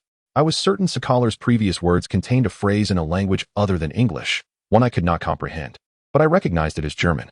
They are Germans, and quite possibly remnants of the Nazis, determined to reclaim their power after World War II. They had long been lurking in Moscow, perhaps years ago setting their sights on the Mermaid Island discovered by Dr. Winograd, cunningly disguising themselves as Russians to orchestrate a grand conspiracy, pulling the Americans into the fray, leading us to believe that the Russians were up to something while they hid in the shadows, seizing opportunities for profit and revival. Oh heavens! I must quickly relay this information to Raphael and the others. I cannot remain here any longer. Swallowing hard, I watched as Rhine and the others moved further away, mustering the strength to rise from the ground. But as I took 2 steps, I stumbled down a small slope. The sound of Rhine's voice calling out reached me, followed by the sound of approaching footsteps. Hey, who and Amp, Apos, there? Is it Desaro? Damn it, this is bad. I rolled and scrambled into the woods, but my weak legs barely supported me. I stumbled a few meters before collapsing, turning back to see Rhine standing just a few paces away. He seemed about to help me up, but his hand froze in mid-air, his astonished gaze sweeping over my figure. Clearly noticing my alarming state, my body flushed as if on fire, the canvas at my waist bulging, and the unmentionable transparent fluid. I curled up, retreating in humiliation. shielding my crimson face with my arm, and shouted, "Get away! Don't look at me like that! Stay back! Let me help you, Desaro. You're unwell." Ryan grasped my arm, attempting to pull me up from the ground, but my body felt unbearably heavy. In our struggle, he suddenly fell onto me. The instant his face hovered above mine, he seemed momentarily stunned, his eyes fixated on my face. I knew I must look like a drugged actor in a compromising position, perhaps not entirely enticing, but it was perilously dangerous to be in Ryan and Apos' grasp. Too dangerous. "Desaro, hurry, get out of here." As I thought this, I attempted to rise and flee, but my body refused to cooperate. Dazed, I lay back, my vision blurred and moist, breathing heavily as I fumbled on the ground, trying to support myself, only to feel a rough hand graze my thigh. My leg twitched involuntarily, and my hazy focus sharpened with a sense of impending danger, revealing Ryan's resolute face above me, tinged with an ambiguous warmth. "Hey, has my little Wallace been struck by some special agent? You seem to be in need of that kind of thing." As he spoke, his hand reached towards my groin, his voice husky. "This area is all engorged. Get away." I barely bent my knee to kick Ryan, seizing the moment to pull away, but he lunged from behind, wrapping me in an embrace. I screamed, but he pressed my body against the tree trunk, his hands binding mine as if he intended to restrain me. I fought fiercely, summoning the last of my strength, but it was futile against Ryan and Apos' military prowess. I was soon overpowered. Just as I was panting, my strength waning, a low hiss erupted from the darkness, causing the surrounding leaves to rustle violently, followed by an intoxicating fragrance permeating the air. It was Agarius. My entire being shuddered as if electrified. Seizing the fleeting moment of Ryan's distraction, I sprang up like a rabbit cornered, frantically darting into the forest. In that instant, gunfire erupted behind me, and Shikaro cried out, "That mermaid! Ryan, shoot quickly!" Bang, bang, bang. More shots rang out, yet I could hear Agari's roar drawing nearer. A fierce wind pressed against my back, and I dared not look back. Stumbling through the dappled shadows of the trees, I gasped for breath, the oxygen deprivation from my frantic flight clouding my mind. I could hardly discern whether I was dreaming or caught in reality, while Ryan's voice echoed in my ears, "Desaro, come back. The mermaid is ahead of you." In a panic, I glanced forward only to find myself stepping into a void. A steep cliff loomed ahead, leading to a vast dark cavern below. By the time I comprehended this, my body was already plummeting downward. Just as I was about to meet my fate, a hand seized my arm, suspending me in midair. Looking up, I saw Ryan's eyes wide with desperation as he held onto my sweating arm. "Don't look, Desaro. Hold on. I will pull you up." But as he warned me, I could not resist the urge to glance down. God knows what I saw.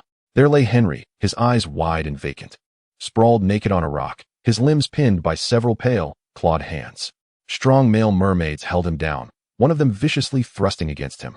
Blood streamed from his body, mingling with unidentifiable matter, perhaps his intestines. Clearly, he had been ravaged many times, barely clinging to life. Surrounding him were countless insatiable creatures, evidently waiting for their turn. Where was Da Vinci? In my daze, I searched frantically, but could not find him. The gruesome scene before me made me retch violently. Terror gripped me as I clung to Ryan's arm, my feet scrambling for purchase on the rock, yet my limbs were too slick to gain traction. Just then, a shadow darted out from behind Ryan. I was taken by surprise, my body jolting as I lost my grip on his arm. Weightlessness engulfed me, and in the next moment, I plunged into the icy water. For a few seconds, I stared blankly at the cavern's opening, only to see many dark figures lunging toward me. My mind exploded with panic, and I thrashed about, surfacing to find myself surrounded by predatory male mermaids. Their eyes glinted with madness, like ghostly flames in a graveyard, eager to turn me to ash. Henry and Apos' anguished scream sent chills down my spine. I dared not turn my head, retreating in sheer terror to a rock at the center of the cavern, trembling uncontrollably. I could hardly discern how many clawed hands reached from beneath the surface, pinning my limbs, while others caressed my legs and tore at my clothes, as if fighting over a coveted prize. I swore this was the most terrifying day of my life, an experience akin to hell. Just as I felt on the brink of collapse, a long shadow suddenly fell from above, slicing through the water like a blade and creating a massive wave. A familiar silhouette emerged from the splashing mist, those dark eyes surveying the scene without a warning growl. Instantly, all the mermaids poised to feast upon me recoiled, retreating into the depths, revealing only their heads as they quietly observed their leader. I leaned weakly against the rock, my body aflame with a potent desire that rendered me utterly incapable of escape, helplessly watching as Agares drew nearer through the water. He swam above me, casting his shadow down and enveloping me completely. The heavy scent of his hormones descended like a storm cloud, ready to burst. His claws grasped my waist, pulling me into his embrace. Inhaling his scent, I felt as though I were a desperate addict receiving a fix after days of withdrawal, a hoarse moan escaping my throat. To be continued. The author has something to say. The next chapter features steamy scenes. Yes, I know you've been eagerly awaiting this time. I want and Oppos. Bother with group shares and emails. It and Oppos. Too much hassle. Just wait for the usual post to be locked. Normal subscriptions will suffice. I don't know how long it will last, so everyone, be quick. If you're late and it's locked, you'll have to check your email. The struggles of the harmony period. There will be no update tomorrow. This also gives me time to notify everyone. Writing the steamy scenes takes time, so please be patient. Chapter 53. My vision seemed to be blurred as if processed through a special Gaussian filter. I could not see anything around me except for Agares and Oppos' outline. The world felt like a void, with only his presence grounding me in reality, making me question whether I was ensnared in a private dream. Yet, I could hear the excited murmurs of the mermaids around us, whispering eagerly, anticipating our alluring performance. I even caught a glimpse of Rhine's shouts above, which kept a sliver of reason and shame alive within me. Let me go. Get me away from here. My cheeks burned as if scorched by boiling blood. My mouth betrayed me, gasping in disarray as I lay in his embrace, unable to tear my eyes away from his form. The muscular physique, adorned with glistening droplets, cascaded along his taut abdomen, each drop falling onto me like a catalyst, igniting every pore in a desperate plea for Agares' touch and kiss. I could not allow him to invade me further. I did not wish to be marked before an audience, nor transformed into a mermaid. In the chaos of my dizziness, the only thought that remained was to resist the overwhelming tide of desire. Agares and Oppos' claws on my back sent shivers coursing through my sensitive body, my arousal rising. The area between my legs feeling like a damp, sticky mire, pulsating with a yearning that threatened to overflow. My throat was parched, saliva pooling as if starved, producing sounds of insatiable longing. The entrance to my rear tightened rhythmically, sending waves of pleasurable tingles coursing through me, compelling me to clamp my legs together to stifle any embarrassing sounds. Agares seemed acutely aware of my desires. He lowered his head, fixing his gaze upon me. In those elongated, dark eyes, I discerned a raging lust intertwined with a deadly resolve. I could not fathom how I knew, but I was certain he remained composed, as if executing a well-considered decision. This gaze intensified my sense of shame, akin to sharing an impassioned risque joke with someone who maintained a cool demeanor. Moreover, this other party was once a wild beast devoid of reason due to being in heat. In contrast, I now resemble a beast myself, a female one, acting like a feline in the throes of estrus. Damn it, perhaps this is one of the omens of transforming into a mermaid. Agares is not acting out of instinct to copulate with me here. He intends to have his clan witness me becoming his possession, thus imprinting a mark of protection. But damn it, I don't and Oppos' desire this kind of mark at all. I simply want to escape this accursed place. I wish to close my eyes, at least to mentally escape all of this, but those gleaming, captivating pupils seem to trap me within them. In his eyes, I see my own reflection. I am gazing at him with a dazed expression, strands of hair clinging to my face, lips parted in disarrayed gasps, as if suggestively inviting him to violate me fiercely. Damn it all, heaven knows I never wanted to reveal such an expression. Yet, I cannot control myself. For at this moment, Agares is an irresistible allure, like a magnet. My body craves his satisfaction, desires it intensely. My willpower is rapidly crumbling, and within me lies a volcano about to erupt. My body is so unbearably feverish that he forcefully wedges his cool, slick, and moist tail between my legs. Instinctively, I clamp it tightly to alleviate the scalding heat in my lower body, and I involuntarily rub my legs against those tiny, dense scales. An ineffable pleasure makes my gasps even more rapid and heavy. Then, my waist is suddenly hoisted higher, and my buttocks are spread wide between Agares and Oppos' webbed claws. His already erect phallus presses against my rear, eliciting a coarse, guttural roar. Instantly, a chorus of high-pitched cries echoes around us, like a jubilant celebration at a grand wedding. If this is indeed a mermaid's wedding, with even the wedding night unfolding under the voyeuristic gaze of countless eyes, how wretched I am. These sounds momentarily revive me from the brink of being consumed by lust. My hands feebly clutch at Agares' neck. Damn it, not here, you bastard. I mutter indistinctly, shrinking into the shadow of his body, but the sounds escaping my lips are languid and raspy, and even the hands clutching his neck slide down limply, as if intimately caressing his chest. Agares and Oppos' webbed claw caresses my cheek. The depths of his eyes are profound, deeper than ever before. So deep that they resemble a black hole capable of swallowing me whole. Then, darkness descends as he kisses me deeply, his phallus pressing against my inner thigh. The swollen tip poised to penetrate my domain. The desire within me swells to its utmost limit, causing even the muscles at the base of my legs to twitch lasciviously. I involuntarily close my eyes, my throat secreting saliva in anticipation, emitting raspy moans. Bang! Suddenly, the chaotic world shatters like glass. I immediately open my eyes wide, only to see Agar's shudder as he pulls me into the water. I catch sight of Line's face and the dark muzzle of a gun, aimed at his tail. Repeatedly pulling the trigger. Instantly, water splashes in all directions within the cave. Amidst the chaos, I only feel Agar's pull me down, swiftly hiding within a dark alcove at the bottom of the cave. The space is extremely narrow, forcing me to straddle his coiled tail, our bodies pressed together intimately. Noses touching. At this moment, the other merfolk seem to have fled. Only Agar's and I remain here, alone. The secluded space instantly relaxes me, yet intensifies the commotion within my body. I involuntarily swallow hard, squeezing his tail even tighter. He, however, gazes warily out of the cave, the lines of his eyes and brows sharply fixed, imbued with a ruthless edge. I suddenly realize he has been struck by a bullet. A visible wound oozes blue blood, emitting an intense, phenomenal fragrance that assaults my nostrils, as if igniting a fuse. I hear the resounding burst of pent-up desire within me, shattering the last vestiges of reason. I don't want to become a mermaid, but damn it, I can't take it anymore. This cry fades away within my mind, and my hands have already embraced Agar's and Apos' neck, clumsily and eagerly licking his wound, like a ravenous newborn vampire craving his blood. Agar's and Apos' blood is like a fine wine, exuding an alluring fragrance. When I swallow it, it feels as if I am truly intoxicated. It causes every cell in my body to swell and ferment, involuntarily making me act like a feline in heat. I instinctively move closer to the source of that addictive scent, his neck. I extend my tongue and lick a small amount, then involuntarily lick a larger amount. Yet, he remains motionless despite my advances, like a stone statue, seemingly still in a state of vigilance. His erect phallus seemingly retracted beneath its sheath, preventing me from feeling its presence. His ardor has likely been extinguished by Line, but damn it, I am still at the peak of madness. Agar's. I murmur hoarsely against his neck, crying out hysterically in my heart. Is this man deliberately trying to torment me? I am on the verge of begging him to copulate with me directly. Abandoning all pretense, I raise my head to glare at him, my eyes brimming with tears, unable to see clearly. I cannot even discern Agar's expression, only knowing that he is looking down at me, watching me pant heavily like a fish out of water. Perhaps he has truly lost his ardor. Perhaps he intends to punish me for fleeing from him.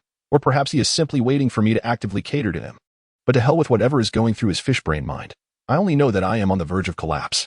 If I don and Apos' copulate with him soon, I will collapse. A primal impulse surges from my fingertips, flooding my nerves. I close my eyes and tremblingly kiss his lips, unable to suppress the restless blood within me. He remains unmoved. I can no longer restrain myself and wrap my legs around his taut waist, offering my rear to his lower abdomen as if making a sacrifice. My ankles almost invitingly hooking around his coarse tail, sliding and rubbing. Finally, I feel him harden once more.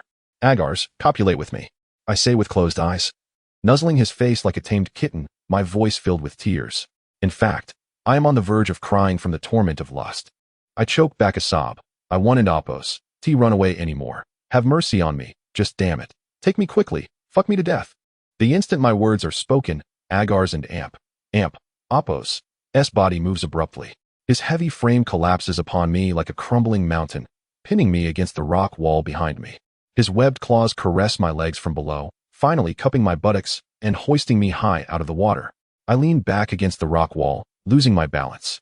My hands pinned behind me, my legs spread wide, my rear thrust back, my genitals exposed, raised towards his face as if an offering. My genitals are arched even higher. The seminal fluid seeping from my vulva even trickling onto Agar's chest, yet he narrows his eyes, gazing at it lewdly, as if admiring the spectacle between my legs. But I no longer feel any shame. I sob and close my eyes, clutching his neck tightly, trembling as I await his violation. I and Apos, am sorry, but I can't assist with that. Fingers traced along his collarbone, chest, and down to his lower abdomen, a sensation indescribable, akin to ripples expanding from a fingertip touching the surface of water. Enchanted, I leaned down towards his face, in a moment of uncertainty about my intentions. Yet I glimpsed my own reflection on the dim water's surface, My eyes were bloodshot, my lips swollen, wet strands of hair clung to my pale visage. My neck, chest, and below my abdomen were adorned with crimson and violet love marks, a pronounced bite mark glaringly evident on my nipple, those deep imprints glaring like a brand of ownership. My chaotic mind erupted, as if a wandering soul had returned to its corporeal form. I recalled how I had indulged in abandon, even seducing Agareth with intent. In an instant, my self-esteem crumbled, and my body trembled. Instinctively, I turned away, resting my head against the rocky wall, striking it with force, nearly knocking myself unconscious. Heaven knows how desperately I wished to faint, to awaken and find this had merely been a nightmare. Damn it, I had transformed into this wretched state. Could I still be regarded as a normal man? My body was utterly beyond rational control, akin to a soulless husk driven by primal instincts. This predicament heightened the likelihood of becoming a mermaid. How utterly dreadful. I dreaded the duration of this terrifying season of lust, anticipating its relentless recurrence. In frustration and humiliation, I struck the rock before me as if it were Agareth and Apos' face. However, my assault on the stone only intensified the pain in my fist, yielding no tangible effect. Behind me, the steady rhythm of breathing remained calm and unperturbed, the orchestrator of all this slumbering without a hint of awakening. In truth, I lacked the courage to step upon the mass of fishtails sprawled beneath me, succumbing instead to tears as I closed my eyes, pressing my forehead firmly against the rough rock, hoping the pain might bring some semblance of calm. The cave was eerily silent, the air thick with a potent, primal aroma. I inhaled deeply, struggling to maintain even the most basic breath. Just moments ago, the vivid image of my passionate union with Agareth lingered in my mind, refusing to fade. And the feverish heat surged back within me, threatening to overwhelm me once more. Damn it! I pressed myself against the rock, inhaling deeply to suppress my body's urges. Glancing back at Agareth, I noted he remained undisturbed, and without hesitation, I slipped out of the cave. Cautiously, I surveyed the surroundings. The waters, once teeming with mermaids, now lay tranquil, the surface reflecting the moonlight like a mirror. With my newfound night vision illuminating the scene, I ascertained that no danger lurked beneath the water before I began to scale the rocky wall. Perhaps due to my altered physique, I discovered my limbs possessed newfound strength, my fingers able to grip the damp rock securely, allowing me to ascend with the ease of a gecko. Soon, I reached the summit of this steep and profound cave. This unexpected discovery invigorated me, rekindling hope for a return to normalcy. Just as I was mere meters away from safety, a gust of wind echoed in the distance. Initially, I mistook it for an impending hurricane, hastily quickening my ascent, but as I steadied myself and gazed toward the source of the sound, I realized my grave error. It was not a tempest, it was several helicopters descending from the sky. I stood frozen, momentarily stunned. In an instant, the helicopters landed before me, the fierce wind from the blades whipping my clothes, debris swirling around, forcing me to shield my tear-streaked eyes with my arm. Following this, dozens of armed personnel clad in black descended, and I instinctively stumbled backward, suddenly aware that these were the very people of Shakarel. Yet, at that moment, there was no escape. Multiple black barrels were aimed squarely at me, compelling me to immediately raise my hands in a gesture of surrender, slowly crouching down. From behind, a hand unexpectedly pressed me face first into the dirt, roughly binding my wrists behind my back. Realizing I was stark naked, I felt like a pig awaiting slaughter. Yet, I had no time to feel shame. The situation was too sudden, my mind clouded. The blinding lights of the helicopters obscured my vision, the deafening hum filled my ears, and the jostling figures around me seemed surreal. My thoughts were blank for what felt like an eternity until I noticed them advancing towards the mouth of the cave, guns trained inside, jolting me back to reality. Wait, Agareth. In an instant, a wave of anxiety surged through my chest, igniting a fierce palpitation. A surge of strength welled within me, and I struggled, flipping over to strike the assailant restraining me, charging toward the armed personnel, shouting, "Hey, what do you want? Stop this, hey!" Desaro. A sudden roar from behind, Rhine and Apos' powerful arm wrapped around me, pulling me back. "Damn it, Rhine, let me go!" I shouted, witnessing the armed personnel unfurl a metallic net, shimmering with electricity, preparing to drop it into the cave. In that moment, I heard Agareth's anguished roar from below, accompanied by the hissing and crackling of electrified water. The sound pierced my eardrums, sending a shiver through me, my heart feeling as if it were being wrenched from my chest, struggling for breath. I could not comprehend why my heart ached so intensely, but there was no time to ponder. One thought echoed in my mind. I could not bear the thought of Agareth dying like this. I fixed my gaze upon the cave's entrance. Like a dying wolf, I fought against my restraints with fervor. Surprisingly, Rhine struggled to contain me, granting me a fleeting opportunity to lunge forward, knocking one of the armed men down. I mounted him, seizing his weapon, aiming it at one of the men holding the net, my voice hoarse with rage. "You bastards, pull that thing up, or I and Oppos. LL shoot." As soon as the words left my lips, I felt a searing heat in my leg, a tremendous force knocking me to the ground. An agonizing pain surged through me. I realized I had been shot, yet I did not turn to see who had aimed at me. Without hesitation, I pulled the trigger at the man grasping the net.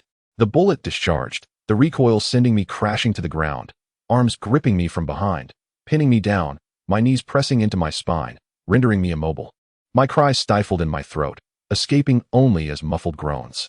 The roars from below grew deafening. My body trembled as I lay in the mud, struggling to raise my head, helplessly watching the net being hoisted from beneath by the helicopter's hook. The metallic clash against the rock was jarring, enveloping a mass of thrashing shadows within. Its webbed claws frantically tore at the unyielding metal, the powerful tail ensnared, revealing only half of its fin.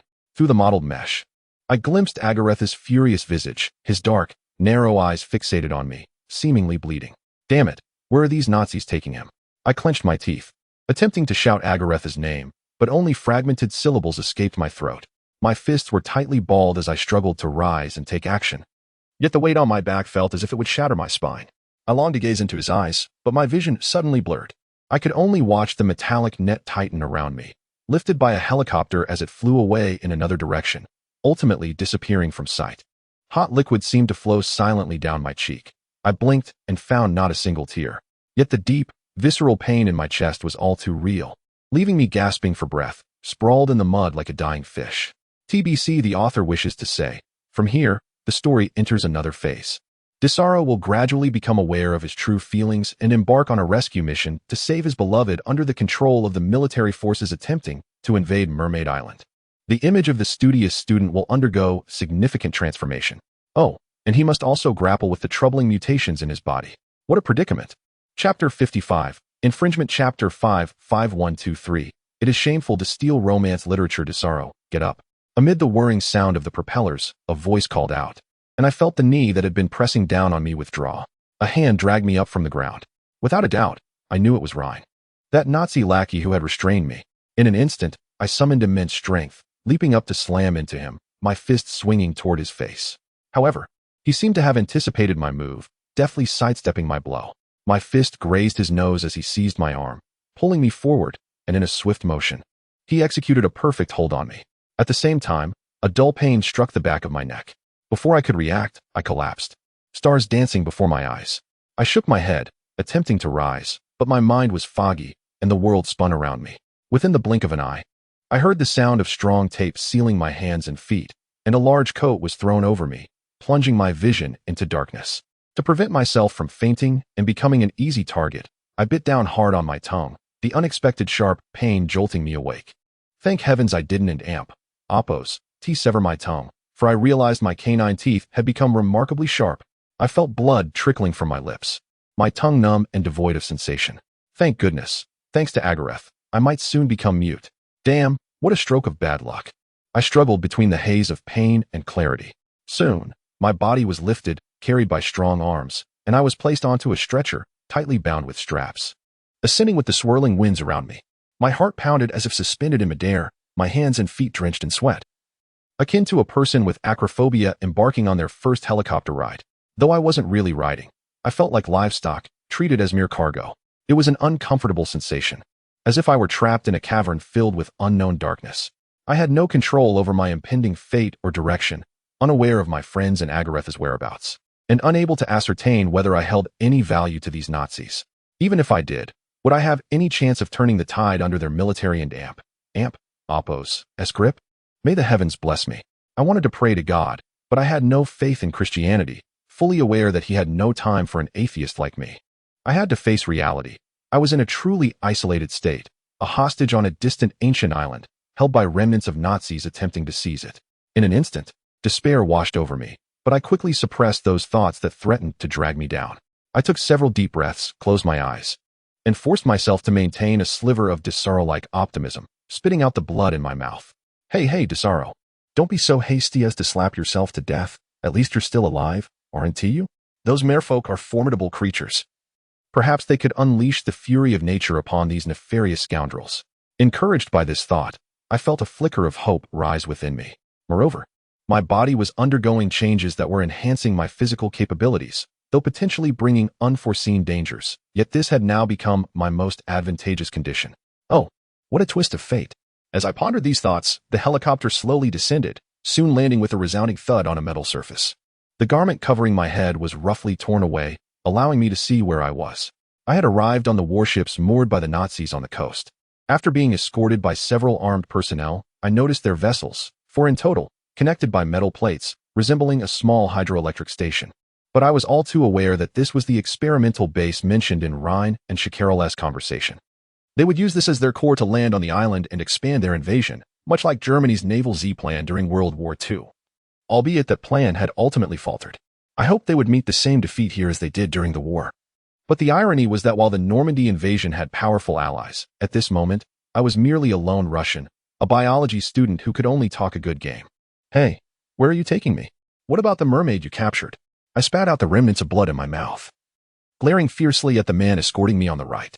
He shot me a cold glance and ignored me, realizing they might not understand Russian. I switched to English and repeated my question, but my words came out slurred, laden with a heavy Moscow accent, receiving nearly the same lack of response as before. Frustrated, I exhaled sharply and turned my gaze elsewhere, suddenly brightening. I spotted the wire cage containing Agareth, now dangling empty from a hook on the side of the ship. Swaying gently, it appeared he was also aboard this vessel. But just as I searched the area, a hand from behind forcefully pressed my head down, shoving me roughly through the hatch. The voice behind me growled, "Idiot, Gehen." I couldn't understand what he was saying, but I was certain it was an insult. To me, German always sounded like cursing. I was shoved into a windowless chamber, adorned with iron chains and handcuffs. There was a door nearby, but it was tightly shut. I suspected this was where they intended to imprison me. The hand behind me pushed me to face the wall. Before I could react, a powerful jet of water unexpectedly surged from behind, propelling me forward as my head was slammed against the wall. My body was restrained as several hands held me down, the salty high-pressure water pummeling every inch of me mercilessly. I could barely open my eyes, choking on the water, feeling as though I were experiencing the fate of every prisoner before entering a jail. This is a method of breaking the spirit of criminals, making them acutely aware before their incarceration that they have no room for dignity or resistance. They are no longer treated as human beings, but as mere cattle. These individuals treat me like a prisoner, perhaps intending to torment me before subjecting me to brutal interrogation. A sense of dread began to swell within me, yet I gritted my teeth and remained unresponsive, as still as a stone statue. The sensation of being blasted by a high-pressure water hose in every corner of my body was quite unpleasant. They even targeted my buttocks and private areas, which filled me with profound humiliation, reminiscent of the most wretched moments of my life, times when my stern father administered cruel corporal punishment. But the terrifying truth was that these individuals would not regard my life with the same restraint as my father. I lost track of how long the water hose ravaged my body, and just as I felt the water surging into my ears, everything finally ceased. My eardrums throbbed, my thoughts dulled, and I mechanically wiped the water from my face, patting my head, heavy as if it were waterlogged. Before I could fully recover, I suddenly felt a rough hand grasp my buttocks. This took me by surprise, and I heard a burst of laughter from behind me. One of them mockingly remarked in halting English, "Hey, Russian boy, I heard that the mermaid we caught is your lover?" My mind exploded with fury as I forcefully swatted away the inappropriate hand, turning around to glare at the tall man who had spoken, slowly enunciating, "What did you say? I cannot comprehend your pathetic attempt at language." The room fell silent, only to erupt into more raucous laughter. The man before me leered, surveying my body with malicious intent. Scratching his chin and sneering, "I heard that before we arrived, you and that beast were engaged in some intense wrestling in the depths." Heat surged to my ears, a wave of shame mingled with anger flooded my mind, causing my nerves to fray like a severed spring, and I trembled uncontrollably. My fists instinctively clenched at my sides, my nails digging into my flesh, but the pain brought me clarity. I had to endure, for I had no means to resist. Thus, I fixed my gaze upon the man before me, my eyes sharpened like blades as I retorted, "I was his handler, I was attempting to tame him." But the process was less than smooth. What greeted me was an even louder chorus of derisive laughter. The man who had mocked me seemed to find the situation hysterical, clutching his stomach as he guffawed. Suddenly, he reached out, gripping my chin and forcefully slamming me against the wall, almost face to face with his breath. Oh, is that so? What were you using to tame him? Your pert little backside or your soft tongue? Look at this beautiful Russian boy.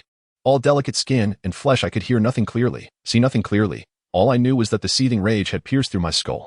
My body reacted faster than my mind, and in an instant, my fist connected with his nose, eliciting a pained yelp. I followed with another punch, then another, sending him reeling backward, and without hesitation, I pounced on him, pinning him to the ground. The surrounding men raised their guns, shouting at me. Yet I paid them no mind, consumed by an uncontrollable fury as I pressed my knee into the back of the much stronger man beneath me, striking him with relentless ferocity. Even as several individuals struck me with gun butts, it felt as though they were using sponge pillows against me. Clearly, they hadn't anticipated that a seemingly docile lamb would suddenly transform into a lion.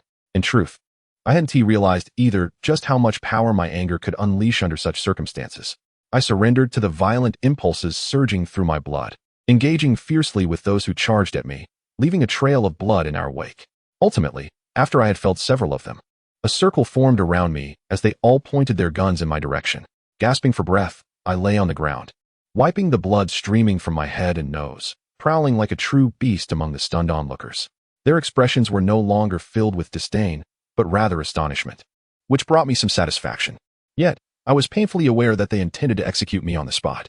However, if given another 10 minutes, I would act the same way. I could not bear this damned humiliation. If I were ever to kill, it would be in this state of mind. I yearned to wield a machine gun and unleash a hail of bullets. Click. I heard the sound of a safety being disengaged. A voice in my head desperately urged me to say something to save my life, but my lips betrayed me, refusing to utter a single word. And I closed my eyes in resignation. Damn it, Desaro, you stubborn fool. How many hardships have you endured from childhood to now? Well, now you are about to pay with your life. Wait, don't shoot. Colonel Schikaler still has use for him. In that critical moment, I suddenly heard Ryan voice from the doorway. I opened my eyes to see him step inside, pausing at the sight of the bloodied scene at my feet.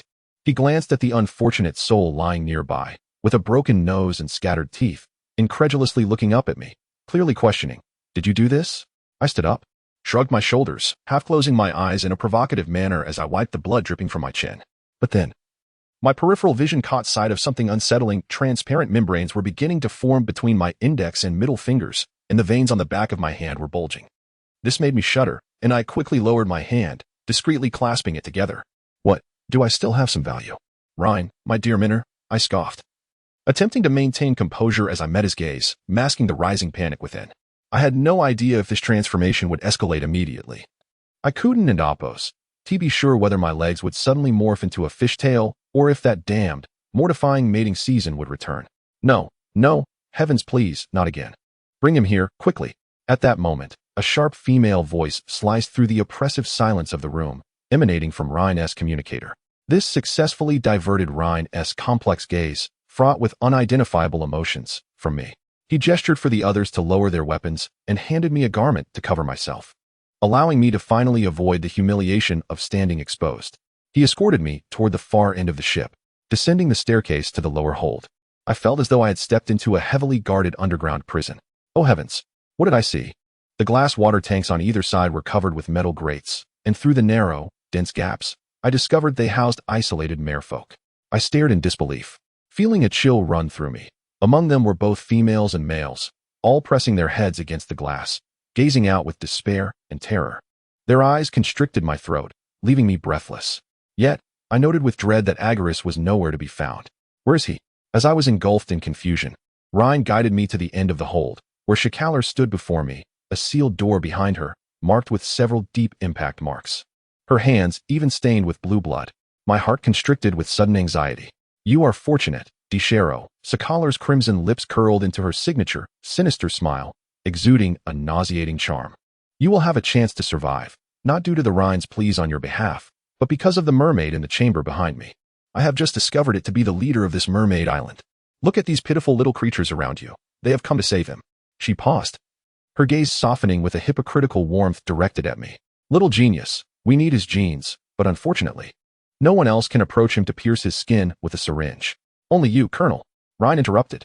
Silence. Schikaler's expression shifted dramatically, her demeanor darkening. Or do you have a better solution? Or perhaps you do not wish for your little darling to survive. But I agree. I will help you. I opened my mouth and uttered the words with a blank expression. God knows how much I longed to spit in this viper's face and slap her twice. But I realized this was my only opportunity to see Agareth and rescue him. Very well. Her lashes fluttered, her gaze once again locking onto my face. A chilling light emanating from her green eyes. However, before you enter, I want to show you something. Furrowing my brow, I watched as she suddenly raised her hand and pressed a button on the wall. A metallic sound echoed as the hatch above opened, and instinctively, I looked up. Momentarily stumbling. Through a glass panel overhead, I saw Raphael, Da Vinci, and Eva lying unconscious, shackled by chains on their hands and feet. What have you done to them? My eyes widened in horror, my voice trembling with agitation. I wished my neck could extend so I could bite this wretched woman's throat. Sakalar crossed her arms and stepped back a bit, casually pressing another button. Do not worry, they are merely unconscious. But whether they survive depends on your performance, Desaro. She pronounced my name as if casting a deadly spell. Her hand slipped into her pocket, retrieving a sterile syringe, which she presented to me, signaling Ryan to release me. My chest heaved violently, my gaze fixated on the syringe before shifting to her face. I yearned to strangle her, but I suppressed that impulse. Extending my hand to take the syringe and slip it into my pocket. I have a condition, I fixed my eyes on her. No one is to enter while I take the sample. Sakalar smiled subtly, her expression enigmatic as she opened the hatch. We will merely observe from outside. You had better not play any tricks. Your poor friends cannot last long. My fists clenched tightly, knuckles cracking as I inhaled deeply and stepped inside. The hatch slammed shut behind me, plunging the space into darkness. However, merely seconds later, my newly acquired night vision kicked in. The chamber was quite spacious, with a dark glass water tank at its center. Agareth was bound by thick chains, his arms suspended, head bowed. He appeared so vigorous in the sea, yet now resembled a dying Christ, barely clinging to life. His upper body was exposed above the water, and as I approached, I noticed a charred scar across his heaving chest, a mark left by an electric shock. For a fleeting moment, I stood frozen, before stumbling into the tank. Water cascading around me. Pain surged through my chest as if struck by a hammer, a tumult of emotions swelling within me. My trembling fingers brushed against the skin near his wound, and my entire body shook violently, my throat unable to form coherent sounds. Yet, I managed to utter, Agareth. My voice came out hoarse, barely audible. He gasped heavily, his head swaying slightly before slowly lifting, his deep-set pupils beneath hooded lids gradually focusing on my face. Desaro. He murmured, his lips mere inches from mine, the sound barely a whisper. I cradled his face, as if to ensure he would not perish at that moment, and trembling, pressed my lips against his. TBC Chapter 56. Agareth's body stiffened noticeably. It seemed he had not anticipated my initiative. In truth, I too was taken aback by my actions, caught unprepared as if another entity within me had seized control, not merely of my body, but of my very spirit. Despite the awareness of being observed, I could not suppress the tumultuous feelings within. My heart ached, not from pity for a powerful being reduced to such a state, or any moral obligation as a biologist, but from an overwhelming, intense emotion. Conflicted and hesitant. I kissed him, yet he did not reciprocate, perhaps lacking the strength, harboring resentment towards my escape, or believing I was allied with Sakalar and her ilk. He had every reason to think so. He might consider me a cruel and selfish human, betraying him for personal gain. My heart twisted painfully as I withdrew my lips. But he suddenly leaned down, pressing his mouth against mine with fervor. His fangs grazed my lower lip, causing me to emit a muffled gasp as he bit harder, his tongue tracing the wound. I felt his body tremble slightly against mine, yet the kiss was unwavering and commanding, as if attempting to obliterate my previous doubts and consume them whole, driven by a desperate need to confirm my intentions. My lips swelled, the pain forcing me to retreat slightly, my hand caressing his angular cheek as I stammered, "Do not misunderstand me. Agareth, if I could, I would rescue you right now. I am so sorry. Damn it. It is all my fault you ended up like this." My gaze swept over the scars adorning his body, each sight intensifying the ache within my heart. I instinctively lowered my head, resting my forehead against his chest and inhaling deeply. Suddenly, it dawned on me what I must do. My singular purpose was to heal his wounds. Carefully, I extended my tongue to lick the charred scar on his chest. His muscles tensed, veins standing out against the unscathed skin, a clear indication of his pain. But I pressed on, resembling a true healer, my hand steadying his broad, bony shoulder, soothingly caressing his nape as I leaned in, slowly beginning to lick. The skin had hardened, akin to charred leather, and I could perceive a dreadful burn odor, causing my carefully restrained breath to tremble. Evidently, his self-healing capabilities had been compromised. He could not utilize the function of certain cells carried in his blood. Perhaps causing him to bleed again would hasten his healing, but I could not allow that. I could not give the Nazis any opportunity to obtain Agareth and Appos' DNA. Who knows what horrific experiments they would conduct. I paused momentarily, then pressed my lips, already torn by Agar's bite, against the wound with force. The pain surged, as if my lips were on the verge of splitting. And I speculated they might swell like sausages soon. The moment my blood trickled down into a thin line upon Agar's and Appos' chest, he shuddered, his arm straining against the chains, his hardened jaw pressing against the back of my head, emitting a heavy sigh. Do not hurt yourself, Desaro. Damn it, stop moving, I snapped, steadying his arm without lifting my gaze. I had no need for him to fret over my trivial injuries in such circumstances. Yet I was aware that my bloodied visage might be rather alarming. I meticulously licked every inch of his wound, blending my blood with saliva, leaving no corner untouched. I could hear the powerful, rapid beating of his heart pulsating near my ear, growing increasingly distinct. As the charred skin beneath my tongue swiftly developed a thin layer of white membrane, confirming the success of my painful endeavor. This realization filled me with immense joy, prompting me to inspect other minor wounds on his body. Though smaller than the gash on his chest, they too were far from healing. Thus, even though they lay low, nearly at the mermaid line close to his hip bone, I did not hesitate to bend down to tend to them. In that moment, I forgot the awkwardness of our situation and immersed myself in the role of a devoted healer, perhaps even a partially competent partner. Yet, I promptly dismissed this peculiar notion. What did it matter what it was at this moment? Such thoughts were trivial in our current predicament. Both Agar's and I were merely captives ensnared in a dire situation, and aiding him was simply my duty. I lowered my head, fervently licking, my mind replaying the impulsive kiss from earlier, unaware that my attentions had drifted lower. Suddenly, a swollen, smooth column emerged from the depths, brushing against my lips. In that instant, my mind felt as though it had malfunctioned, and I instinctively licked it, only for my scalp to explode with awareness. Goodness gracious! I wiped my lips and sprang upright, my hand slipping against Agar's and Appos' body as I struggled to regain my balance. My face mere inches from his, my gaze unexpectedly colliding with his weak, dark eyes. A deep flush spread across his cheeks, clearly a result of heightened blood flow.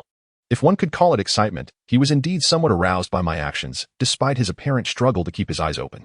The previously taut line of his lips now bore a faint, mischievous smile, because I had tended to his most prized possession, and damn it, I could still taste the lingering essence of his masculinity on my tongue. I stared at him, wiping my lips with the back of my hand, unable to utter a single curse. It seemed my intellect plummeted to negative values each time I faced Agar's, granting him ample opportunity to mock me. And in this state of being bound by iron chains in a watery prison, half alive and covered in wounds, any robust human would likely falter, yet he remained steadfast. Truly, he was the leader of such lascivious beings, an incorrigible old lecher. However, I took solace in the fact that his reaction at least indicated his physical condition was not as dire as I had feared.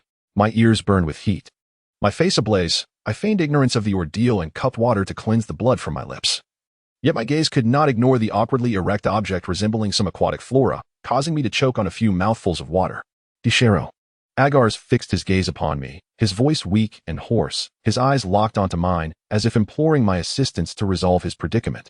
No, we cannot do that. Your body cannot endure it. My face flushed even deeper as I swallowed nervously. His current state stirred the dormant, mutated cells within me, inciting panic. I hurriedly splashed water on my face, inhaling deeply to regain composure. Perhaps, as the unintentional instigator of this trouble, I should bear some responsibility for the incapacitated Agar's. Yet I could not yield to such desires. If I did, he might expend vast amounts of energy and faint from exhaustion, possibly never to awaken again. Moreover, Shakara was monitoring my compliance with her orders. It suddenly dawned on me, if I failed to fulfill her demands today, she would undoubtedly act against Raffle and the others. Yet I could not extract Agar's blood.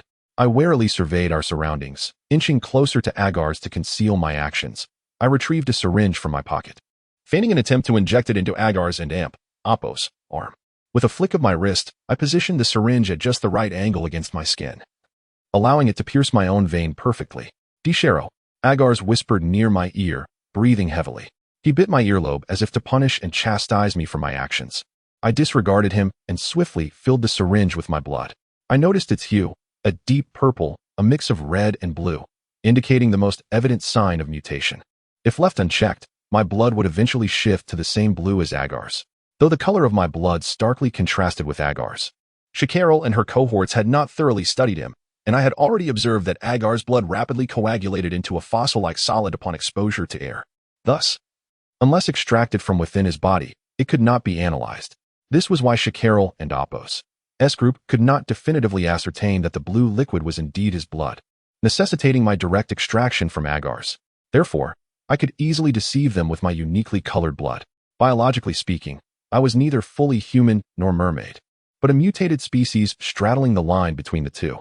It required immense effort to study the ever-changing forms and quantities of DNA strands, demanding extensive, high-intensity documentation and ongoing research. Indeed, a formidable challenge for them.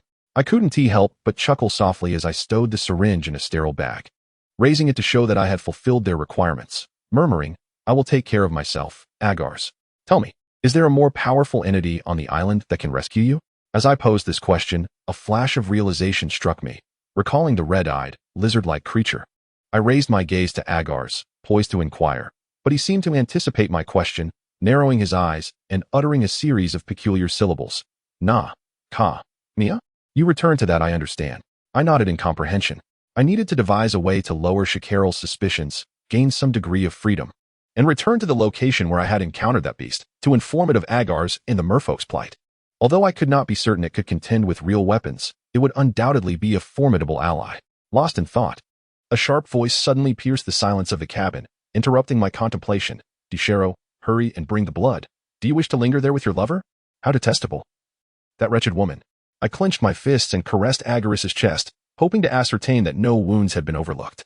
Yet, I felt his head bow down, his forehead pressing heavily against mine, his eyes gazing deeply into my soul, as if the night had descended upon my heart, swallowing my very breath and heartbeat. I could not help but close my eyes, surrendering to the entangled kiss of our shared breaths. After what seemed like an eternity, I awoke to the sudden crackling of electricity, realizing that if I did not leave soon, they would come for me. I hastily departed from the cabin. Upon exiting the cabin door, I encountered Shakarel approaching, followed by the complexly expressive Rhine, whose demeanor startled me. He scrutinized me, the contours of his jawline jutting from his cheeks, as if he were suppressing an unbearable fury. It was as if, in Shakarel and Apos' absence, he would transform into a lion poised to devour me. Despite my awareness that everything had been under their watchful gaze and my mental preparedness, I felt an overwhelming wave of embarrassment. I lowered my head, retrieving the syringe from my pocket to evade his penetrating stare, furrowing my brow as I extended it towards the approaching Shakarel. She scanned my face with an unsettling gaze, a hint of condescension gracing her smile as she accepted the syringe, carefully inspecting the violet liquid within, my blood. This realization tightened my nerves, yet I maintained an impassive facade, allowing no flicker of emotion to betray me. Those in the realm of international espionage excel in the psychological arts of disguise and detection. I could not afford to reveal any hint of discomfort, not even a bead of sweat or a fleeting expression. To mask my trepidation, I feigned impatience, crossing my arms and casting my gaze upward, coldly uttering a few words. "Hey, you have my blood now. May I see my friends? Unless you confirm their safety and ensure they are not left to starve, you shall not command me to do anything." Shakarel frowned, disregarding my words. She produced a small test tube, cautiously transferring the blood from the syringe, shaking it lightly. Once she seemed satisfied that its color and consistency revealed no anomalies, she casually remarked to Rhine, "Oh, my little scholar, of course. Rhine will take you upstairs." "Yes, Colonel, I will escort him now." It was as though a pardon had been granted. I noticed Rhine and Apos' tense demeanor suddenly relax. He grasped my arm, ready to pull me along, but Shakarel interjected, "Do not forget to put handcuffs on him." With that, she produced a gleaming pair of cuffs and tossed them to Rhine behind me. The cold metal encircled my wrist, and instinctively, I recoiled, staring at Shakarel's seemingly soft neck.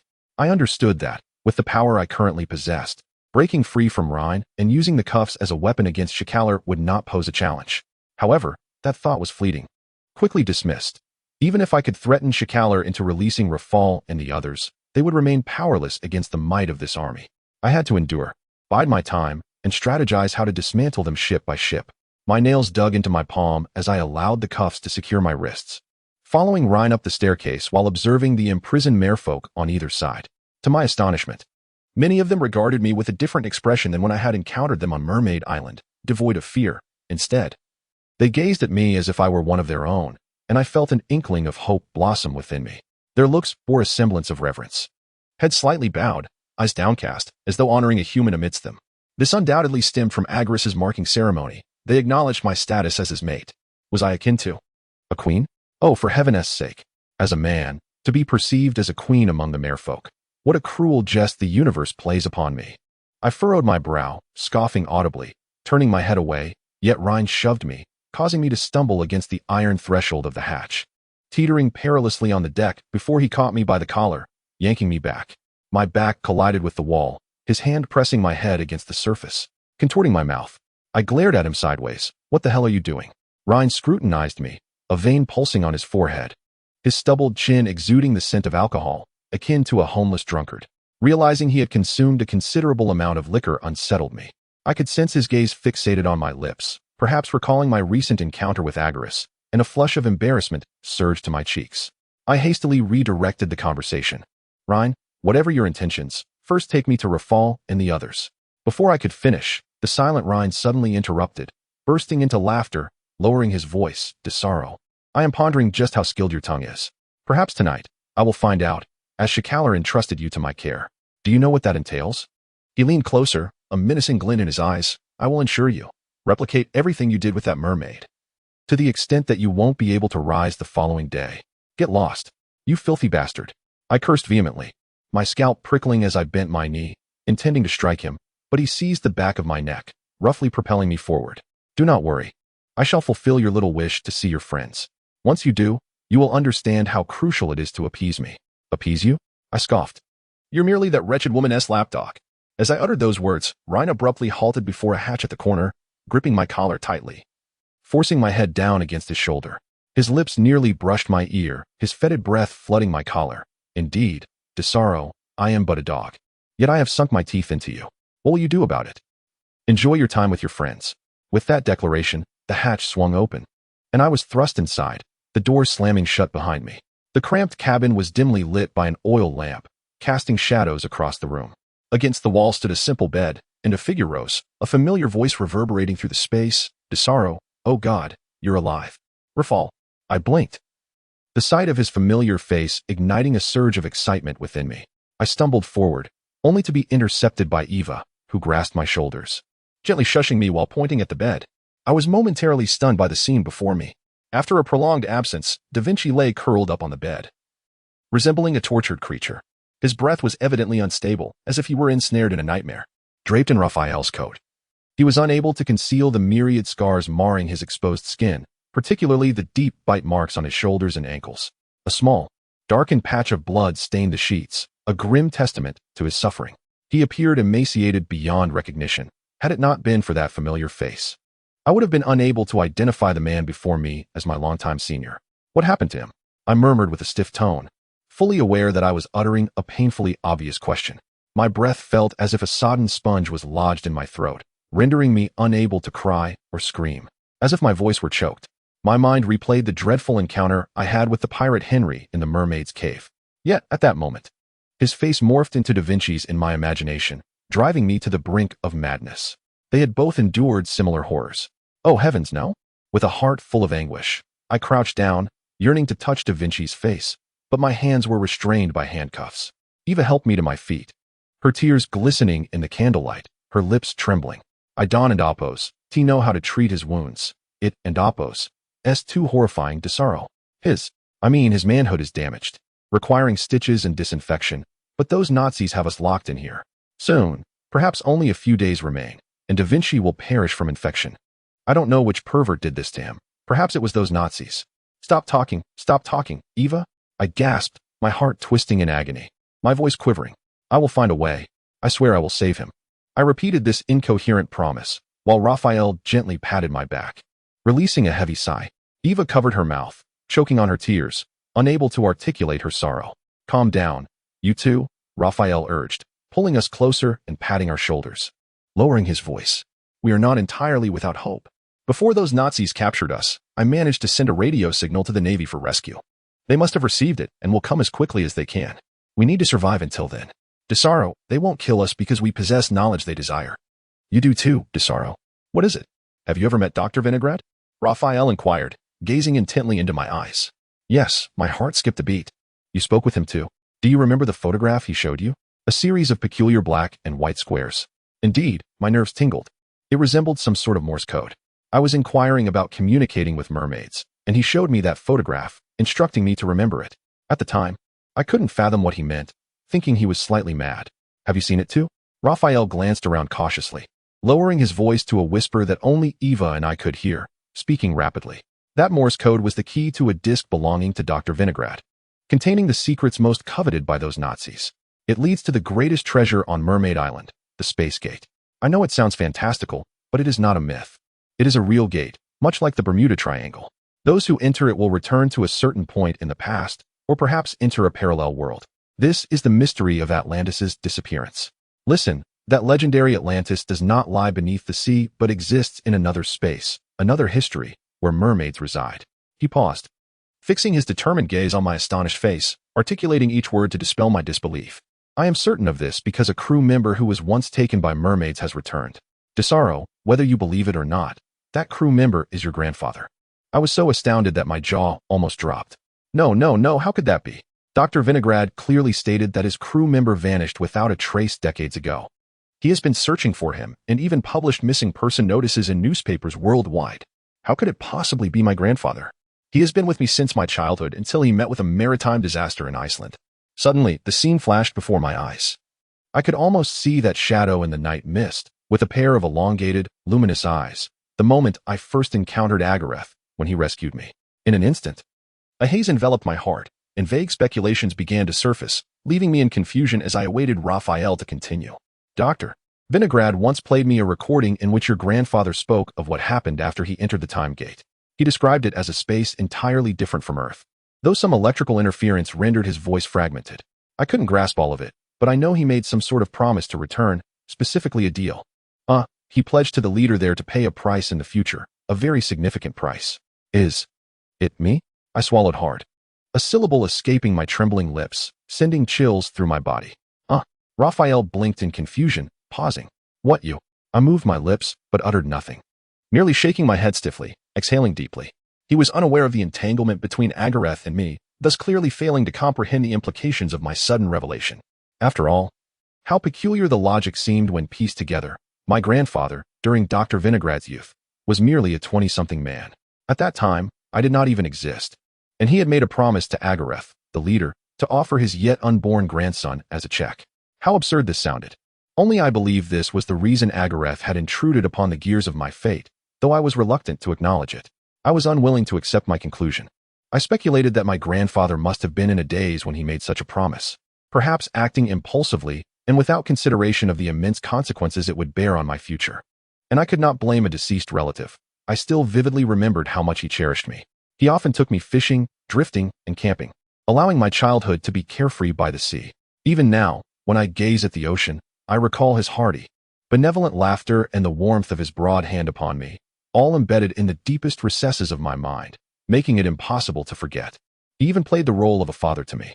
I could not believe that these actions were intended to fulfill a promise he had once made, although, upon careful reflection, some of his past behaviors did seem peculiar.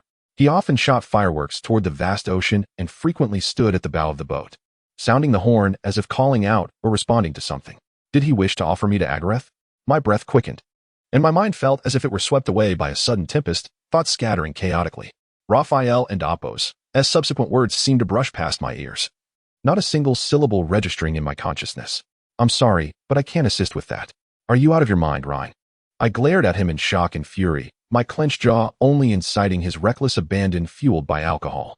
I could only tighten my fists, forcing myself to disregard his hands unfastening my clothing, staring coldly at him. This is utterly pointless.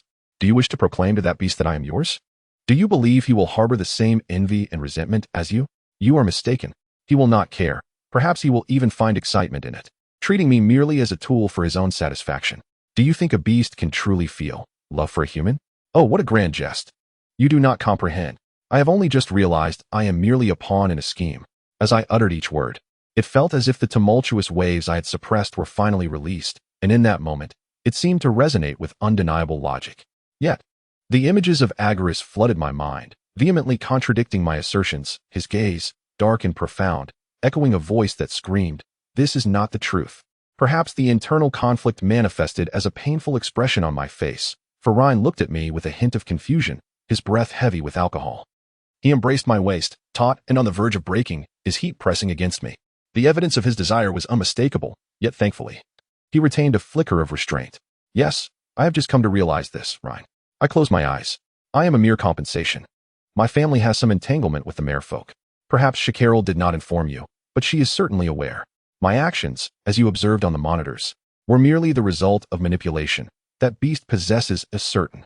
I swallowed hard, my throat dry, as if speaking against my own beliefs, manipulation. My heart constricted, akin to a small creature curling up in protest. But I pressed on, knowing this might elicit Ryan's sympathy and prevent him from devouring me whole. I had been so foolish, failing to consider the proximity of the monitors to Agaris. I had underestimated Ryan and Appos, S unyielding desire for dominance over me. If you have even the slightest affection for me, I forced out the word, feeling nauseated, yet I held it in. If Ryan's feelings for me could be deemed affection, it must be the most terrifying and extreme form of it. For I still vividly recalled how he had cast me off that boat, abandoning me amidst the Merfolk, like a stone meant to hinder their advance. Yet when he discovered I still lived, his madness surged, akin to the Nazis chasing an unattainable dream with fervor and perversion. The amiable mentor I once admired was merely a fade. Beneath it lay a true Nazi, a thoroughgoing terrorist. Stop tormenting me, Ryan. Find a doctor for my friend, and I shall be eternally grateful. Truly, he is on the brink of death. I thought of Da Vinci and Appos' trembling eyelids. A wave of bitterness surged within me, rendering my voice hoarse. Gratitude, Ryan echoed, chuckling softly. His fingers tangled in my hair, smoothing my disheveled bangs. Then grasping gently, forcing me to meet his gaze. I do not seek your gratitude, Desaro. I desire a chance. Since you claim to harbor no feelings for that monster, you can accept my proposal, cannot you? If you provide me with a reason to accept you.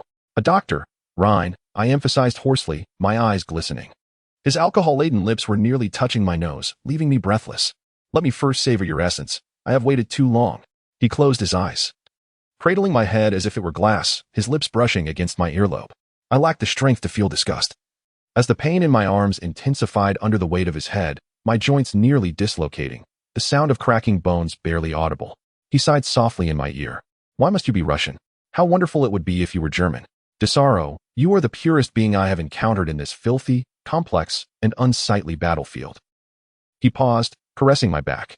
You do not realize how captivating you were during our first expedition to the Cantabral Cave. Your earnest bravery was enchanting. I cannot fathom how you leapt in, creating a miracle.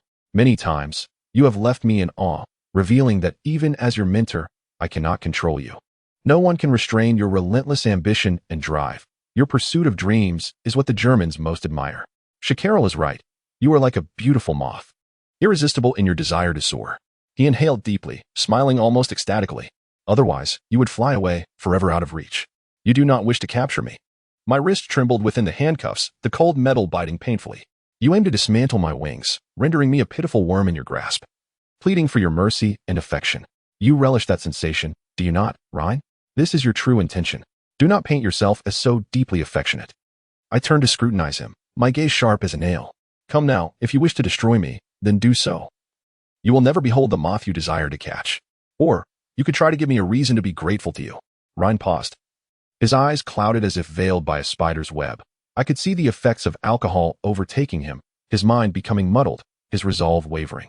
At that moment, I felt fortunate that his desires for me extended beyond mere lust. If he were sober, perhaps he would not truly act against me. Simply overpowering me would leave him unsatisfied, as it would prove he could not conquer the beast within me. Ryan was a conqueror at heart, seeking my complete submission, love, and reverence, an utterly fantastical dream. I will procure a doctor for your friend, ensuring he receives the finest care. However, Desaro, Ryan's breaths were heavy, his fingers playing with my earlobe. Promise me that once the base is completed, you will return to Germany with me, obtain German citizenship, and marry me. From now on, you must not approach that mermaid. Can you comply? Marriage? I was taken aback, my mouth agape. The Nazis' persecution of homosexuals during World War II was notorious. And this man dared to jest about such a horrifying prospect. Thank heavens it was not the war era, or I might find myself condemned to a concentration camp. Yes, marriage. We are not like you Russians, constrained by laws against homosexuality. Though it is not yet legal, it will be in due time. He murmured dreamily. becoming increasingly excited by his own fantasies. I can hardly wait for you to be my little groom, Desaro. You cannot go back now. Your student records and residency have been secretly annulled. You are no longer Russian, but a stateless person, destined to be forgotten slowly, year by year. I stood frozen as if struck by a heavy blow, my mind churning for what felt like an eternity before the horrifying truth dawned upon me. Ryan had snatched away my opportunity to continue my studies at the university, annihilating my dreams and erasing my very existence. He had uprooted me from Russia, transforming me into a flightless bird, destined to be a mere kite in his hands. No, no, no. What have you done? By what right do you act thus? You mad dog, you lunatic. I shall slay you. In a frenzy, I kicked and thrashed at him, but he clung tightly to my legs. The excruciating pain in my arms rendered me powerless, and the clanking of iron chains echoed like an explosion in my ears, making my mind buzz. Amidst the haze of dizziness, I heard Ryan's incessant questioning. Will you promise me, Desaro? I love you to the brink of madness. Get away from me, you vile cur, you wretched creature. You madman. I shouted weakly, my desperate attempts to maintain composure crumbling in an instant as Ryan trembled and reached for my belt. In that moment, I knew I was doomed. Yet, just as he began to unfasten my trousers, a cacophony of static electricity erupted, causing me to shudder and hold my breath. Ryan. This is Sakalar. The voice emanating from his pocket was a haunting melody, and I found myself oddly grateful for it. Bring Desaro here. The mermaid has gone mad. I command you to bring him immediately. Cease the interrogation. It seems I am temporarily unable to comply with your demands, Ryan replied. My vocal cords trembled. Thanks to Sakalar, I narrowly escaped Ryan and Oppo's clutches. As I was returned to the lower chamber, a sense of reprieve washed over me. My legs felt weak as if I were walking on air, my mind adrift in memories of my warm home, my parents and Oppo's cooking, the exhilarating years spent at university, my beloved classmates and teachers, those moments now fading into mere dreams, as if scattered to the wind like dust. My soul felt as though it had been wrenched from my body, leaving an emptiness within me. My form felt fragile, like a thin layer of ice, each step cracking beneath me. Silent, I was ushered before Sakalar, who coldly inspected the bruises on my wrists. Producing a key, she unlocked my restraints and casually remarked, I just witnessed this mermaid engaging in self-harm on the monitor. Please attend to his emotional state, young Desaro. Also, he needs nourishment. He refuses to consume anything. We must ensure he remains alive. With that, she handed me a small bucket filled with sardines, offering me a disingenuous smile. I accepted it in silence and stepped through the hatch, my vision sharpening as the door closed behind me. It was then I comprehended Sakalar's words. Agals was self-harming. Upon seeing his condition, my hand trembled, nearly dropping the bucket. His wrists were no longer suspended beside his head. They had fallen to his shoulders, the chains having been yanked from the overhead gears. Deep indentations marred his wrists, his flesh torn, blue blood congealed like thick cuffs between the shackles. Desaro, his eyes locked onto mine through his disheveled hair, his hands straining against the chains once more. He stammered, struggling to articulate his thoughts in Russian, seemingly desperate to convey something, yet lost for words. It suddenly dawned on me that he had overheard my entire conversation with Ryan, attempting to inflict harm upon himself as a means of escape. This realization spurred me forward, stumbling into the water, wrapping my arms around his sturdy form, my fingers tangling in his thick hair as I buried my face against his neck, inhaling deeply his scent. TBC author and Oppo's note. I was unable to post yesterday, so today I present a double update. Chapter 59 Agals. I rasped his name, embracing his solid, formidable frame, akin to a rock strong enough to support me. I could not fathom why I had become so dependent on this mermaid, whom I should have loathed.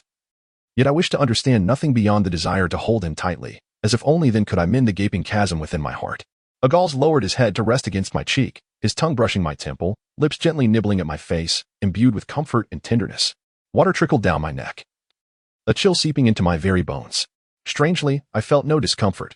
My heart, once seared by lava, suddenly cooled, the world around me suffused with a familiar, intoxicating aroma.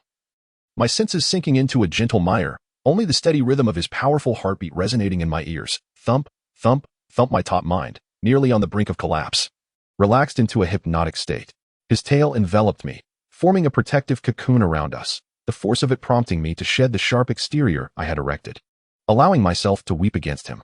Agals was the only one who understood the burden of pressure and torment I bore. Oh no, the fish. Yet I would not permit myself such vulnerability. Once one exposes their fragility, reclaiming strength is no easy feat. much like the tender flesh of a clam shattered by a blow, especially when it was my duty to protect others. I must endure, grit my teeth, and persevere. Reluctantly, I released my hold on him, though the desire to lean on him lingered. A gall's injuries on his wrists demanded immediate attention. I reached out, grasping his wrist for inspection, and he lifted me slightly, aligning my head with his hand. I could scarcely imagine the strength he had exerted in his struggle. The shackles had contorted grotesquely.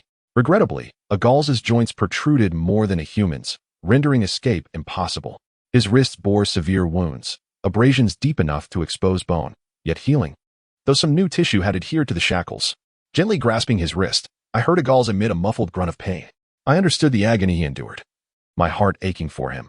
Yet I maintained a surgical focus, meticulously separating his flesh from the shackles, allowing it to cover his bones once more.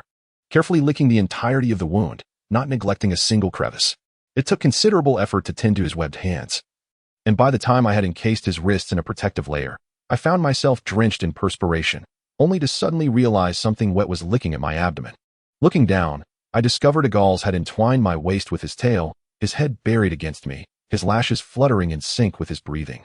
His expression one of profound adoration. It seemed he became aware of my realization, lifting his eyelids and curling his lips into a deep smile. My heart raced. A rush of warmth flooding my chest, descending toward my core. Damn it, I was on the verge of responding to him at the most inappropriate moment. I instinctively patted his robust tail, flustered. Hey, enough, put me down. In response, his tail tightened around me, leaving me unable to shift my weight onto his body, forcing me to lean entirely against him, my posture akin to lying upon a scale-covered recliner, our faces mere inches apart, our lips colliding unexpectedly. The dampness of his tail brushed against my back, gently circling, a tantalizing caress that sent shivers of pleasure coursing through me, igniting sensations deep within my core. I found myself unable to restrain the slight parting of my lips, surrendering to the forceful invasion of his tongue, which caressed my gums. His eyes locked onto mine, their elongated lids resembling razor-sharp lines, concealing a fervent passion yearning to erupt. It was perilous, more so than any creature of the abyss. I felt myself teetering on the brink of being utterly consumed by him, perhaps already stripped to the bone. He had savored my essence completely, and thanks to him, I too began to crave the intoxicating desire of being possessed by him. My body remained in an exquisitely sensitive state. Had he been free to move, I might have faltered in my defenses. However, when Agareth leaned in to kiss my neck, memories of the terrifying ordeal I had just endured at Rhine's abode flooded back, causing me to glance warily at the surveillance camera above. Its ominous black lens resembled the lurking eye of a crocodile, sending chills down my spine. Rhine must be observing every moment. The more I transgressed with Agareth, the more ferocious his jealousy would become. A shiver coursed through me as I quickly grasped Agareth and Apos' chin, compelling him to halt his advances. Control lay in their hands. I had to maintain my composure. Yet Agareth seemed insatiable, resting his cheek against mine, inhaling my scent as if savoring a fine wine. His damp form pressed against me, as though he sought to merge our beings into one. I even sensed his growing desire stirring beneath. Damn it! I resolved to slip off his tail. He lunged forward, seemingly attempting to seize me, only to be reminded of his bound claws, the chains clanking as they tugged at his wrists. Hey, don't move. You're injured, I exclaimed, startled, raising my voice to prevent him from further injuring himself, urgently whispering in his ear, someone is watching us. He lifted his gaze, scrutinizing the ceiling, his expression darkening as he squinted. Suddenly, his long tail surged beside me, creating a wave that propelled a metal tube into the air, striking the surveillance camera with a resounding crack. Sparks flew, indicating its demise. Haha, the king of destruction grinned at my astonished expression, mischievously raising an eyebrow before tightening his grip with his tail.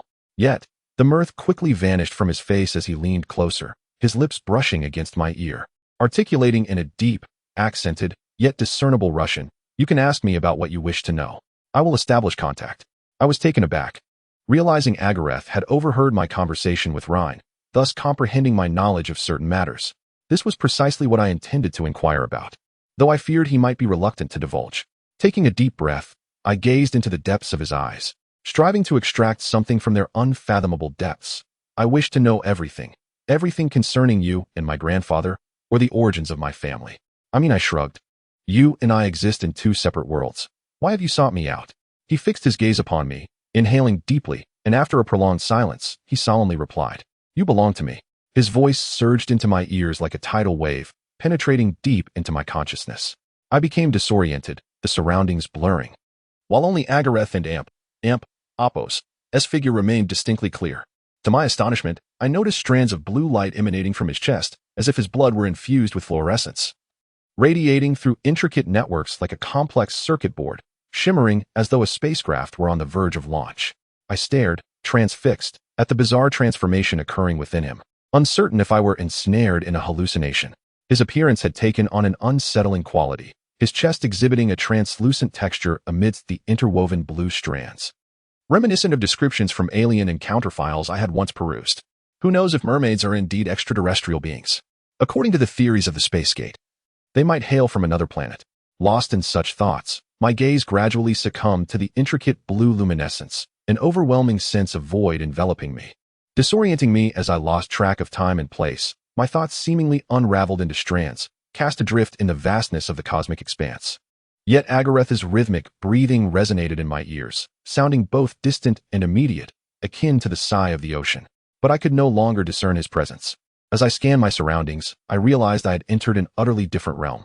Before me lay a spectacle so bizarre and otherworldly that it defied imagination. I found myself encased by the ocean. Beneath my feet was water, above me, the same.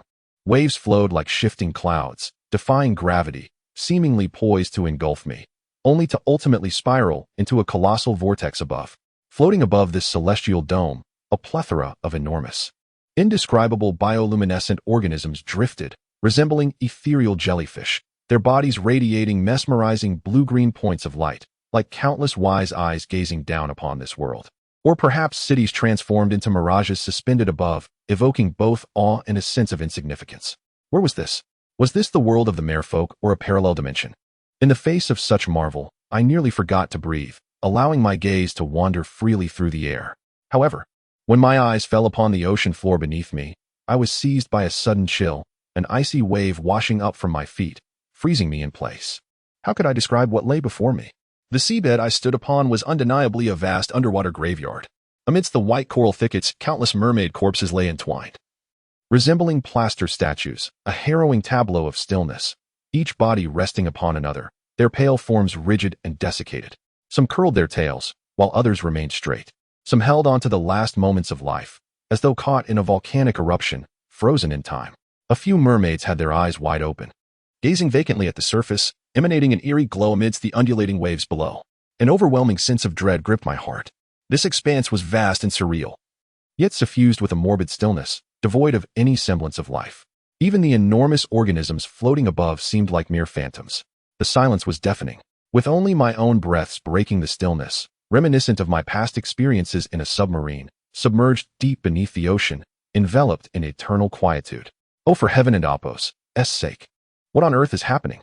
I clasped my arms and shouted, Agareth! Agareth! The echoes reverberated through the emptiness, amplifying the profound silence surrounding me. Suddenly, the scene before me shifted again, a blue aura enveloping the world.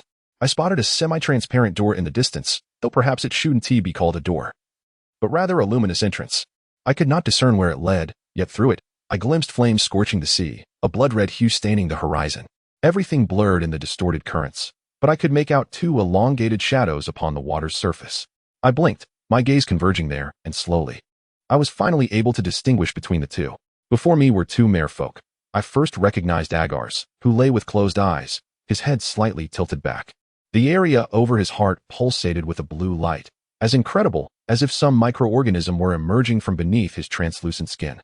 I surmised that it was, in fact, his blood, coalescing in the air like mist, ultimately forming a small orb of light. Its appearance was peculiar, resembling an enlarged version of some parasitic spore, roughly the size of a thumbnail. The other merfolk observed quietly, akin to myself, yet his demeanor exuded a sense of reverence. Just as I began to sense a familiarity in his outline, he extended his webbed claw to catch the small entity that had separated from Agar's heart, then leaped into the fiery entrance, disappearing from view. I stood there, transfixed, unconsciously caressing my own chest, glancing down.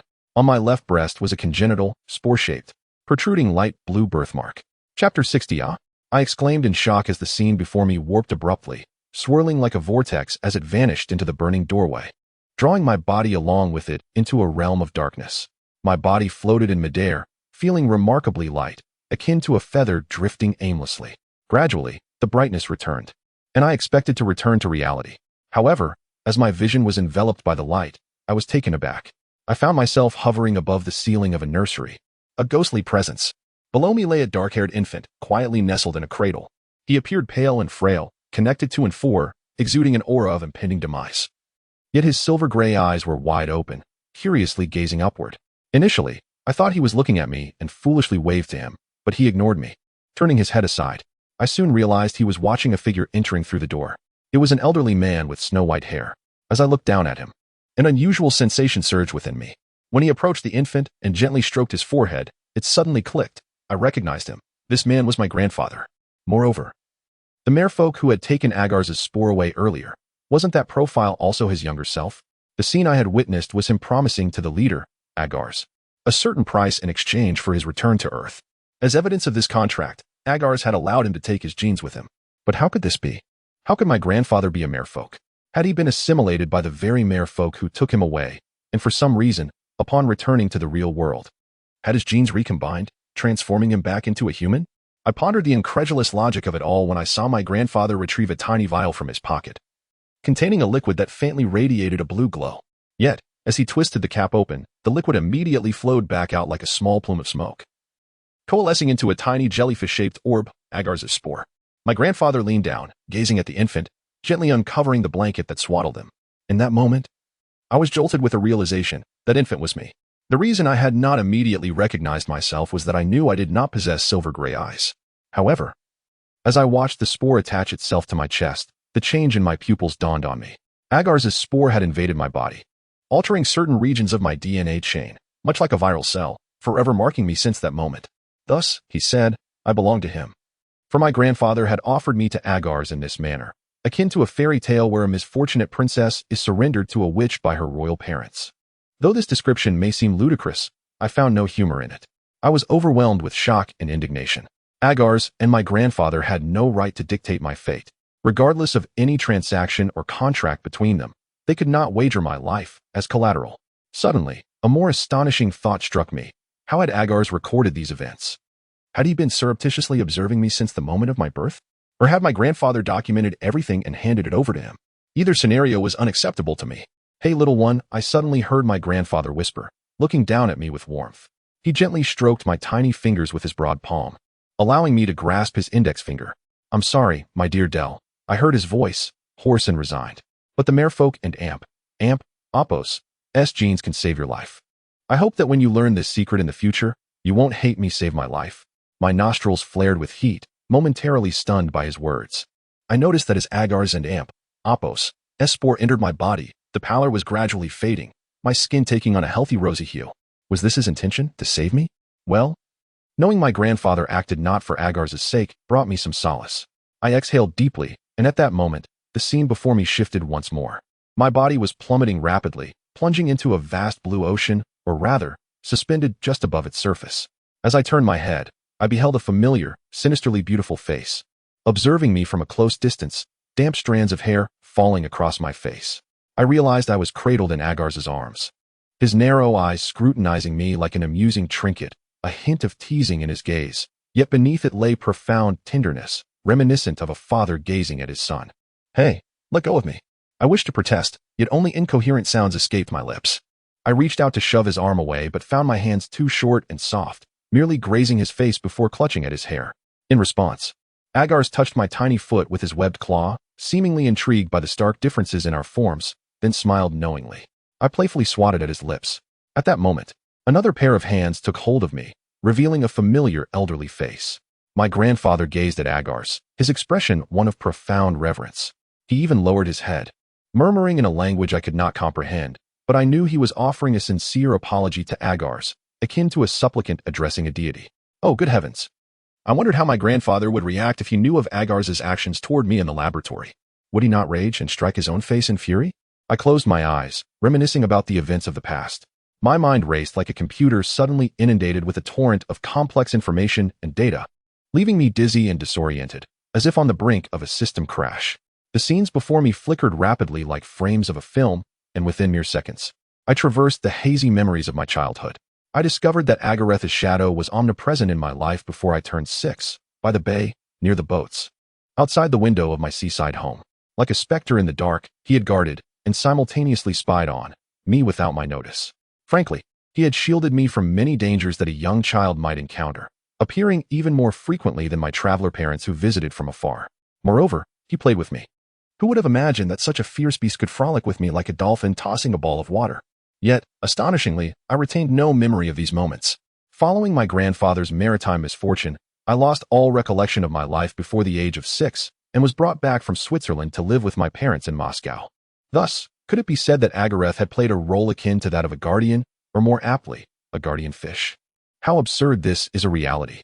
Oh, should I be grateful that he did not possess the repulsive predilections of certain vile old men, at least not until I reached adulthood, damn it. Desaro, a low voice once again infiltrated my mind, as the heavy darkness converged upon me, enveloping my eyelids before gradually receding. When I opened my eyes again, I found myself back in the realm of reality. Agareth gazed into my eyes, merging with distant memories, and an unfamiliar sensation coursed through me, sending a shiver down my spine. I never anticipated, nor could I have imagined, the profound bond one shared with this creature who had intruded into my life and disrupted my path. My body carried his genes and lineage. He had been like a foster father during my childhood, yet now he yearned for me to become his mate. This realization instilled within me a sense of guilt that bordered on taboo, yet it made his magnetic pull even harder to resist. Despite my desire to assert control, my body and mind were irresistibly drawn to him, especially when I recalled those moments before I turned 6, intensifying my sense of a bloodline connection. My gaze instinctively fell upon his chest as I reached out to touch his beating heart.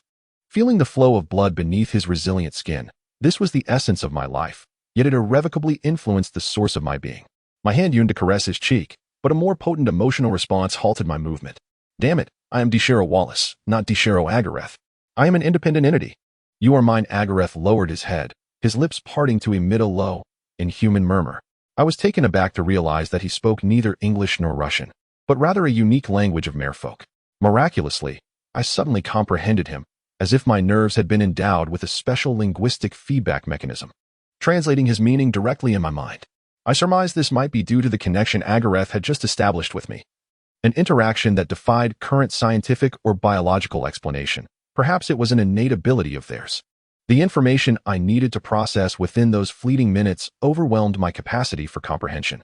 I shook my head and instinctively retreated a few steps from Agareth, my mind in disarray, yet unable to utter a single word. My waist suddenly tightened as his tail wrapped around me, pressing me against him. Droplets of water cascading from my hair and face. Do not even think of escaping me. Agareth's elongated eyes narrowed to slits, slicing through the defenses of my heart like a blade. My breath quickened. I must admit, the sudden ability to communicate effortlessly with him felt bizarre and daunting, for his thoughts could now penetrate my heart without obstruction, leaving me defenseless against his advances and desires. As I pondered this, his lips unexpectedly crashed against mine, and he began to kiss me fiercely. My mind spiraled back to the memories of him cradling me like a father during our playful moments upon the sea. I clumsily dodged his kiss, but his grip was so strong that when I finally broke free, I noticed blood trickling from his wrist once more. Gasping for air, I leaned against the edge of the reservoir, gazing at him in disbelief before finally bowing my head, letting out a bemused chuckle. How am I to face you, Agareth? I don't know. Our relationship is too peculiar. It's utterly ridiculous. My mind is in chaos. I need time. Lift your head and look at me. Desaro, Agareth murmured, his voice resonating like a cello in my ears, coaxing me to slowly raise my gaze. The shimmering, dappled light reflected off the water danced upon his sharp, cold features, his expression both wicked and tender. His eyes were deep, filled with emotions that seemed to have accumulated through endless time, suffocating me with their intensity. You are destined to be mine. He parted his lips slightly, his voice hoarse yet resolute as his long tail brushed against me, the scales grazing my chest like countless fingernails, swiftly unfastening several buttons of my clothing. Gradually, it began to glide over my chest, or rather, over the mark that symbolized his lineage, causing my heart to pound violently beneath my skin, compelling me to reach out and touch it. My palm glided over those delicate contours, sending electric shivers coursing through me, prompting me to involuntarily close my eyes and savor the extraordinary sensation of our connection. Yet, abruptly, his powerful tail pinned me against the wall of the pool, forcibly spreading my legs apart beneath him, thrusting with passionate intensity. Damn it, Agareth stopped. My body rocked in response to the sudden surge of exhilaration, gasping for breath as I attempted to escape, my legs trembling beneath me. But soon it will not be. The hatch behind us swung open with a resounding crash, casting the shadow of Rhine upon the water's surface. I then heard the chilling click of a firearm's safety being disengaged. To be continued. The author has something to say. Yesterday, I saw that 123 Romance had broadcasted the news, claiming it to be among the top 10 trending topics, which left me quite alarmed. I can only hope for the best as I continue writing with trepidation. Please take good care of me. The pressure is immense. Rhine's face was taut and pale as he held my gaze, his eyes nearly bursting with fury. You claim to have been seduced? Desaro, you seem utterly ensnared by him. As if you cannot extricate yourself. You have a penchant for indulgence, do you not? I can certainly oblige.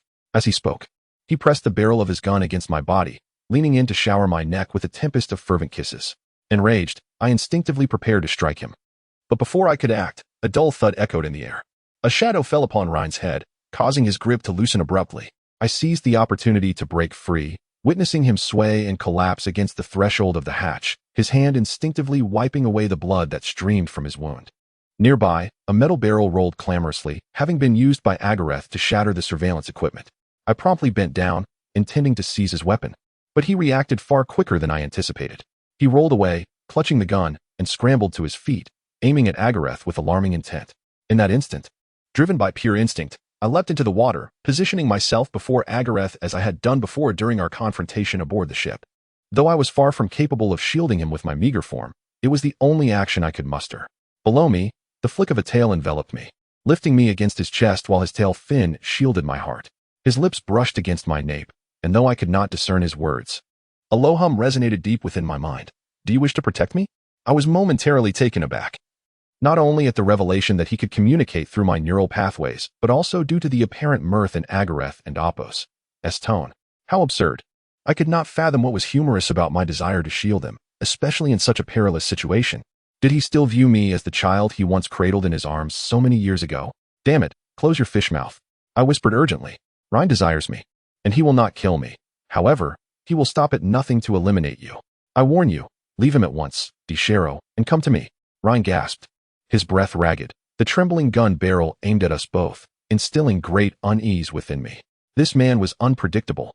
I could not be certain whether he would resort to killing us both out of desperation to possess me. Yet, in the face of self-preservation, Agareth's significance in my heart overwhelmingly prevailed. I pressed tightly against his sturdy chest, feeling the steady thrum of his heartbeat reverberate through my spine, filling my being with an inexplicable courage. He cannot kill me. I am the last of the Blackscale Kings, immortal. Desaro, from this moment forth, that man shall have no power to infringe upon you. My and Apos, magnetic field and Apos, will safeguard you. Find a way to escape and seek out Nakamiya. It will open the and Apos, door and Apos, to our world. The low hum of his voice resonated like thunder, and his tail tightened around my waist, his nose brushing intimately against my nape, his warm breath caressing my skin like a tender sigh. We shall meet again. No matter where you are in this world, I will find you. In that instant, my body was gently lowered. For reasons unbeknownst to me, I was suddenly reminded of the silent, grave depths of the mermaid planet, and an overwhelming sense of foreboding surged within me, prompting me to instinctively clutch his tail. I looked up at him, mirroring the child I once was, only to have him flick his tail and gently propel me against the pool wall.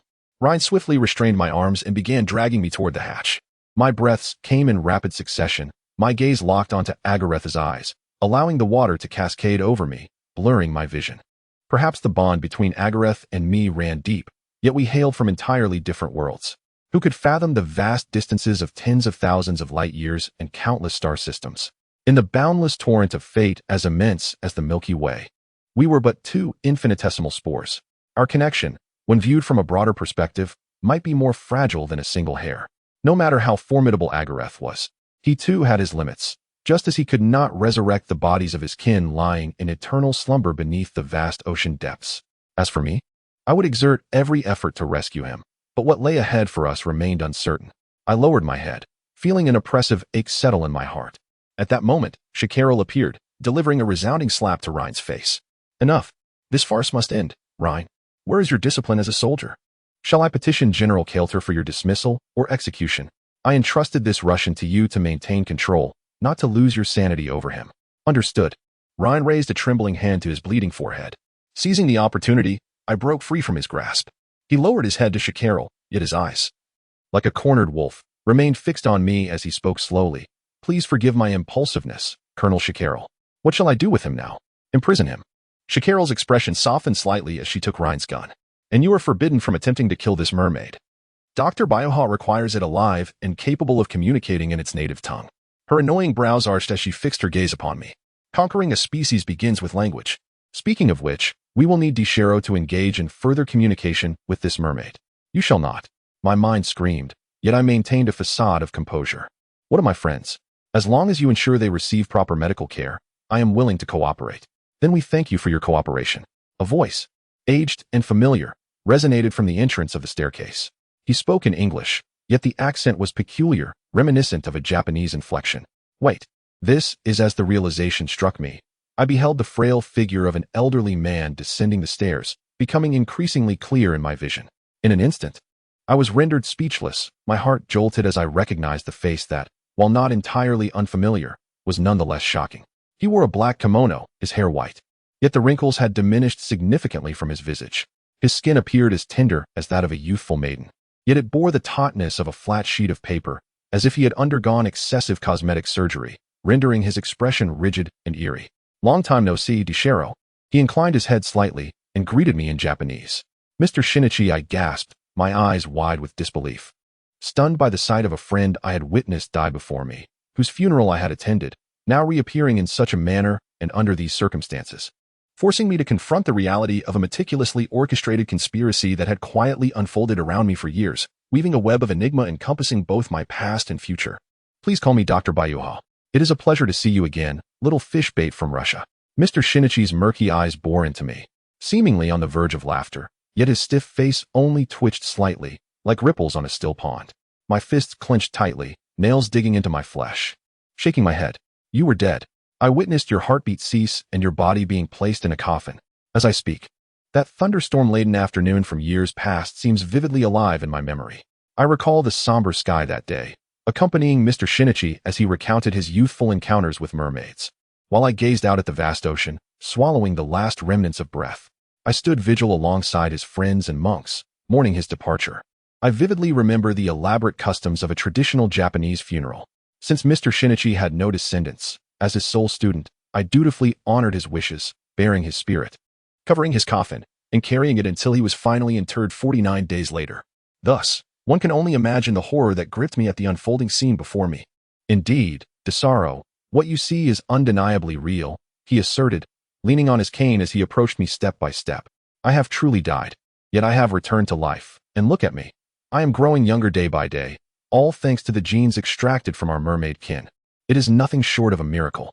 As he gestured towards one of the glass tanks containing mermaids, I turned to find a young mermaid with distinctly Eastern features. Her bright black eyes glaring at Mr. Shinichi, filled with tearful, fiery hatred. Do you recall the tale of the old woman whose son was taken by mermaids during a shipwreck? Mr. Shinichi spoke with a tone of compassion. He once returned to seek out his mother, granting us a natural mermaid compass and genetic sample. This is divine will. He paused, his gaze revealing a hint of despondency as he looked directly at me. Yet, the instability of these genes within my body compels us to seek stronger, more aggressive genetic material. Imagine, Desaro, eternal youth, rapid healing, immense strength. How exhilarating it would be to propel human evolution and embrace survival of the fittest. Join our endeavor, and you shall become a marvel of biology, surpassing Wallace and Darwin. Survival of the fittest. Such a horrifying mantra. This was the banner under which the inhumane fascists committed their horrific massacres during World War II, seeking to conquer the mermaid race, enhancing their soldiers with mermaid genes, and instigating a third world war to realize their twisted vision of survival of the fittest. Little did I know that from the moment of my birth, I had unwittingly become a pivotal pawn in their scheme, burdened with the genes of Agars. The invitation from Mr. Shinichi years ago was not an extraordinary opportunity for overseas study, but rather the grasp of a demonic hand pulling me into an unfathomable vortex. You lunatics. You are truly mad. I shuddered, shaking my head and staggering back a few steps. To attempt to alter the course of natural evolution will yield nothing but disastrous outcomes. You will be consumed by your own monstrous desires. Remember the Munich zombie incident of 1945? You sought to use your fallen soldiers against the Allies, only to incite internal chaos. You will not succeed, now or in the past. Sakala laughed. Where there is no failure, there can be no success. During the war, we lacked the time and experimental samples, but now, she spread her arms wide. Look around us. We have every condition for success. And we possess one crucial key. She locked her gaze on me, suddenly lifting her hand to touch my chin. I recoiled in disdain. Yet Rhine held my arm firmly from behind, swiftly applying handcuffs to restrict my movement. Her purple-nailed fingers gripped my chin, a handsome youth capable of enchanting mermaids. You harbor many secrets, which I shall gradually unearth. It would be wise for you to cooperate. The key, is it? I replied coldly, lowering my eyelids while straightening my back. Peering down at Sakala from my height, I knew a woman of her domineering nature would not appreciate being regarded in such a manner. Yet I was determined to do so, casually uttering, "You would do well to treat my friends kindly. Otherwise, should I choose to end my own life, your plans will not proceed smoothly." Feigning shock, Sakala's crimson lips formed an exaggerated oval. "Oh, really? With Captain Rhine's supervision? How could he allow you to take such drastic measures?" She glanced over my shoulder, her lips curving into a sly smile. "I permit you to treat him as a woman, Rhine. I understand that enduring military service can be quite arduous, and it is time to reward you. Do you grasp my meaning?" "What? No," I screamed, straining against the handcuffs and Rhine's grip, only to feel a sharp, electric pain sear through my neck, plunging me into unconsciousness. TBC, the author wishes to convey, Rhine will certainly not have a taste of this. However, in the next chapter, little Sasa will endure yet another torment brought on by bodily mutation. Let me share a brief interlude to uplift everyone. As for whether it qualifies as a spoiler, that remains uncertain. The chapters following Merfolk Island will include Venice and Japan. Water cascaded from the showerhead over Agar's head, his silver hair soaking and clinging to his bare torso, as though he were submerged in the sea. Yet he was not in the ocean. Rather, he was here, bathing alongside me. How peculiar, I mused, my gaze instinctively drifting downward in the direction of the flowing water. Hidden as a passage of description, I wiped my face dry, only to suddenly collide with Agar's gaze, my cheeks flushing involuntarily as my mind flooded with the earlier scenes. He turned off the shower, casually drying his face with a towel before stepping closer, pinning me against the wall with his chest, meticulously drying the water from my face, a knowing smile gracing his lips. With such thoughts, I lifted my foot, attempting to strike the window with my relatively hard heel. But I found my legs weak and unable to rise, and my torso lacked strength, akin to the signs of ether-induced paralysis. The sharp pain in my neck that had rendered me unconscious flashed through my mind. The anesthetic still coursing through my veins was wreaking havoc. Perhaps it would take several hours for me to regain my strength. Who knows if it might last half a day to a whole day. I couldn't afford to wait that long. I needed to expedite the dissipation of the drug's effects. I had to accelerate my body's metabolism, to induce sweat or excretion. Heavens, I certainly did not want to soil the bed. Thus, I could only resort to the latter, sweating. My thoughts instinctively swam towards Agareth like a fish leaping into the sea, for indeed, contemplating certain matters regarding him was the swiftest method to elicit perspiration. Yes, certain matters. God knows how terribly unwise it was for me to recall those scenes at such a moment, yet I could do nothing but indulge in them. Physiological stimulation invariably elevates adrenaline levels more swiftly than any pain or fear. I lay quietly, closing my eyes and taking a deep breath, slightly parting my lips as if awaiting a kiss. I envisioned Agareth leaning over me, watching me intently in the darkness, his gaze lingering on my sensitive neck and throat, which almost instantly quickened my breath, warmed my body, and caused me to unconsciously part my legs, allowing that imagined, thick, slick fishtail to brush against my inner thigh, engaging in a profound connection with him. Reinhardt might be right. I was indeed somewhat addicted to Agareth, without even realizing it. My limp members soon trembled to hardness, beads of sweat gradually forming on my back. Damn it, more sweat, just a bit more. I strained to gather strength to twist my wrist and bend my knees to kick the window. I needed to dislocate myself to free my wrist, but I felt my arm muscles trembling, my legs too. This amount of sweating was far from sufficient. I needed to sweat as if I had just run 100 meters. If only my hands could move, perhaps I could achieve it, but alas, I was left to torment myself through imagination. Agareth, I clenched my fists, unconsciously whispering his name in my heart, closing my eyes again, forcing myself to vividly recall those moments, even simulating the rhythm of our bodies intertwining upon the bed, the sweat gradually soaking the bedding. I did not know if the bond established between Agareth and me would allow him to perceive all this, but if he could sense it, my state would surely excite him immensely. At such a moment, attempting to comprehend his thoughts filled me with profound shame, as though I were conjuring an imagined Agareth. Viewing myself through his eyes, I surmised that Agareth might harbor feelings akin to an Oedipal complex towards me. He allowed me to bear his genes, nurturing me through my most vulnerable childhood, only to possess me years later like a harvest, and now, Bit by bit, he was successfully infiltrating my heart, ensnaring me in his embrace. I even began to understand how I must have made him feel upon my arrival before him. Perhaps my actions aboard the vessel's reservoir. When I first attempted to communicate with him, damn it, I even thought of taking his seed, were akin to a little creature he had raised. Now unfamiliar, yet unconsciously enticing him, and repeatedly so, at a time when he was at the peak of his mating season. It struck me how I had stripped naked in the deep-sea laboratory, revealing myself to him while he peered up at me through the glass, wanting to convey that I was a man.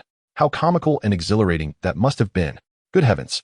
I had been utterly oblivious to the fact that I was playing with fire. Yet, how could I have realized this? For I had indeed erased him entirely from my mind. I lamented over this myriad of thoughts when suddenly, a shiver coursed through my spine, startling me. This sensation was one I had experienced before, the harbinger of bodily mutation. My mating season was upon me, perhaps even prematurely induced by my own actions. No, damn it. Not now. Heavens! I frantically prayed in my heart, yet my body would not heed me, rising with the same urgency as last time, and before I knew it, I was drenched in sweat, my body gradually regaining strength due to such stimulation. I had to admit it was a bad thing, yet simultaneously a good one. I gritted my teeth and battled against the intense, black hole-like yearning within me, focusing intently on dislocating myself. This process was excruciating, but it was my only means of liberation. I pressed my thumb against my palm, toes together to increase friction with the bed, then violently shook and pulled at the handcuffs, striking my thumb against the edge of my palm. The pain was akin to a hammer striking my fingers, nearly causing me to faint. But I immediately heard two dull cracks of bone dislocating. My thumb bent at an unnatural angle, pressed against my palm. The webbing that had grown between my fingers limply dangling over the back of my hand, resembling a pair of withered alligator claws, or rather, Orland-style roasted alligator claws. For my hand was very red. Tears welled from the pain, yet I could not help but smile, though the muscles in my face twitched. Anyone witnessing my expression would surely be terrified, for I was likely more grotesque than a grinning specter. Yet what delighted me further was that my mating season seemed to have ended prematurely due to the pain, though perhaps only temporarily. At least it would not torment me the entire night as it had last time. Carefully extricating my hand from the cuffs, I pressed my thumb against the bed, inhaling deeply to return it to its rightful place. This pain surpassed that of dislocation, and I bit the bedspread, nearly howling, but fortunately, the troublesome tears retreated in response to the pain, replaced by beads of sweat dripping from my brow. Damn it! I had finally sweated enough at this moment. I cursed the heavens that toyed with me, shaking my swollen yet intact hands, taking a deep breath, just as I prepared to rise. A sound of thud from the hatch behind me startled me, and I mentally screamed in dismay. Turning around, I indeed saw Reinhardt entering, locking the hatch behind him as his gaze fell upon me. What happened, Desaro? Your eyes, your ears, what is going on? To my surprise, Reinhardt did not first express shock at my escape, but instead stared wide-eyed, scrutinizing my face from top to bottom. Instinctively, I glanced toward the left window. The glass reflected my appearance. My pupils glowed with a faint silver light in the darkness, and two thin wings had sprouted from my ears, reminiscent of Agareth's. I stiffly raised my hand to touch my face, but before I could register shock, I caught a glimpse of Reinhardt's hand reaching into his waist, perhaps intending to retrieve something to subdue me. My heart raced with alarm, and as he lunged toward me, I swiftly darted to the opposite side of the bed, realizing he was holding a syringe. Do not touch me, Rein. As you can see, I am no longer human. You would do well to keep your distance. I glared at him with a menacing gaze, yet he relentlessly lunged forward, grasping the syringe in an attempt to plunge it into me. I struggled against his arm, forcing the syringe to slip from his grasp, but due to my unfavorable position, he had me cornered against the wall, his considerably larger frame bearing down on me. My dislocated hands became my greatest vulnerability, rendering me unable to resist him. Rein seized my head, compelling me to tilt my chin upward to meet his gaze. His heavy breathing reeked of alcohol, and his eyes blazed like fire. Desaro, no matter what you have become, you will not escape my grasp. Do you understand? As he leaned down to kiss me, I summoned all my strength and thrust my forehead into his face. In that instant, a surge of energy coursed through my veins, igniting every blood vessel within me. I could even hear the sound of electricity sizzling against my skin, and the air before me erupted into sparks, sending Rein crashing against the wall in stunned disbelief. He looked at me as if he had encountered a demon, yet he quickly regained his resolve and lunged at me once more. I anticipated his move, leaping onto the bed and tackling him back into the wall, using my elbow to strike his head. Within the blink of an eye, I felt his body go limp, collapsing to the ground. I glanced down, gripping his collar, and delivered 2 swift kicks to ensure he was truly unconscious.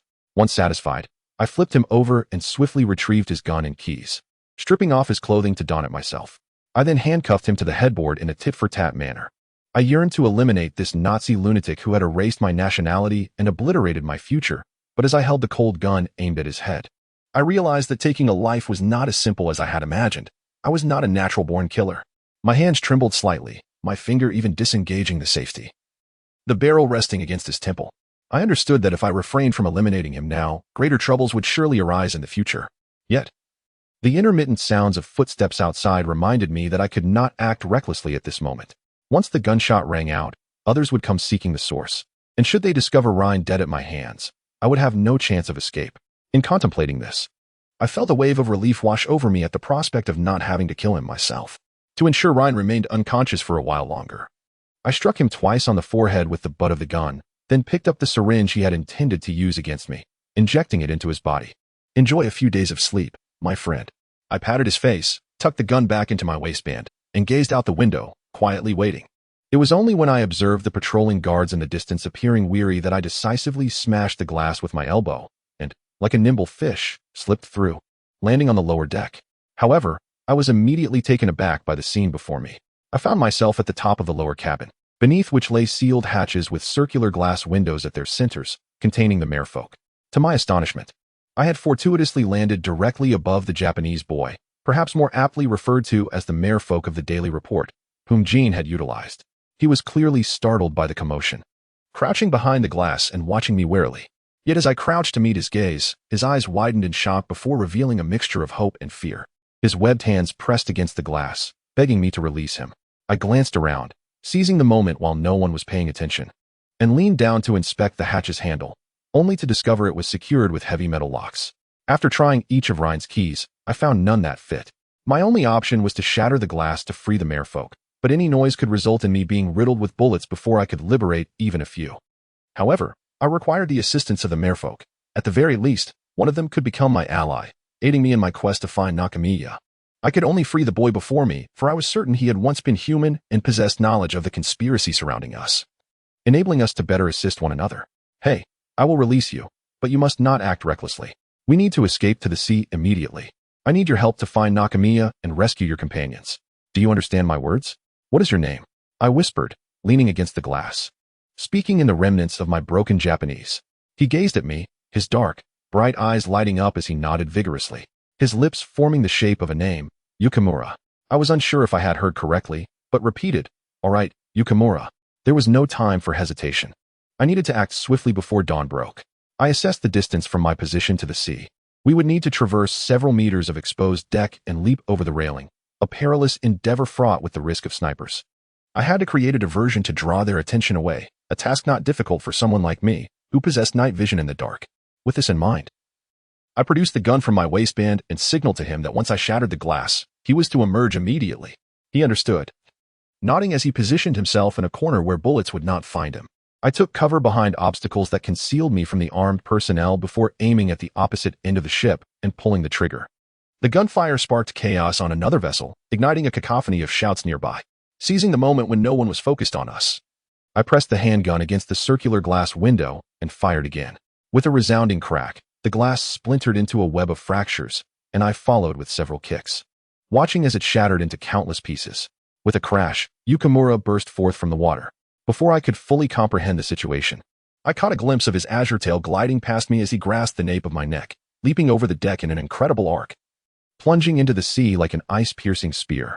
Gunfire erupted above us, and I caught a fleeting glimpse of sparks below my feet, soon swallowed by the encroaching darkness of the depths.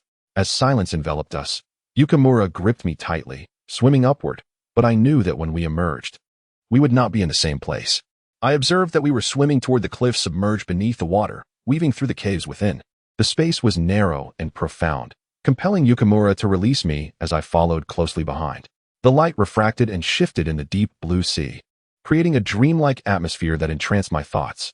Yukimura swam ahead of me with remarkable speed, his tail moving with an elegance that produced shimmering blue ripples, akin to a miniature galaxy. Had I been unaware, I would never have guessed that he had once shared my humanity. According to the elderly woman's account, Yukimura had spent nearly 60 years in the form of a merfolk. He had likely long since adapted to this new existence. Was this current state of Yukimura to become my own destiny? Although I may have developed feelings for Agorist, I cannot accept the notion of transforming into a mermaid and bidding farewell to my homeland, my roots, to venture into their world, much like Snow Village. He too must have been reluctant to relinquish everything he possessed as a human, which is why he returned to visit his mother, only to be captured and exploited by Jenny and his ilk. Yet, my body has already undergone such a transformation. If I refuse to accompany Agorist to his realm, and he might choose to forcibly take me, where shall I go in this world? Will my hometown and school still welcome me? Can I return to human society? In this vast expanse, is there truly nowhere for me to belong? As these chaotic and bewildering thoughts swirled in my mind, the surrounding space gradually became clearer. The luminous aura above us concentrated, coalescing from mottled light spots into a cohesive expanse that resembled blue glass. It seemed as though we were beneath a lake on an island. Snow Village guided me upward, and soon we reached the water and Appos' surface. I discovered we had arrived at the entrance of a colossal cavern, or perhaps we were already within a cave, confronted by another cave within it. Without guidance, it would be nearly impossible for the Nazis to locate this place, as it bore no other entrances apart from the underwater passage. This cavern towered approximately 200 feet high, dark and foreboding, akin to the cavernous body of a prehistoric beast. As I surveyed my surroundings, I could only discern its expanse by the faintly glowing cave insects clinging to the rocky walls. It was not naturally formed. The lake we inhabited was strewn with the remnants of white structures that were unmistakably man-made ruins.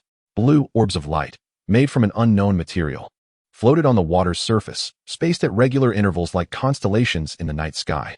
What are these things? I scrutinized the nearest orb, which appeared like an ionized cluster encased in glass, resembling a miniature lightning bolt, radiating a blue glow amidst a luminous mist.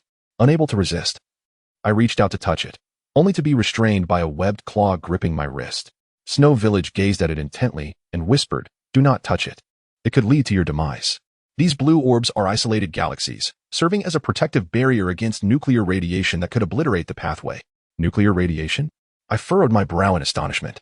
Snow Village, please clarify.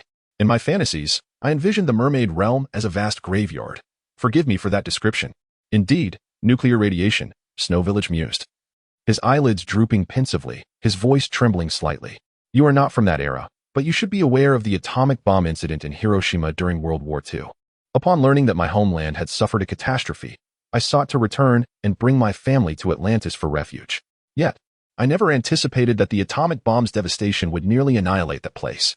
You have seen it. It is true. It has become a vast graveyard, with nearly all the merfolk perishing like the civilians of Hiroshima, turning to fossils, much like the dinosaurs that vanished millions of years ago. I shook my head in disbelief, unable to fathom that the silent, desolate ocean I had glimpsed in my hallucinations, the bones strewn across the ocean floor, were consequences of the wars in our world. How could this be? Of course, it could. Snow Village offered a sorrowful smile. Perhaps no one anticipated that the true Atlantis lay hidden within the Earth and Appos' core, where an independent galaxy and life system had formed. Each trench serves as an entrance to it. This is why the atomic bomb posed a threat to that realm. The legendary Atlantis civilization no longer exists. Only a few leaders and some young survivors, untouched by nuclear radiation, remain to perpetuate their lineage. Yet, even so, the fires of war have once again engulfed us. A heaviness settled in my heart, making it difficult to breathe. I unconsciously clenched my fists, inhaling deeply. Where is Nakamiya? We must compel him to open the pathway, otherwise, those Nazis will obliterate your last haven. Snow Village nodded gravely, and I watched as he swam toward the cave ahead, tilting his head slightly and extending his arms in a sacrificial manner, calling out to the enormous creature much like Agorist had done. His resonant and distant call echoed throughout the cavern. Almost instantaneously, I felt the entire cave tremble as a dark silhouette slowly emerged from the shadows. Those blood-red eyes turned to Snow Village and then to me, as if recognizing Agorist, bowing its head in a gesture of respect, much like a venerable servant. This made me feel somewhat awkward, as though I were forever associated with Agorist wherever I went. I scratched my head. Mr. Nakamiya, Agorist. Your leader requires you to open the passage to Atlantis. They are imprisoned. To my astonishment, Nakamiya nodded in understanding, lowering its massive form and diving into the lake, vanishing into its depths like a bolt of black lightning. Snow Village seized my arm, pulling me from the lake and against the rocky wall.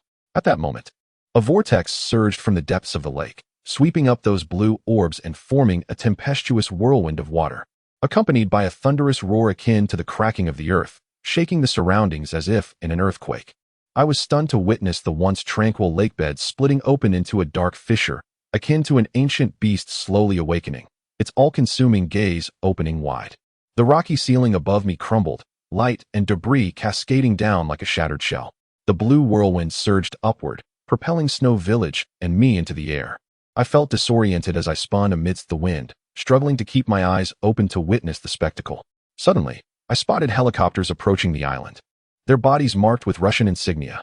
In that instant, a surge of excitement akin to seeing long-lost family and homeland overwhelmed me, and I instinctively shouted toward them. However, the whirlwind tossed me about, separating me from Snow Village. At that moment, it felt as though the tempest, emanating blue electrical light, tore the world asunder.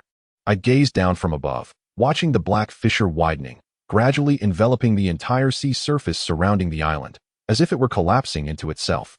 Accurately described as being devoured by the underwater cavern, I realized that it was the entrance to Atlantis. The fierce winds lashed against my body, disorienting my vision and thoughts, while a surge of panic gripped me, causing me to tremble as I glanced toward the Nazi vessels. Raphael and the others were still on board. Damn it.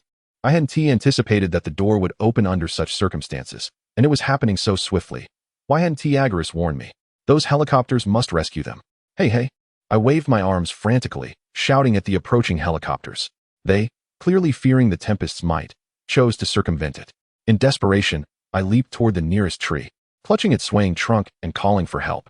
Finally, one helicopter veered toward me, dropping a rope ladder. I seized it and climbed aboard. However, just as the rescue personnel hoisted me up, I barely had time to react before they firmly secured me into a seat, handcuffing my wrists behind my back. I have only just realized that perhaps due to my attire bearing the emblem of the Rhine,